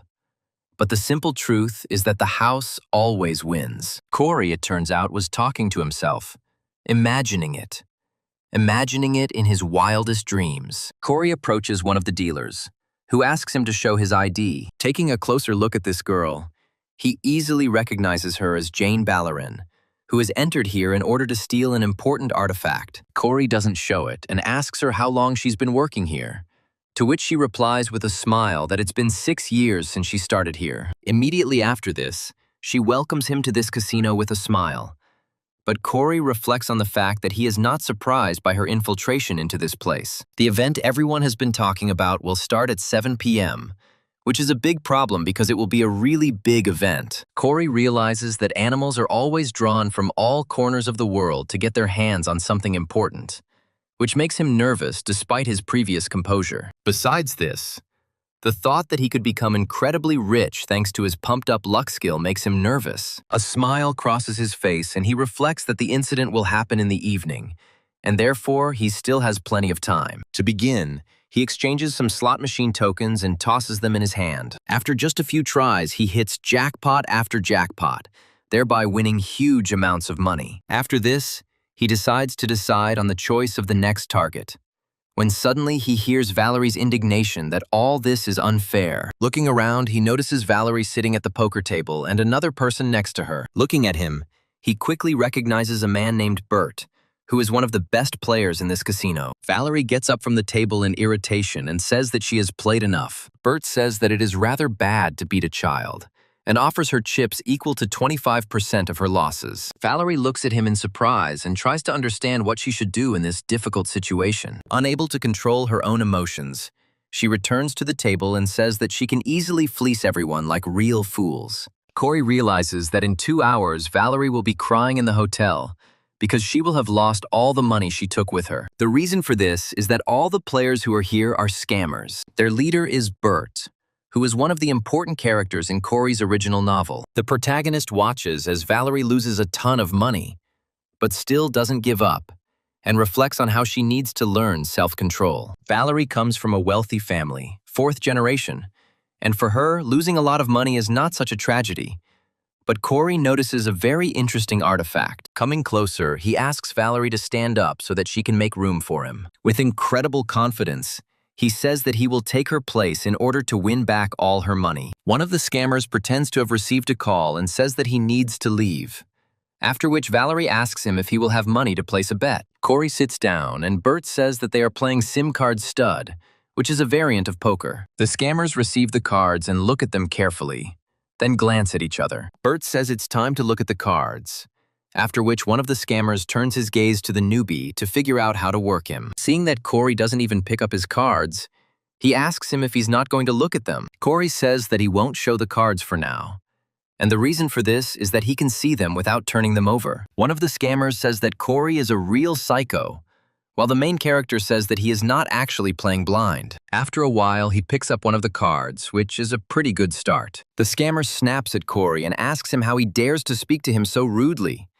But Corey counters by saying that he wasn't the first one to be rude. The swindler gradually loses his temper, but Bert shuts him up, telling him that he needs to behave calmly. He adds that the man is dressed like a cadet from Cuba, so they should observe good manners. Corey assumes that this man is also very nervous, but he manages to keep a calm face. Despite this, there is no defense against the abilities that Corey possesses, so a smile spreads across his face again. Some more time passes and the casino continues to live its own life, profiting from daredevils. Meanwhile, they say that they confirm the presence of 6 people from the gang of villains, 3 heroes from the association, and 1 swindler here. In addition, Jane notes the presence of the boss's favorite, who is still sitting at the poker table. Looking closely at Corey, Jane wonders if he was able to open her when he looked. The oracle tells her that he can only see through masks if he focuses his magic, and there is no reason to do that now. She replies that now she too did not feel the slightest movement of magic. Bert realizes that he has not been very successful,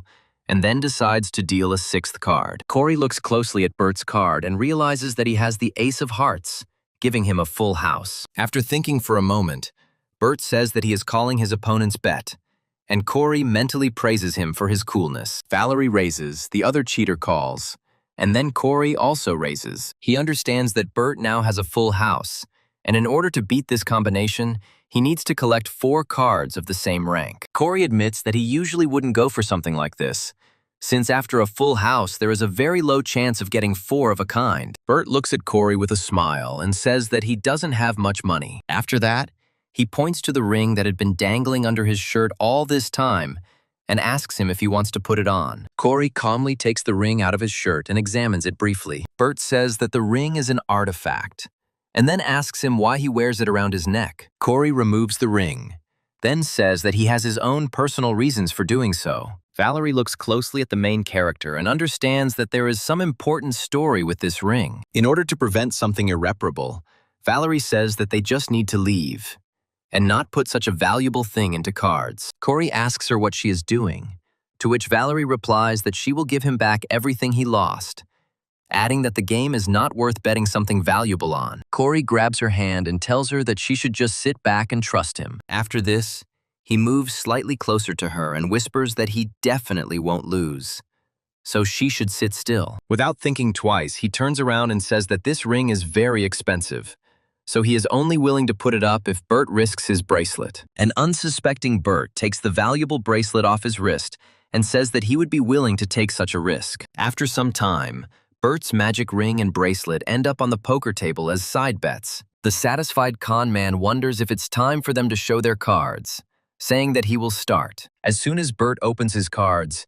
everyone sees that this man has collected a combination called Full House. Valerie looks at this combination in shock and realizes that this is a jackpot, and almost nothing can beat it. Bert laughs heartily and says that he is very sorry, after which he reaches for the chips and his things, but is stopped by Corey. He looks at his opponent with a calm expression and states that he still hasn't shown his cards. Bert doesn't understand why the boy remains so confident and asks him what's going on. Corey takes out his cards and says that luck is his middle name. A few moments later, he lays out his cards, and it becomes clear that he has collected 4 deuces, which is a higher combination called 4 of a kind. Corey happily announces that he has managed to collect a higher combination and declares that he has won. Valerie looks on in shock and wonders loudly what the hell is going on. But Corey calmly states that poker is all about luck. Bert feels like the huge amount of money he had bet, as well as his very valuable bracelet, have fallen out from under him in an instant. After a while, he throws a tantrum, saying that the damn brat was cheating, and the guards grab him by the arms to take him away. Valerie makes a stern comment about how some people need to learn to lose, while Corey carefully studies the bracelet he just won. In front of him is an obsidian bracelet of the Athenians, which allows him to slowly accumulate mana upon contact with air, as well as convert the damage received into it. Corey realizes that Bert still hasn't learned the true value of this bracelet, because the bracelet is capable of storing mana, and the owner cannot use it himself. In the original story, this villain only realized this detail a year later, but now that the bracelet is in Corey's hands, everything should change dramatically. Valerie approaches Corey and asks him what he would do if he lost the match. Corey calmly tells her that in that case, he would jump into the Han River,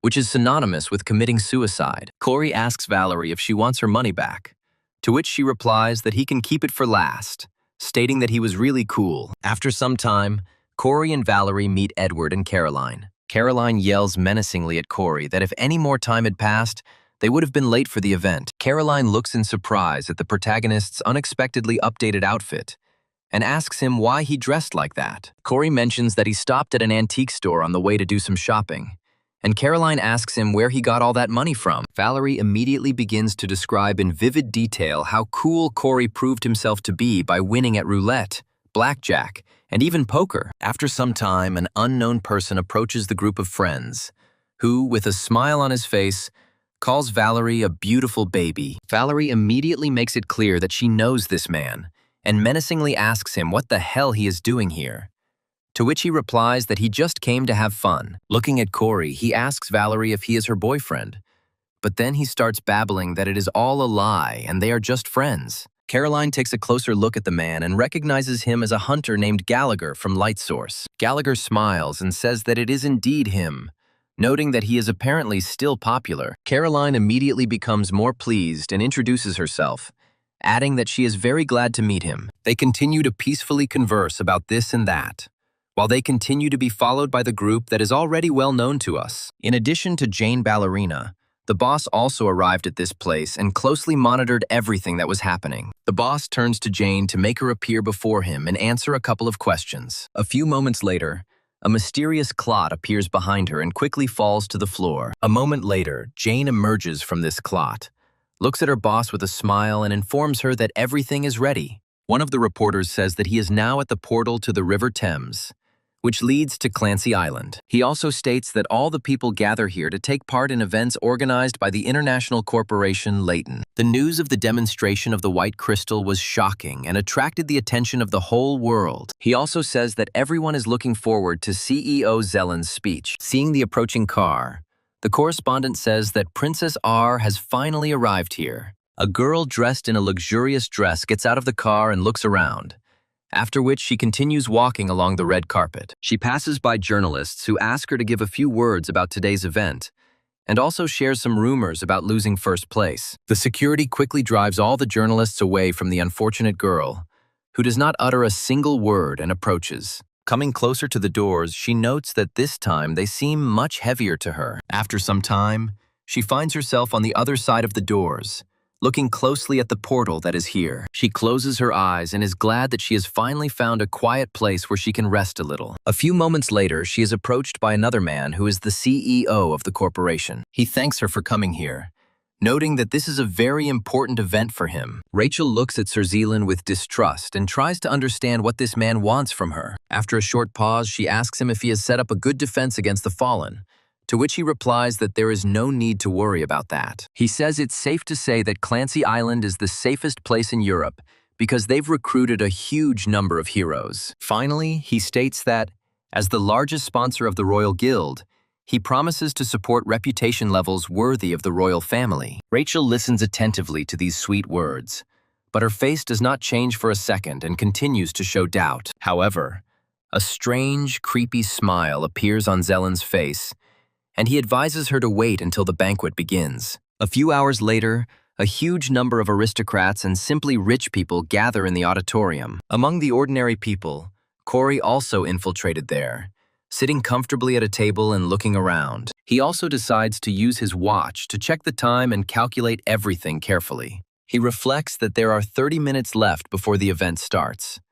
But there are already too many people here. He also understands that in a world teeming with marches, it is very difficult to believe that such a dangerous event is being held. Immediately after this, he remembers how long it took him to write out the entire backstory of the corporation that Zellen owns. According to the plot, this corporation is one of the most corrupt companies in history, which does evil worse than the fallen. Such people own a white crystal, which is a treasure of unprecedented value. Although this item should not fall into the hands of the fallen, it will not be used for good purposes by the Leighton Corporation either. Corey remembers that 3 important fallen named Need and Silason will appear today and act as the main and attacking force. The third person who will be in this place will be the legendary Hans, who is the leader of the artifact search group. Corey leans back in his chair and reflects that with his current abilities, there is no chance that he will be able to thwart their kidnapping plans. At first, he decides to simply observe what is happening and try to find the right opportunity, when suddenly the hair of that very girl flies past him. Bassa stops briefly next to his place and looks at him with slight surprise, asking what he is doing here. Corey quickly straightens up and addresses the boss by her assumed name, after which Jane contacts her on the radio and congratulates her on finding her favorite. Upon hearing this strange information, the boss briefly loses his composure due to his colleague's unprofessionalism. She squeals her fist menacingly and asks her what the hell she's talking about, accidentally scaring Corey, who doesn't say anything. The boss immediately decides to apologize for her outburst, saying that her colleague is telling her something strange in her headphones, to which Corey nods understandingly. After a while, Edward enters the hall and looks around to find his comrades. Approaching Corey, he asks him who this woman is, to which he replies that she is an above-average hero who is in charge of security at the event. Corey also decides to take some time to introduce all of her friends to the chameleon boss, to which she states that she knows them because of their legendary status. Suddenly, Gallagher appears out of nowhere and places his hand on Corey's shoulder, before promptly introducing himself. Looking at Boss, he suspiciously asks her how she knows Corey, noting that he does not have such a legendary status. After that, he asks her if he can inquire what group she is in. The boss looks at Gallagher with complete calm, when suddenly the lights in the hall go out and bright spotlights turn on. Edward and Caroline look up in surprise, then realize that the event is about to begin. The boss decides that now is the perfect time to sneak out and tells her that she needs to carry out a patrol event. She turns around quite quickly and wishes everyone a good evening, after which she disappears into the crowd. Gallagher looks at Corey suspiciously, while the protagonist expresses hope that he has not guessed anything. Rachel appears on one of the balconies and quickly notices Corey sitting at a table. She reflects on the fact that Corey has arrived here too, and then begins to look around sadly. After some time, she again focuses her gaze on the protagonist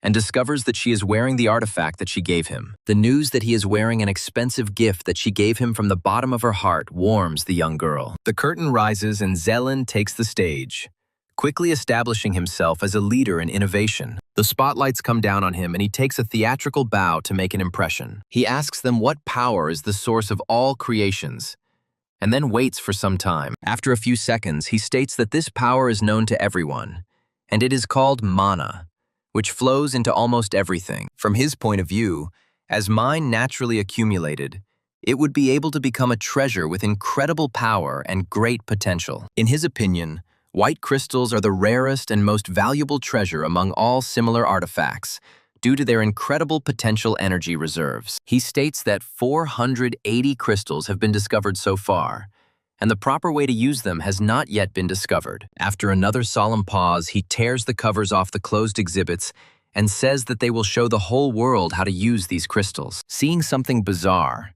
the aristocrats who arrived at this event begin to clap in surprise. Corey is rather skeptical of this pompous speech and continues to study the device. Zelen says that the history of the creation of this vacuum club begins with the Persian Empire. He begins to watch what is happening carefully and discovers several black puppets that have been flying around the hall from the very beginning. Previously, she thought that they were just security, but now there are many more of them, and this is starting to make her suspicious. She decided to admit to herself that something was wrong here, and she felt a strong sense of danger, but she still couldn't act recklessly. After a while, she notices how Corey suddenly gets up from his seat and looks around. The girl wonders why he suddenly decided to get up and go somewhere in an unknown direction. These questions continue to torment her, but no answers can be extracted from his behavior. Finally, a terrible thought comes into her head that Corey is actually one of the villains. As she watches Corey go by, she realizes that he is a man who is always on the scene,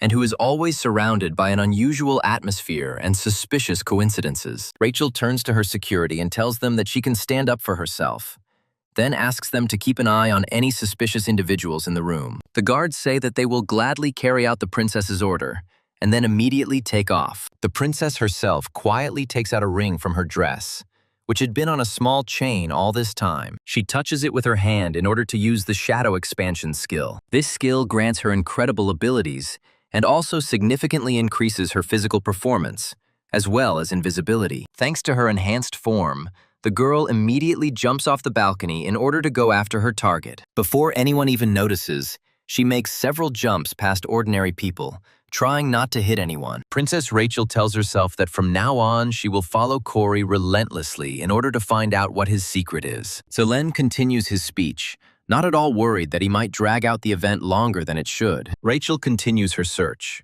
Corey, mentally expressing confidence that something will happen in this room very soon. The head of the corporation continues to tell rather boring information, trying to sell everyone his product. He again says that the crystal they are now demonstrating is real, and that the basis of this club is ancient relics and clay. Sitting at the table, Hans reflects on how Zelen brought the real thing here, driven by his greed for money. It was actually a good idea, since the only way in and out of here was through a portal that was strictly controlled. Hans realizes that the island is made of mana, meaning the Fallen won't be able to create artificial portals, but they still had air transport. The leader of the gang of villains smiles menacingly, after which he gives the command to his henchmen to begin to act. Corey continues to get to the necessary place, finding himself already on the upper floors of this building. Rachel continues to follow him relentlessly in order to understand what his true motives are. Corey continues to climb higher and higher, and the girl tries to understand why he is going so far. She decides to keep her distance from him so that he doesn't suddenly notice her by accidentally turning around. Coming closer to the door, Corey tries to open it in order to get inside for reasons that are still unknown to the princess. She wonders what he wants on the roof,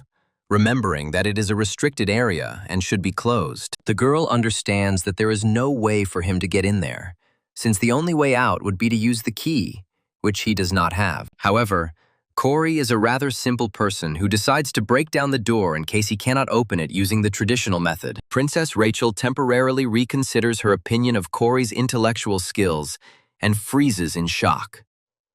Finally, she remembers that it is forbidden to carry weapons on this island, after which she notes that tools are still not considered bladed weapons. Rachel wonders if he's really going to knock down a mana alloy steel door with that battered hammer. She convinces herself that this is simply impossible, and that Corey is doomed to failure due to his senselessness. However, to her great surprise, a moment later a powerful explosion occurs, which destroys a huge part of the wall. Rachel falls to her feet from the powerful shockwave and looks in shock at the spot where Corey had just been standing. She wonders how a normal hammer, not filled with mana, can break this door and half of it along with it. She doesn't have time to get an answer to this question, because loud, shrill screams of unhappy people are heard behind her. The fallen begin to carry out their bloody terror, killing peaceful people who cannot resist them. Panic of enormous proportions quickly rises in the hall, and people try to quickly save themselves. Celine quickly gets caught in the crossfire,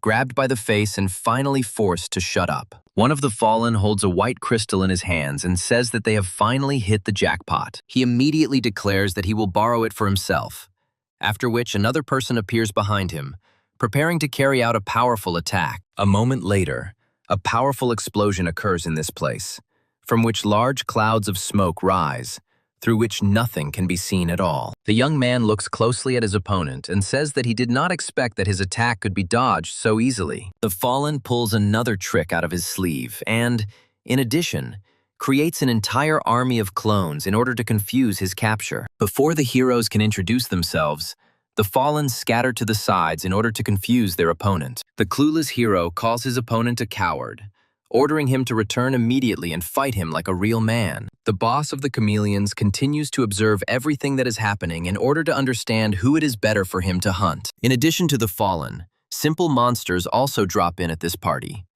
But they are, however, quickly destroyed by the experienced cadets. Valerie creates an energy blade in her hands and says that the simple monsters have made things very difficult for them. After a while, she hears the familiar voice of Gallagher, who asks her where she disappeared to. The joyful young man, who brutally beat up one of his opponents and got covered in his blood, says that he is very glad to see her safe and sound. Immediately after this, he turns to Edward and throws him one of the items, recommending that he catch it as quickly as possible. The young man stretches his hand forward in order to intercept an object flying in the air and use it. Once Edward catches this object, he realizes that he is holding a pretty good sword in his hands. Gallagher smiles again and asks him if such a weapon would be suitable for fighting. He adds that despite the fact that this weapon belongs to the fallen, who is now lying on the floor in a pool of his own blood, it can still be used. Corey finds himself on the roof and begins to look out for everything that is happening nearby, in order to emerge from the shadows in time. He reflects on how everything is happening as in the original,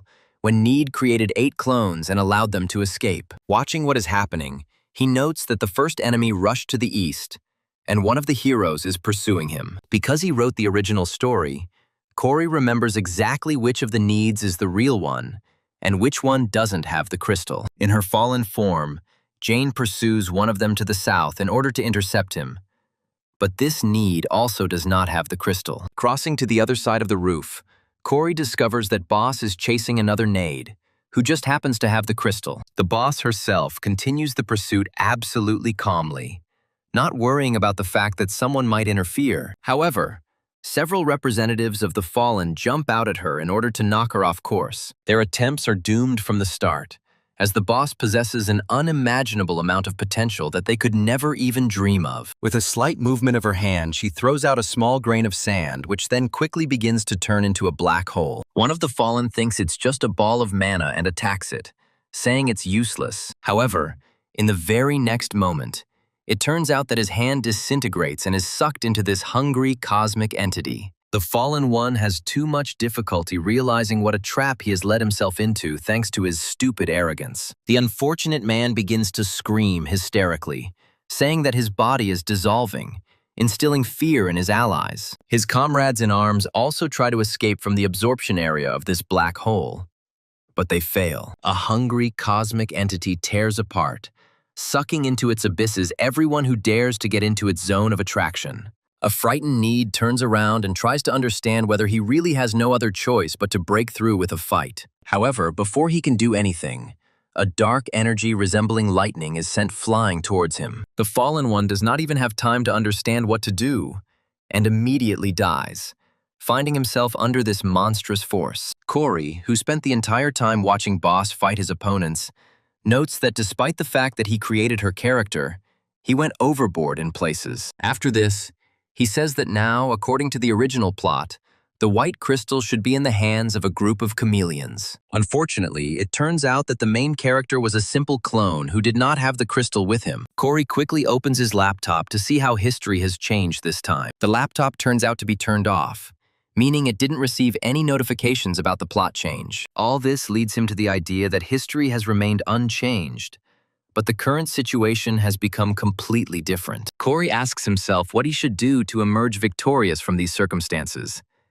And after a few moments, he comes to a decision. He rolls up his sleeves and realizes he's never tried this method before, but he's running out of time. Closing his eyes, he decides to focus mana on his retina, but quickly abandons the idea. He decides to go even further, focusing it beyond the retina in order to simulate the effect of farsightedness. This stigmata spell allows him to see much further than a normal human. This effect is triggered, and he immediately begins to examine all the surroundings near which he is located. Quite quickly, he finds the right car, in which there is a man who managed to steal this crystal. Taking a closer look at the car, he carefully remembers its license plate and tries to figure out how far it is from him. The side effect of this ability immediately hits Corey's body, causing him to jump back. A feeling of incredible pain spreads throughout his body, and he can hardly stay on his feet after such a blow. Corey continues to stand in place, trying his best to keep the world from filling up before his eyes. He is irritated, wondering if the overload was really supposed to happen at this exact moment. After this, he takes a few steps forward, realizing that he cannot lose a second. Corey says that he will have to go after these scoundrels himself and jumps down, ensuring a soft landing for himself. Landing quickly on the asphalt, he looks around in search of the nearest transport that can serve him. But luckily for him, next to him there is a high-speed motorcycle that is perfect for what he needs. He quickly jumps forward and checks if the motorcycle can start, expressing hope that the owner will forgive him. The motorcycle turns out to be in working order, and Corey promises the imaginary owner that he's only borrowing it for a short time. Valerie and her comrades open the doors of the auditorium to ensure the evacuation of civilians. She yells at them to remain calm and take their time. She also states that they should watch their step, when suddenly a motorcycle stops behind her. Corey calls out to Valerie to get her attention, and the girl immediately turns to look at him. Valerie asks him where he was, but Corey realizes he doesn't have much time and throws her a very important artifact. Valerie catches the energy sword and asks him what it is. Corey tells her ally that it is a sword made of mana, expressing hope that she will find good use for it. The mana sword is a special weapon that Corey took from Sidious, and its stats change significantly depending on the user's mana supply. With the dormant potential that Valerie possesses, this sword in her hands can do the impossible. Valerie asks Corey what she should do with the trinket, to which he advises her to take care of herself and not get hurt. After that, he immediately starts to step on the gas, saying that he needs to do something very important. Valerie asks him where he's off to, but he doesn't answer and takes off, heading forward. With every second, it develops more and more speed due to the fact that this motorcycle is one of the most expensive models on the planet. Using his constant observation skills, he realizes that the target is located to the southeast and will be fairly easy to reach. He literally sees the outline of a car, which disappears from him several blocks away in the naive hope of escaping. Nade begins to suspect something is wrong and asks his driver how quickly they will get to their destination. The driver tries to calm his passenger down, stating that they will be there in a minute, and the plane will be ready by then. Unfortunately for them, the villain team's plans will not be able to come true today, due to the fact that Corey manages to catch up with them and crash his motorcycle. The motorcycle managed to gain enough momentum to send the car into an uncontrollable skid. If the driver fails to correct his driving skills, he dies fairly quickly, and the car itself flips over several times. Corey watches the scene closely, hoping that there will be no survivors in this disaster, and he can just take the suitcase. Nade kicks down the car door and says that he has never encountered such jerks who so easily break traffic rules. He casts an evil glance at the protagonist and says that he is finished because he made a mistake and got involved with them. Turning sharply, he turns towards his boss and tries to get his attention, while Corey realizes what he had up his sleeve all along. Looking up, he discovers the plane number A0937-B, which was supposed to rescue Nade. He decides to use a laptop with his parameters to return this plane to the Vanguard, spending quite a large number of points. Nade watches the plane's behavior closely and watches what is happening with surprise. To his incredible surprise, the plane suddenly stopped moving in his direction, turned around and headed towards home. Nade tries to run to the plane and asks his boss why they decided to leave without him. Corey finds himself behind the fallen man and asks him if he wants to talk before he resolves the matter with pure violence. Before he can even say a word, he begins to feel strange vibrations of something approaching at great speed. Corey quickly turns around to see who decided to approach him at such great speed. All he hears is the sound of rapidly falling leaves, and he wonders who it could be. A moment later, a creature rushes past him, its energy reminiscent of a train being rammed. Once the creature stops, it turns out to be Vincent, who managed to knock out Nade and capture Rachel. Squeezing his opponent's head with incredible force, he turns to Corey and says that it took much longer than he expected. After this, he makes the assumption that most likely he was hindered by some pathetic midge on his way. Corey reflects that he can't believe Vincent showed up here at such an inopportune moment. After this, he takes a closer look at it and realizes that everything has become not just bad, but simply disgusting. Looking at the unconscious Rachel, he wonders what the hell she was doing here and why he cut her out. The situation is getting worse with every passing second, and he realizes that he needs to act with incredible speed. To deal with this enemy, he decides to resort to the help of ether, which quietly descends down his hand. He understands that this will give him an extra headache and easily grabs the suitcase containing the white crystal. Vincent smiles and says that Corey should put the suitcase back where it belongs while he is being asked nicely. Corey takes out his gun and points it at the briefcase, telling him that he needs to let Rachel go first. Vincent looks at Rachel in surprise and says that he brought her here only because she was hanging around the crystals and asks Corey who it is. After this, he says that there is one very important dilemma he would like to ask Corey before continuing. He smiles and asks him what would be faster, ripping Rachel's head off or putting a bullet into the case with the white crystal. Corey responds completely cold-bloodedly that he doesn't care, adding that if Vincent doesn't let the girl go, he won't get what he wants. Vincent begins to watch Corey with interest and asks him if he really has such a steely character. Without thinking twice, he says that he has won, after which he throws Rachel to earth in order to demonstrate his compliance. Immediately after this, he extends his hand and says that now he must give the case, and Corey immediately throws him what he wanted. Vincent accepts this gift with a smile, as if to say that he is very grateful for such generosity. Corey realizes that he can't do anything with the crystal anyway, and if everything went according to his plan, it would end up in the hands of Rachel and the royal family. However, these plans were disrupted by Vincent, so he had to use this crystal as a negotiating tool. Corey muses that she'll have to ask how Vincent got her once it starts. In these thoughts, he misses the fact that his opponent has decided to break the rules of a private deal and rushes forward to attack. Corey scolds himself for being too careless and realizes that he won't have time to return. As he watches Vincent's fist approach, his entire life, lived in both worlds, flashes through his eyes. Instead of standing, both heroes find themselves in the epicenter of a powerful explosion that scares away all the birds in the area. At the very last moment, Vincent decides to stop in order to scare the main character. thereby testing him. The thug from the Chameleon Gang is greatly impressed by the protagonist's character. Looking at Corey, he says he didn't expect such a display of resilience and incredible dedication to his cause. He reflects on the fact that before him stands a real daredevil who did not even flinch or move a single muscle. Vincent immediately recognizes in this man a fighter who follows the enemy's movements until the very end. He lowers his fists and declares that he takes his words back, since Corey turned out to be not such a weak person. Finally, he states that there are some things about him that he even likes, adding that very few people have ever deserved this compliment. Corey watches his opponent and takes a deep breath. Satisfied that no one else was there, he fell to the ground, feeling his heart begin to pound wildly. Vincent's fist, which could have destroyed him in just a few moments, still flashed before his eyes. Corey begins to scold himself for not having time to react to the fist that was the size of his head and stopped a few millimeters from his nose. The thought that if he had done something stupid, he would now have lost his head, continues to be present in his mind. The endless process of self-digging is quickly experienced as Rachel begins to gradually come to her senses. Corey asks her how she feels, to which she quietly replies that she saw some kind of enemy. Corey says that the danger has passed and now everything will be fine, after which the girl looks at him in surprise, trying to understand what he means. Corey takes some time to tell everything that happened, and the girl realizes that she is no longer in the hands of a chameleon. She also admits that she has been following him all this time, using an invisibility cloak. As proof, she takes out a small bullet that was left over from the last exam and asks Corey if it belongs to him. Corey looks at Rachel in surprise as she states that she found him during the final exam. Corey recalls that he did fire several shots, and one bullet most likely hit the soft dirt.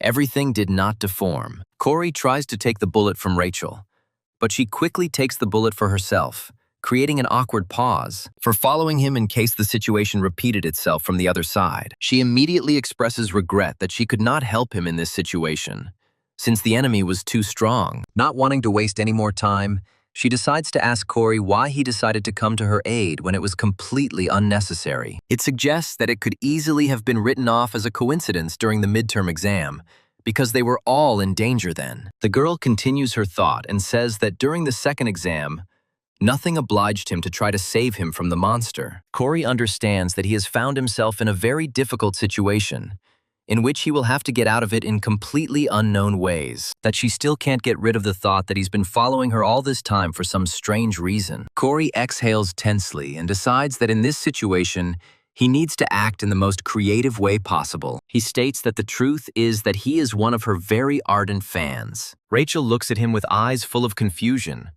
but Corey has no idea that this idea will cost him dearly. He opens a special group on his smartwatch and says that he has joined her fan club, which already has 10,000 members. Corey tries to smile and considers that this excuse might be too far-fetched, but he can't think of anything better. He understands perfectly well that he cannot tell her that she is the main character of a novel in which she is in serious danger.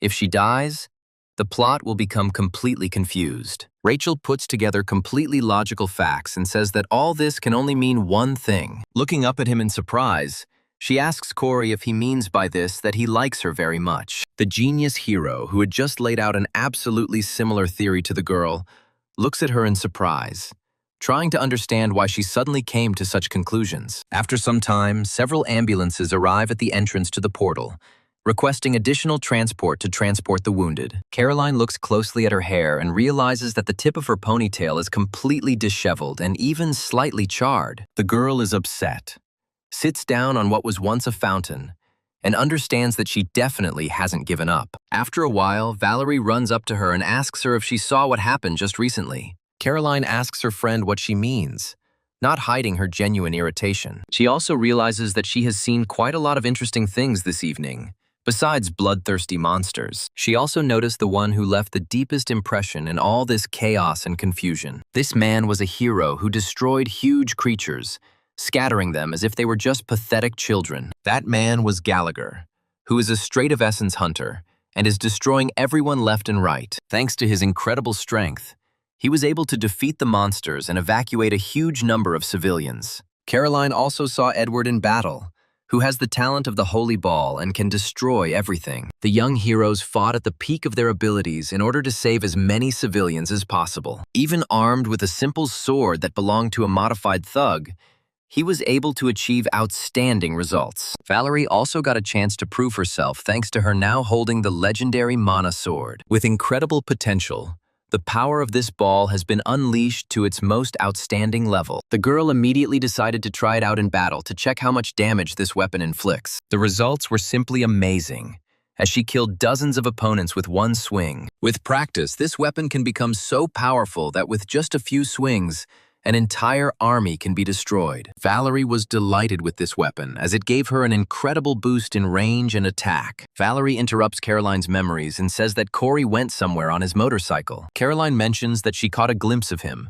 after which Valerie wonders where he was able to get this iron horse. After a while, Edward calls out to them, saying that he heard that Rachel was missing. Valerie comments that she hasn't seen Rachel in a while, before noting that she was here before the Fallen began their attack. Caroline says that this can only mean one thing, and that conclusion is the most terrible conclusion on Earth. It is revealed that the Fallen tried to kidnap her during the chaos, but Caroline's wild theories are temporarily put to rest as the other boys distract her. Turning around, she sees Princess Rachel riding up to them, sitting on a huge motorcycle and wearing a helmet on her head. Caroline breathes a sigh of relief and says that she is very happy with such a favorable outcome. Caroline also takes a closer look at this motorcycle and says that this is the same bike that Corey rode away on, and she reflects on the fact that while everyone was distracted by the commotion, Corey went off somewhere alone on his bike.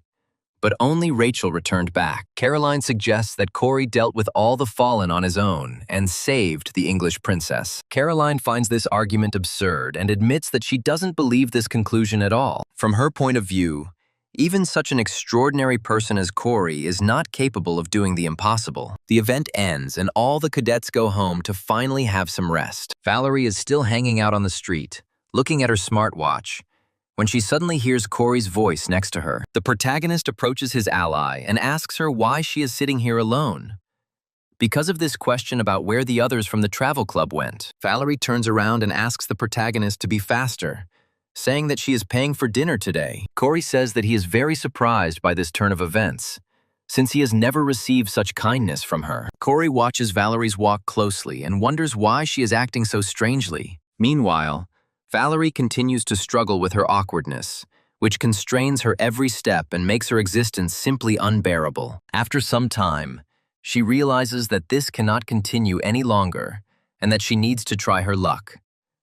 After a few steps, she turns to Corey to get his attention and make him stop for a while. She turns to face him and tells him that she wants to ask him a very important question. Embarrassment fills her cheeks with a red blush, but she still asks the protagonist if they can become friends or even something more. Unfortunately, Corey's expression doesn't even change when he hears such a proposal from a person who is obviously quite dear to him. Corey honestly admits that he would be completely against this idea, which leaves Valerie stunned with shock and horror. Corey, with a calm face, states that something like this would be absolutely impossible under any circumstances.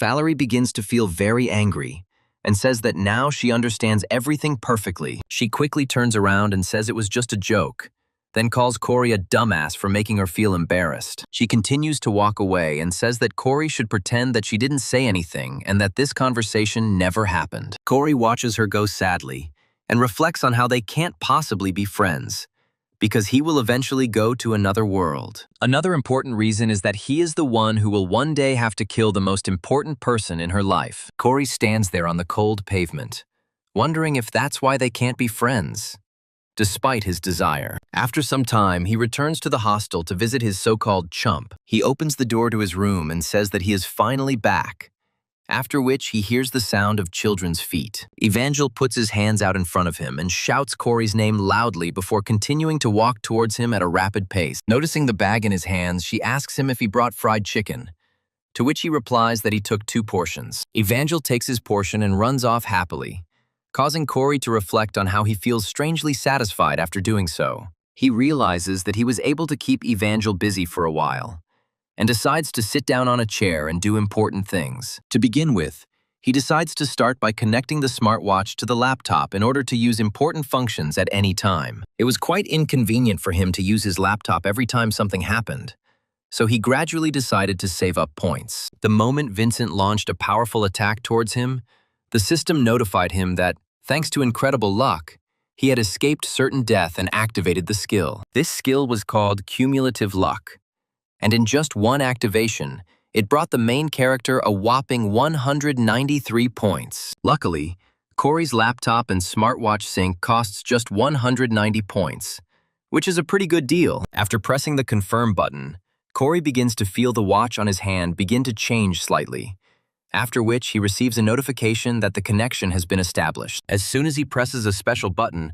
a huge number of windows with important information pop up in front of him. Corey happily reflects that he can't believe he put this procedure off for so long and mentally thanks Vincent for the blow. After this, he is happy that he was able to successfully solve one problem, and now he has one important thing left to do. He immediately contacts his agent named Ferdinand and asks him if he bought that very thing. Ferdinand says he has found a great, fully loaded motorcycle that will cost at least 150 million won. Corey says that he would be happy to buy the motorcycle, which surprises his agent. Since Corey won 2 billion won at the casino, 150 million doesn't seem like such a big deal anymore. He also remembers that the day when the masked demon's leader will carry out the tax devil's raid in Suwon is getting closer with each passing second. For the main character, this means that the price of his shares will soon soar to unprecedented heights that one can only dream of. Feeling such an incredible benefit, a smile runs across his face from his cunning and thoughtfulness,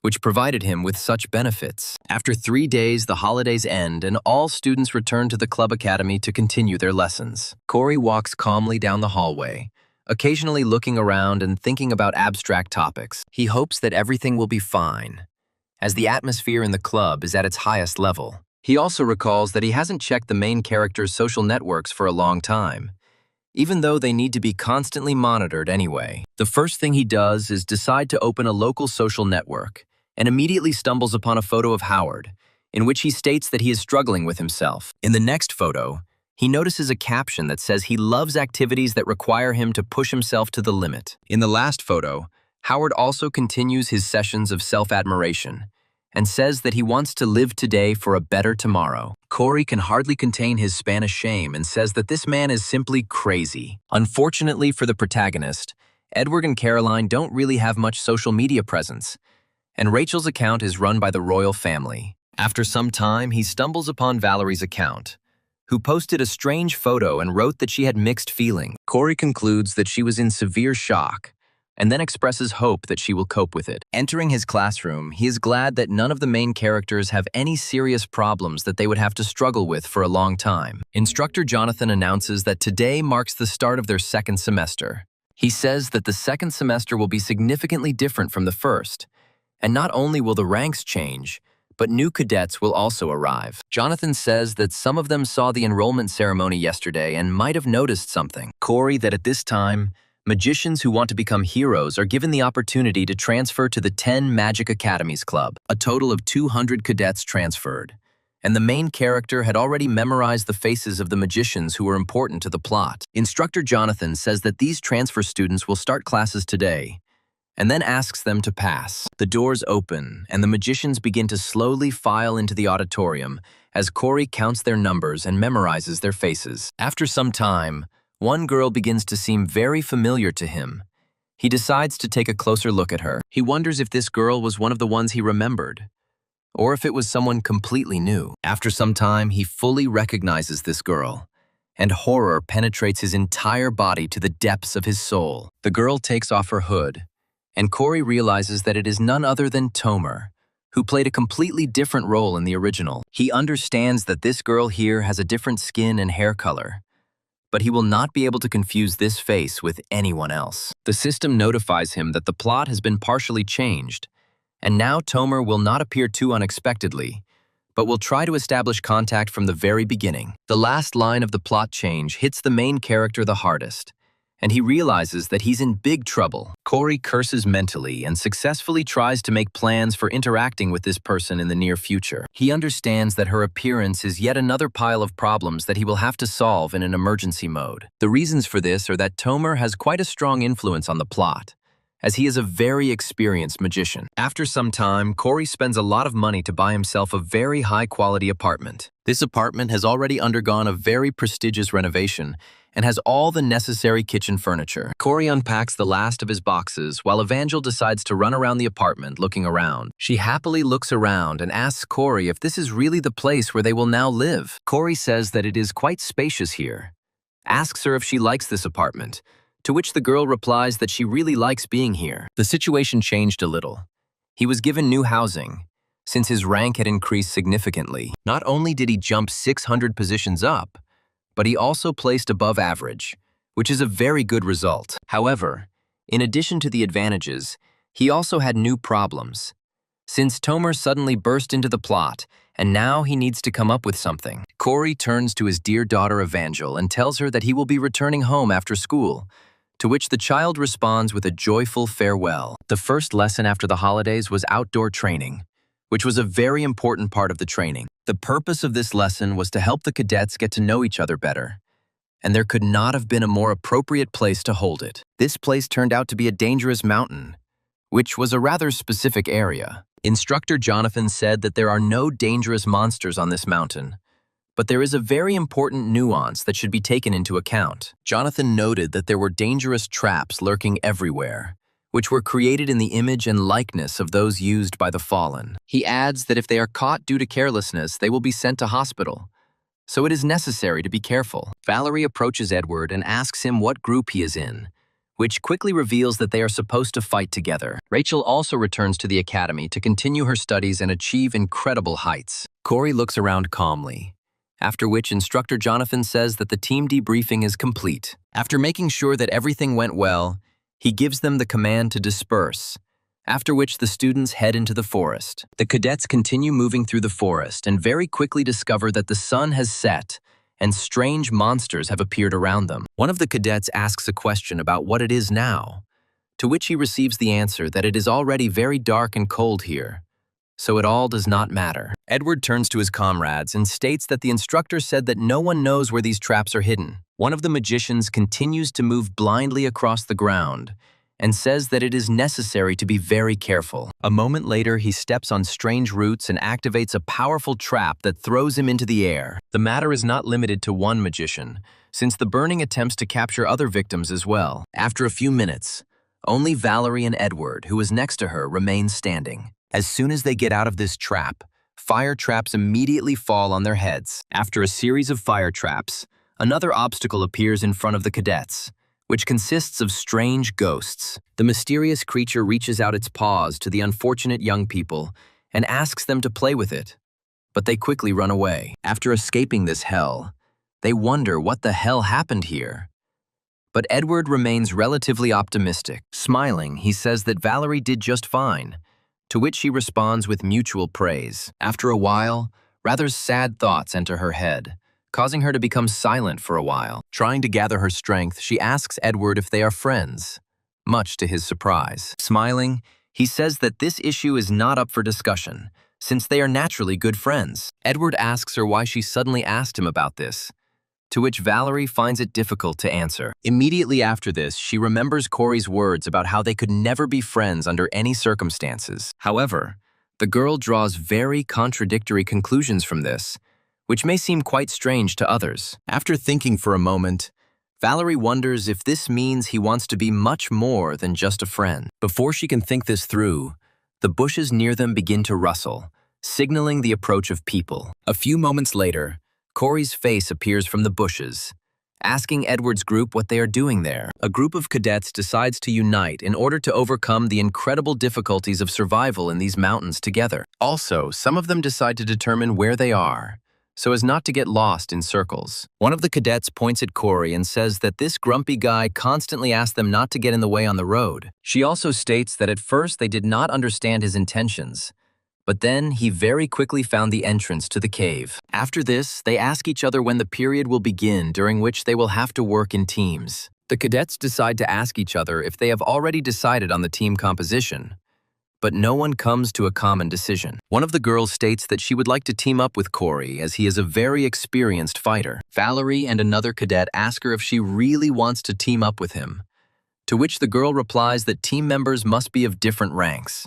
Valerie begins to gradually become confused and say that she expected to hear a slightly different answer. Unaware of what she is saying, Valerie begins to state that she thought Corey was the most heartless and problematic person. Another cadet suggests that there is something much more important than this and asks her if she has heard the recent rumors. According to these rumors, he will soon leave the cube because when he goes outside the walls, he enjoys all kinds of obscene entertainment. Valerie and Edward listen carefully to this stream of consciousness, trying to understand why suddenly these are still relevant rumors. The girl doesn't stop and says that she also heard that he pays bandits to do his work for him. Valerie angrily approaches the cadet and asks her if she personally saw him do any of the above. The cadet says that she said that these were just rumors, but Valerie continues to insist and asks her if she really saw any of this personally. The cadet admits that she didn't see any of this. Valerie asks her if she still believes such crazy rumors. Edward says that Valerie is absolutely right, and people shouldn't spread rumors until they see it for real. After taking a short rest, Edward says that they have spent enough time doing nothing, so now they should continue on their way. Meanwhile, something very interesting happens in the dorm at night.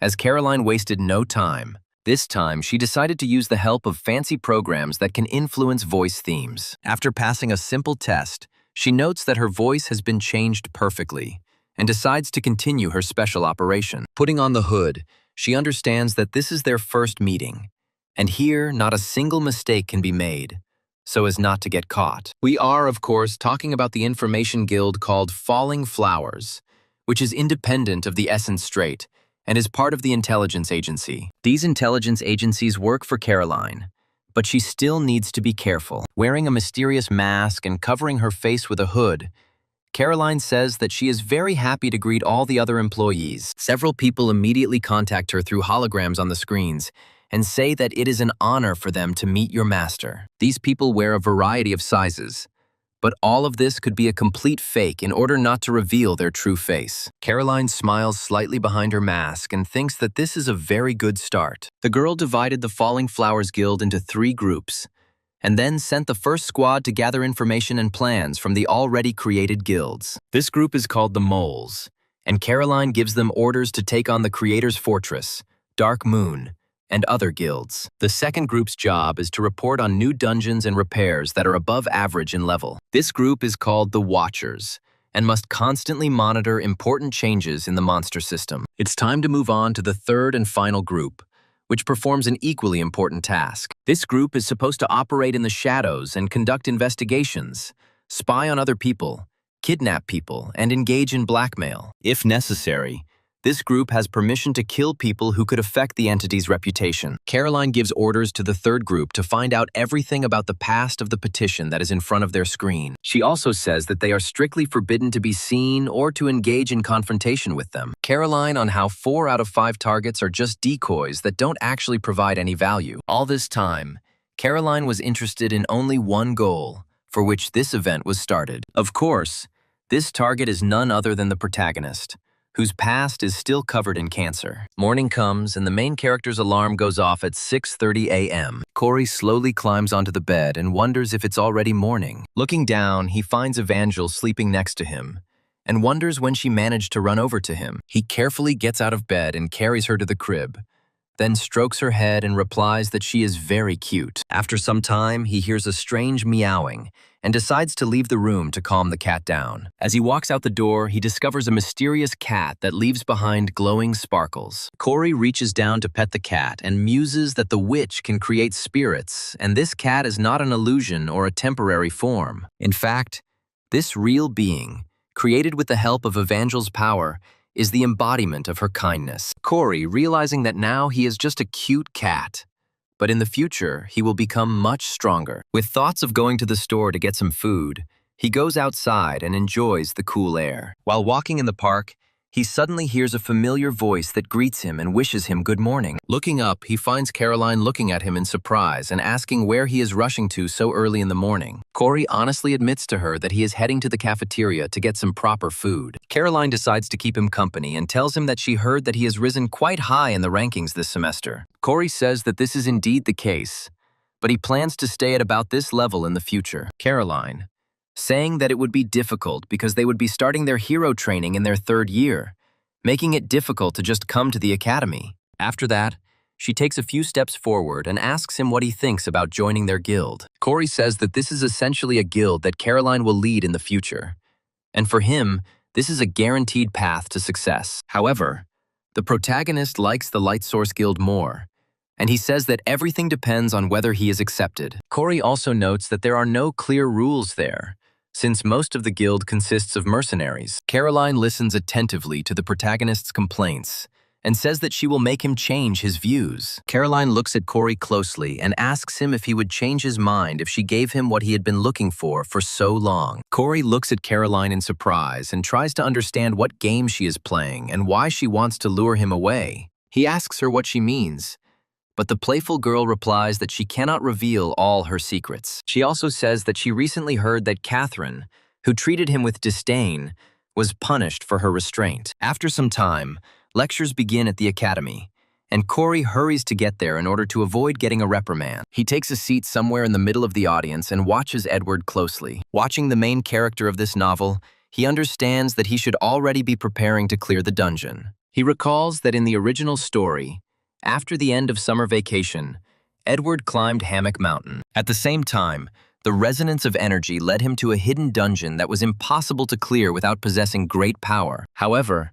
Edward was the main character of this novel, who dealt with the boss alone and got a very important weapon. It is this weapon that Corey wants to awaken with the help of the pollen that he carries with him at all times. After this, he realizes that the problem is that he is the only one with this pollen, and he is also worried about Edward's safety. In order for Edward to develop properly, Corey decides to go with him, to ensure him just in case. Corey realizes that since Edward is the main character of this story, the world will favor him, which means they will definitely win. An important addition is that during his travels with the main character, Corey himself can resolder something good. The school day ends quite quickly, and he returns to his new apartment, which is located in the dormitory. Sitting down on the couch, he begins to think about what he will ultimately do with Tomer. He realizes that he needs to take action against her before the dungeon raids begin, so that she doesn't interfere with them with her vile plans. He also understands that Tomer is not fully on the side of the fallen,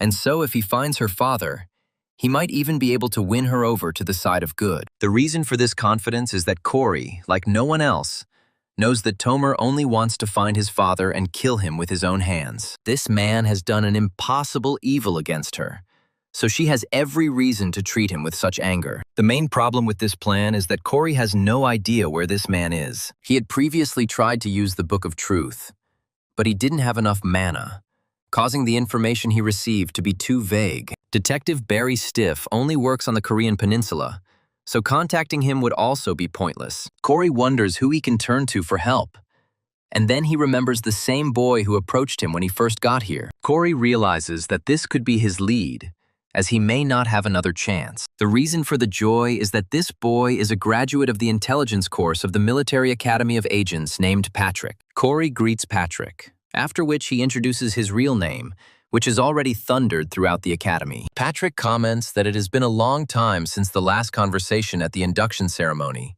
and asks if anything important has happened. Corey asks Patrick if he works for a media company, expressing hope that he can help him find the person for money. Patrick whispers that he can help him if he at least gets the name of this person, to which the protagonist replies that that would be great. Corey also asks him if he is overwhelmed by work. His boss immediately states that he could tell from his voice. Finally, he says that if Patrick decides to leave the guild, he can give him advice, since he knows a place where he will be well appreciated. From his point of view, Patrick would be much better off if he got into the Falling Flowers Information Guild, where his talents would definitely be in high demand. After a while, they end the conversation and Corey hangs up to deliver all the details he just received. Smiling slightly, he says that Caroline is now in his debt, as this information could be very valuable. Sometime later, it is deep night, but one of the cadets continues to stay awake and train hard. These cadets are Edward, who is constantly practicing with a wooden sword. In today's lesson, he decided to practice the skills of quickly changing his grip so that in a dangerous situation this would happen automatically. At the moment, Edward is quite adept at changing his grip and using this weapon with both hands at once when the need arises. It is also worth noting that Edward's blows are very powerful and cut through the air at incredible speed. Despite the success of these trainings, Edward continues to remain quite calm and self-critical. After a while, Corey appears and asks him if he is still training. Edward, surprised, puts away his sword and asks Corey what he is doing there, to which he replies that he decided to take a walk. Corey, talking about how he trained so hard at the very beginning of the semester. It's like he's preparing to clear out some dungeon. Edward just laughs it off, saying that it's all just a simple routine. But suddenly, Corey starts talking about Hammock Mountain. Corey realizes that he has managed to catch Edward's attention and says that last week, he most likely found a photo of the dungeon and now wants to clear it out alone. Edward immediately becomes more serious and asks Corey how he knows all this. Corey decides to come up with the most banal excuse and states that sometimes he leaves the academy and observes people around him a lot. After this, he puts his fingers to his eyes, saying that he does not want to brag, but his eyesight is at a high level. In addition, he says that he chose the profession of a shooter for a reason, and, thanks to his eyesight, he has achieved significant progress. Corey says that this vision helps him even outside of Cuba, and so he has a good offer. Looking at Edward, Corey says that he would like to go into this dungeon with him to help him. He also offers to split the reward 9-1 in Edward's favor. According to Corey, if Edward finds a branch, he will take a couple of leaves from it and nothing more. Edward looks at Corey in surprise, and Corey asks him what he thinks about the proposal. Edward says that Corey's assumptions were correct, and last week he discovered a dungeon on Hammock Mountain. He notes that most likely due to it being new, its size is quite small, and he felt that the dungeon could be cleared by a single player. Corey objects to this point of view, stating that it may be small, but it will still be difficult without a partner. After which Edward says that there is some truth to this. Immediately after this, he throws off his cloak and asks Corey if he can trust him with his back in such a dangerous matter. Edward begins to flex his fists and says that he would like to get some confirmation of Corey's skills through some sparring practice. Corey realizes he wasn't prepared for this, while Edward asks him if he can handle a little. He understands that even if Edward uses only one hand, he is unlikely to win, since their difference in skills is simply huge. Corey confidently states that it is not advantageous for a marksman to fight in such terrain, and his abilities are heavily dependent on his weapon. Edward does not react to these words and states that he will not be testing the quality of the weapon that Corey owns. After this, he takes a fighting stance and says that Corey should not aim to win, since he will stop when he is satisfied with the result. Corey realizes that Edward has been possessed and tries to figure out what to do. He immediately guesses that once Edward pours in mana and a real sword, he will easily deal with his bullets, and any face-to-face clash will be lost. Having gone through a huge number of options, he realizes that he must rely only on luck to pass this test. However, a simple, unpleasant look helps him notice something very important and get some ideas to pass the test. Edward asks Corey to let him know when he's ready, to which someone replies that he doesn't really need to prepare for anything. After a short pause, he asks him if they can start right now. Edward says he is ready to begin the test, after which his eyes light up blue. A split second later, he makes a lightning-fast dash to put distance between himself and Corey. Corey watches his opponent's movements closely and decides it's time to use his signature skill. This skill is bullet time, which allows you to significantly slow down time and gain the ability to track your enemy with greater accuracy. By properly concentrating on this bizarre state, Corey immediately begins to see a pattern in his opponent's movements. This pattern of movement also applies to ball attacks, which now become very easy to predict and therefore avoid. Corey uses this skill to its full potential to survive attacks from Edward, who is famous for his speed. Despite this, the power of these attacks is still quite extreme, so the protagonist will need to act with caution. After a while, Edward decides to use another technique and grips his sword tighter in his hand. He lunges forward and makes a wide swing that is much more difficult to recover from than simple punches delivered vertically from a standing position. This time, Corey fails to return from the attack and feels the wooden sword cut through his skin. The thought that he can't just defend himself immediately directs his hands to draw his pistol and point it at his opponent. Before he can fire, Edward lands another attack that only by pure chance misses his head. Corey takes a few more shards back, pointing the gun at the enemy. He reflects on how even when time is slowed down significantly, Edward moves so fast that he can barely dodge like this. After that, he glances at the pile of clothes lying around and thinks that if he can get him to take that step, then he can win. It continues to test its comrade and takes off, leaving behind only a small cloud of dust. Even in slow motion,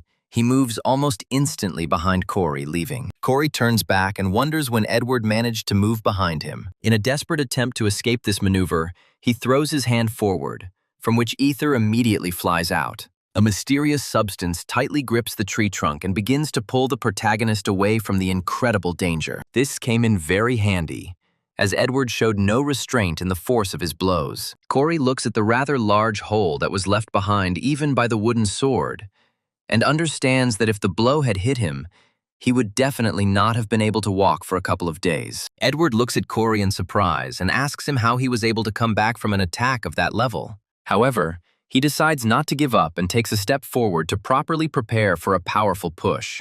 In an instant, he is a few dozen centimeters away from Corey's body and is preparing to deliver another blow with his wooden sword. In fact, this all turns out to be part of Corey's plan, as he was just waiting to lure his opponent into a trap. With every second, he gets closer to the clothes lying on the floor, which will prevent him from keeping his balance. At the most inopportune moment, Edward steps on the garment and feels his grip on the surface weaken significantly. To Edward's surprise, these clothes turn out to be not just lying fabrics, but also high-class traps that throw him into the air. The forces of this trap are so great that Edward flies several meters into the air, finding himself in a hopeless situation. Corey watches the fruits of his labor and is pleased that he managed to outplay a fairly experienced and fast opponent. A few seconds later, he lands painfully on the ground, feeling his head begin to spin slightly. Before he can get up properly, Corey is already on top of him, and then places a gun to the back of his head. He looks closely at his opponent and asks him if he was satisfied with the results of this test he carried out. In fact, Corey's plan was quite ingenious, although risky from the start since it relied on one device. This device does not cause serious damage, but is also invisible, as it disappears after 10 minutes. Edward turns to Corey with a smile and tells him that he lost after stepping on a booby trap. After this, he looks closely at his comrade to assess the seriousness of his intentions. He also realizes that Corey is a very useful ally due to his knowledge of everything that is going on in this world. Thus, he agrees to the protagonist's proposal and states that they will go to this dungeon together, after which he extends his hand to him. Corey says that he can be relied upon, after which he helps his comrade rise from the earth. The action takes place in one of the abandoned buildings, where the Chameleon Group periodically holds meetings. One of the artifacts that ended up in the Chameleon Group's possession is mercilessly destroyed upon impact with a hard surface. Fizit addresses the Oracle and says that he carried out his orders, destroyed the artifacts, and then asks about the reason for such vandalism. The Oracle says that there is nothing to worry about, since they can double its value with this item from England. Vincent, not understanding, looks at the boy, but he says that now he will show everything himself and activates the crystal. As soon as the crystal begins to show signs of activity, the child performs manipulations and projects a mysterious beam onto the broken artifacts. This beam immediately begins to interact with the fragments of the artifact, trying to slowly assemble them into a single whole. Each broken piece finds its place in a new light structure that works according to principles unknown to science. After a few minutes of such strange procedures, phantom balls begin to appear in the air, each of which begins to hold a part of the destroyed artifact. The Oracle says that this spectacle seems to him truly amazing and also incredibly effective. To explain what these are, the Oracle says that these are exact copies created from fragments of the original and do not require such a thing to work. According to his results, this weapon has an ability higher than that of low-level artifacts. He also states that this crystal is capable of creating about 30 swords from just one copy, and the volumetric ones will be enough for more than 6 originals. From his point of view, if each sword were sold for at least 700 to 800 million, they would stock up very heavily. Jane claps her hands to get the attention of the rest of the gang and says that this news is absolutely amazing. After that, he adds that there is something more important that needs to be distracted and listened to right now. She informs her comrades that a guild called the Demon Lord is located in the city of Suwon, which is where their lair is located. Asks the boss if this guild is their next target, to which the boss replies that this is exactly the case. After thinking for a bit, she gives the command that Chameleon's group will now try to paint this guild. After completing the tests, Edward goes home to reflect on what just happened. Recalling Corey's movements, he notes that the man moved very slowly and carelessly. He also recalls that he did his best to dodge his attacks, but was exposed to this strange attack at the very end. The young man wonders what it was, guessing that it could have been physical force or an instant release of mana. Despite this, thinking about the past training session makes him smile sincerely. After this, he laughs and honestly admits that he cannot understand what the essence of this trap was, despite the fact that he thought about it for a very long time. After this, he stops and reflects that anyone who demonstrates above-average ability is definitely attracting unnecessary attention. So it seems logical to him that the reason Corey hides his true power is for self-protection. Looking at the mobs flying towards the light, Edward says that he used to think that he was the only one hiding his power. After this, he also understands that he now finds himself next to another person who has chosen the same path as himself. Edward's philosophical musings are interrupted by the sounds and slicing of air that occurs when someone practices with a sword. Edward takes a few more steps through the park before he notices Valerie practicing with a wooden sword and honing her swings. Edward takes a few steps forward and addresses Valerie, startling her greatly with his sudden appearance. He asks her why he decided to practice with a sword in such a place, to which the girl replies that she simply decided to train her endurance. After answering Edward's question, Valerie asks him a counter-question about what he is doing here so late. Edward watches Valerie's reaction with interest, and after a while, a brilliant idea comes to him about how to answer this question. He honestly admits to her that he met Corey some time ago, which causes Valerie to ask him what the reason for this meeting was. Edward says that they spent almost the entire time of their meeting talking about Valerie, which immediately makes the girl feel very shy and panicky. In her usual aggressive manner, she asks him what kind of nonsense he is talking about, to which he replies that it was a joke and they were just training together. Valerie is surprised by this information and asks Edward if Corey is too weak to train together. Edward just smiles and says that he will keep this information a secret and will not disclose any details. Valerie is unhappy, grumbling that they can do whatever they want since she is already about to go home to finish training. Edward watches his friend for a moment, then tells her that she should relax the hand she holds the sword with. After this, he decides to show her a more correct grip and says that if she holds the sword too tightly, it will lead to negative consequences. A split second later, he makes a lightning-fast cut that slices through the air and everything that gets in the way of the blade. Valerie looks in admiration at the leaf that was in the path of the blade and was thinly cut right down the middle, saying that it is very impressive. Immediately after this, she turns to him to show her this technique again and teach her the necessary skills. Some time passes and the friends disperse to their homes, after which Valerie lies down on her bed and decides to think about their conversation.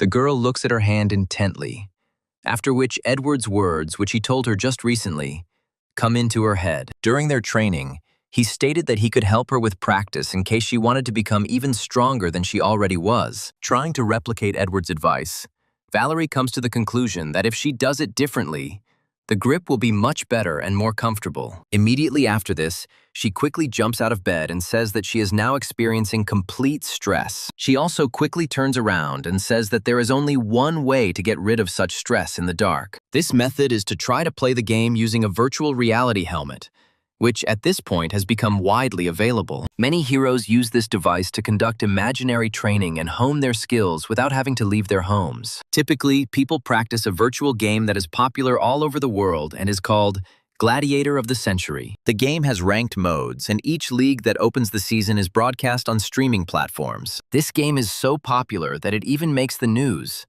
all thanks to one incredibly amazing feature. This feature is that there are no stats or items like in other games, meaning that you can only win by relying on the fighting instincts from your body. Valerie is proud of her incredible record of 98 wins and 17 losses, considering it a very good result. Today, Despite her fighting spirit, she wants to get rid of stress. So she will ignore ranks and try quick battles. She turns her head slightly and finds an unfamiliar player named Extra 7, who has 43 wins and exactly 43 losses. Taking a closer look at him, Valerie realizes that this man even has a rank, which states that he belongs to the Platinum type. The Platinum division is somewhere between absolute beginners and more experienced players. But for real professionals, it is just dust. Valerie thinks that this fight will be incredibly easy, and she will knock this opponent down after a couple of punches. The girl hopes that this man will become her prey and sends a request for a duel. The system immediately notifies her that a player named Extra 7 has accepted her request, meaning the duel will begin in just 3 seconds. Valerie prepares carefully for the fight, thinking that first she needs to understand who her opponent is. The timer counts down 2 seconds before the battle begins, and Valerie decides not to attack first, but to look at her opponent's tactics. With less than 1 second left before the match starts, the Extra 7 player suddenly makes a dash at incredible speed towards Valerie. The duel begins. Both fighters cross their swords, making every effort to knock their opponent off his feet. Valerie is surprised by such a rapid onslaught from her opponent and tries to understand where he learned to fight so well. Valerie's opponent grabs a piece of her clothing to gain an advantage by using a dirty move. Having slightly distracted Valerie's attention, he prepares to deliver a powerful kick, thereby creating a sweep. Valerie doesn't have time to react to this attack and ends up being the victim of a similar technique, losing her balance. A moment later, Extra 7 lunges forward with her sword to finish off her opponent with one blow. This attack is impossible to dodge, so Valerie immediately loses this duel, which lasted less than 10 seconds. The system notifies her that she has been defeated in this duel. Valerie loses her patience and says that she will take revenge on this little mangy rat for what he did to her. Quickly getting back to her feet, she issues another re-challenge for revenge. However, this duel ends much the same as the previous ones, as Valerie continues to make mistakes. The same thing happens after the next challenge, which Valerie immediately throws to her opponent in order to get even at least this time. Nothing changes. And once again, after Valerie, for some reason, continues to bang her head against the same wall. Having lost another duel, Valerie feels how life is becoming more and more unfair to her. Tears come to her eyes, and she reflects that despite all her efforts, she cannot defeat this man. Raising her head, she asks for another rematch. But Extra 7, saying that it is time for him to go, then says goodbye to her. Valerie tries to stop her opponent and asks him if he always logs into this game at this time. And suddenly he answers that he logs into this game regularly. After which Valerie asks him if they can fight every time they meet. The mysterious player looks at Valerie in surprise and says that he is not at all against such a scenario. The player decides to log out of their account, and it turns out to be none other than Corey, who somehow didn't recognize Valerie despite her memorable character. Taking off his VR headset, he says that he ended his gaming session with 7 wins in a row, without a single chance of losing. The reason he originally entered this game was because he wanted to test whether the random enhancement skill worked on game devices. Corey thought that the random upgrade function was much better than he thought. However, he started to get a little worried when the mana started to run out. The essence of this function is to improve any item or weapon that the wearer comes into contact with. With this stat, the protagonist's helmet reaches a whole new level compared to others, making any battle with Valerie automatically unfair. Corey laments that items can only be upgraded to 44%, but then expresses hope that his luck stats will help him get past that threshold. After finishing his thoughts, Corey finds his dear daughter, Evangel, in the midst of devouring a large strawberry shortcake. Turning on the caring parent function, he immediately takes away the sweet treat from her, telling her that she should not eat a lot of confectionery. Evangel starts to get cranky and say that she wants some more cake, to which he replies that she can eat it tomorrow. A small child who does not yet understand the concept of rules and prohibitions begins to beg Corey for a sweet treat, but he remains as hard as a rock. In order to somehow calm Evangel down, Corey lifts her up on his arm and tells her that tomorrow he will bring her something much tastier. Evangel looks at him with disappointment and asks if he promises that everything will happen exactly as he says. Corey sarcastically says that he has never cheated on her before, so now he can go to bed peacefully and not worry about anything. It takes Corey a while to get little Evangel to bed, and the starry sky is already hanging over the dorm. Finding himself in relative silence, Corey decides to check social media, as well as any necessary notifications that might have arrived on his smartwatch. He quickly discovers that he has received an unread message from one of his friends. The sender of this message is Edward, who invites Corey to meet on the second Friday in August. Corey smiles at this information and remembers that he has no plans for the second Friday of the month. He decides to answer him that he agrees to such a proposal and states that they will meet on free territory. Corey spends the next few days training hard to prepare his body and mind for the challenge ahead. He spent every free minute studying and training to ensure he had the best possible chances. The same can be said about his experience with virtual reality, in which he constantly trained to hone his close-range combat skills. Valerie continued to challenge him and lose over and over again, periodically asking him how he managed to do it all the time. Corey tells her that she should just act more calmly, to which the girl states that it is not as easy as it might seem. Valerie suddenly asks him why his winning percentage is only 50% if he is so good. In order to at least somehow justify himself, Corey says that he plays not for the sake of winning or ratings, but simply to enjoy the game. After a while, he says that they should finish for today, because it's time for him to go to bed. Valerie looks at the main character with a smile and says that she will really look forward to meeting him tomorrow. Corey looks at the game character Valerie, still not understanding who is in front of him, and thinks about how she acts as if they already agreed to meet. However, Valerie turns out to be very friendly towards him, and in some ways he is glad of her company. Looking at her, a sincere smile appears on his face, and he says that they will indeed meet tomorrow, and he will look forward to this meeting. Corey says that it seems like fighting this particular opponent in this game has become part of his daily life. Scratching his head, he muses that there is nothing wrong with this, since his opponent is quite polite, despite suddenly challenging him to a fight when they first met. Corey has no idea how his opponent's nickname is calculated, and so mistakes him for a man. After some time, interest takes over, and he decides to write down this person's nickname in order to pronounce it syllable by syllable. As soon as he says the name, it becomes pretty obvious that it is pronounced Wa-le-ri. Corey decides to push these thoughts away from himself, because it seems to him that all this is some kind of nonsense and a syndrome of searching for deep meaning. He understands that if you take into account the manner of speech and the character of this character, then you can only make one conclusion.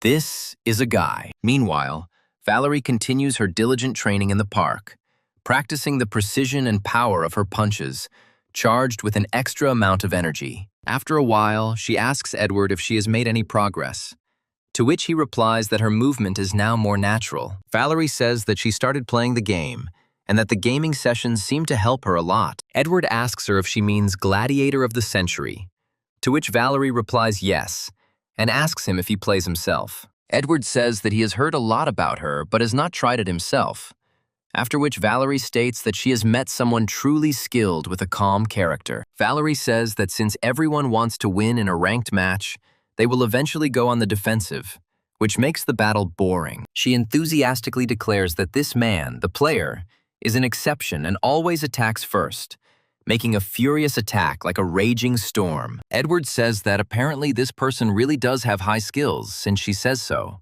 Edward suggests that the man is the current hero, to which Valerie replies that she doubts it, when suddenly she hears Corey. The smile disappears from her face almost instantly, and she turns around sharply to see if she was imagining things. Corey continues to look at his friends with his usual calm and asks them what they are doing here. Edward mentions that Valerie told him about her new training partner, but Valerie dismisses the story, saying that it's not important. Corey doesn't pay attention to these words and only looks in surprise at Edward, who will lose his shoulder. Valerie only clenches her fist tighter, making it clear to Edward that she doesn't want this information to be shared. Corey says that they need to hurry in order to get everything done that needs to be done. Valerie looks at Corey and Edward in surprise and asks them where they are going, to which he replies that they have some things to do. Corey calmly turns to Valerie and wishes her luck in training. Valerie looks at the protagonist with slight surprise, then raises her hand and says that she wishes the same for him. After that, she slowly lowers her hand and watches in surprise as Corey and Edward walk away somewhere,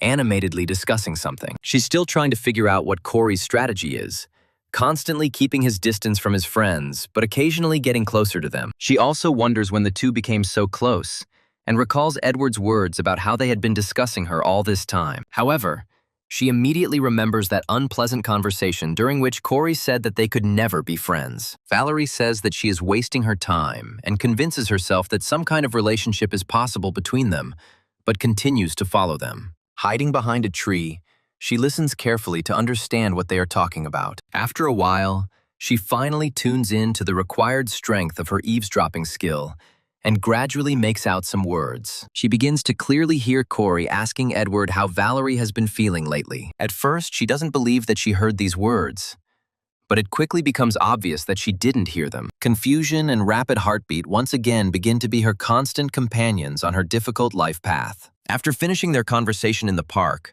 Corey and Edward head to a 24-hour cafe to have a chat there. The reason they chose this particular cafe is because they serve Grandma's rice soup 24 hours a day. Corey listens carefully to everything Edward told him and asks if the dungeon is located somewhere in Suwon. Edward says that this is indeed the case, after which he states that it is necessary to be extremely careful. The reason for this precaution is that Suwon is the most dangerous place in the entire metropolis, and after the conscription, the area was greatly deformed. More than half of the territory of this settlement has become dangerous for travelers and uninhabitable. This is why ordinary people are forbidden to enter the western side of this settlement. The Agara hammock is located just beyond this border. When Corey created this world, he hid a huge number of different treasures in it, and among them there are several that he never dreamed of seeing in his life. Corey realizes that if he leaves things alone, these artifacts will fall into the hands of the novel's main villains. And even if it changes the plot, he must take the risk. Filled with optimism, he realizes that if everything goes well, they will find the hidden treasure much faster than the villains. Looking at Edward, Corey wonders in his mind why he became so charming the moment he thought about this prospect. After finishing his lunch, he reflects on the fact that Edward is most likely broke, so he must take care of equipment and food. After some time, a strange man comes into the cafe, wrapped in a dark coat, a mask, and a mysterious hat. Corey immediately discovers this man, which raises the question of who this suspicious guy is and what he is doing in this cafe. As soon as the suspicious person makes eye contact with Corey, she immediately turns away and begins to act much more nervously. After this, she comes closer to the waiter and says that she recently called them, to which he replies that they will bring her order in a while. Corey takes a closer look at this suspicious individual and notices some similarities to Caroline, such as purple hair. Realizing that this is all a very clumsy attempt to follow him,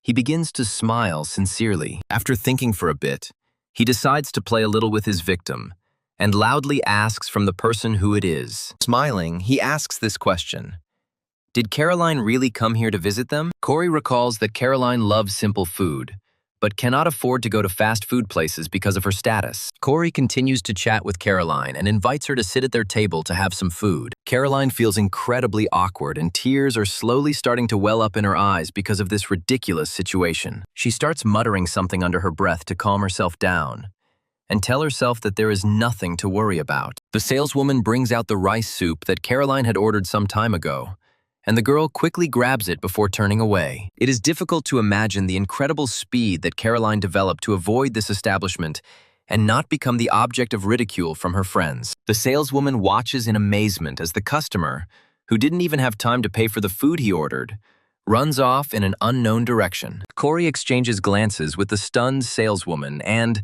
with a smile on his face, says that he will pay for this dish. After this incident, Caroline avoided the protagonist for 3 whole days so as not to feel humiliated. People came to her one after another, but finally it became Friday, on which the trip to the dungeon was scheduled. The Coreys take a walk around the city and then find Edward waiting for them at a bus stop. Corey asks him where they are going, but he calmly says that he should just follow him. After some time, they find themselves in a mysterious area where there is very thick fog and almost nothing can be seen. Nevertheless, they continue to push through these thickets, looking back in case of sudden danger. After an unknown amount of time, Corey wonders how long they've been on this journey. He gets rid of the duration because this mountain is a very dangerous place due to its close proximity to the Forbidden Zone. However, their training soon ends as Edward says that they have finally reached the right place. He points to a crack between the stones and says that this is the entrance to the very dungeon they were talking about. Coming closer, Corey says that this place is difficult to find even if someone finds out its location. Edward compliments his comrade's assessment, stating that the passage here is quite narrow, so not everyone will be able to walk through it. However, it is much more complicated than the problem of entry, since the small distance at the entrance will also make it difficult for them to escape if they suddenly encounter any difficulties. Edward looks at Corey with interest and asks him if he is sure he wants to get involved in this adventure, since there may be no turning back. Corey just smiles, realizing that Edward is a very responsible person who does not throw away the lives of his friends. However, he rises slightly and says that there is nothing terrible about it, and he is ready to take this risk. Immediately after, he takes out his Desert Eagle to prepare to fight stronger monsters. Corey, speaking about how he didn't waste any time and took his best weapons to show himself at a good level. In case anything went wrong, Corey had prepared several light consoles in advance to combat potential fallen. Since the boss of this dungeon is above average level, light bullets will only help to buy some time, but will not defeat him. However, Corey's calculation is based on the fact that Edward will help him, and thanks to his incredible strength, he will be able to defeat this boss. Corey takes a step forward, then turns towards Edward and extends his hand to him. Edward looks at him in surprise, but Corey says that they should stick together at all costs, as it can be quite dark there. This situation is, of course, a little awkward for the two men, but they don't really have any other choice. However, Edward asks him why they should hold hands, to which Corey replies that it will be very dark inside. He also puts forward the following argument using his theories, which states that if they recklessly light the torches, they will provoke aggression towards them. Edward smiles and says that such reasoning seems incredibly sound to him. The two heroes walk inside, holding hands so as not to lag behind each other, and continue walking for some time. After a few hundred meters, it becomes a little lighter due to the various fireflies that live in this place. Edward says that he had no idea that the narrow passage would open up into such a wide corridor in which an entire division could deploy. Listening to the sounds coming from this place, he notes that it is relatively calm and quiet here. Corey initially agrees with his friend, but then falls silent for a while, hearing something suspicious. After a few moments, he turns towards Edward and asks him to wait a few minutes. The reason for this concern is the strange entrance that leads to the other side of this cave. Corey muses that they came here from the east, meaning there is an entrance to this cave from the other side, which contradicts the plot. In order to understand what is going on here, he decides to use the skill of his enhanced vision. A moment later, a whole group of people appears before his eyes, rapidly approaching them, which frightens Corey. He freezes and listens carefully to every sound that comes from the darkness, trying to distinguish in them something that people can make. His suspicions grow stronger with each passing second, and he understands that the situation could worsen to incredible proportions. After some time, his worst fears begin to come true, and he begins to hear people slowly approaching. At first, he expresses hope that he just imagined it, but reality is almost impossible to argue with, and he hears the calm sound of people approaching. He understands that someone is heading in their direction, which means that they will inevitably encounter these people if they do nothing. Immediately after this, he decides to take a closer look at these people to understand what guild they are from, what weapons they have, and how dangerous they are. Edward quietly asks Corey what happened, but Corey asks him to be quiet for a moment so he can concentrate. As people approach them, he begins to hear their conversations, and realizes that they ended up in this dungeon by accident. He notes that he has no idea who they are, but their energy clearly suggests that they may be involved with a group of villains. After a while, Corey receives the long-awaited message on his smartwatch and slowly raises his hand. He reflects that he had been expecting something like this ever since he heard the suspicious sounds. Upon opening the message, he reads a notice that the size of the Mount Hammock dungeon that Edward is about to clear is too small for the rewards that are there. The system then presents a solution that states that this dungeon will be connected to the nearby Devil's Lair and become a secret level.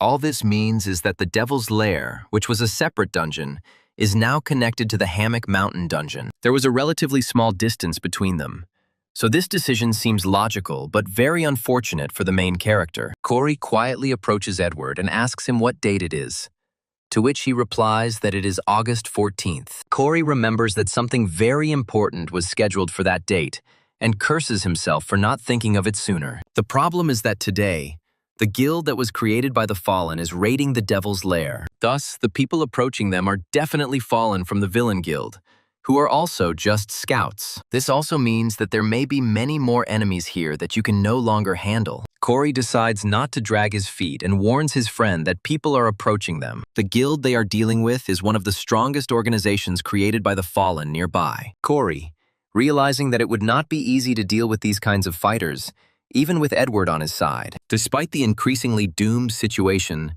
suddenly one of the Fallen suggests to his comrade to stop. He adds that they first need to return to the main squad to share the information they have received. The fallen man's comrade falls silent for a moment, then reluctantly turns towards him. He agrees with his ally's arguments and says that this is exactly what they should do, continuing to be served at every rustle and peering into the darkness.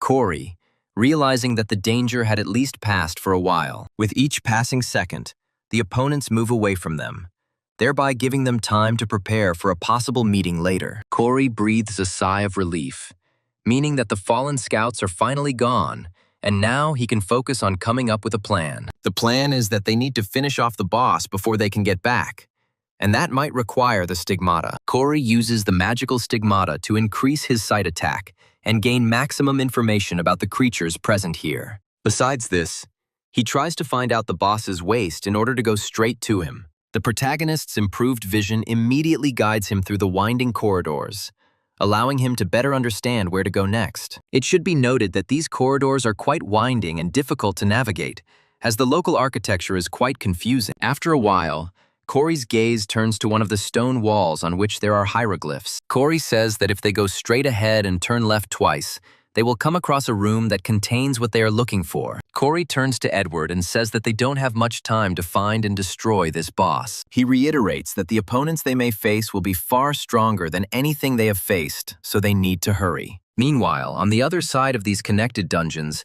there is a lair of devils, in which the common fallen are still awaiting command, and the leader contacts his reconnaissance group and tries to get a clear report regarding the situation. He asks them if they were able to find anything worth going on for. The reconnaissance team reports to him that they have stumbled upon a hidden passage that leads them to a secret level. The information about a possible secret level greatly impresses the leader of this group, and he says that they should go together. He also addresses his reconnaissance group and says that they will get to them themselves, since it is necessary to continue reconnaissance so that this does not happen. Looking at his comrades, he orders them to get off their asses as they finally got some good information. He confidently says that the reconnaissance squad has found a secret level, and the find needs to be checked to get all the valuable loot. One of the fallen, who is a little different from the rest, asks the commander whether it is worth waiting for the return of the reconnaissance group, to which he gives a negative answer. He smiles and says that this is a little beyond what they originally planned. After this,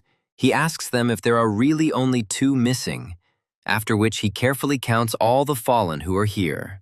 Without thinking twice, he snaps his fingers to set in motion a plan of his own that no one else knows about yet. One of the fallen turns back and tries to understand what is happening and why their ally is acting so strangely. He asks him what he is doing, when suddenly he notices a bluish lightning flashing through the air, which does not bode well. The leader of the fallen immediately turns around quickly to see what is happening to his allies. The fallen, who is behaving very strangely, materializes a portal next to him, which continues to pulse rapidly. The fallen maker asks his subordinate what he is doing and why he decided to create a portal. Hearing these words, the fallen one contorts his face, irritated, after which he decides not to react particularly. He puts on his glasses and muses that this isn't a phase shift portal, but it would be too difficult to explain. The leader of the fallen turns to his ally and asks if he heard him poorly, and demands that the cursed portal be closed. The fallen one himself continues to ignore his comrade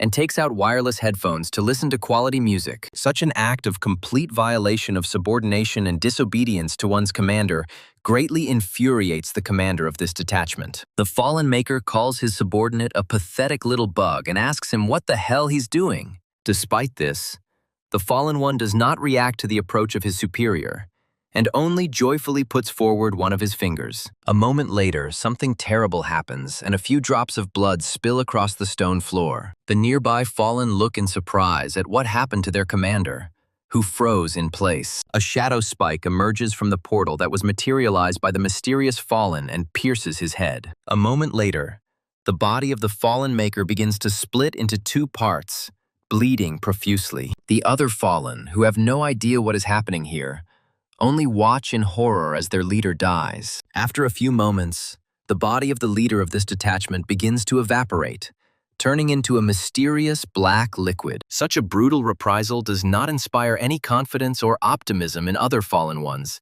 who do not understand what to do. They ask their former ally what the hell he's doing when suddenly a familiar figure appears from the portal. Before the fallen can do anything, the boss of the chameleon gang appears in front of them. All the fallen look at this woman with horror and understand that they are in big trouble since they crossed such a person. However, the chameleon boss's gaze continues to be quite disinterested and cold. She decides not to start a large-scale massacre and releases a mysterious gas that affects the consciousness of the creatures present there. All the fallen who looked at the chameleon boss in any way quickly lose consciousness and fall to the ground. In just a few seconds, the mysterious girl knocks out 6 people without moving a single muscle on her body, and she takes a few steps forward, after which she decides to leave them alive in order to seriously damage the business. She turns around and says that this is very important so that the share prices of this guild do not fall. Her partner asks if they need to inspect the secret level in search of something important. The boss replies that this is not necessary, as she wants her comrade to be ready. The boss's ally asks her if anything unexpected might happen, noting that everything has been going pretty smoothly so far. The boss says that right now on the secret level there are 2 people who are of great value to her. Without thinking twice, she declares that these people are candidates to join the gang. The chameleon thug smiles and asks the boss if she is trying to test them by pitting them against strong monsters. Afterwards, he says that she will be very interested to see the results of this procedure. After this, she begins to concentrate, and dark energy appears next to her, outwardly resembling streams of water. The spiritual power of the boss is so great that these streams are invested into a single stream that can lead everything in its path. Corey and Edward continue their journey through the cave, carefully examining every corner. After some time, they come across creatures that are typical of such places and pose a moderate danger. These creatures are ghouls, who usually form groups to compensate for their weaknesses. Upon seeing potential victims, the ghouls immediately begin to move, but are destroyed by fire from Corey's pistol. He continues to move forward, shooting every monster that comes his way. Each shot is incredibly loud because they are fired in a confined space, which has a negative impact on the ears. However, the Academy's cadets are well aware of this, and therefore take all necessary precautions. Several more ghouls immediately run out to meet him, but he immediately shoots them with his weapon. Edward turns to look at the falling dead creatures and acknowledges his impressive marksmanship. He also notes that in this darkness, it is almost impossible to see anything. But this is not a problem for Corey. Thanks to his excellent vision, he instantly hits all the vital points of his opponents. Edward turns to the protagonist and says that he is truly incredible, but he asks not to flatter him. The desire to be distracted from the common cause. He says that they must move on since there is not much time left. Edward agrees to his proposal and they move on, defeating a whole crowd of ghouls. Despite this, the ordinary dead are not a serious opponent for the Academy cadets, who easily deal with them. While Corey relies on his firearms, Edward easily cuts them into several pieces with his sword. After some time, the last ghoul becomes a victim of Corey's keen eye, and subsequently large-caliber bullets. The protagonist carefully watches to make sure that the opponents fall dead and do not show any further signs of life, so as not to fall into a trap. He reflects on how they are set on fire by monsters around every corner, but since they are low-ranking, they can handle them without any problem. After this, he realizes that something very important is about to happen very soon, when suddenly Edward calls out to him. He announces that he has found a wall with Corey written on it, and immediately turns around, realizing that they have finally found what they are looking for. Coming closer, he discovers a large wall on which some kind of prophecy is printed in hieroglyphs. These words are a mysterious riddle written in an ancient language,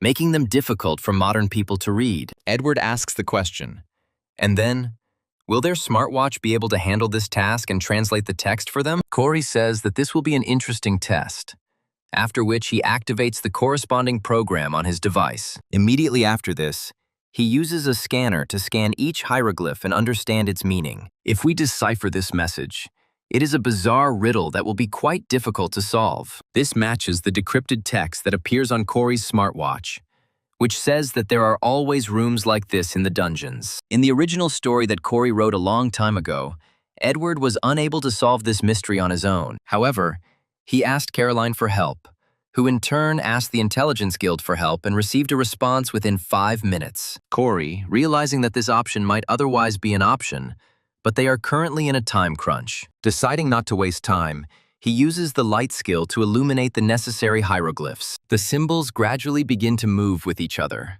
after which they burn brightly. A moment later, there is such a bright flash that it becomes difficult to discern what is written on the wall. Edward looks closely at what is happening, after which he states that the words have disappeared from the wall. And after a few more moments, a small earthquake begins in this cave, which usually occurs when large doors are opened. Everyone starts to get more and more expensive, and Edward grabs his weapon.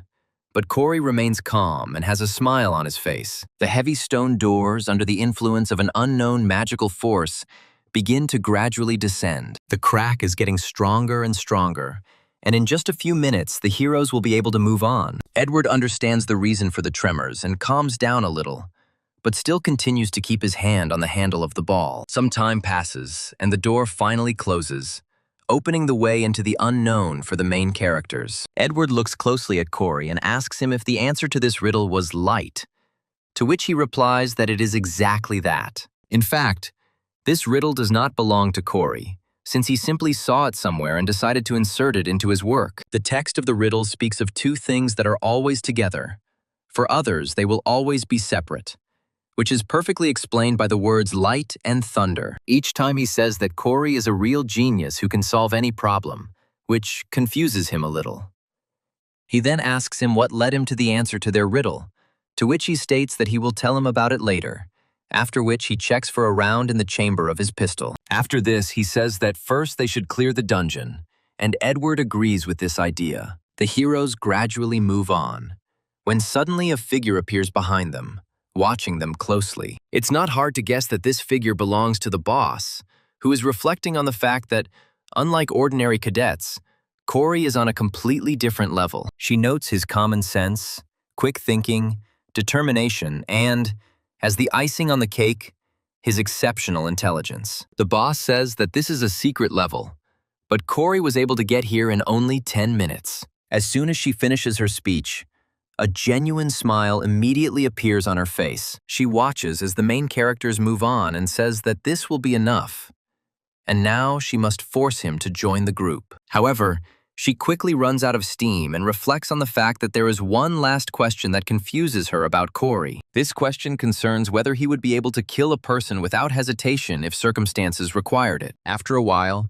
she hears the sound of approaching footsteps and suddenly becomes silent. She doesn't have to wait very long, because two people from the reconnaissance group quickly appear below her. After taking a closer look at them, Boss decides that they are fallen from the Demon Mask Guild, and Corey is unlikely to know that they are not human. Looking at these two people, she begins to think hard, and an interesting possibility appears in her head. She immediately decides that these two would be excellent training dummies to test. Meanwhile, Corey and Edward continue their journey, coming across a huge number of human skulls with water dripping onto them. As they continue through the horror-filled corridors, they come to a brightly lit cave that is littered with corpses. They take every step with great caution, aware that they might accidentally step on some bones or get hurt. Edward realizes that this is most likely the lair of the boss, who is a very dangerous creature. Somewhere in the distance, behind the clouds of smoke, the silhouette of a mysterious man sitting on a throne becomes barely discernible. Corey takes a closer look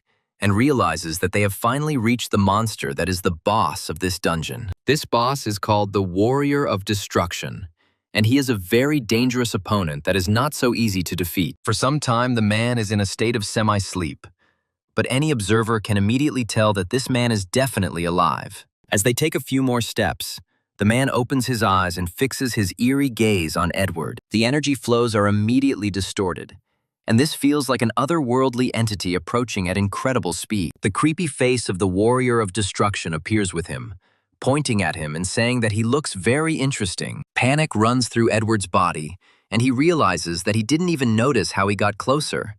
This monster got close enough to strike. He immediately grabs his sword, telling himself that he needs to immediately draw his weapon and rush forward. Suddenly, he hears a loud scream from Corey, calling his name and urging him to wake up immediately so as not to get into trouble. Edward gradually comes to his senses. Corey asks him to focus on what is really happening. Edward looks in surprise at the man who has been sitting on the throne all this time and tries to understand what it was. At first, he assumes that a teleportation skill was just used on him, but quickly comes to the answer that it is something else. The reason for such strange hallucinations was the aura that this creature possesses. This man and similar monster are able to speak, which means they are above average and stronger than all the monsters he has fought before. Edward takes a small step back to gain more stability on his feet. This time, the warrior of destruction begins to move, and in a grave voice asks Edward if he feels fear when looking at him. Corey watches the movements of this enemy in surprise, and understands that a difficult battle is about to begin. The warrior of destruction prepares to rise from his throne, and says that Edward should not be afraid, as it will all be over soon. Edward looks at this enemy in surprise, but Corey is happy that everything is finally starting to appear. After this, Corey steps back a little to look at Edward and notices a very important detail. Seeing that his opponent would fight with a sword, Edward immediately began to feel much more confident and calm. Corey is very happy that now fear will not hinder them so much in fighting this enemy, which is certainly a serious threat. Looking at Edward, Corey reflects that he is a talented swordsman with a holy sword, and once he masters the art of fencing, everything will be different. According to Corey's theory, if Edward's opponent is the swordsman, he will not be able to lose to him even if he really wants to. However, Corey decides to approach Edward to clarify a few details about this monster. He states that he feels like the sword itself is the monster, not the swordsman who holds it. He explains his point by saying that the voice they heard came from the sword, and the body that sits on the throne is a mere corpse. Upon hearing this information, the warrior of destruction smiles a humorous smile to make everyone fly into fear of their opponents. Edward says that this is very valuable information, and Corey himself remembers that in the original, Edward received this information in battle. But now they do not have time.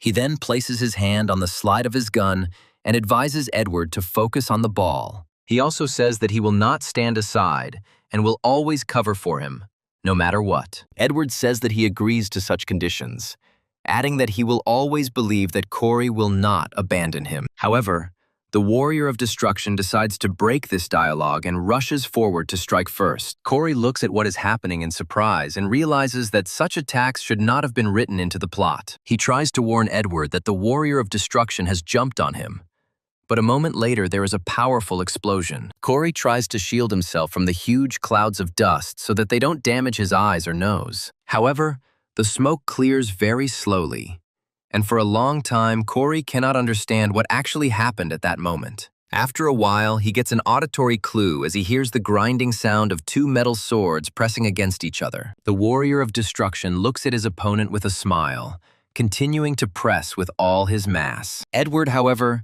makes every effort to withstand this attack and thereby gain a small advantage. After some time, they both make counter efforts, after which they jump to the side to regain their strength. Thanks to his personal mass, the warrior of destruction pushes Edward a greater distance, but he quickly slows himself down with his arms and legs. After waiting for his opponent to recover, Edward rushes forward to deliver another series of attacks. The warrior of destruction says that Edward fights quite well for such a young man. Edward doesn't respond to his opponent's words and only flies into the air to get a good angle to attack. Finding himself above his opponent, he prepares to deliver a devastating attack from above. A moment later, holy energy falls upon the warrior of destruction, causing him serious wounds. This attack also causes a fair amount of smoke, causing the warrior of destruction to simply cough and look around. After a while, he looks ahead in surprise and tries to understand where his opponent, whom he counterattacked, has gone. It turns out that the young man landed in a different place than the warrior of destruction had intended,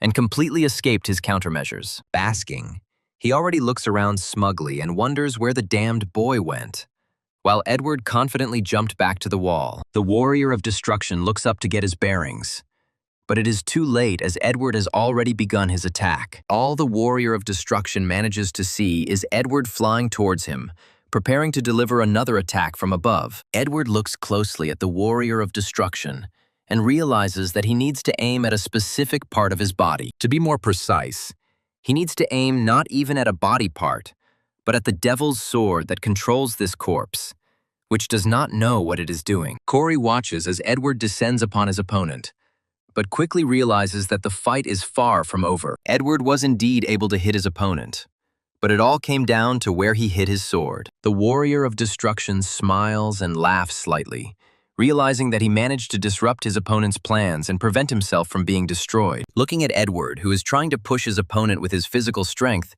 he says that his opponent is very strong. The only problem is that he penetrated his armor in the arm area, but was unable to reach the ball, which is the heart of this opponent. He tries to figure out what to do in this situation, but nothing comes to mind in such a short period of time. He tries to push away from his opponent, but the blade gets stuck firmly in the frozen skin and tissue of the destruction warrior. The warrior of destruction decides to take advantage of Edward's inability to pull the sword out of his opponent and attacks from behind him to pierce him. Having dissolved the approaching death, materialized in the form of a devilish sword, he decides that this should not be the end and returns from it. A moment later, Corey asks Edward to be as careful as possible, then fires a powerful shot straight at the warrior of destruction's sword. Corey's plan succeeds because the bullet has enough momentum to knock down an adult's punch. This time, instead of the smoke from a large caliber pistol, small particles of mana fly out, indicating that the bullet has been enhanced with it. It lands on the ground next to its comrade,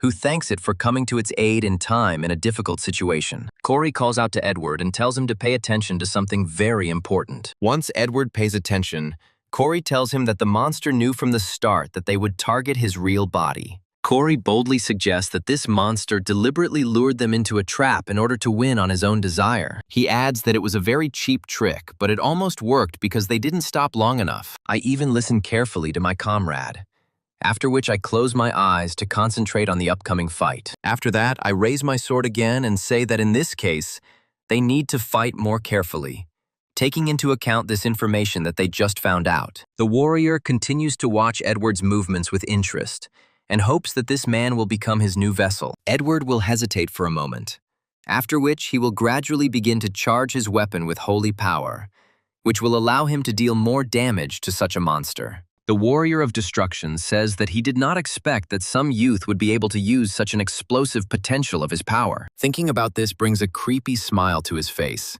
which he showed to our heroes at the very beginning. After this, he decides that he has finally met a worthy opponent and lets out a powerful scream that shakes the walls and strikes terror into ordinary people. He says that quite a lot of time has passed, but finally a worthy body has appeared that can be occupied and subjugated. Dark power permeates the body of the warrior of destruction, and his arm begins to recover at an unprecedented speed.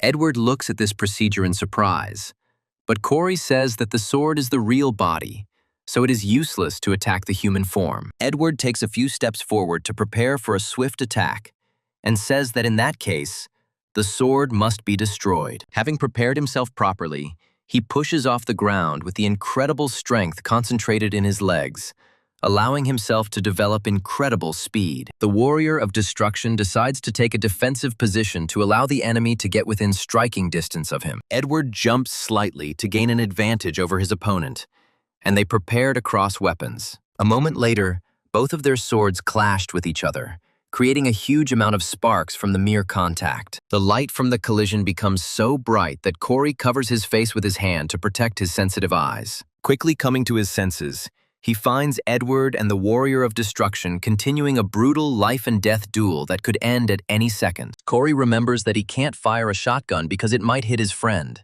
and at that range, it would be useless to use a sniper rifle. Looking at his large caliber pistol, he realizes that in this situation, it is the perfect tool that can help him. Meanwhile, the fight is gaining momentum as both participants strive to snatch victory from the clutches of their opponent with all their might. Edward carefully watches every move of the warrior of destruction in order to block his attack in time and gain some space for maneuver. As time goes on, it becomes apparent that Edward has great potential, and the warrior of destruction wonders in surprise if he will be pushed aside in this fight. As he continues to fend off Edward's attacks, he realizes that a normal sword would have broken long ago from fighting him. However, the golden mana turns out to be such a powerful resource that Edward's sword does not suffer a single scratch even after strong blows. The warrior of destruction grits his teeth in hatred, realizing that he needs to come up with something urgently in order to win. Seriously angry, he pushes him away with his hand and orders him not to be impudent and to know his place. Despite Edward missing a push from his opponent, he quickly regains his balance by breaking with his foot. After that, he grips his sword tighter, feeling his hands trembling after such an intense duel that has not yet come to an end. Despite this, he maintains the optimism inherent to the protagonist and prepares to continue the battle. The warrior of destruction rushes forward to destroy his opponent, but Edward reflects that the longer he fights him, the more confident he becomes. Waiting for the right moment, he decides to change his grip on his weapon in order to launch a surprise attack and surprise his opponent. He freezes for a while to allow the enemy to get dangerously close, after which he will no longer be able to dodge. After this, he makes another forward movement, fully convincing himself that he will be the winner in this duel. The reason for Edward's confidence is that this time he has a reliable ally on his side, who shoots the warrior of destruction in time and slows down the pace of his attack. Corey doesn't let his ally down and takes a well-aimed shot from his Desert Eagle. While this attack doesn't do much damage to the destruction warrior, it is powerful enough to hold him back for at least a second. Corey realizes that the warrior of destruction is acting as if he is much more powerful than he was in his original form. However, the main character remains confident that Edward will win this duel, no matter what. With a precise and powerful blow, Edward knocks the sword out of his opponent's hands, sending it flying freely for several dozen meters. Without waiting for the bladed weapon to land, he launches himself into the air using his incredible speed, agility, and strength. Immediately after, he makes a flying dash to pierce the warrior of destruction with his attack. He puts a huge amount of force into this blow in order to finally break the will of the demonic creature. His efforts prove to be worth it, as the way he delivered his attack causes a final crack to appear on the sword. If the sword takes too much damage, it will begin to break into tiny pieces, thus being destroyed forever. The warrior of destruction's physical shell begins to gradually evaporate, and he looks at his fingers in horror. Before he can even utter a word, his body almost completely evaporates. Gathering all his strength into a fist, he only manages to say that he cannot believe that someone defeated him, after which he leaves this world forever. Corey looks at Edward happily and thinks that he finally managed to figure this out,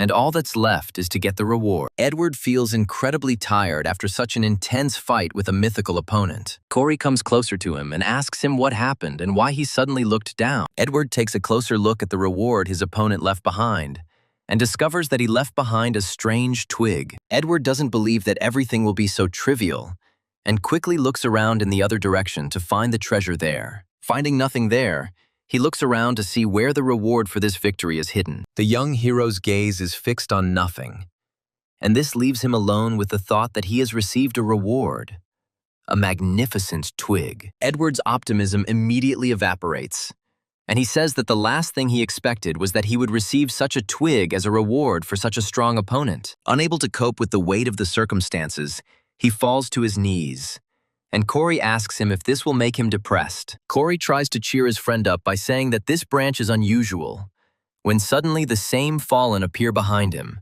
asking about who is here. Corey looks around warily and realizes that he knows this voice all too well. His worst fears are realized as a group of fallen approach them, acting as reconnaissance. Corey prepares for the worst consequences of his sortie, when suddenly one of the fallen says that he just wants to ask them one of the questions. Looking sternly at the youths, he asks them why the hell they are here and what they are doing here.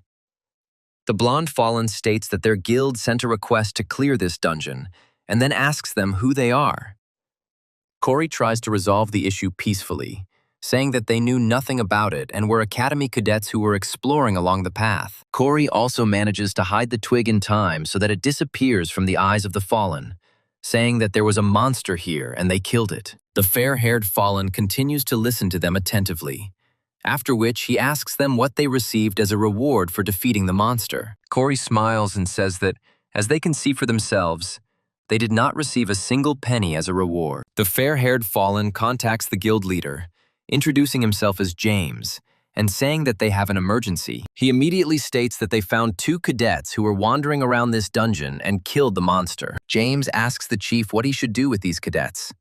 But in response, he only hears the phrase that all the cadets must be killed. Corey and Edward realize that they are now in more trouble than they could have ever imagined in their worst nightmares. James says that the cadets themselves probably heard the order regarding their fate. A moment later, a shadowy substance appears behind him, and he says that they should blame it on their curiosity. In order to prevent the cadets from coming to their senses, James thrusts his hand forward to split the shadow matter into 3 beams. These beams immediately rush towards the cadets to split them into parts and significantly weaken them. Edward and Corey dodge this attack, thinking it is meant to cause damage.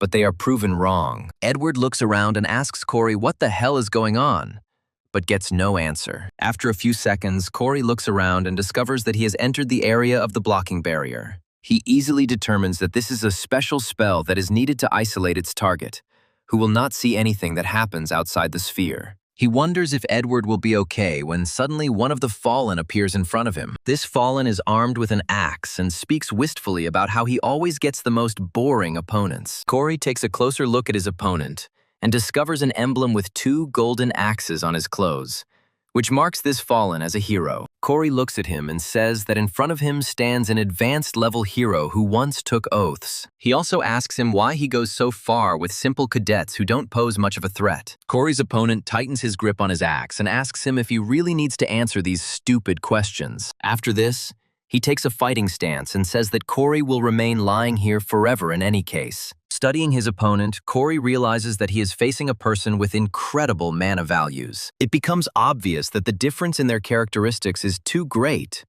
and it will be easy for him to simply blow off Corey's head. Despite this, he clenches his fists tighter and becomes determined to win this confrontation, since everything depends on it. Corey's opponent looks at his opponent in surprise, trying to understand why he wasn't afraid of his approaching death. Corey continues to stand as if nothing had happened and searches for something in his pocket, as if he sincerely hopes that it will save him. After some time, his attitude becomes suspicious as he may be looking for some kind of weapon. The Fallen tense up and assume a defensive stance to block a ranged attack from the shooter if necessary. As soon as Corey finishes searching for the saving thing, his opponent looks at it in surprise, not believing his eyes. All this time, Corey was not looking for some kind of life-saving pill or powerful weapon, but a simple stone that is unremarkable and does not have lethal force. It is difficult to imagine the surprise that appeared on the face of this Fallen, who clearly expected something more impressive. He even stops holding back his laughter and says that some little stone is unlikely to help him cope with this situation. Corey laughs as he throws up a rock and says that it will be more than enough to deal with such an opponent. These words hurt the fallen hero's pride, and he asks Corey why a dog like him allowed himself to bark so loudly. Corey, keeping his blood cold, smiles arrogantly as he looks at his opponent, as if he doesn't perceive him as a threat at all. The fallen heroes analyze their opponent and note that his mana is at an astonishingly low level, meaning that he himself has no reason to be confident. The fallen hero tries to verbally insult the protagonist, but the latter quickly throws a pebble at him. As the pebble flies right next to the fallen hero's head, he discovers a mysterious thread that is trailing behind the stone. He follows this thread closely and wonders where it could have come from and what it could be used for. At that very moment, Corey strains all his muscles to sharply pull the etheric cord and change the balance of power in an instant. The fallen heroes slowly turn their heads towards Corey, but it is too late. At high speed, the rock crashes directly into the fallen hero's head, causing him to suffer incredible damage to his brain. Corey planned this attack perfectly, which also reminds me a lot of the old story of David and Goliath. One blow from a pebble is enough to knock out even a large opponent, which this fallen hero certainly was. Corey retrieves the stone attached to the etheric cord and prepares to continue the battle with his opponent. However, the fallen heroes take a few steps forward before finally losing their balance and starting to fall down. A moment later, he lands face first in the soft mud, showing everyone the dangers of underestimating your opponent. This battle takes less than a few seconds, which separately allows us to consider Corey a true genius of this kind of skirmishes. There was a huge amount of luck involved in this move, though, and Corey crouches slightly to catch his breath. After this, he states that if the enemy had not let down his guard, things would have been much more tragic for Corey. Returning to the air, he hides the stone in his pocket and takes a few steps forward to get closer to the fallen hero. A moment later, he takes his pistol out of his pocket to aim at the head of his prone opponent, who still hasn't come to his senses. He muses that he needs to hurry, as the fallen are very quick to recover and can come to their senses in minutes. Without thinking twice, he pulls the trigger, after which a very loud shot is heard, and a spent .50 caliber cartridge flies out into the air. The result of this shot is very heavy, and Corey looks at the body of his opponent in surprise. The problem is that the large caliber bullet, which has incredible penetrating and stopping power, was unable to penetrate the fallen's skull. As if out of spite, a few moments later he opens his eyes, and the bullet itself falls lifelessly onto a stone and bounces off several times. Corey looks at his opponent in horror and wonders if he really needed to use a shotgun to finish off this freak. The fallen hero immediately decides to break the distance between his opponent and uses the skill of a very loud scream. The sound waves immediately reach Corey, who is completely unprepared for such a creative attack. The pressure is so strong that he is thrown into a stone wall, which is badly crumpled after the protagonist crashes into it. This blow also turns out to be quite painful, and Corey feels blood start to pour out of his mouth. As he falls down, he reflects on how damn painful it was, despite the fact that he managed to use ether to protect himself. The fallen hero slowly rises to his feet and calls Corey a little bastard who dared to use such dirty tricks against him. His skin begins to darken rapidly, and he states that Corey is getting too carried away in these battles. Anger gradually begins to overwhelm this hero, and he says that he did not want to use this skill until the very end. He also says that a little rat like Corey was not worthy of seeing his true form. But everything came to what it came to. Corey looks at his opponent's new form and reflects on how he should have finished him off before things reach this point of no return. A special ability of the Fallen is to transform into a monster, which significantly enhances their physical and magical abilities for a period of time. Meanwhile, James also finds himself locked in with Edward one-on-one in order to easily deal with this brat. For some time, Edward tries to shout to his friend, but all this turns out to be futile efforts. He realizes that he can't hear anything even if his words were as sharp as Corey's. Convinced of the futility of his attempts to shout to his friend, he turns his gaze to his opponent and realizes that he will not escape from here without a fight. It quickly dawns on him that he no longer has a choice but to kill the fallen one who is asking for a fight. James studies his opponent and then says that Edward can consider himself lucky, since it will be quite quick. Having studied his opponent a little better, he slows down for a while and reflects on the fact that he has seen this man somewhere before. Edward's appearance is also quite recognizable due to the fact that there are already a large number of legends about him. Jay remembers that this man is the number 11 cadet in the Academy's power rankings. Before entering battle, he muses that this man could be a valuable ally if they could recruit him. This dream is utopian, as Edward has a very clear moral compass that does not allow him to join the GOAT. James says that he is very sorry to kill such a promising guy, and then teleports straight to Edward. He decides to launch a powerful attack that will instantly slit Edward's throat and remove any hope he has of surviving. However, Edward's reflexes are at an incredible level, and he manages to dodge this attack, escaping with a slight cut on his cheek. Immediately after this, he places his hand on the stone floor in order to get a good lever for support. He plans to use this leverage to throw his leg into the air and deliver a powerful attack to James's head. However, James is not the easiest fallen, so he manages to react to this movement and teleport again. Edward regains his footing and looks around, trying to figure out where his opponent has gone. It quickly becomes apparent that James has teleported behind him and is now rapidly approaching at high speed. It rises to its feet and wonders how it got there and what its tactics are. Taking half a step towards his opponent, he feels incredible pain, which forces him to briefly kneel down. He discovers that James has managed to attack his leg and make several cuts in important places. This is perceived as the cut being made during the short time it took him to teleport away from his kick attack. Edward notes that his opponent is very fast,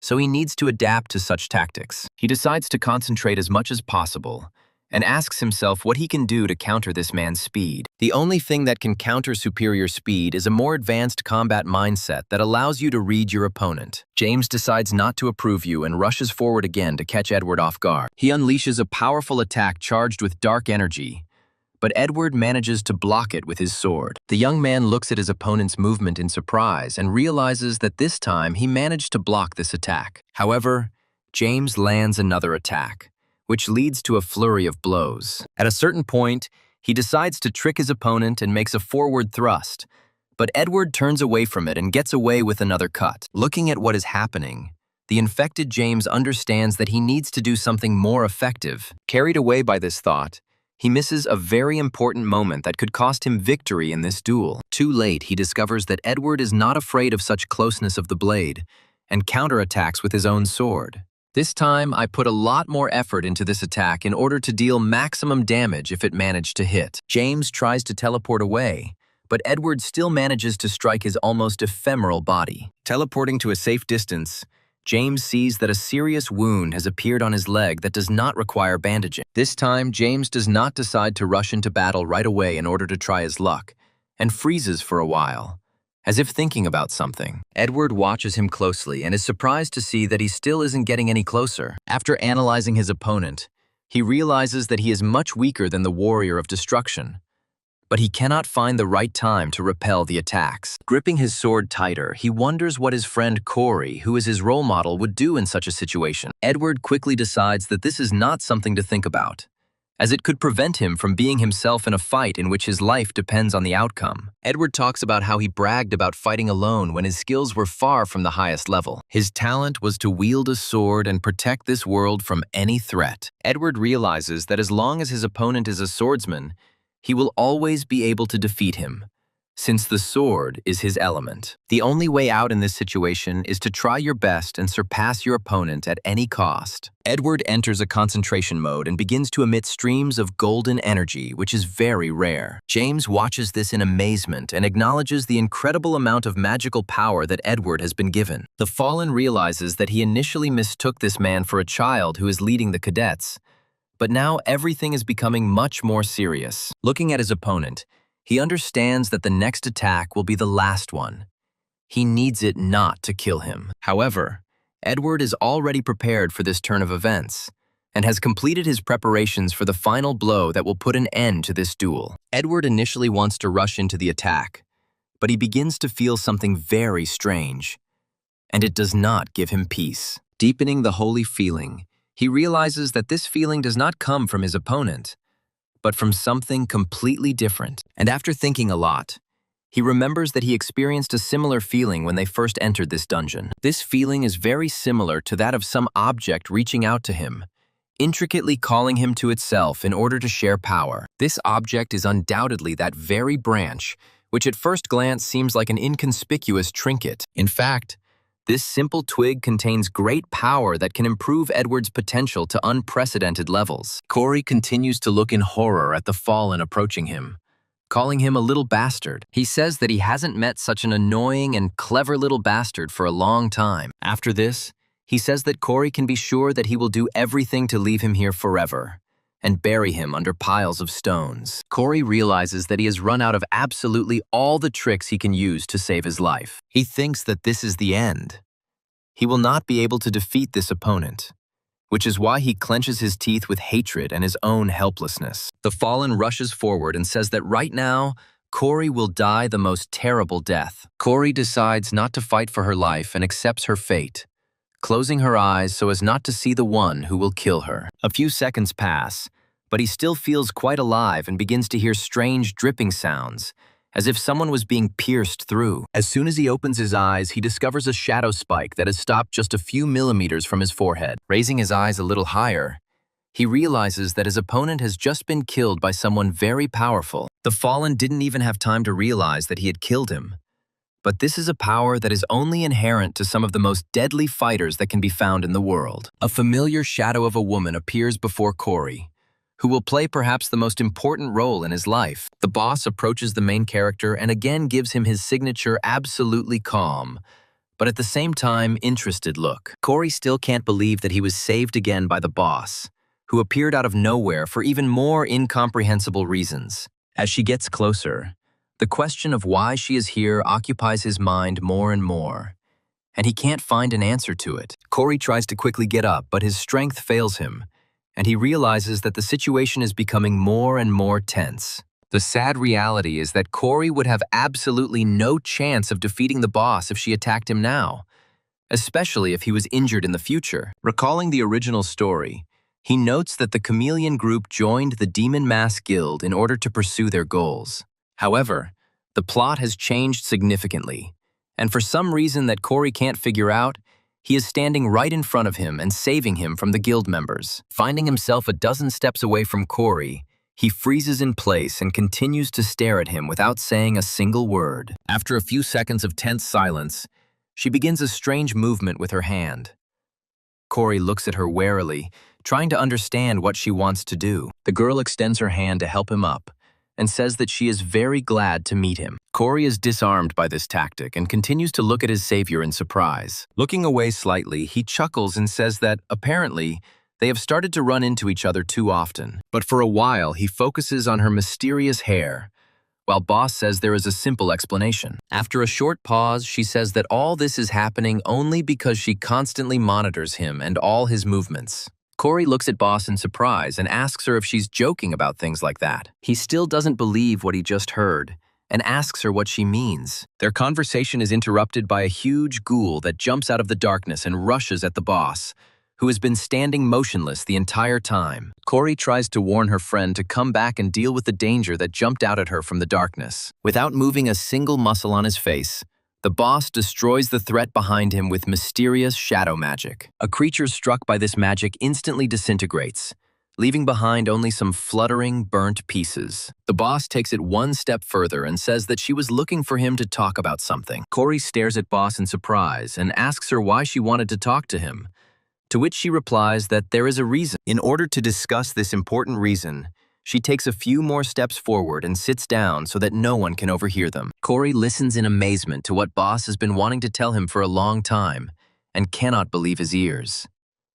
His surprise knows no bounds, as this moment was in the original story and was a decisive event in Howard's history. But now, everything has changed because of Corey. Corey wonders what the original story will be now, and then tries to talk to Boss. But she quickly gets up and looks around. She finds that the isolation barrier is slowly beginning to break down, and says that their time for talking is unfortunately over. Finally, she turns towards the protagonist and smiles, expressing hope that he will think it over carefully. A moment later, she disappears completely, leaving behind only something resembling a dark wave. This dark wave floats away after a while in an unknown direction, and Corey doesn't even try to use his surveillance skills to find out where. All that occupies his memory is that he got involved with a very dangerous woman who, for some reason, began to follow him. His anxious thoughts are interrupted by Edward's voice calling him to find out whether his friend is alive or not. Having found his comrade, he asks him if he is okay, and if he has received any serious injuries. Corey smiles and says that it's nonsense, then asks his friend if he defeated his opponent. Edward extends his hand to him and says that, apparently, he managed to emerge victorious from this duel. Corey starts to hiss in pain, and Edward asks him if he's seriously injured.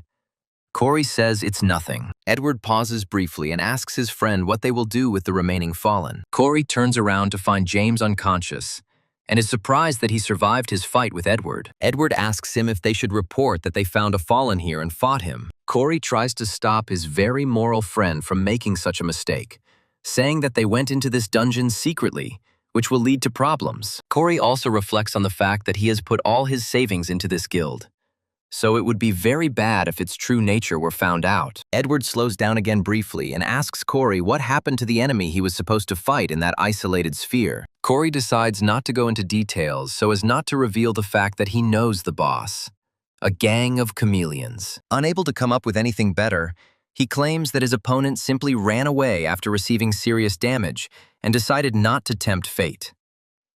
After some time, they emerge from this dungeon and find themselves in the fresh air, which now seems to them to be something very valuable. They look around and watch as small shells of fog gradually descend from the trees. They decide that this is a great time to take a breather, and thus regain their strength to continue moving forward. Corey reflects on how, after using stigmata magic just once, he received a significant backlash that affected his well-being. Edward shows the protagonist a twig that he managed to get, and says that from his point of view, it is something unusual. Corey is mentally glad that Edward didn't forget about this branch and decided to take it with him. Edward continues his story, stating that he felt the twig while he was fighting his opponent, as if the twig was calling to him. He continues to hold this branch and carefully examines it, conditionally trying to understand what secrets are hidden in it. Smiling slightly, he apologizes to Corey and says that this information will most likely be quite difficult to understand. Corey smiles and says that it is not so, and he understands perfectly what Edward is talking about, since he himself felt something similar. Corey states that he only had to look at her to get the feeling that she would be useful in their further difficult journeys. At first glance, this is a simple trinket that would be hard to imagine on the border of clearing a dungeon. But in fact, it is a special branch. Corey asks Edward if he has ever heard the story of Mistletoe, to which he replies that he has never heard it. Mistletoe is one of the legendary artifacts that is mentioned in the myths of Northern Europe. This weapon was known as a legendary item associated with the slaying of the god of light named Valder. This branch also has the status of a deicide, which means it has incredible power that can defeat any enemy. Corey looks at Edward with a smile as he tries to translate the information he has received, which is difficult for him to process. He also reminds his friend that in order for the weapon to take on its true form, it must be awakened. Edward asks Corey if this means that the branch is not currently at its peak strength, to which the protagonist replies that this is exactly the case. Edward happily reports that he is very glad to hear this, as she looked too shabby and nondescript for a dungeon reward. However, Edward, who had not even awakened this twig, fought the Fallen One alone and defeated him, as this artifact is a very powerful weapon. Corey asks his friend how he can awaken this branch, to which he gives him a few hints, recommending to put the branch on the ground. Edward follows his friend's directions and watches with interest to see what happens next, when he suddenly notices that Corey is rummaging through his pockets. After a while, Corey takes out a small bag, and Edward's eyes light up with a bright blue glow. Edward asks Corey what it is, looking at the glowing pollen he holds in a small bag. Corey replies that it is an artifact that can help excite this mythical branch, after which Edward asks where he got it from. Corey remembers that in the original story, Edward originally had the seedling's pollen, but now he can brag about it because he worked so hard for it. Corey ponders what he can say to further impress his friend and leave a positive impression of himself. The writer's genius prompts him to confess to his friend that this is a relic of his parents. But something goes completely wrong as he expected. Too late, he realizes that his parents' phrase sounds as if he had enchanted the ashes of his own mother or grandmother. Corey quickly says he was joking, adding that it's just something important to him that has nothing to do with his parents. After this, he tells that this pollen will help him to be faster and reach his peak potential much earlier than planned. He also says that this pollen can be used on both a person and an object, after which he finally decides to sprinkle it on this branch. He looks closely at this unawakened weapon and says that once the pollen touches it, it will change significantly. With these words, he brings the bag of pollen closer and says that he will do this today to test the effect. This suddenly grabs Corey's hand and makes him stop to properly discuss the next steps. Edward asks him if he really wants this, adding that the pollen is very important to him, so wasting it on him would not be so wise. Corey says that it is precisely because this pollen is important that he decides to use it at this moment,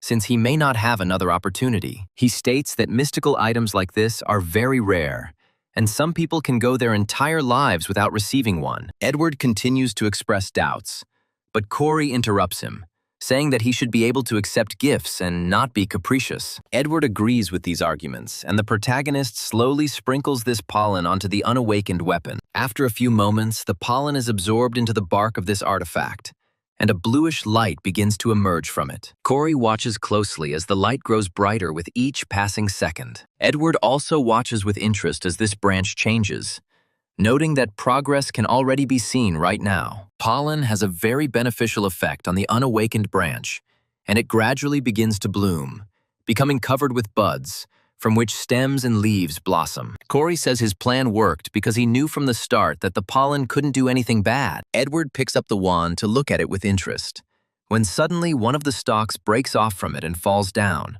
Corey rejoices at this event, saying that the first awakening of Mistletoe is complete, and for Edward to grow and defeat his enemies, this will be enough for now. Corey also notes that the consequences are that the weapon will take the form of a ball that will be able to cut through anything it comes across. Corey picks up a rope for himself, saying that they promised each other a fair distribution of resources during the dungeon. Raising himself up in the river, he repeats the phrase that if Edward gets the branch, he will take a few leaves from it. Edward takes a few steps forward to guide his comrade and, if necessary, to stand up for him. After a few minutes of silence, Edward turns to his comrade and asks him if one leaf would really be enough for him. Corey says that these leaves will be enough for him, and he does not need the branch itself since he does not want to fight in close combat. Having finished this conversation, he again turns to his watch in order to obtain information about the leaf from this branch. After studying the properties, he realizes that this is not just a byproduct of a legendary weapon, but a real treasure that will allow him to create an amazing item. Taking a few steps forward, he understands that he needs to think about how best to use this relic, and what kind of weapon could be worth creating. Feeling sad about something great, he steps on the root of a tree, causing him to stumble and fall to his knees. He wonders how a tree root could have ended up here, when suddenly a shocking thought occurs to him. He recalls that something similar happened some time ago when he came across a ginseng root that cost quite a lot of money. Edward returns to Corey and asks him if everything is okay, saying that he heard some screaming. Corey says that everything is fine, then discreetly puts away the ginseng root and goes to get his friend to return home. Jane and Boss remain in the dungeon to check all the reports and also watch the video recordings of Corey's battle with the enemy. Jane whistles a tune and then says that she is quite satisfied with what she sees on the video. Looking at the recording of the fight, she understands that even if she puts in all her magic, it will be extremely problematic to control a whip with such power. The fact that Corey was able to knock out the fallen man with a simple stone,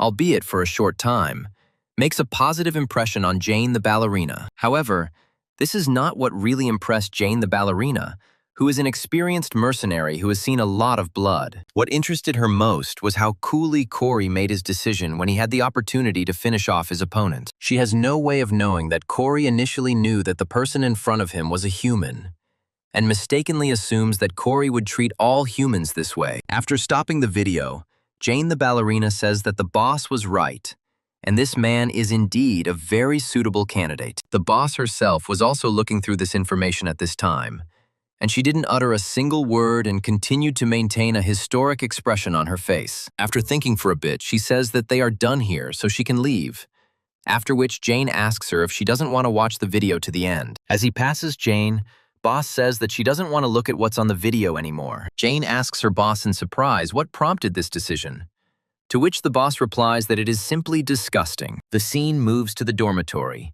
which Corey reaches with great difficulty and feels how incredibly tired he is. Once in his room, he feels his body aching and begging for mercy, and a soft bed on which he can sleep for a few days. Taking a few steps forward, Corey reflects on the fact that he has become one big bruise that could kick the bucket right now. After walking a few more steps, he finds that Evangel has come out of his room to meet his friend, and noticing that the girl can barely stand on her feet because of her sleepiness, he takes her in his arms and says that now they will finally go to bed. In order to put his dear daughter to bed again, he goes to the window next to which her bed is located. Stopping at the window, he freezes for a while, looking at the starry sky, which shines especially brightly on this night. The main character is illuminated by the full moon, which continues to shine the same cold light on the entire city. During the conversation between Corey and Edward that happened some time ago, Edward advised him to return to the academy first, as he was going to visit his family. Finally, he decided to stop Corey in order to tell him something very important. His eyes once again show incredible optimism and light that warms anyone who looks into them. After that,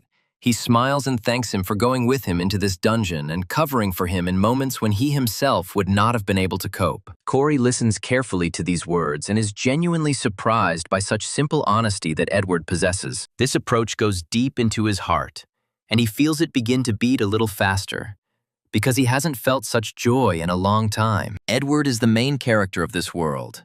He has no doubts and will never retreat from his goal, and as a fighter for justice, he will steadily follow the right path. There is no person like Edward in the real world, which is why Corey created the perfect hero in his imaginary world. Corey really wanted such a person to exist somewhere and light up the lives of other people with his halo. The whole point of Edward's character was to protect the weak, no matter what, just because his heart and high moral principles told him to. Corey looks out at the city at night, and a genuine smile that had so rarely appeared before appears on his face again. Corey realizes that Edward is the true savior who will protect this world from the grave misfortunes that are constantly trying to tear it apart. As they were talking about this, Corey was very impressed and became silent for a while without saying a single word. Edward asked Corey what happened to him, but Corey just smiled and said that he was absolutely fine. After that, he said goodbye to him and told him that he should take care of himself, because in this world he could trust him more than anyone else. In the Hero Association,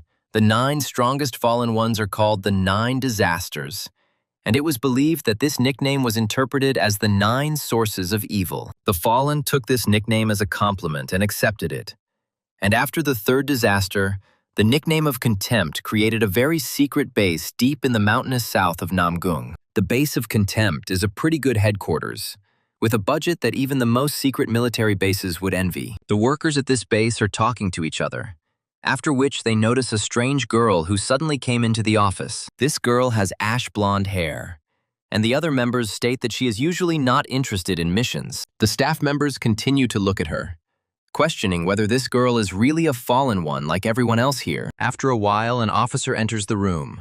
The girls immediately straighten their backs and pretend that they are working responsibly. The man approaches the girl and addresses her by name, after which we learn that this is Tomer's real appearance. She slams the table in frustration, as the information she found clearly doesn't suit her taste. The boss approaches her and then hands her a small folder containing very important data. He says that he knows that Tomer has elite skills, but he is not going to listen to her complaints because the mission seems unworthy of her attention. Tomer says that she understood everything perfectly, after which she asks her superiors about what kind of mission it was this time. The senior officer suggests that she should familiarize herself with the mission data on her own, to which Tomer says that it would be better if she was told the details. After a while, she turns the pages to read the details of the mission, and the senior officer tells her that everything is exactly as she expected. He says that this mission will focus on keeping an eye on one very important person and taking decisive action at a certain point. The person to watch out for is Rachel, who is an English princess and a very important person. After some time, Corey fully recovers and goes to the magic tower to meet an important person. There are a lot of very rich people in this tower, but Corey calmly sits down on a small sofa. After waiting like this for several minutes, he finally hears a soft female voice speaking to him. Turning his head, he finds a man in front of him who asks him if he signed up for engraving with a magical aspect. Corey says that this information is true, and he did sign up for a similar procedure. The man says that he is very pleased to meet you, after which he introduces himself as Donnie, saying that he is a 4-star magician. Corey muses that a mage of this rank who specializes in artifacts is the highest rank that a normal person could encounter. A few moments later, Corey finds Donnie looking at him in a strange way. This awkwardness lasts for a couple more seconds, after which he asks him to come into his office, and Corey guesses that this magician was just assessing what he was wearing. Rising to his feet, he says that magic is truly a mercantile creature who cares too much about wealth. After Corey enters the office, Donnie asks him what magical aspect he would like to engrave. Corey talks about how he would like to do something with physical protection or protective magic. Donnie snaps his fingers and says that he has an idea that can help the main character. Several possible engravings immediately appear in the air. He declares that one of them should suit him. Corey looks at the offer carefully, after which Donnie asks him if there was anything in particular that caught his eye. Usually people engrave a magical aspect that consumes very little mana, because even if a person has a lot of mana, there is always a limit. However, this does not apply to the obsidian bracelet, meaning it can only gain a magical aspect that can only be used once a week. After this, he takes another look at Donnie and is surprised at how uninterested this strange magician is in his own client. Corey, realizing that he is being looked down upon for this question, then wonders if he is being judged by the clothes he shows up in. The tension between the two men mounts, and Corey wonders what he was given to make this man take his job seriously. After thinking for a bit, he decides to clear his throat to attract attention and finally tear Donnie away from this tablet. Looking closely at his interlocutor, he asks him if they have aspects that require more mana to activate. After this, he says that he is looking for something like enhanced protection or instant awakening, to which they answer that this is, in principle, possible. Corey senses doubt in Donnie's voice and asks him if a 4-star magician can handle this. Donnie is silent for a moment, then asks Corey what he is trying to say with those words. Corey, saying that it's not a big deal since he's in a hurry anyway, then states that they'll definitely meet again, but Donnie tries to stop him. Corey looks sternly at his interlocutor and asks him if the matter really lies in something else, testing the patience of the arrogant magician. Donnie is surprised and wonders what is wrong with this kid and tries to figure out if this man is really rich. He says that such an aspect can, of course, be engraved, but it will cost quite a significant amount. After that, he says that this only applies to ordinary buyers, but sometimes even the rich cannot afford some engravings. He asks Corey if he has a budget for how much he would like to have the mage engrave on. As soon as the protagonist shares the details of his financial situation with his interlocutor, the conversation immediately begins to turn in a more correct direction. Smelling the incredible amount of money,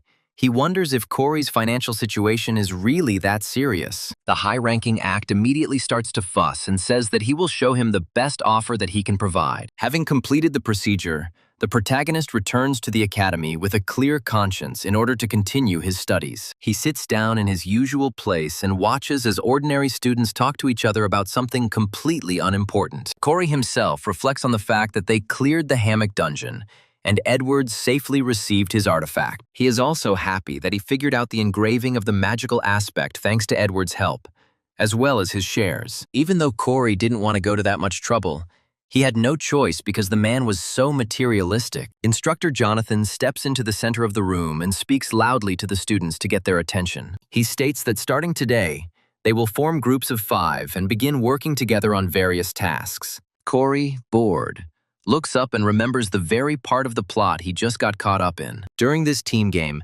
cadets must perform various activities, one of which may be a raid on a mini-tower. Another such activity that would require teamwork could be a simple skirmish where teams compete against each other. Such activities may also include a joint trip, the purpose of which is to strengthen the bond between team members. The instructor says that you can join a team at your own discretion and provide a list of participants by next Wednesday. Corey sighs tensely and wonders what an outcast like him is supposed to do as he talks about how those who don't decide will be assigned automatically. Lost in his own thoughts, Corey spends several minutes in this state when suddenly he begins to hear a strange sound, reminiscent of a finger tapping. In order to understand who decided to tap their finger on the table and understands that only one person can do this, who has not yet been invited to the team. That person is Princess Rachel, who sits at her desk looking bored. Corey is surprised that the princess found herself in exactly the same situation as he was, despite the fact that she is a beauty. However, there are differences between them,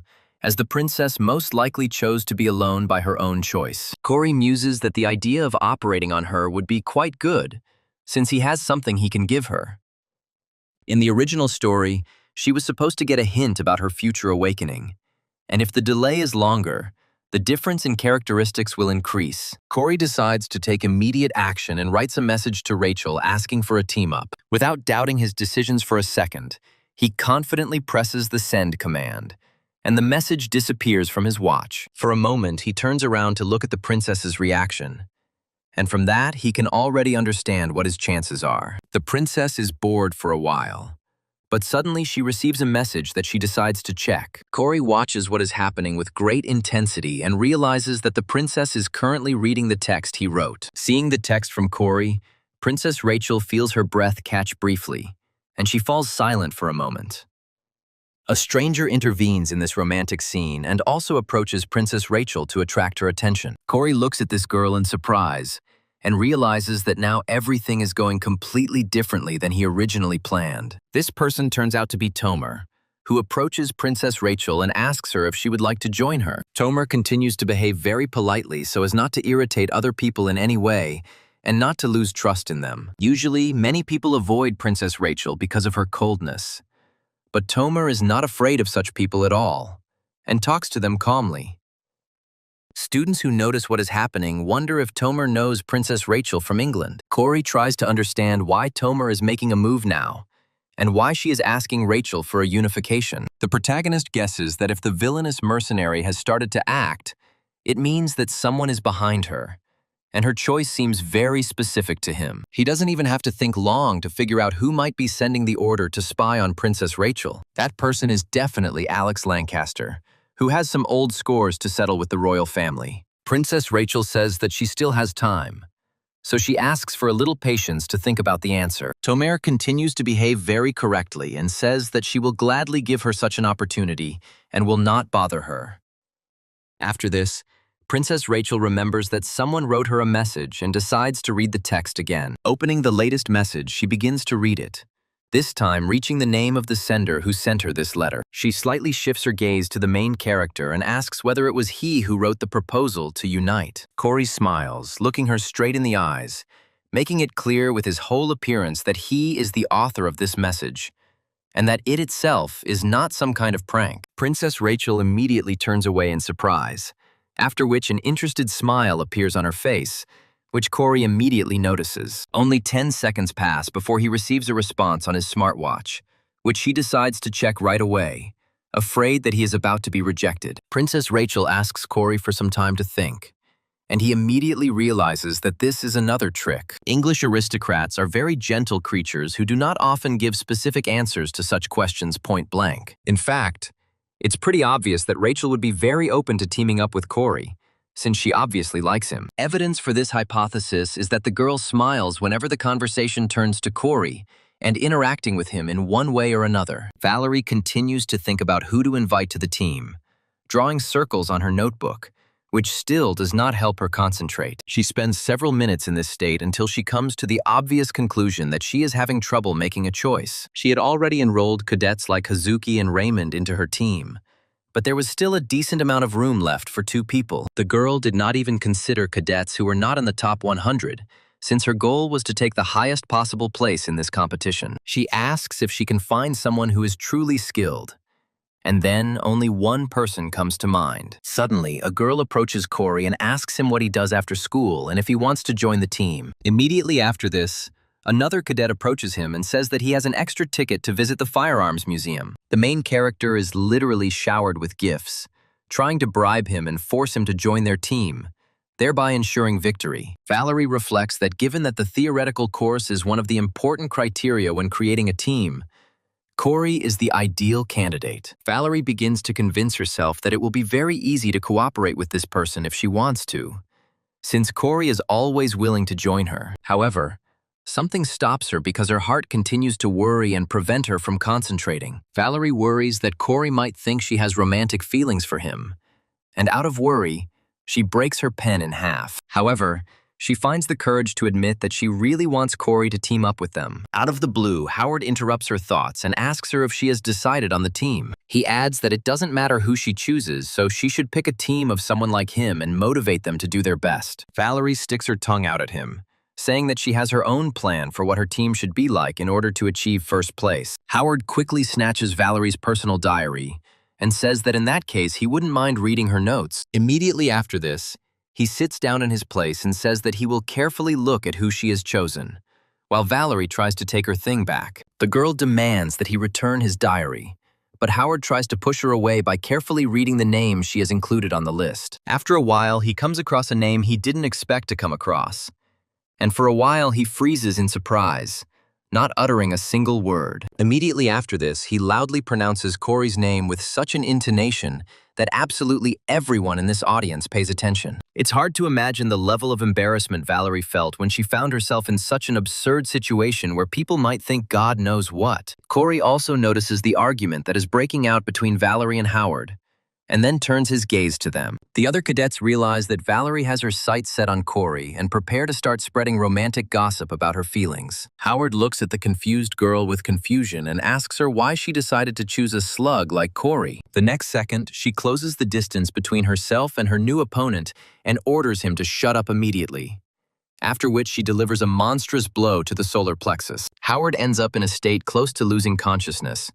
But Valerie quickly takes the notebook from him and asks why the hell he is reading other people's notebooks without permission. Immediately after this, she decides to immediately leave this row, while other cadets ask me if Howard has already died a tragic death. Even though it looks like Valerie has sorted out the problem, she runs into the same Corey who has been watching her the whole time. Valerie continues to hold her head up high in order to show with her whole appearance that she doesn't care about this nonsense. Corey continues to watch her with interest, trying to understand what the root of the conflict between these two cadets was. After a while, the lecture ends and Corey, along with his other classmates, decides to go into the corridor. Valerie continues to pursue the protagonist and tries to distract him in order to talk about something. She also grabs his hand so that he can clearly hear her in this chorus of voices. Corey looks at her in surprise and asks her what she wanted to tell him, but pauses for a moment.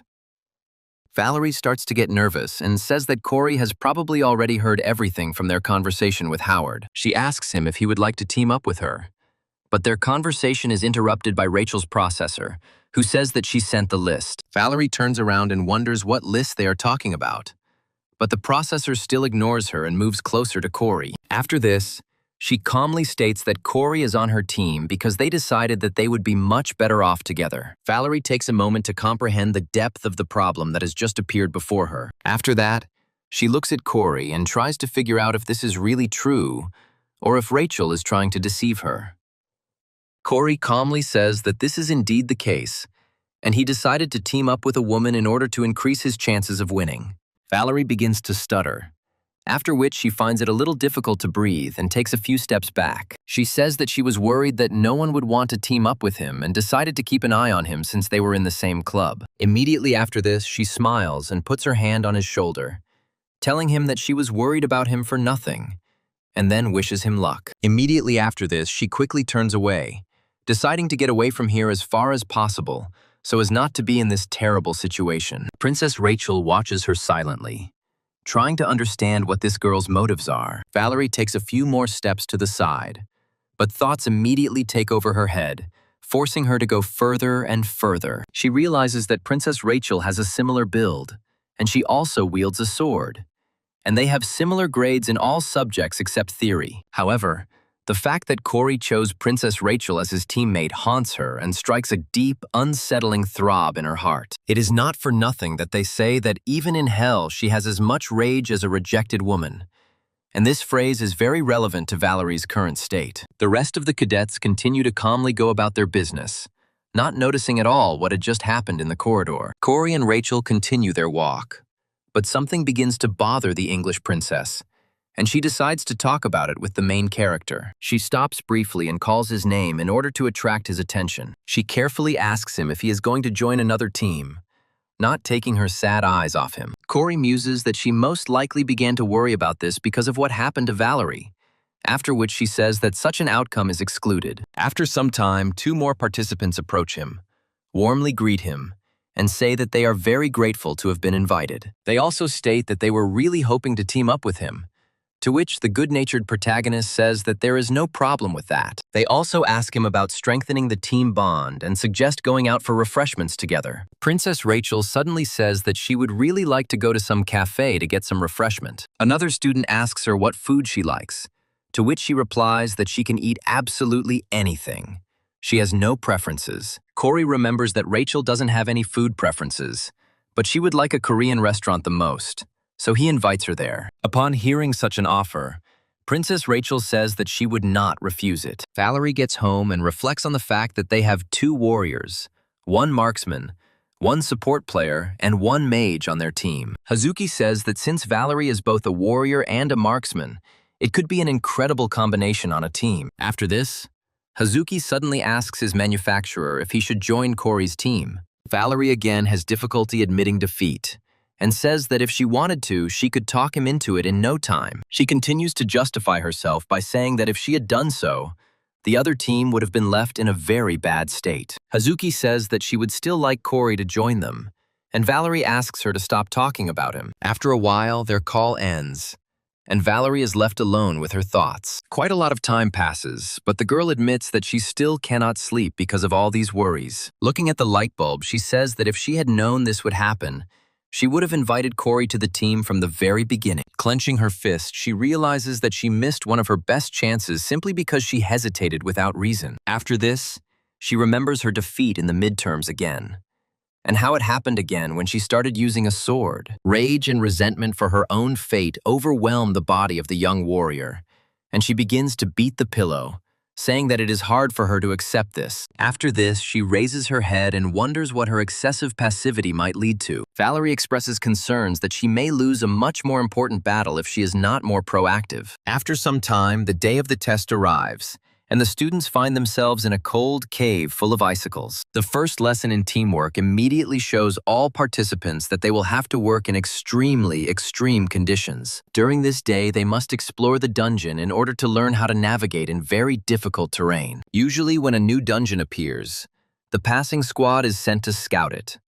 And today, our heroes must perform the duties of the advanced squad. After wandering for some time, they find themselves at a fork in the road with 5 passages, and they wonder which passage they should take. Tomer chooses one of the passages and says that there is no point in guessing, and it is better to just go where she suggests. Corey immediately says that he does not agree with this decision, and says that he should not go there under any circumstances. Tomer looks at the main character in surprise and asks him why he is so sure that they need to go in the absolute direction. Corey states that he has a good eye for detail, and is adamant that they should not go down the path Tomer chose. Tomer looks at the impudent protagonist with undisguised displeasure, and tries to understand why he is acting so strangely. Without thinking twice, she approaches Princess Rachel and tells her that she is the head of the team, so she must make decisions in such matters. And after thinking for a long time, Rachel says that she will listen to what Corey says, thereby leaving Tomer with nothing. Tomer understands that this time she is left with nothing,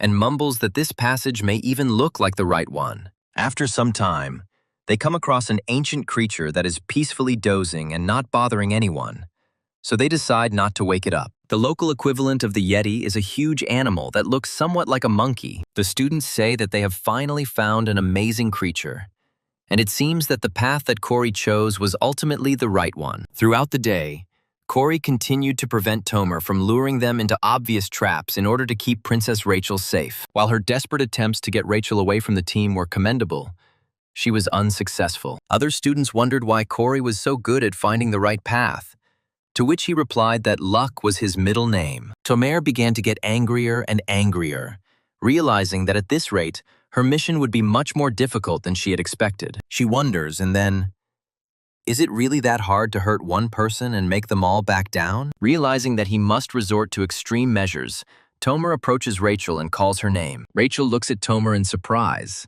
after which Tomer offers to take her hand and go with her. Rachel asks her why she needs to do this, to which the girl replies that they need to split into 2 teams and not rely on the same person. Rachel tries to object, but Corey is right there, telling her that this is a really bad idea. He adds that they cannot waste time, since they have almost reached their desired goal. Grabbing Rachel's hand, he leads her away from Tomer and invites her to come with him to reach the finale. Tomer calls out to the protagonist and asks him why the hell he is acting so self-confident. Corey wonders why he should be insecure if he wrote this plot and knows what's coming. Using the long-range sighting skill, he finds the right route to take very quickly. Immediately after this, he heads straight to his target, dragging Princess Rachel along with him while holding her hand. Rachel looks at the protagonist in surprise and continues to follow him, hoping that his premonition was correct. The students following them happily say that Corey got the direction right again, and they finally reached the finish line. This time, the finish line is represented by instructor Jonathan, who is looking closely at his charges. Princess Rachel turns to Corey and says that there is one important detail that she would like to discuss right now. This detail concerns the fact that Corey still holds her hand, despite the fact that it is no longer directly necessary. Corey quickly lets her go and apologizes for forgetting about it, but continues to say that it is no big deal. She also states that he shouldn't apologize for things like that, and a small blush appears on her cheeks. Instructor Jonathan addresses Rachel's team and says that he is waiting for their report, after which Corey says that they found a snow tree, a snowman, a snow golem, and a white dragon. He also says that if you judge by the rank of the dungeon monsters, there should be a boss of level 3 or higher. Instructor Jonathan listens attentively to the report, after which he says that they did a perfect job. Almost all of the team members gather around Corey and say that they did a perfect job with this task. They also come to the conclusion that from now on, they need to count on Corey to solve all their problems without much effort. Tomer looks angrily at Corey,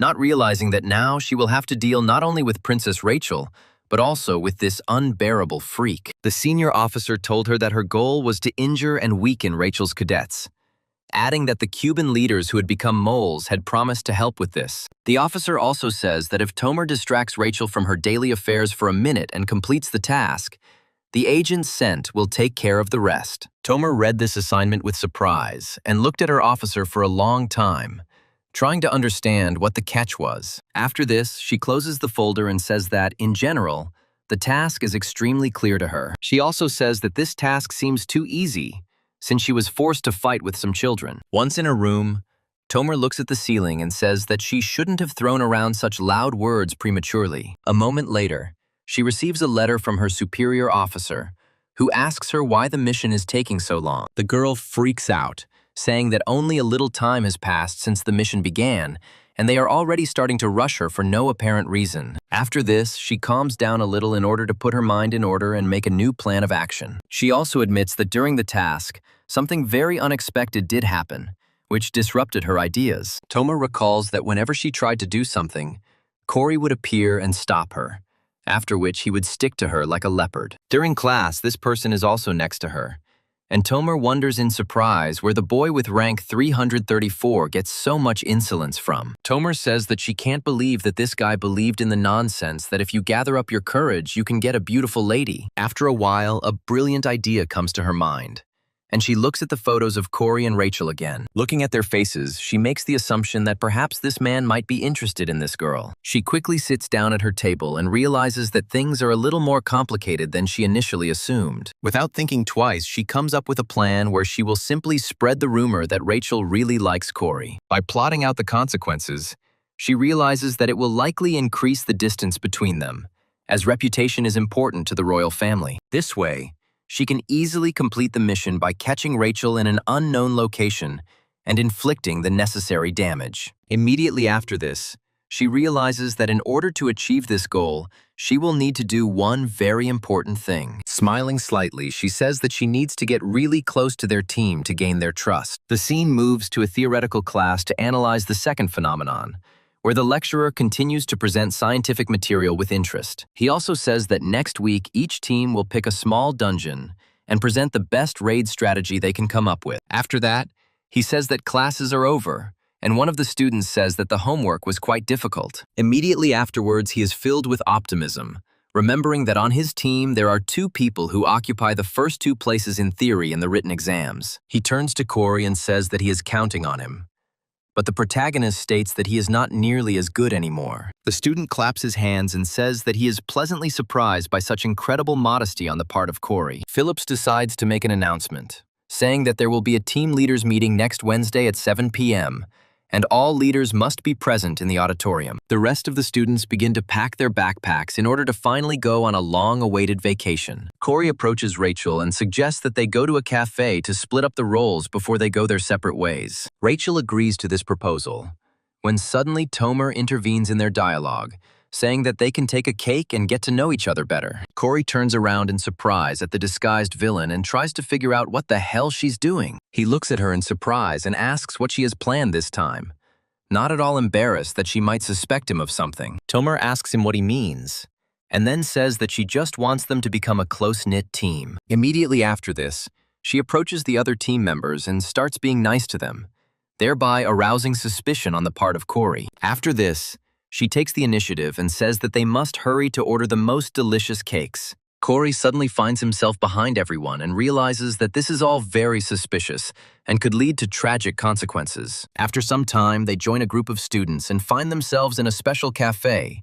which has a funny name, Carrot. Thinking about the fact that he scanned the roof in the basement, but did not find any traps, and yet something still bothered him, Princess Rachel approaches the protagonist to ask him what he would like to order, and he quickly comes to his senses, starting to look at the menu. After dealing with the orders, they take out their training paper, and Corey says that his comrades will search for information about the dungeon, and Tomer and Rachel should calculate the concentration of mana. Corey says that he will receive information about the research and put it together to prepare a presentation. Tomer suggests that it's time to stop talking about homework, to which the other allies note that she's become rather carefree. Another cadet says he is very glad they have Corey because otherwise they would have been very worried. He says that it's pretty nice to have such results, and then asks if it was difficult for him to accept his new weapon, to which Corey replies that it was a complete trifle. The students tell him that he shouldn't be embarrassed about such things, and then ask him if a famous guild has approached him before,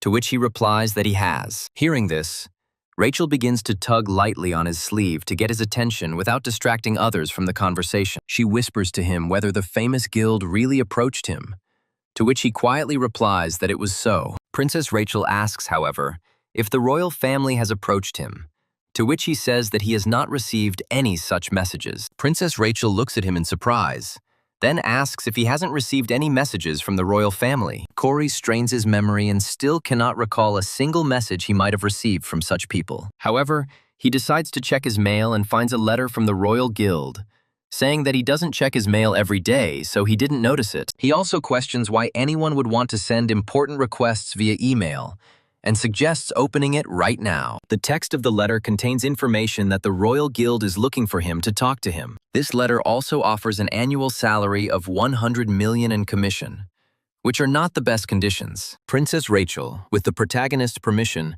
reads the conditions proposed by the Royal Guild and says that it is simply outrageous. Unable to bear such shame, she decides that she has had enough for today, and she says that she needs to leave here. With these words, she quickly gets up from the table, thereby causing incredible surprise on Tomer's face, which did not expect this outcome of events. The unfortunate villainess looks with horror at the departing princess and reflects on the fact that now her plans have been disrupted again. Corey looks at her in surprise and wonders what happened too, and the other comrades are asking themselves the same question. Tomer quickly exchanges glances with his other classmates and tries to understand what exactly happened, after which he sadly realizes that everything is not going according to plan. Immediately after this, she realizes that she needs to act quickly, as this situation can still work to her advantage. Without thinking twice, she turns to the other man to get a little closer and then ask him if he thinks Corey is courting Rachel. After some time, the scene moves to a gym where a large number of cadets are training. Corey decides to take a break and then approaches a special machine that dispenses soda in exchange for tokens.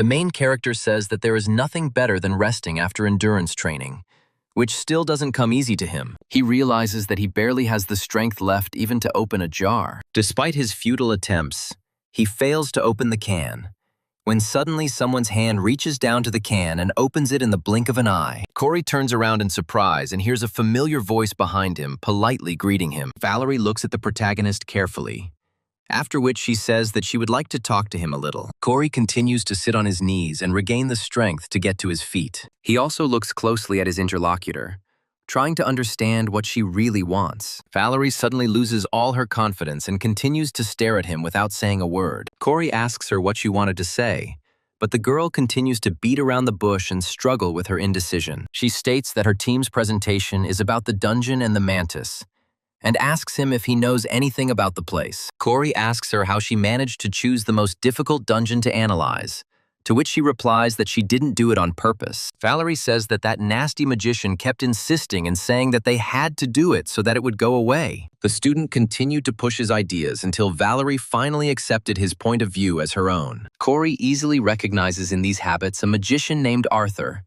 who has not the worst skills in the field of magical combat. However, this man balances all his virtues by the fact that he is extremely boastful and rude, and by his very wealthy family. Corey realizes that in this case he should help his friend, and says that they will get these extra points due to the increased difficulty of the task. He also asks if Arthur is doing a presentation on this dungeon, to which Valerie replies that this is exactly the case. Corey goes into incredible profit mode, and recommends that Valerie replace the man with someone else as quickly as possible. He claims that his face shows that he likes to act tough, but he will most likely fall into a stupor during the actual performance. He also states that if the presentation is not entrusted to someone like Arthur, the academy and the entire society will collapse, and their results will be disastrous. Valerie immediately agrees with Corey's opinion and says that she thought similarly, but still doubted her decision. After a huge amount of information and stories about her feelings,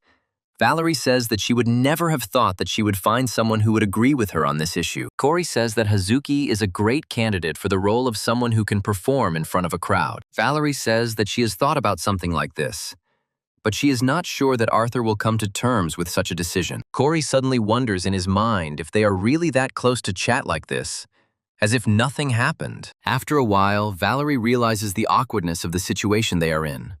Continuing this completely carefree dialogue, both heroes fall silent and remain silent for some time, not uttering a single word to each other, as if they had turned into stone statues. Valerie quickly changes the subject, saying that she wishes him luck and asks him to be careful during training.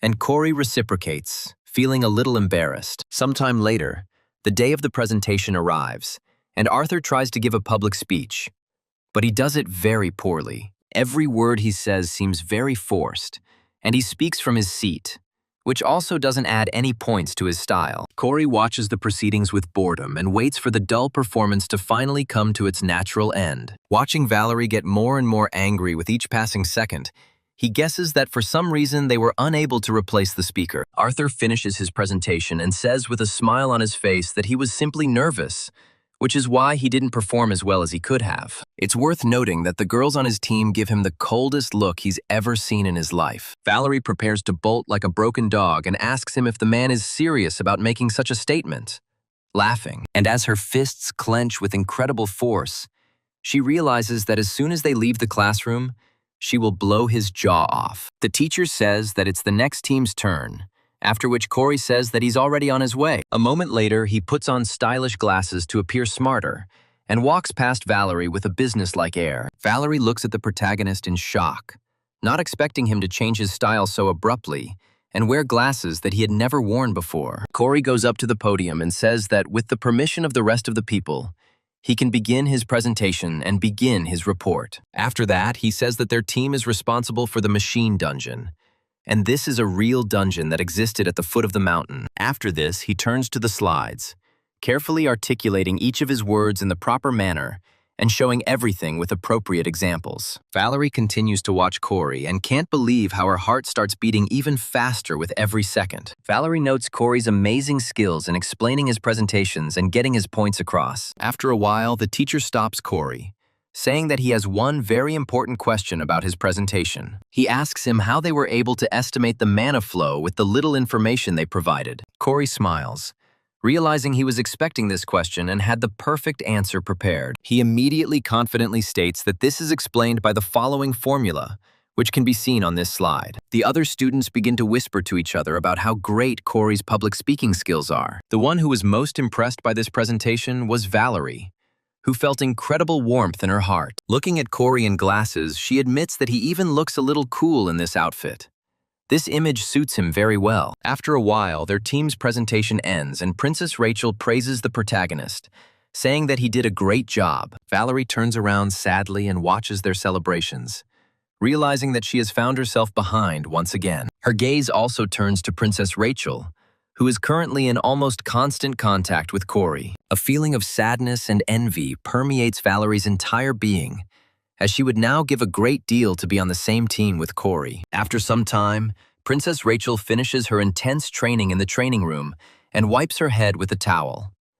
She talks to herself and reflects that the day's work was over and the presentation went incredibly well. Among other things, she managed to hand over a contract that is of great importance to her. Corey asks Princess Rachel if she is going to the party, to which the girl replies that she has a training session planned. At this point, Corey said that it was time for him to go home, to which Princess Rachel wished him a good journey, after which she suddenly stopped. She remembered something very important and began to look for it in her small, bluish handbag. Taking out the updated contract, she handed it to the protagonist, saying that he should carefully read its contents. Corey looks at him in surprise, but the princess insists and sincerely asks him to take these papers. Corey steps forward to Princess Rachel and takes the papers from her, then asks what is in them. Rachel says that the preliminary contract of the guild to the imperial family, which she spoke about not long ago, is written here. The princess adds that it contains much more favorable conditions than the one he received a few weeks earlier. She also says that she asked this guild to contact him in advance,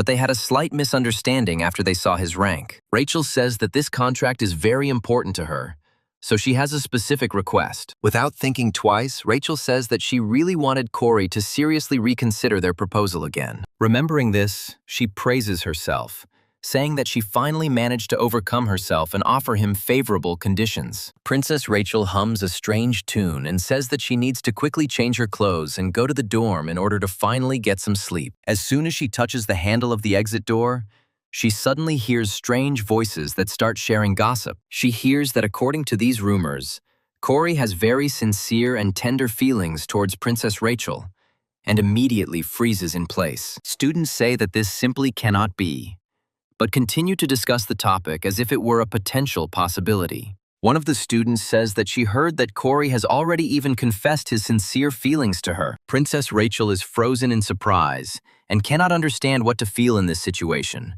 because everything is changing too quickly. However, one thought that pierces her heart in several places is that, apparently, Corey is actually in love with her. Hello.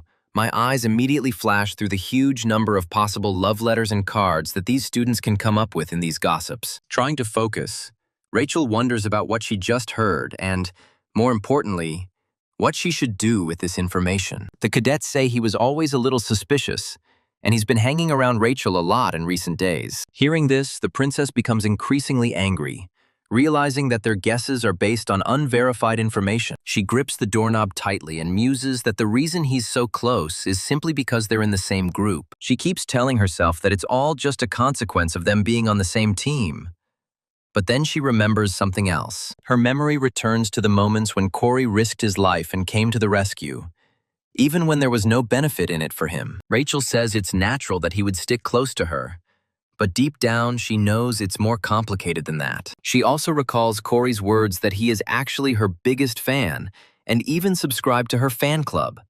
Some of the female students overhearing the speech wonder whether their statuses are too different for them to be together. After some time, Princess Rachel is hit in the back by another man who did not notice her standing still. That person turns out to be Valerie, who looks back at Princess Rachel and tries to figure out why she's frozen in place. Caroline came up with Rachel and they asked her what she was doing there. Princess Rachel tries to pretend she's a ficus tree and says that she was actually just standing there as if nothing had happened. Valerie says that as soon as Princess Rachel started to back away, she stepped on her foot and then asks her to remove her heel. He apologizes to Valerie, but she is only displeased, snorts, and then heads to the door to open it. A moment later, a terrible thought flashes through Rachel's mind that if the door to the locker room opens now, gossip will spread throughout the cube. However, she does not have time to stop them and immediately hears a female voice greeting her new friends and asking them if they have heard the latest news. Princess Rachel wonders what she can do to prevent a critical data leak and harmful rumors. Before the cadet has time to share new gossip, the processors decide to quickly open the locker room door and show up on the threshold. Realizing that the object of gossip has appeared right in front of them, the cadets quickly fall silent so as not to draw her wrath upon themselves. They whisper quietly to each other, trying to figure out if Princess Rachel heard them or if they can still feel safe. However, they decide not to push their luck any further and say that it is time for them to leave, after which they quickly leave. Valerie tries to find out what they were talking about, but the girl doesn't answer and quickly disappears behind the door. Valerie finds herself in an awkward position once again and tries to understand why people are running away from her at every opportunity. Rachel already breathes a sigh of relief, realizing that she has managed to prevent the spread of harmful rumors. However, Valerie continues to wonder what they wanted to say, while Caroline looks at the princess with suspicion. After some time, she decides to contact her in order to clarify one very important issue. She asks him at the level of whether she is on the same team with him at the moment. Princess Rachel asks Caroline who she means, to which Valerie immediately replies that she is talking about Corey. Valerie claims that for some strange reason, Caroline cannot say his name out loud, but her friend immediately denies it. After a short pause, Caroline asks her what it feels like to be in this position. But Rachel doesn't quite understand her. She asks Caroline a question, but the girl says that such a misunderstanding seems simply ridiculous to her. She notes that Princess Rachel acts as if she doesn't understand anything at all. After this, she says that the Royal Guild has already made a contract with Corey, and asks Rachel if this information is true. Without waiting for an answer, she says that she could not imagine that the precious preliminary contract was offered to some rank 334. After that, she says that it seems pointless. But everything could have changed if the initiator was the one who saw the secret that Corey is hiding. Valerie, who turns out to be completely uninitiated into this Santa Barbara, wonders what is actually going on here. Princess Rachel says that she doesn't understand what Caroline is trying to achieve by stating that based on the treaty they can still communicate with him. Caroline immediately starts laughing heartily, saying that it was just a joke and no one signed a contract with him. Caroline says that it is much wiser not to take advantage of this privilege left and right. She also states that it is very bad to make enemies among the people around you, and asks Rachel if she agrees with this. Hearing such a tone, the girl immediately clenches her fists, realizing that the conversation has now taken a serious turn. Looking at Caroline, she realizes that she is trying to tell her that she set her sights on Corey first and wants no one to cross the line. Rachel says that she doesn't need to cling to this man if he still rejects their contract despite all their efforts. Caroline says that it is fate that they are in this situation, and then invites Rachel to have dinner together. To her surprise, Rachel calmly agrees to this proposal, which sends her into an incredible stupor. Rachel states that she agrees and accepts these rules of the game, but she is not going to back down. A few hours later, they find themselves in one of the dorm rooms in order to resolve any misunderstandings that may arise between them. Caroline looks closely at her supposed rival and tries to understand what her plan is. Princess Rachel is already trying to show with her whole appearance that she is not at all worried about the current situation. And only poor Valerie absolutely does not understand where this is all going and cannot understand a single word they are talking about. Caroline reflects that it was simply a formal proposal that no one would usually agree to. After a while, she decides to make the first move and asks Princess Rachel if she wants to drink some juice.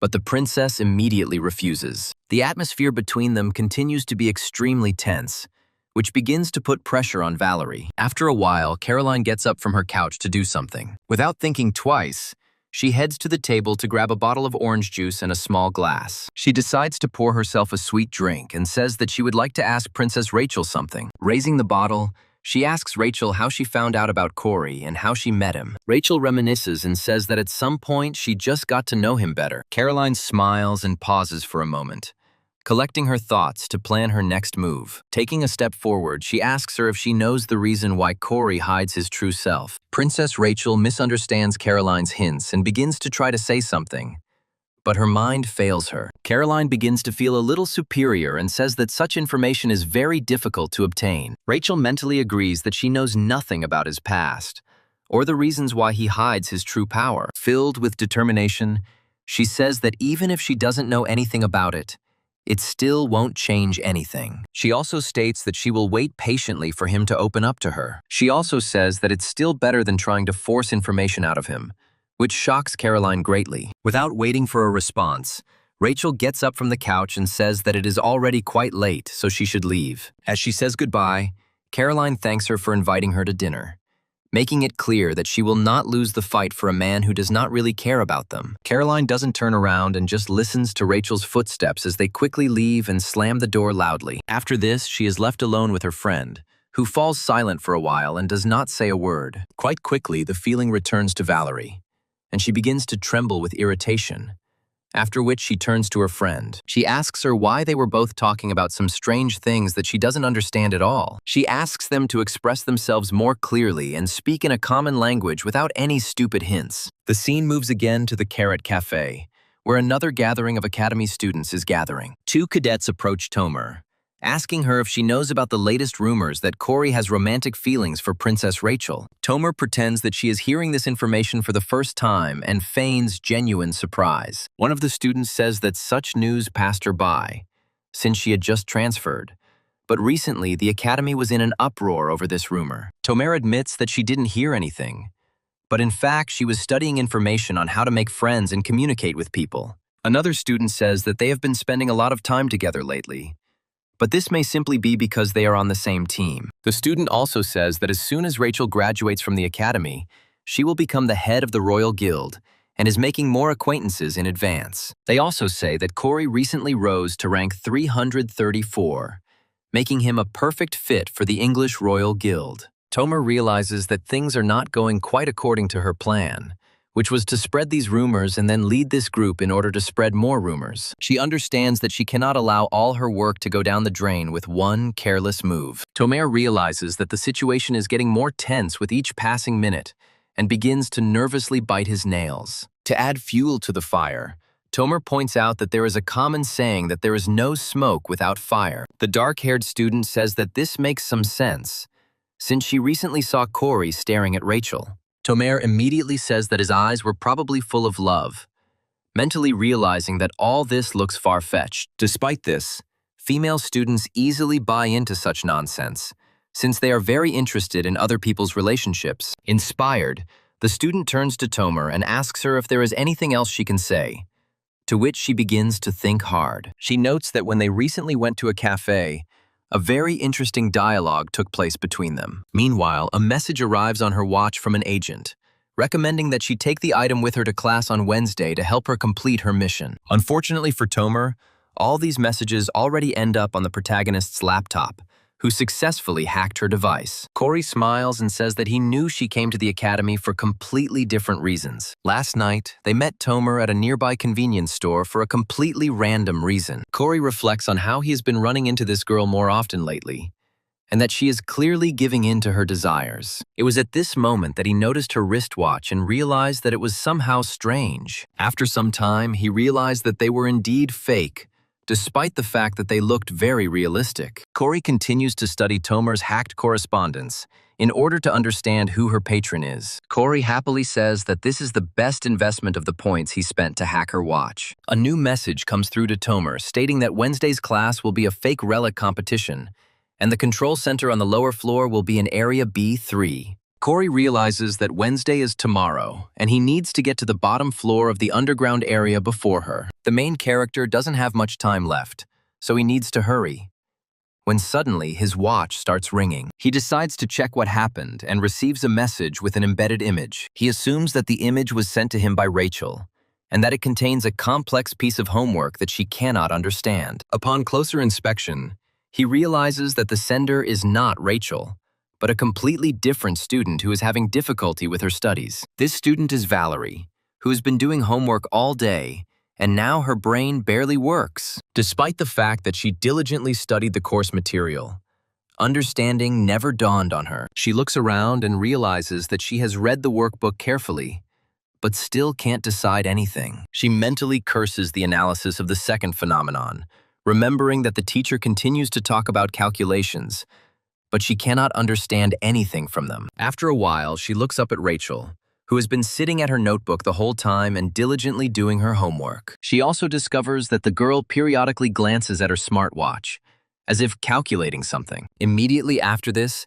she returns to her studies, and Valerie guesses that this is also very difficult for her. Valerie continues to gnaw at the granite of science, thinking that most likely Corey performs all these tasks with incredible ease. After some time, she comes to the conclusion that there is no way she can cope without outside help. Ideas for how best to ask Corey for help with her homework start popping into her head. One option sounds much harsher than the other, so she decides she needs to turn on her soft side. The final result is a rather calm, gentle question that she sends to Corey's smartwatch. Immediately after this, she begins to convince herself that she had decided almost everything herself, but asked him in case she was wrong. After 20 minutes of being ignored by Corey, she looks at her watch in horror and realizes that she probably won't be able to solve the problem this way. After that, she quickly gets up and wonders, and then did Corey decide that he was the only one she could ask for help? Before the angry girl can leave the library, her watch starts blinking again. She looks at them and realizes that she has received a message,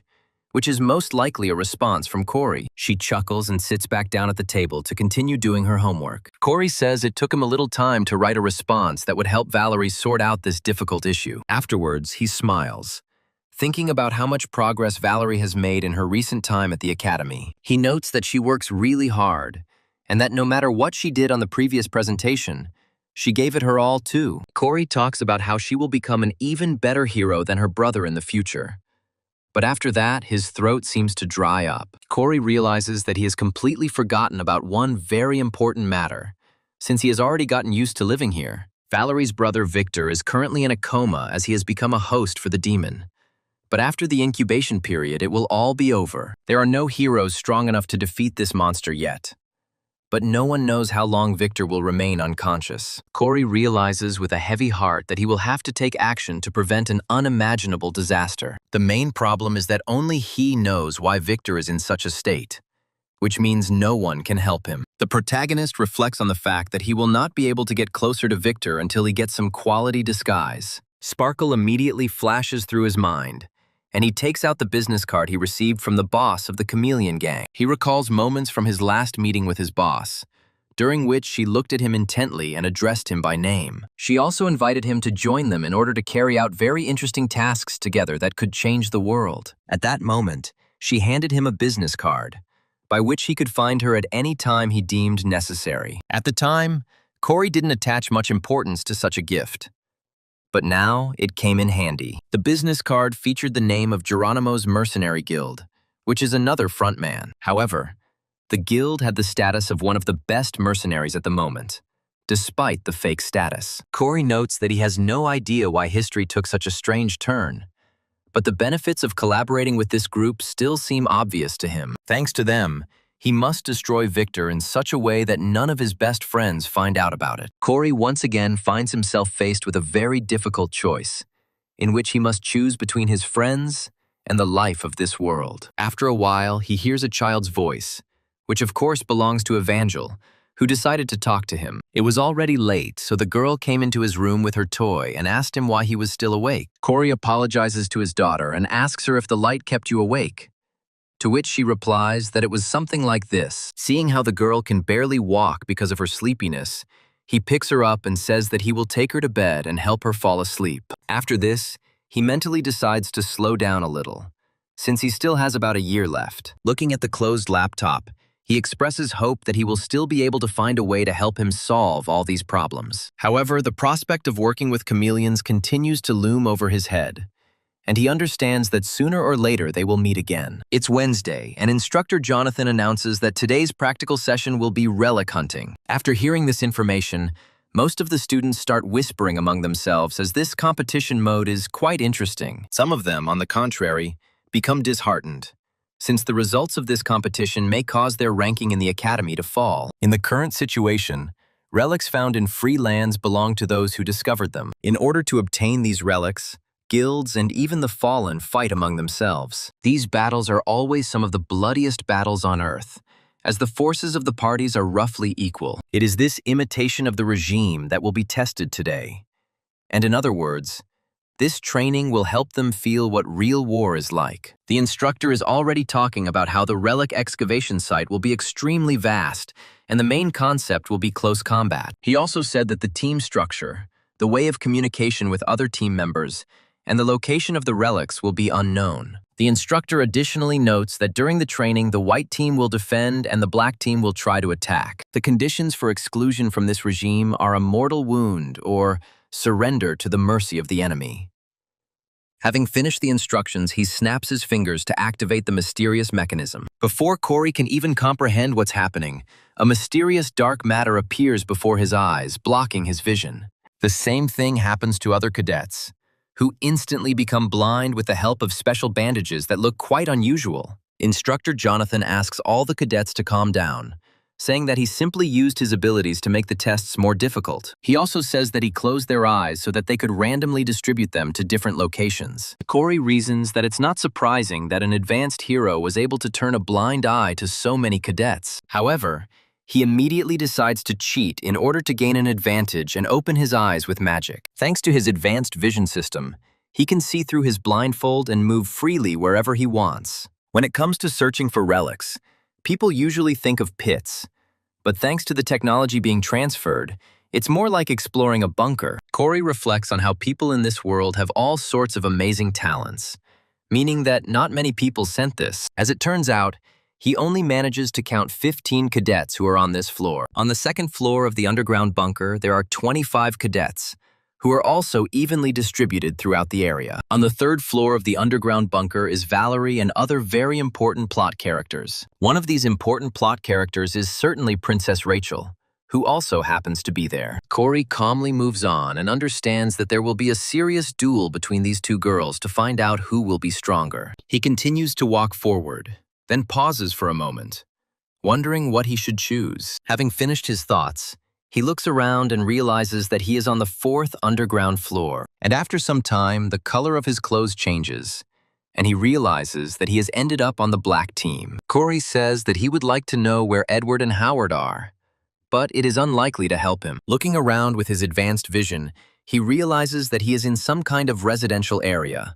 Concentrating even harder, he discovers signs of life in the next room and realizes that there is a cadet next to him. Suddenly, Instructor Jonathan says that all the courses have been distributed across the territory. He states that the Great One will be guarded by a hologram, and the white team must guard it while the black team must try to steal it. The doors of all the rooms begin to open rapidly as the complex begins a countdown to the start of the game. This report is carried out at a fairly rapid pace, and the cadets understand that very soon they will have to enter the battle. Instructor Jonathan advises them to get ready, then counts down the last 10 seconds until the match begins. As with all countdowns, the last 10 seconds seem to be the longest because of their significance. Valerie listens carefully to these numbers and concentrates on performing as well as possible. Corey also prepares to engage in combat, emptying the magazine of his pistol and then removing its slide catches. He muses that the relic Tomer must take is located in area B3 on the very bottom floor. Quickly remembering the plot of his work, he understands that the lowest floor is the 7th, but now everything has become more complicated. An added complication is that in the next room is Caroline, who represents the white team. The girl approaches the door and studies it with interest, hiding a sincere smile. Corey muses that in order to get into the corridor, he needs to confront her and somehow defeat her in close combat. Caroline says with a sense of victory in her voice that she knows there is someone there because she heard every move that person made. She asks a student hiding in another room which team he is on, and then admits that she is on the white team. She gets no response, from which she rightly concludes that the person in the room is on the black team. She comes closer and opens the door, saying that she is very sorry for the future victim, but there is nothing that can be done. After this, she takes out her whip and prepares to destroy her opponent in the blink of an eye. She also says that her victim was simply unlucky, but upon seeing the one in front of her, she immediately freezes. Looking at Corey, she realizes that she has miscalculated this time, and now she has to fight the dark horse of this academy. They both stand in front of each other and do not utter a single word for a while, turning into statues. Corey cannot understand his rival's intentions and wonders why she doesn't attack him. He continues to study Caroline's body language closely and comes to the conclusion that she seems a little tense to him. Corey's visual analysis is correct, as Caroline does indeed feel quite tense in this situation. She realizes that things have gotten out of control because she didn't expect Corey to be the first opponent. Corey raises his left hand and then places his weapon into his right hand. Even such gentle movements put a lot of pressure on the nervous state of the unfortunate Caroline. She immediately grabs the whip and orders him not to do anything stupid, after which she prepares to make a powerful attack. Corey looks at the shocked girl in surprise and thinks that he just wanted to scratch his head. Caroline continues to be incredibly tense, realizing that Corey is holding a simple cadet pistol. After this, she remembers what happened to Todd and notes that his attacks are so powerful that they are capable of breaking through enhanced defenses.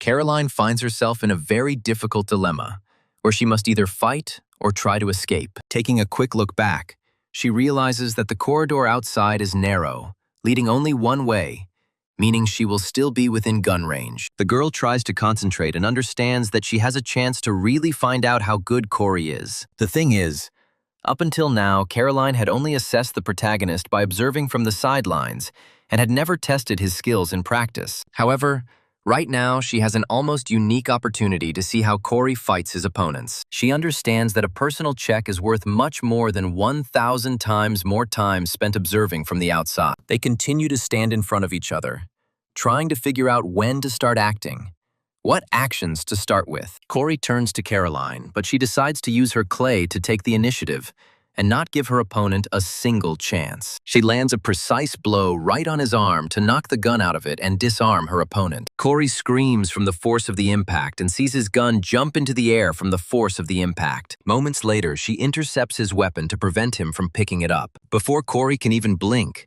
Caroline suddenly pulls the gun towards her and grabs it in her hand. Caroline immediately becomes overjoyed, saying that she can't believe she was able to take this weapon and have it for herself. Looking up at Corey, she asks, "Is this man really not as strong as people say he is?" Caroline begins to celebrate prematurely and says that without a gun, Corey can't do anything. Feeling a strange sensation in her hands, she discovers that her gun has long been gone. Caroline looks up at Corey, who has already armed himself with his trusty gun, and asks him when he managed to get it back. Corey says that he just returned it, but Caroline counters that she didn't even see it move. Corey does not reveal the secrets of his company, despite the fact that it was obvious that he used the ether, which has now become completely invisible. So Caroline finds herself in a very awkward situation, where she has a man standing in front of her who is ready to shoot her. She understands that the room is very small, and wherever she runs, she will always end up in the range of the weapon. She also notes that she will be disqualified if she becomes the first to lose or surrender. Caroline closes her eyes,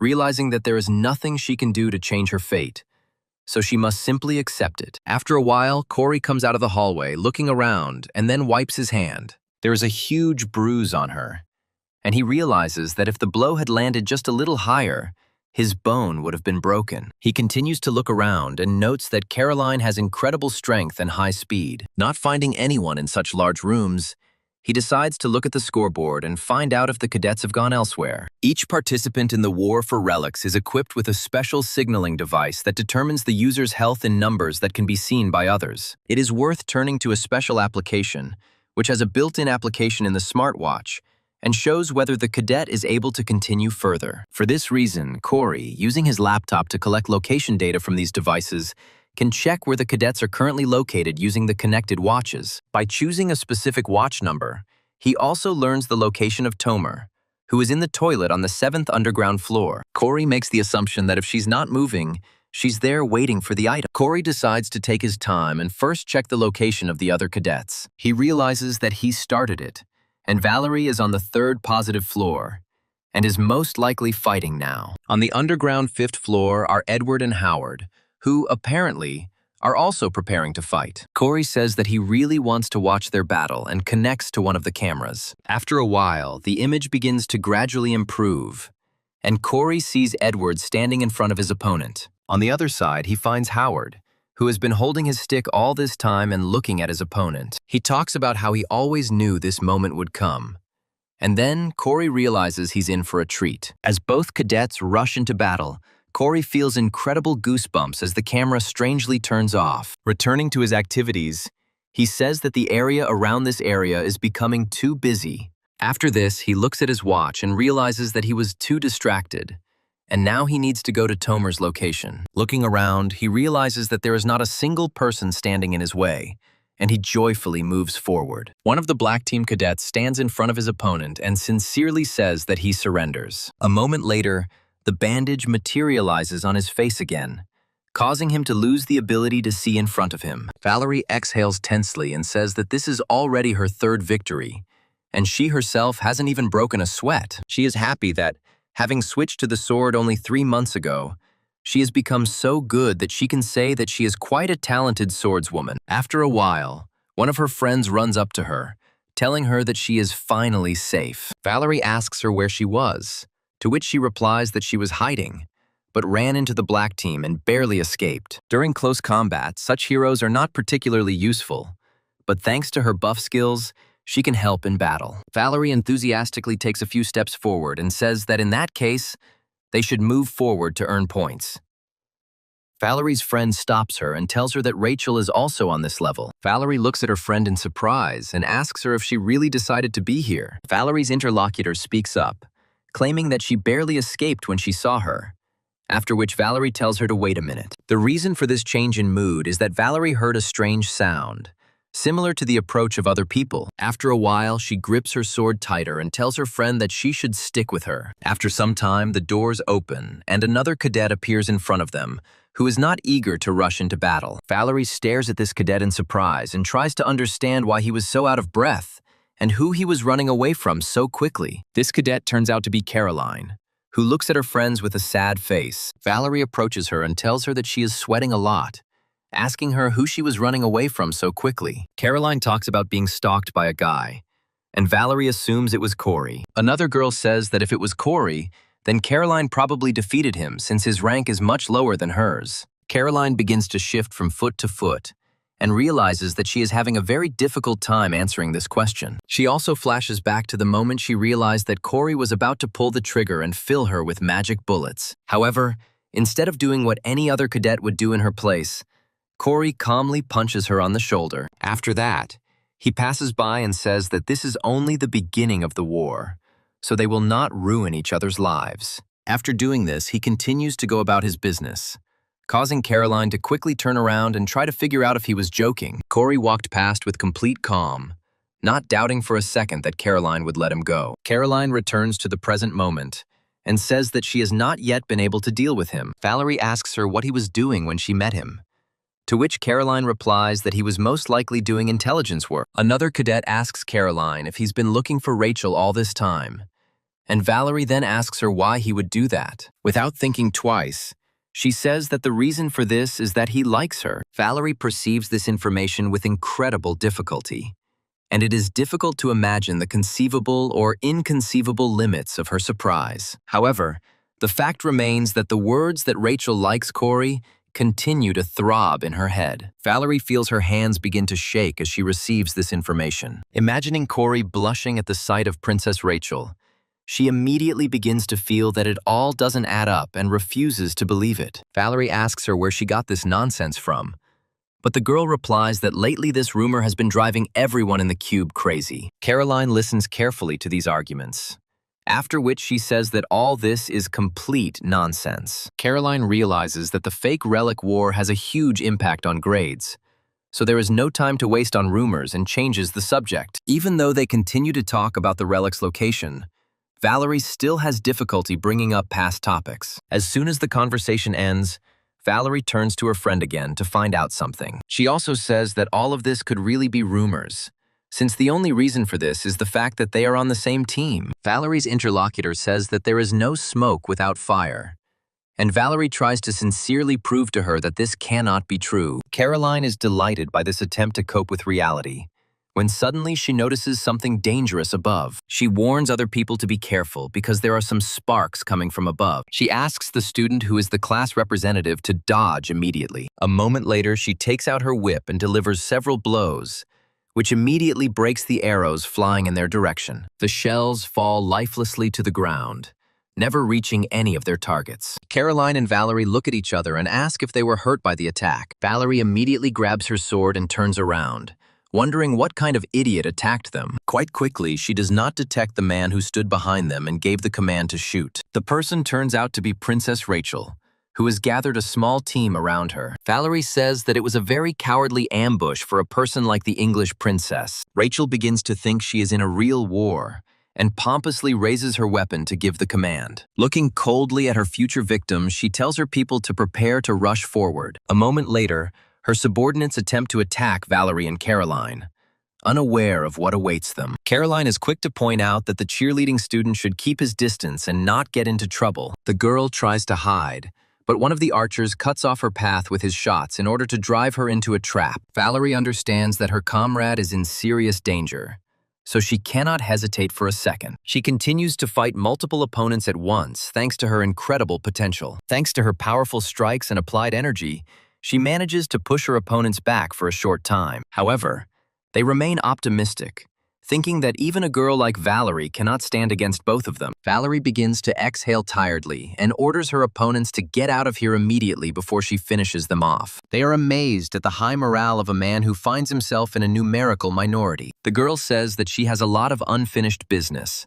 after which she makes a wide lunge, hitting two cadets at once with her weapon. Caroline continues to engage her opponents, taking advantage of the distance her whip gives her. However, this time she encounters a rather difficult opponent who refuses to lose after the first blow. Looking at Caroline, he realizes that she was trying her best to stop them from getting to the support student, which is quite unusual for her. After some chain of thought and coming to completely false conclusions, the student suggests that the student from the support class has a relic. Immediately after this, He gives the command that they find and take the relic from her as quickly as possible. One of the trackers easily finds the unfortunate girl, who is hiding behind one of the metal boxes. He orders her to give the relic, but Valerie rushes to help in order to prevent her friend from being harmed. After some time, a real hurricane passes right in front of her, leaving traces on the concrete floor. Valerie looks at the floor in surprise and realizes that there are serious marks left there from the ball attacks. The only person whose technique is that strong is Princess Rachel,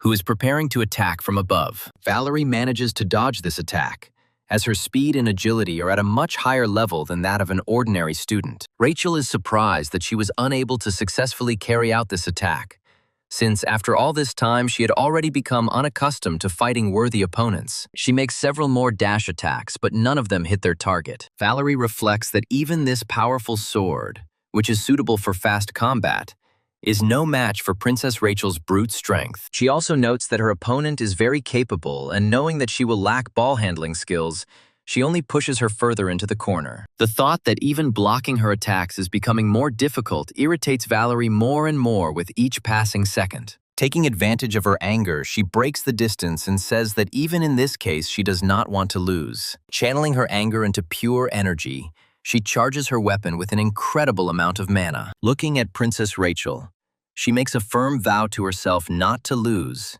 no matter what.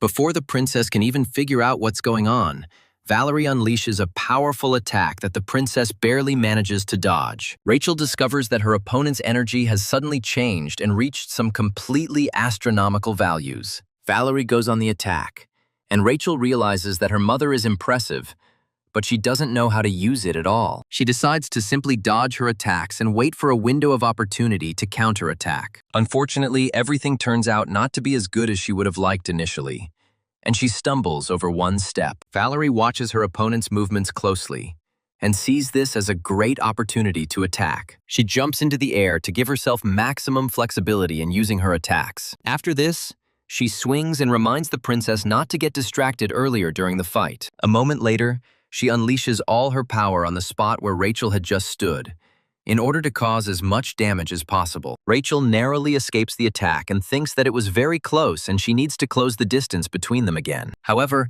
it turns out to be quite fragile on the surface, despite the fact that this concrete floor is not so easy to destroy. Rachel looks down in surprise and realizes that the floor is rapidly beginning to crumble. Before she can react, her body immediately begins to fall down along with pieces of concrete. The other students look at what is happening in surprise and cannot believe their own eyes. The princess continues to free fall along with whole piles of concrete that could crush her below. It is difficult to imagine the extent of the fear that Rachel experienced, since this outcome was so unexpected. Despite this, she does not have time to grab onto anything and continues her free fall downwards. Valerie's attack leaves a huge hole, which could lead a casual viewer to believe that a bomb hit the whole thing. Rachel clears her throat and looks in surprise as the floor just collapsed. She remembers the force Valerie used and still can't believe that such a floor could be destroyed with one blow. A moment later, she begins to hear the screams of students who say that they have fallen down. However, the princess decides not to get a single second of rest, and another student appears in front of her. The student turns out to be Edward, who smiles as he draws his sword from its sheath. She gets up tired and feels that now she will have to fight with an equally strong opponent. Edward rushes forward to draw his sword, which he has laid out at the same time to deliver a powerful blow. This attack is incredibly destructive and destroys another wall, leaving only dust behind. Meanwhile, on the 6th underground floor, the situation is much calmer than on the floors above. Corey looks around, realizing that there are cameras everywhere, so he needs to be careful so they don't suspect anything. For a while, he just continues to stand next to the toilet like a fool and pretend that he doesn't understand anything. After this, he makes a ridiculous attempt to ask where the toilet is, forgetting that there is a sign above the door in front of him. After that, he says that the relic is probably somewhere here, so it's worth checking. He goes into the restroom and notices that one of the stalls is different from the others, after which they notice that the door does not open. Behind this door, there is a frightened man holding a small box in his hands.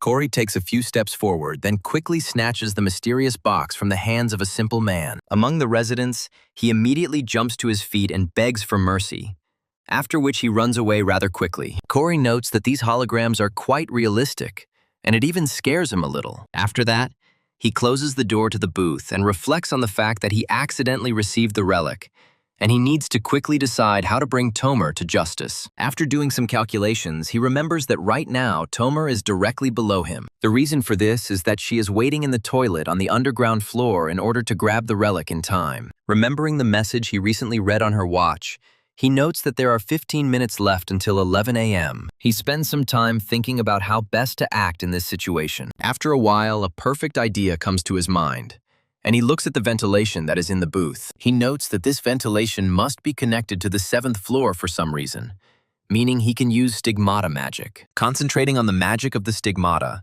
he asks to create a smoke that can put Tomer, who is below, to sleep. This smoke immediately rushes into the ventilation, heading towards the target, which must be put to sleep as quickly as possible. Corey muses that if he can spread this smoke to the 7th underground floor through the ventilation, then his task will be solved. Tomer has been sitting in ambush all this time and feels the pressure of the rooms, which is why he just thinks, what the hell? Any attempts to brush off the smoke prove futile, as the main characters control the smoke with their minds. Tomer tries to figure out what the hell is going on, but Corey continues to terrorize her with smoke. The girl quickly gets to her feet, wondering why she suddenly felt so sleepy. She tries to concentrate on completing the task, and says that she should not fall asleep under any circumstances. However, consciousness does not obey her, and after some time she falls forward lifelessly, and a few seconds pass before the girl finally falls asleep on the toilet floor. Corey glances at his watch and is pleased that he has finally managed to take the dangerous player out of the game. After a while, he decides to look around and opens one of the closed doors that are on this floor. He looks around carefully and wonders if anyone is there, but no one answers him. Walking between the computer desks, he suddenly discovers a mysterious box. He decides to approach it, after which he opens it, receiving at his disposal an artifact of incredible power. This artifact turns out to be a drill that weakens any target it manages to pierce. Corey looks at the drill in surprise and notes that it has an advanced enchantment, making it a very valuable item. The reason for this is that the equipment is not relics, meaning it could be worth hundreds of millions. Corey is happy that he finally got to strike gold, having received another rare treasure. He quickly hides it and then somehow erases all the recordings from the cameras, solving all the problems and completely forgetting that he needs to erase the memory of the security guards. After a while, he comes across Rachel, who is leaning tiredly against the wall to catch her breath. Corey quietly approaches Rachel and calls out in a whisper, frightening the English princess, who is expecting something like this. She quickly turns towards him, and the protagonist apologizes for scaring her, after which they talk about how they are on the same team. Looking at her bruises from behind, he asks her what happened to her, why she got hurt. Rachel talks about how she was involved in a failed ambush, but things didn't turn out the way she wanted. After this, the princess asks the main character how many people he has defeated, to which he answers that he has not defeated a single one yet. For the sake of decency, he asks Rachel what her score is, to which she replies that she beat one person. Looking at Princess Rachel's dejected state, Corey realizes that at this rate she will get very low scores in the Relic War. However, while this is okay for Corey, who is in the middle of the rankings, it will be a failure for Rachel, because her scores are very high. In his incredible kindness, he hands her the box with the artifact, saying that it now belongs to her. The processors still look at the main character in surprise, and then ask him if this is really a relic, to which he says that she must deliver it to the top floor. Corey also says that Rachel is much faster with him,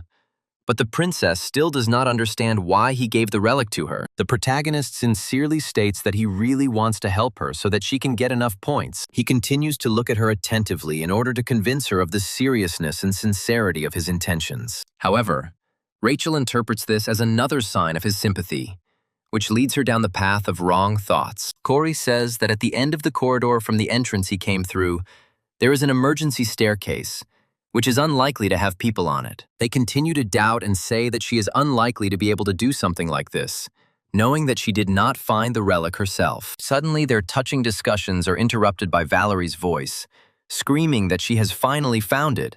Move! Valerie and the other students approach the protagonist and the princess, who are still undecided about what to do. Corey realizes that dealing with the 6 players on the white team will be much more difficult. Valerie notices Corey and the princess standing next to him, holding a mysterious trinket in her hand. After taking a closer look, she informs all her comrades that she possesses the relic. She is offended and claims that the English princess took it from someone else. Corey stands in front of Rachel and orders her to run away immediately, no matter what, suppressing any sign of doubt in her. With the confidence of a true gentleman knight, he says that he has bought her as much time as he can. Princess Rachel is greatly impressed by this feat. She clutches this relic tightly in her hands and understands that she must, no matter what, get to the exit. After this, she turns around and starts running away, thanking him for giving her the relic. One of the cadets, who belongs to the rifle class, looks at the running Rachel and says that she will not let her run away. With these words, she quickly takes out her bow in order to fire several shots in the direction of the fleeing Rachel. The arrows are picking up speed and getting ready quite quickly, and the fate of Rachel's win hangs in the balance. However, these arrows are quickly shot down by bullets, despite the fact that it is quite difficult to hit a flying object. Upon impact with the bullet, the magic arrow immediately changes its trajectory and sticks into the stone floor. Looking at Corey, she says that this man appears at the most inopportune moment. The archer says that they will go after Rachel, but Caroline immediately stops them, saying that they should not do anything rash, and she implores them not to relax, so as not to lose to this opponent, who only pretends to be weak. Corey and the other cadets wait in anticipation, wondering who will make the next move and start this battle. Valerie asks the protagonist if he really wants to fight against 6 people alone. Corey calmly says that he has every chance to win this fight. Looking around and realizing that luckily there were a lot of structures here that he could grab onto and would be able to escape using parkour, Corey straightens out the parable so that everything becomes clear after they try to fight. One of the cadets wonders why everyone is so scared after discovering a simple shooter. He creates energy armor and states that if they are going to continue chatting, he will start the attack first. A moment later, he recklessly rushes into the attack, not realizing the scale of the enemy in front of him. Corey, realizing it's time for action, drops his gun in order to take aim as quickly as possible. A moment later, he fires several quick shots to knock the mixture off his opponent. However, the students see a purple body flying past their face at incredible speed. This purple body is the canute that Caroline decided to use to disarm the protagonist again. The object is rapidly approaching Corey's gun, and he knows it's time for action. Let him take a moment. He uses the time-slowing skill to get the opportunity to shoot at all his opponents. In addition to the ability, he once again gains the ability to move his opponent's movements with mathematical precision. Thanks to his increased speed and incredible reactions, he manages to dodge Caroline's whip attack. After this, he takes aim again and fires his pistol in order to finish the job completely. He fires a shot in a specific way so that the bullet hits the magic arrow and abruptly changes its trajectory. Once the time dilation skill ends, time resumes its natural course, and the arrow's altered trajectory coincides with the student's trajectory.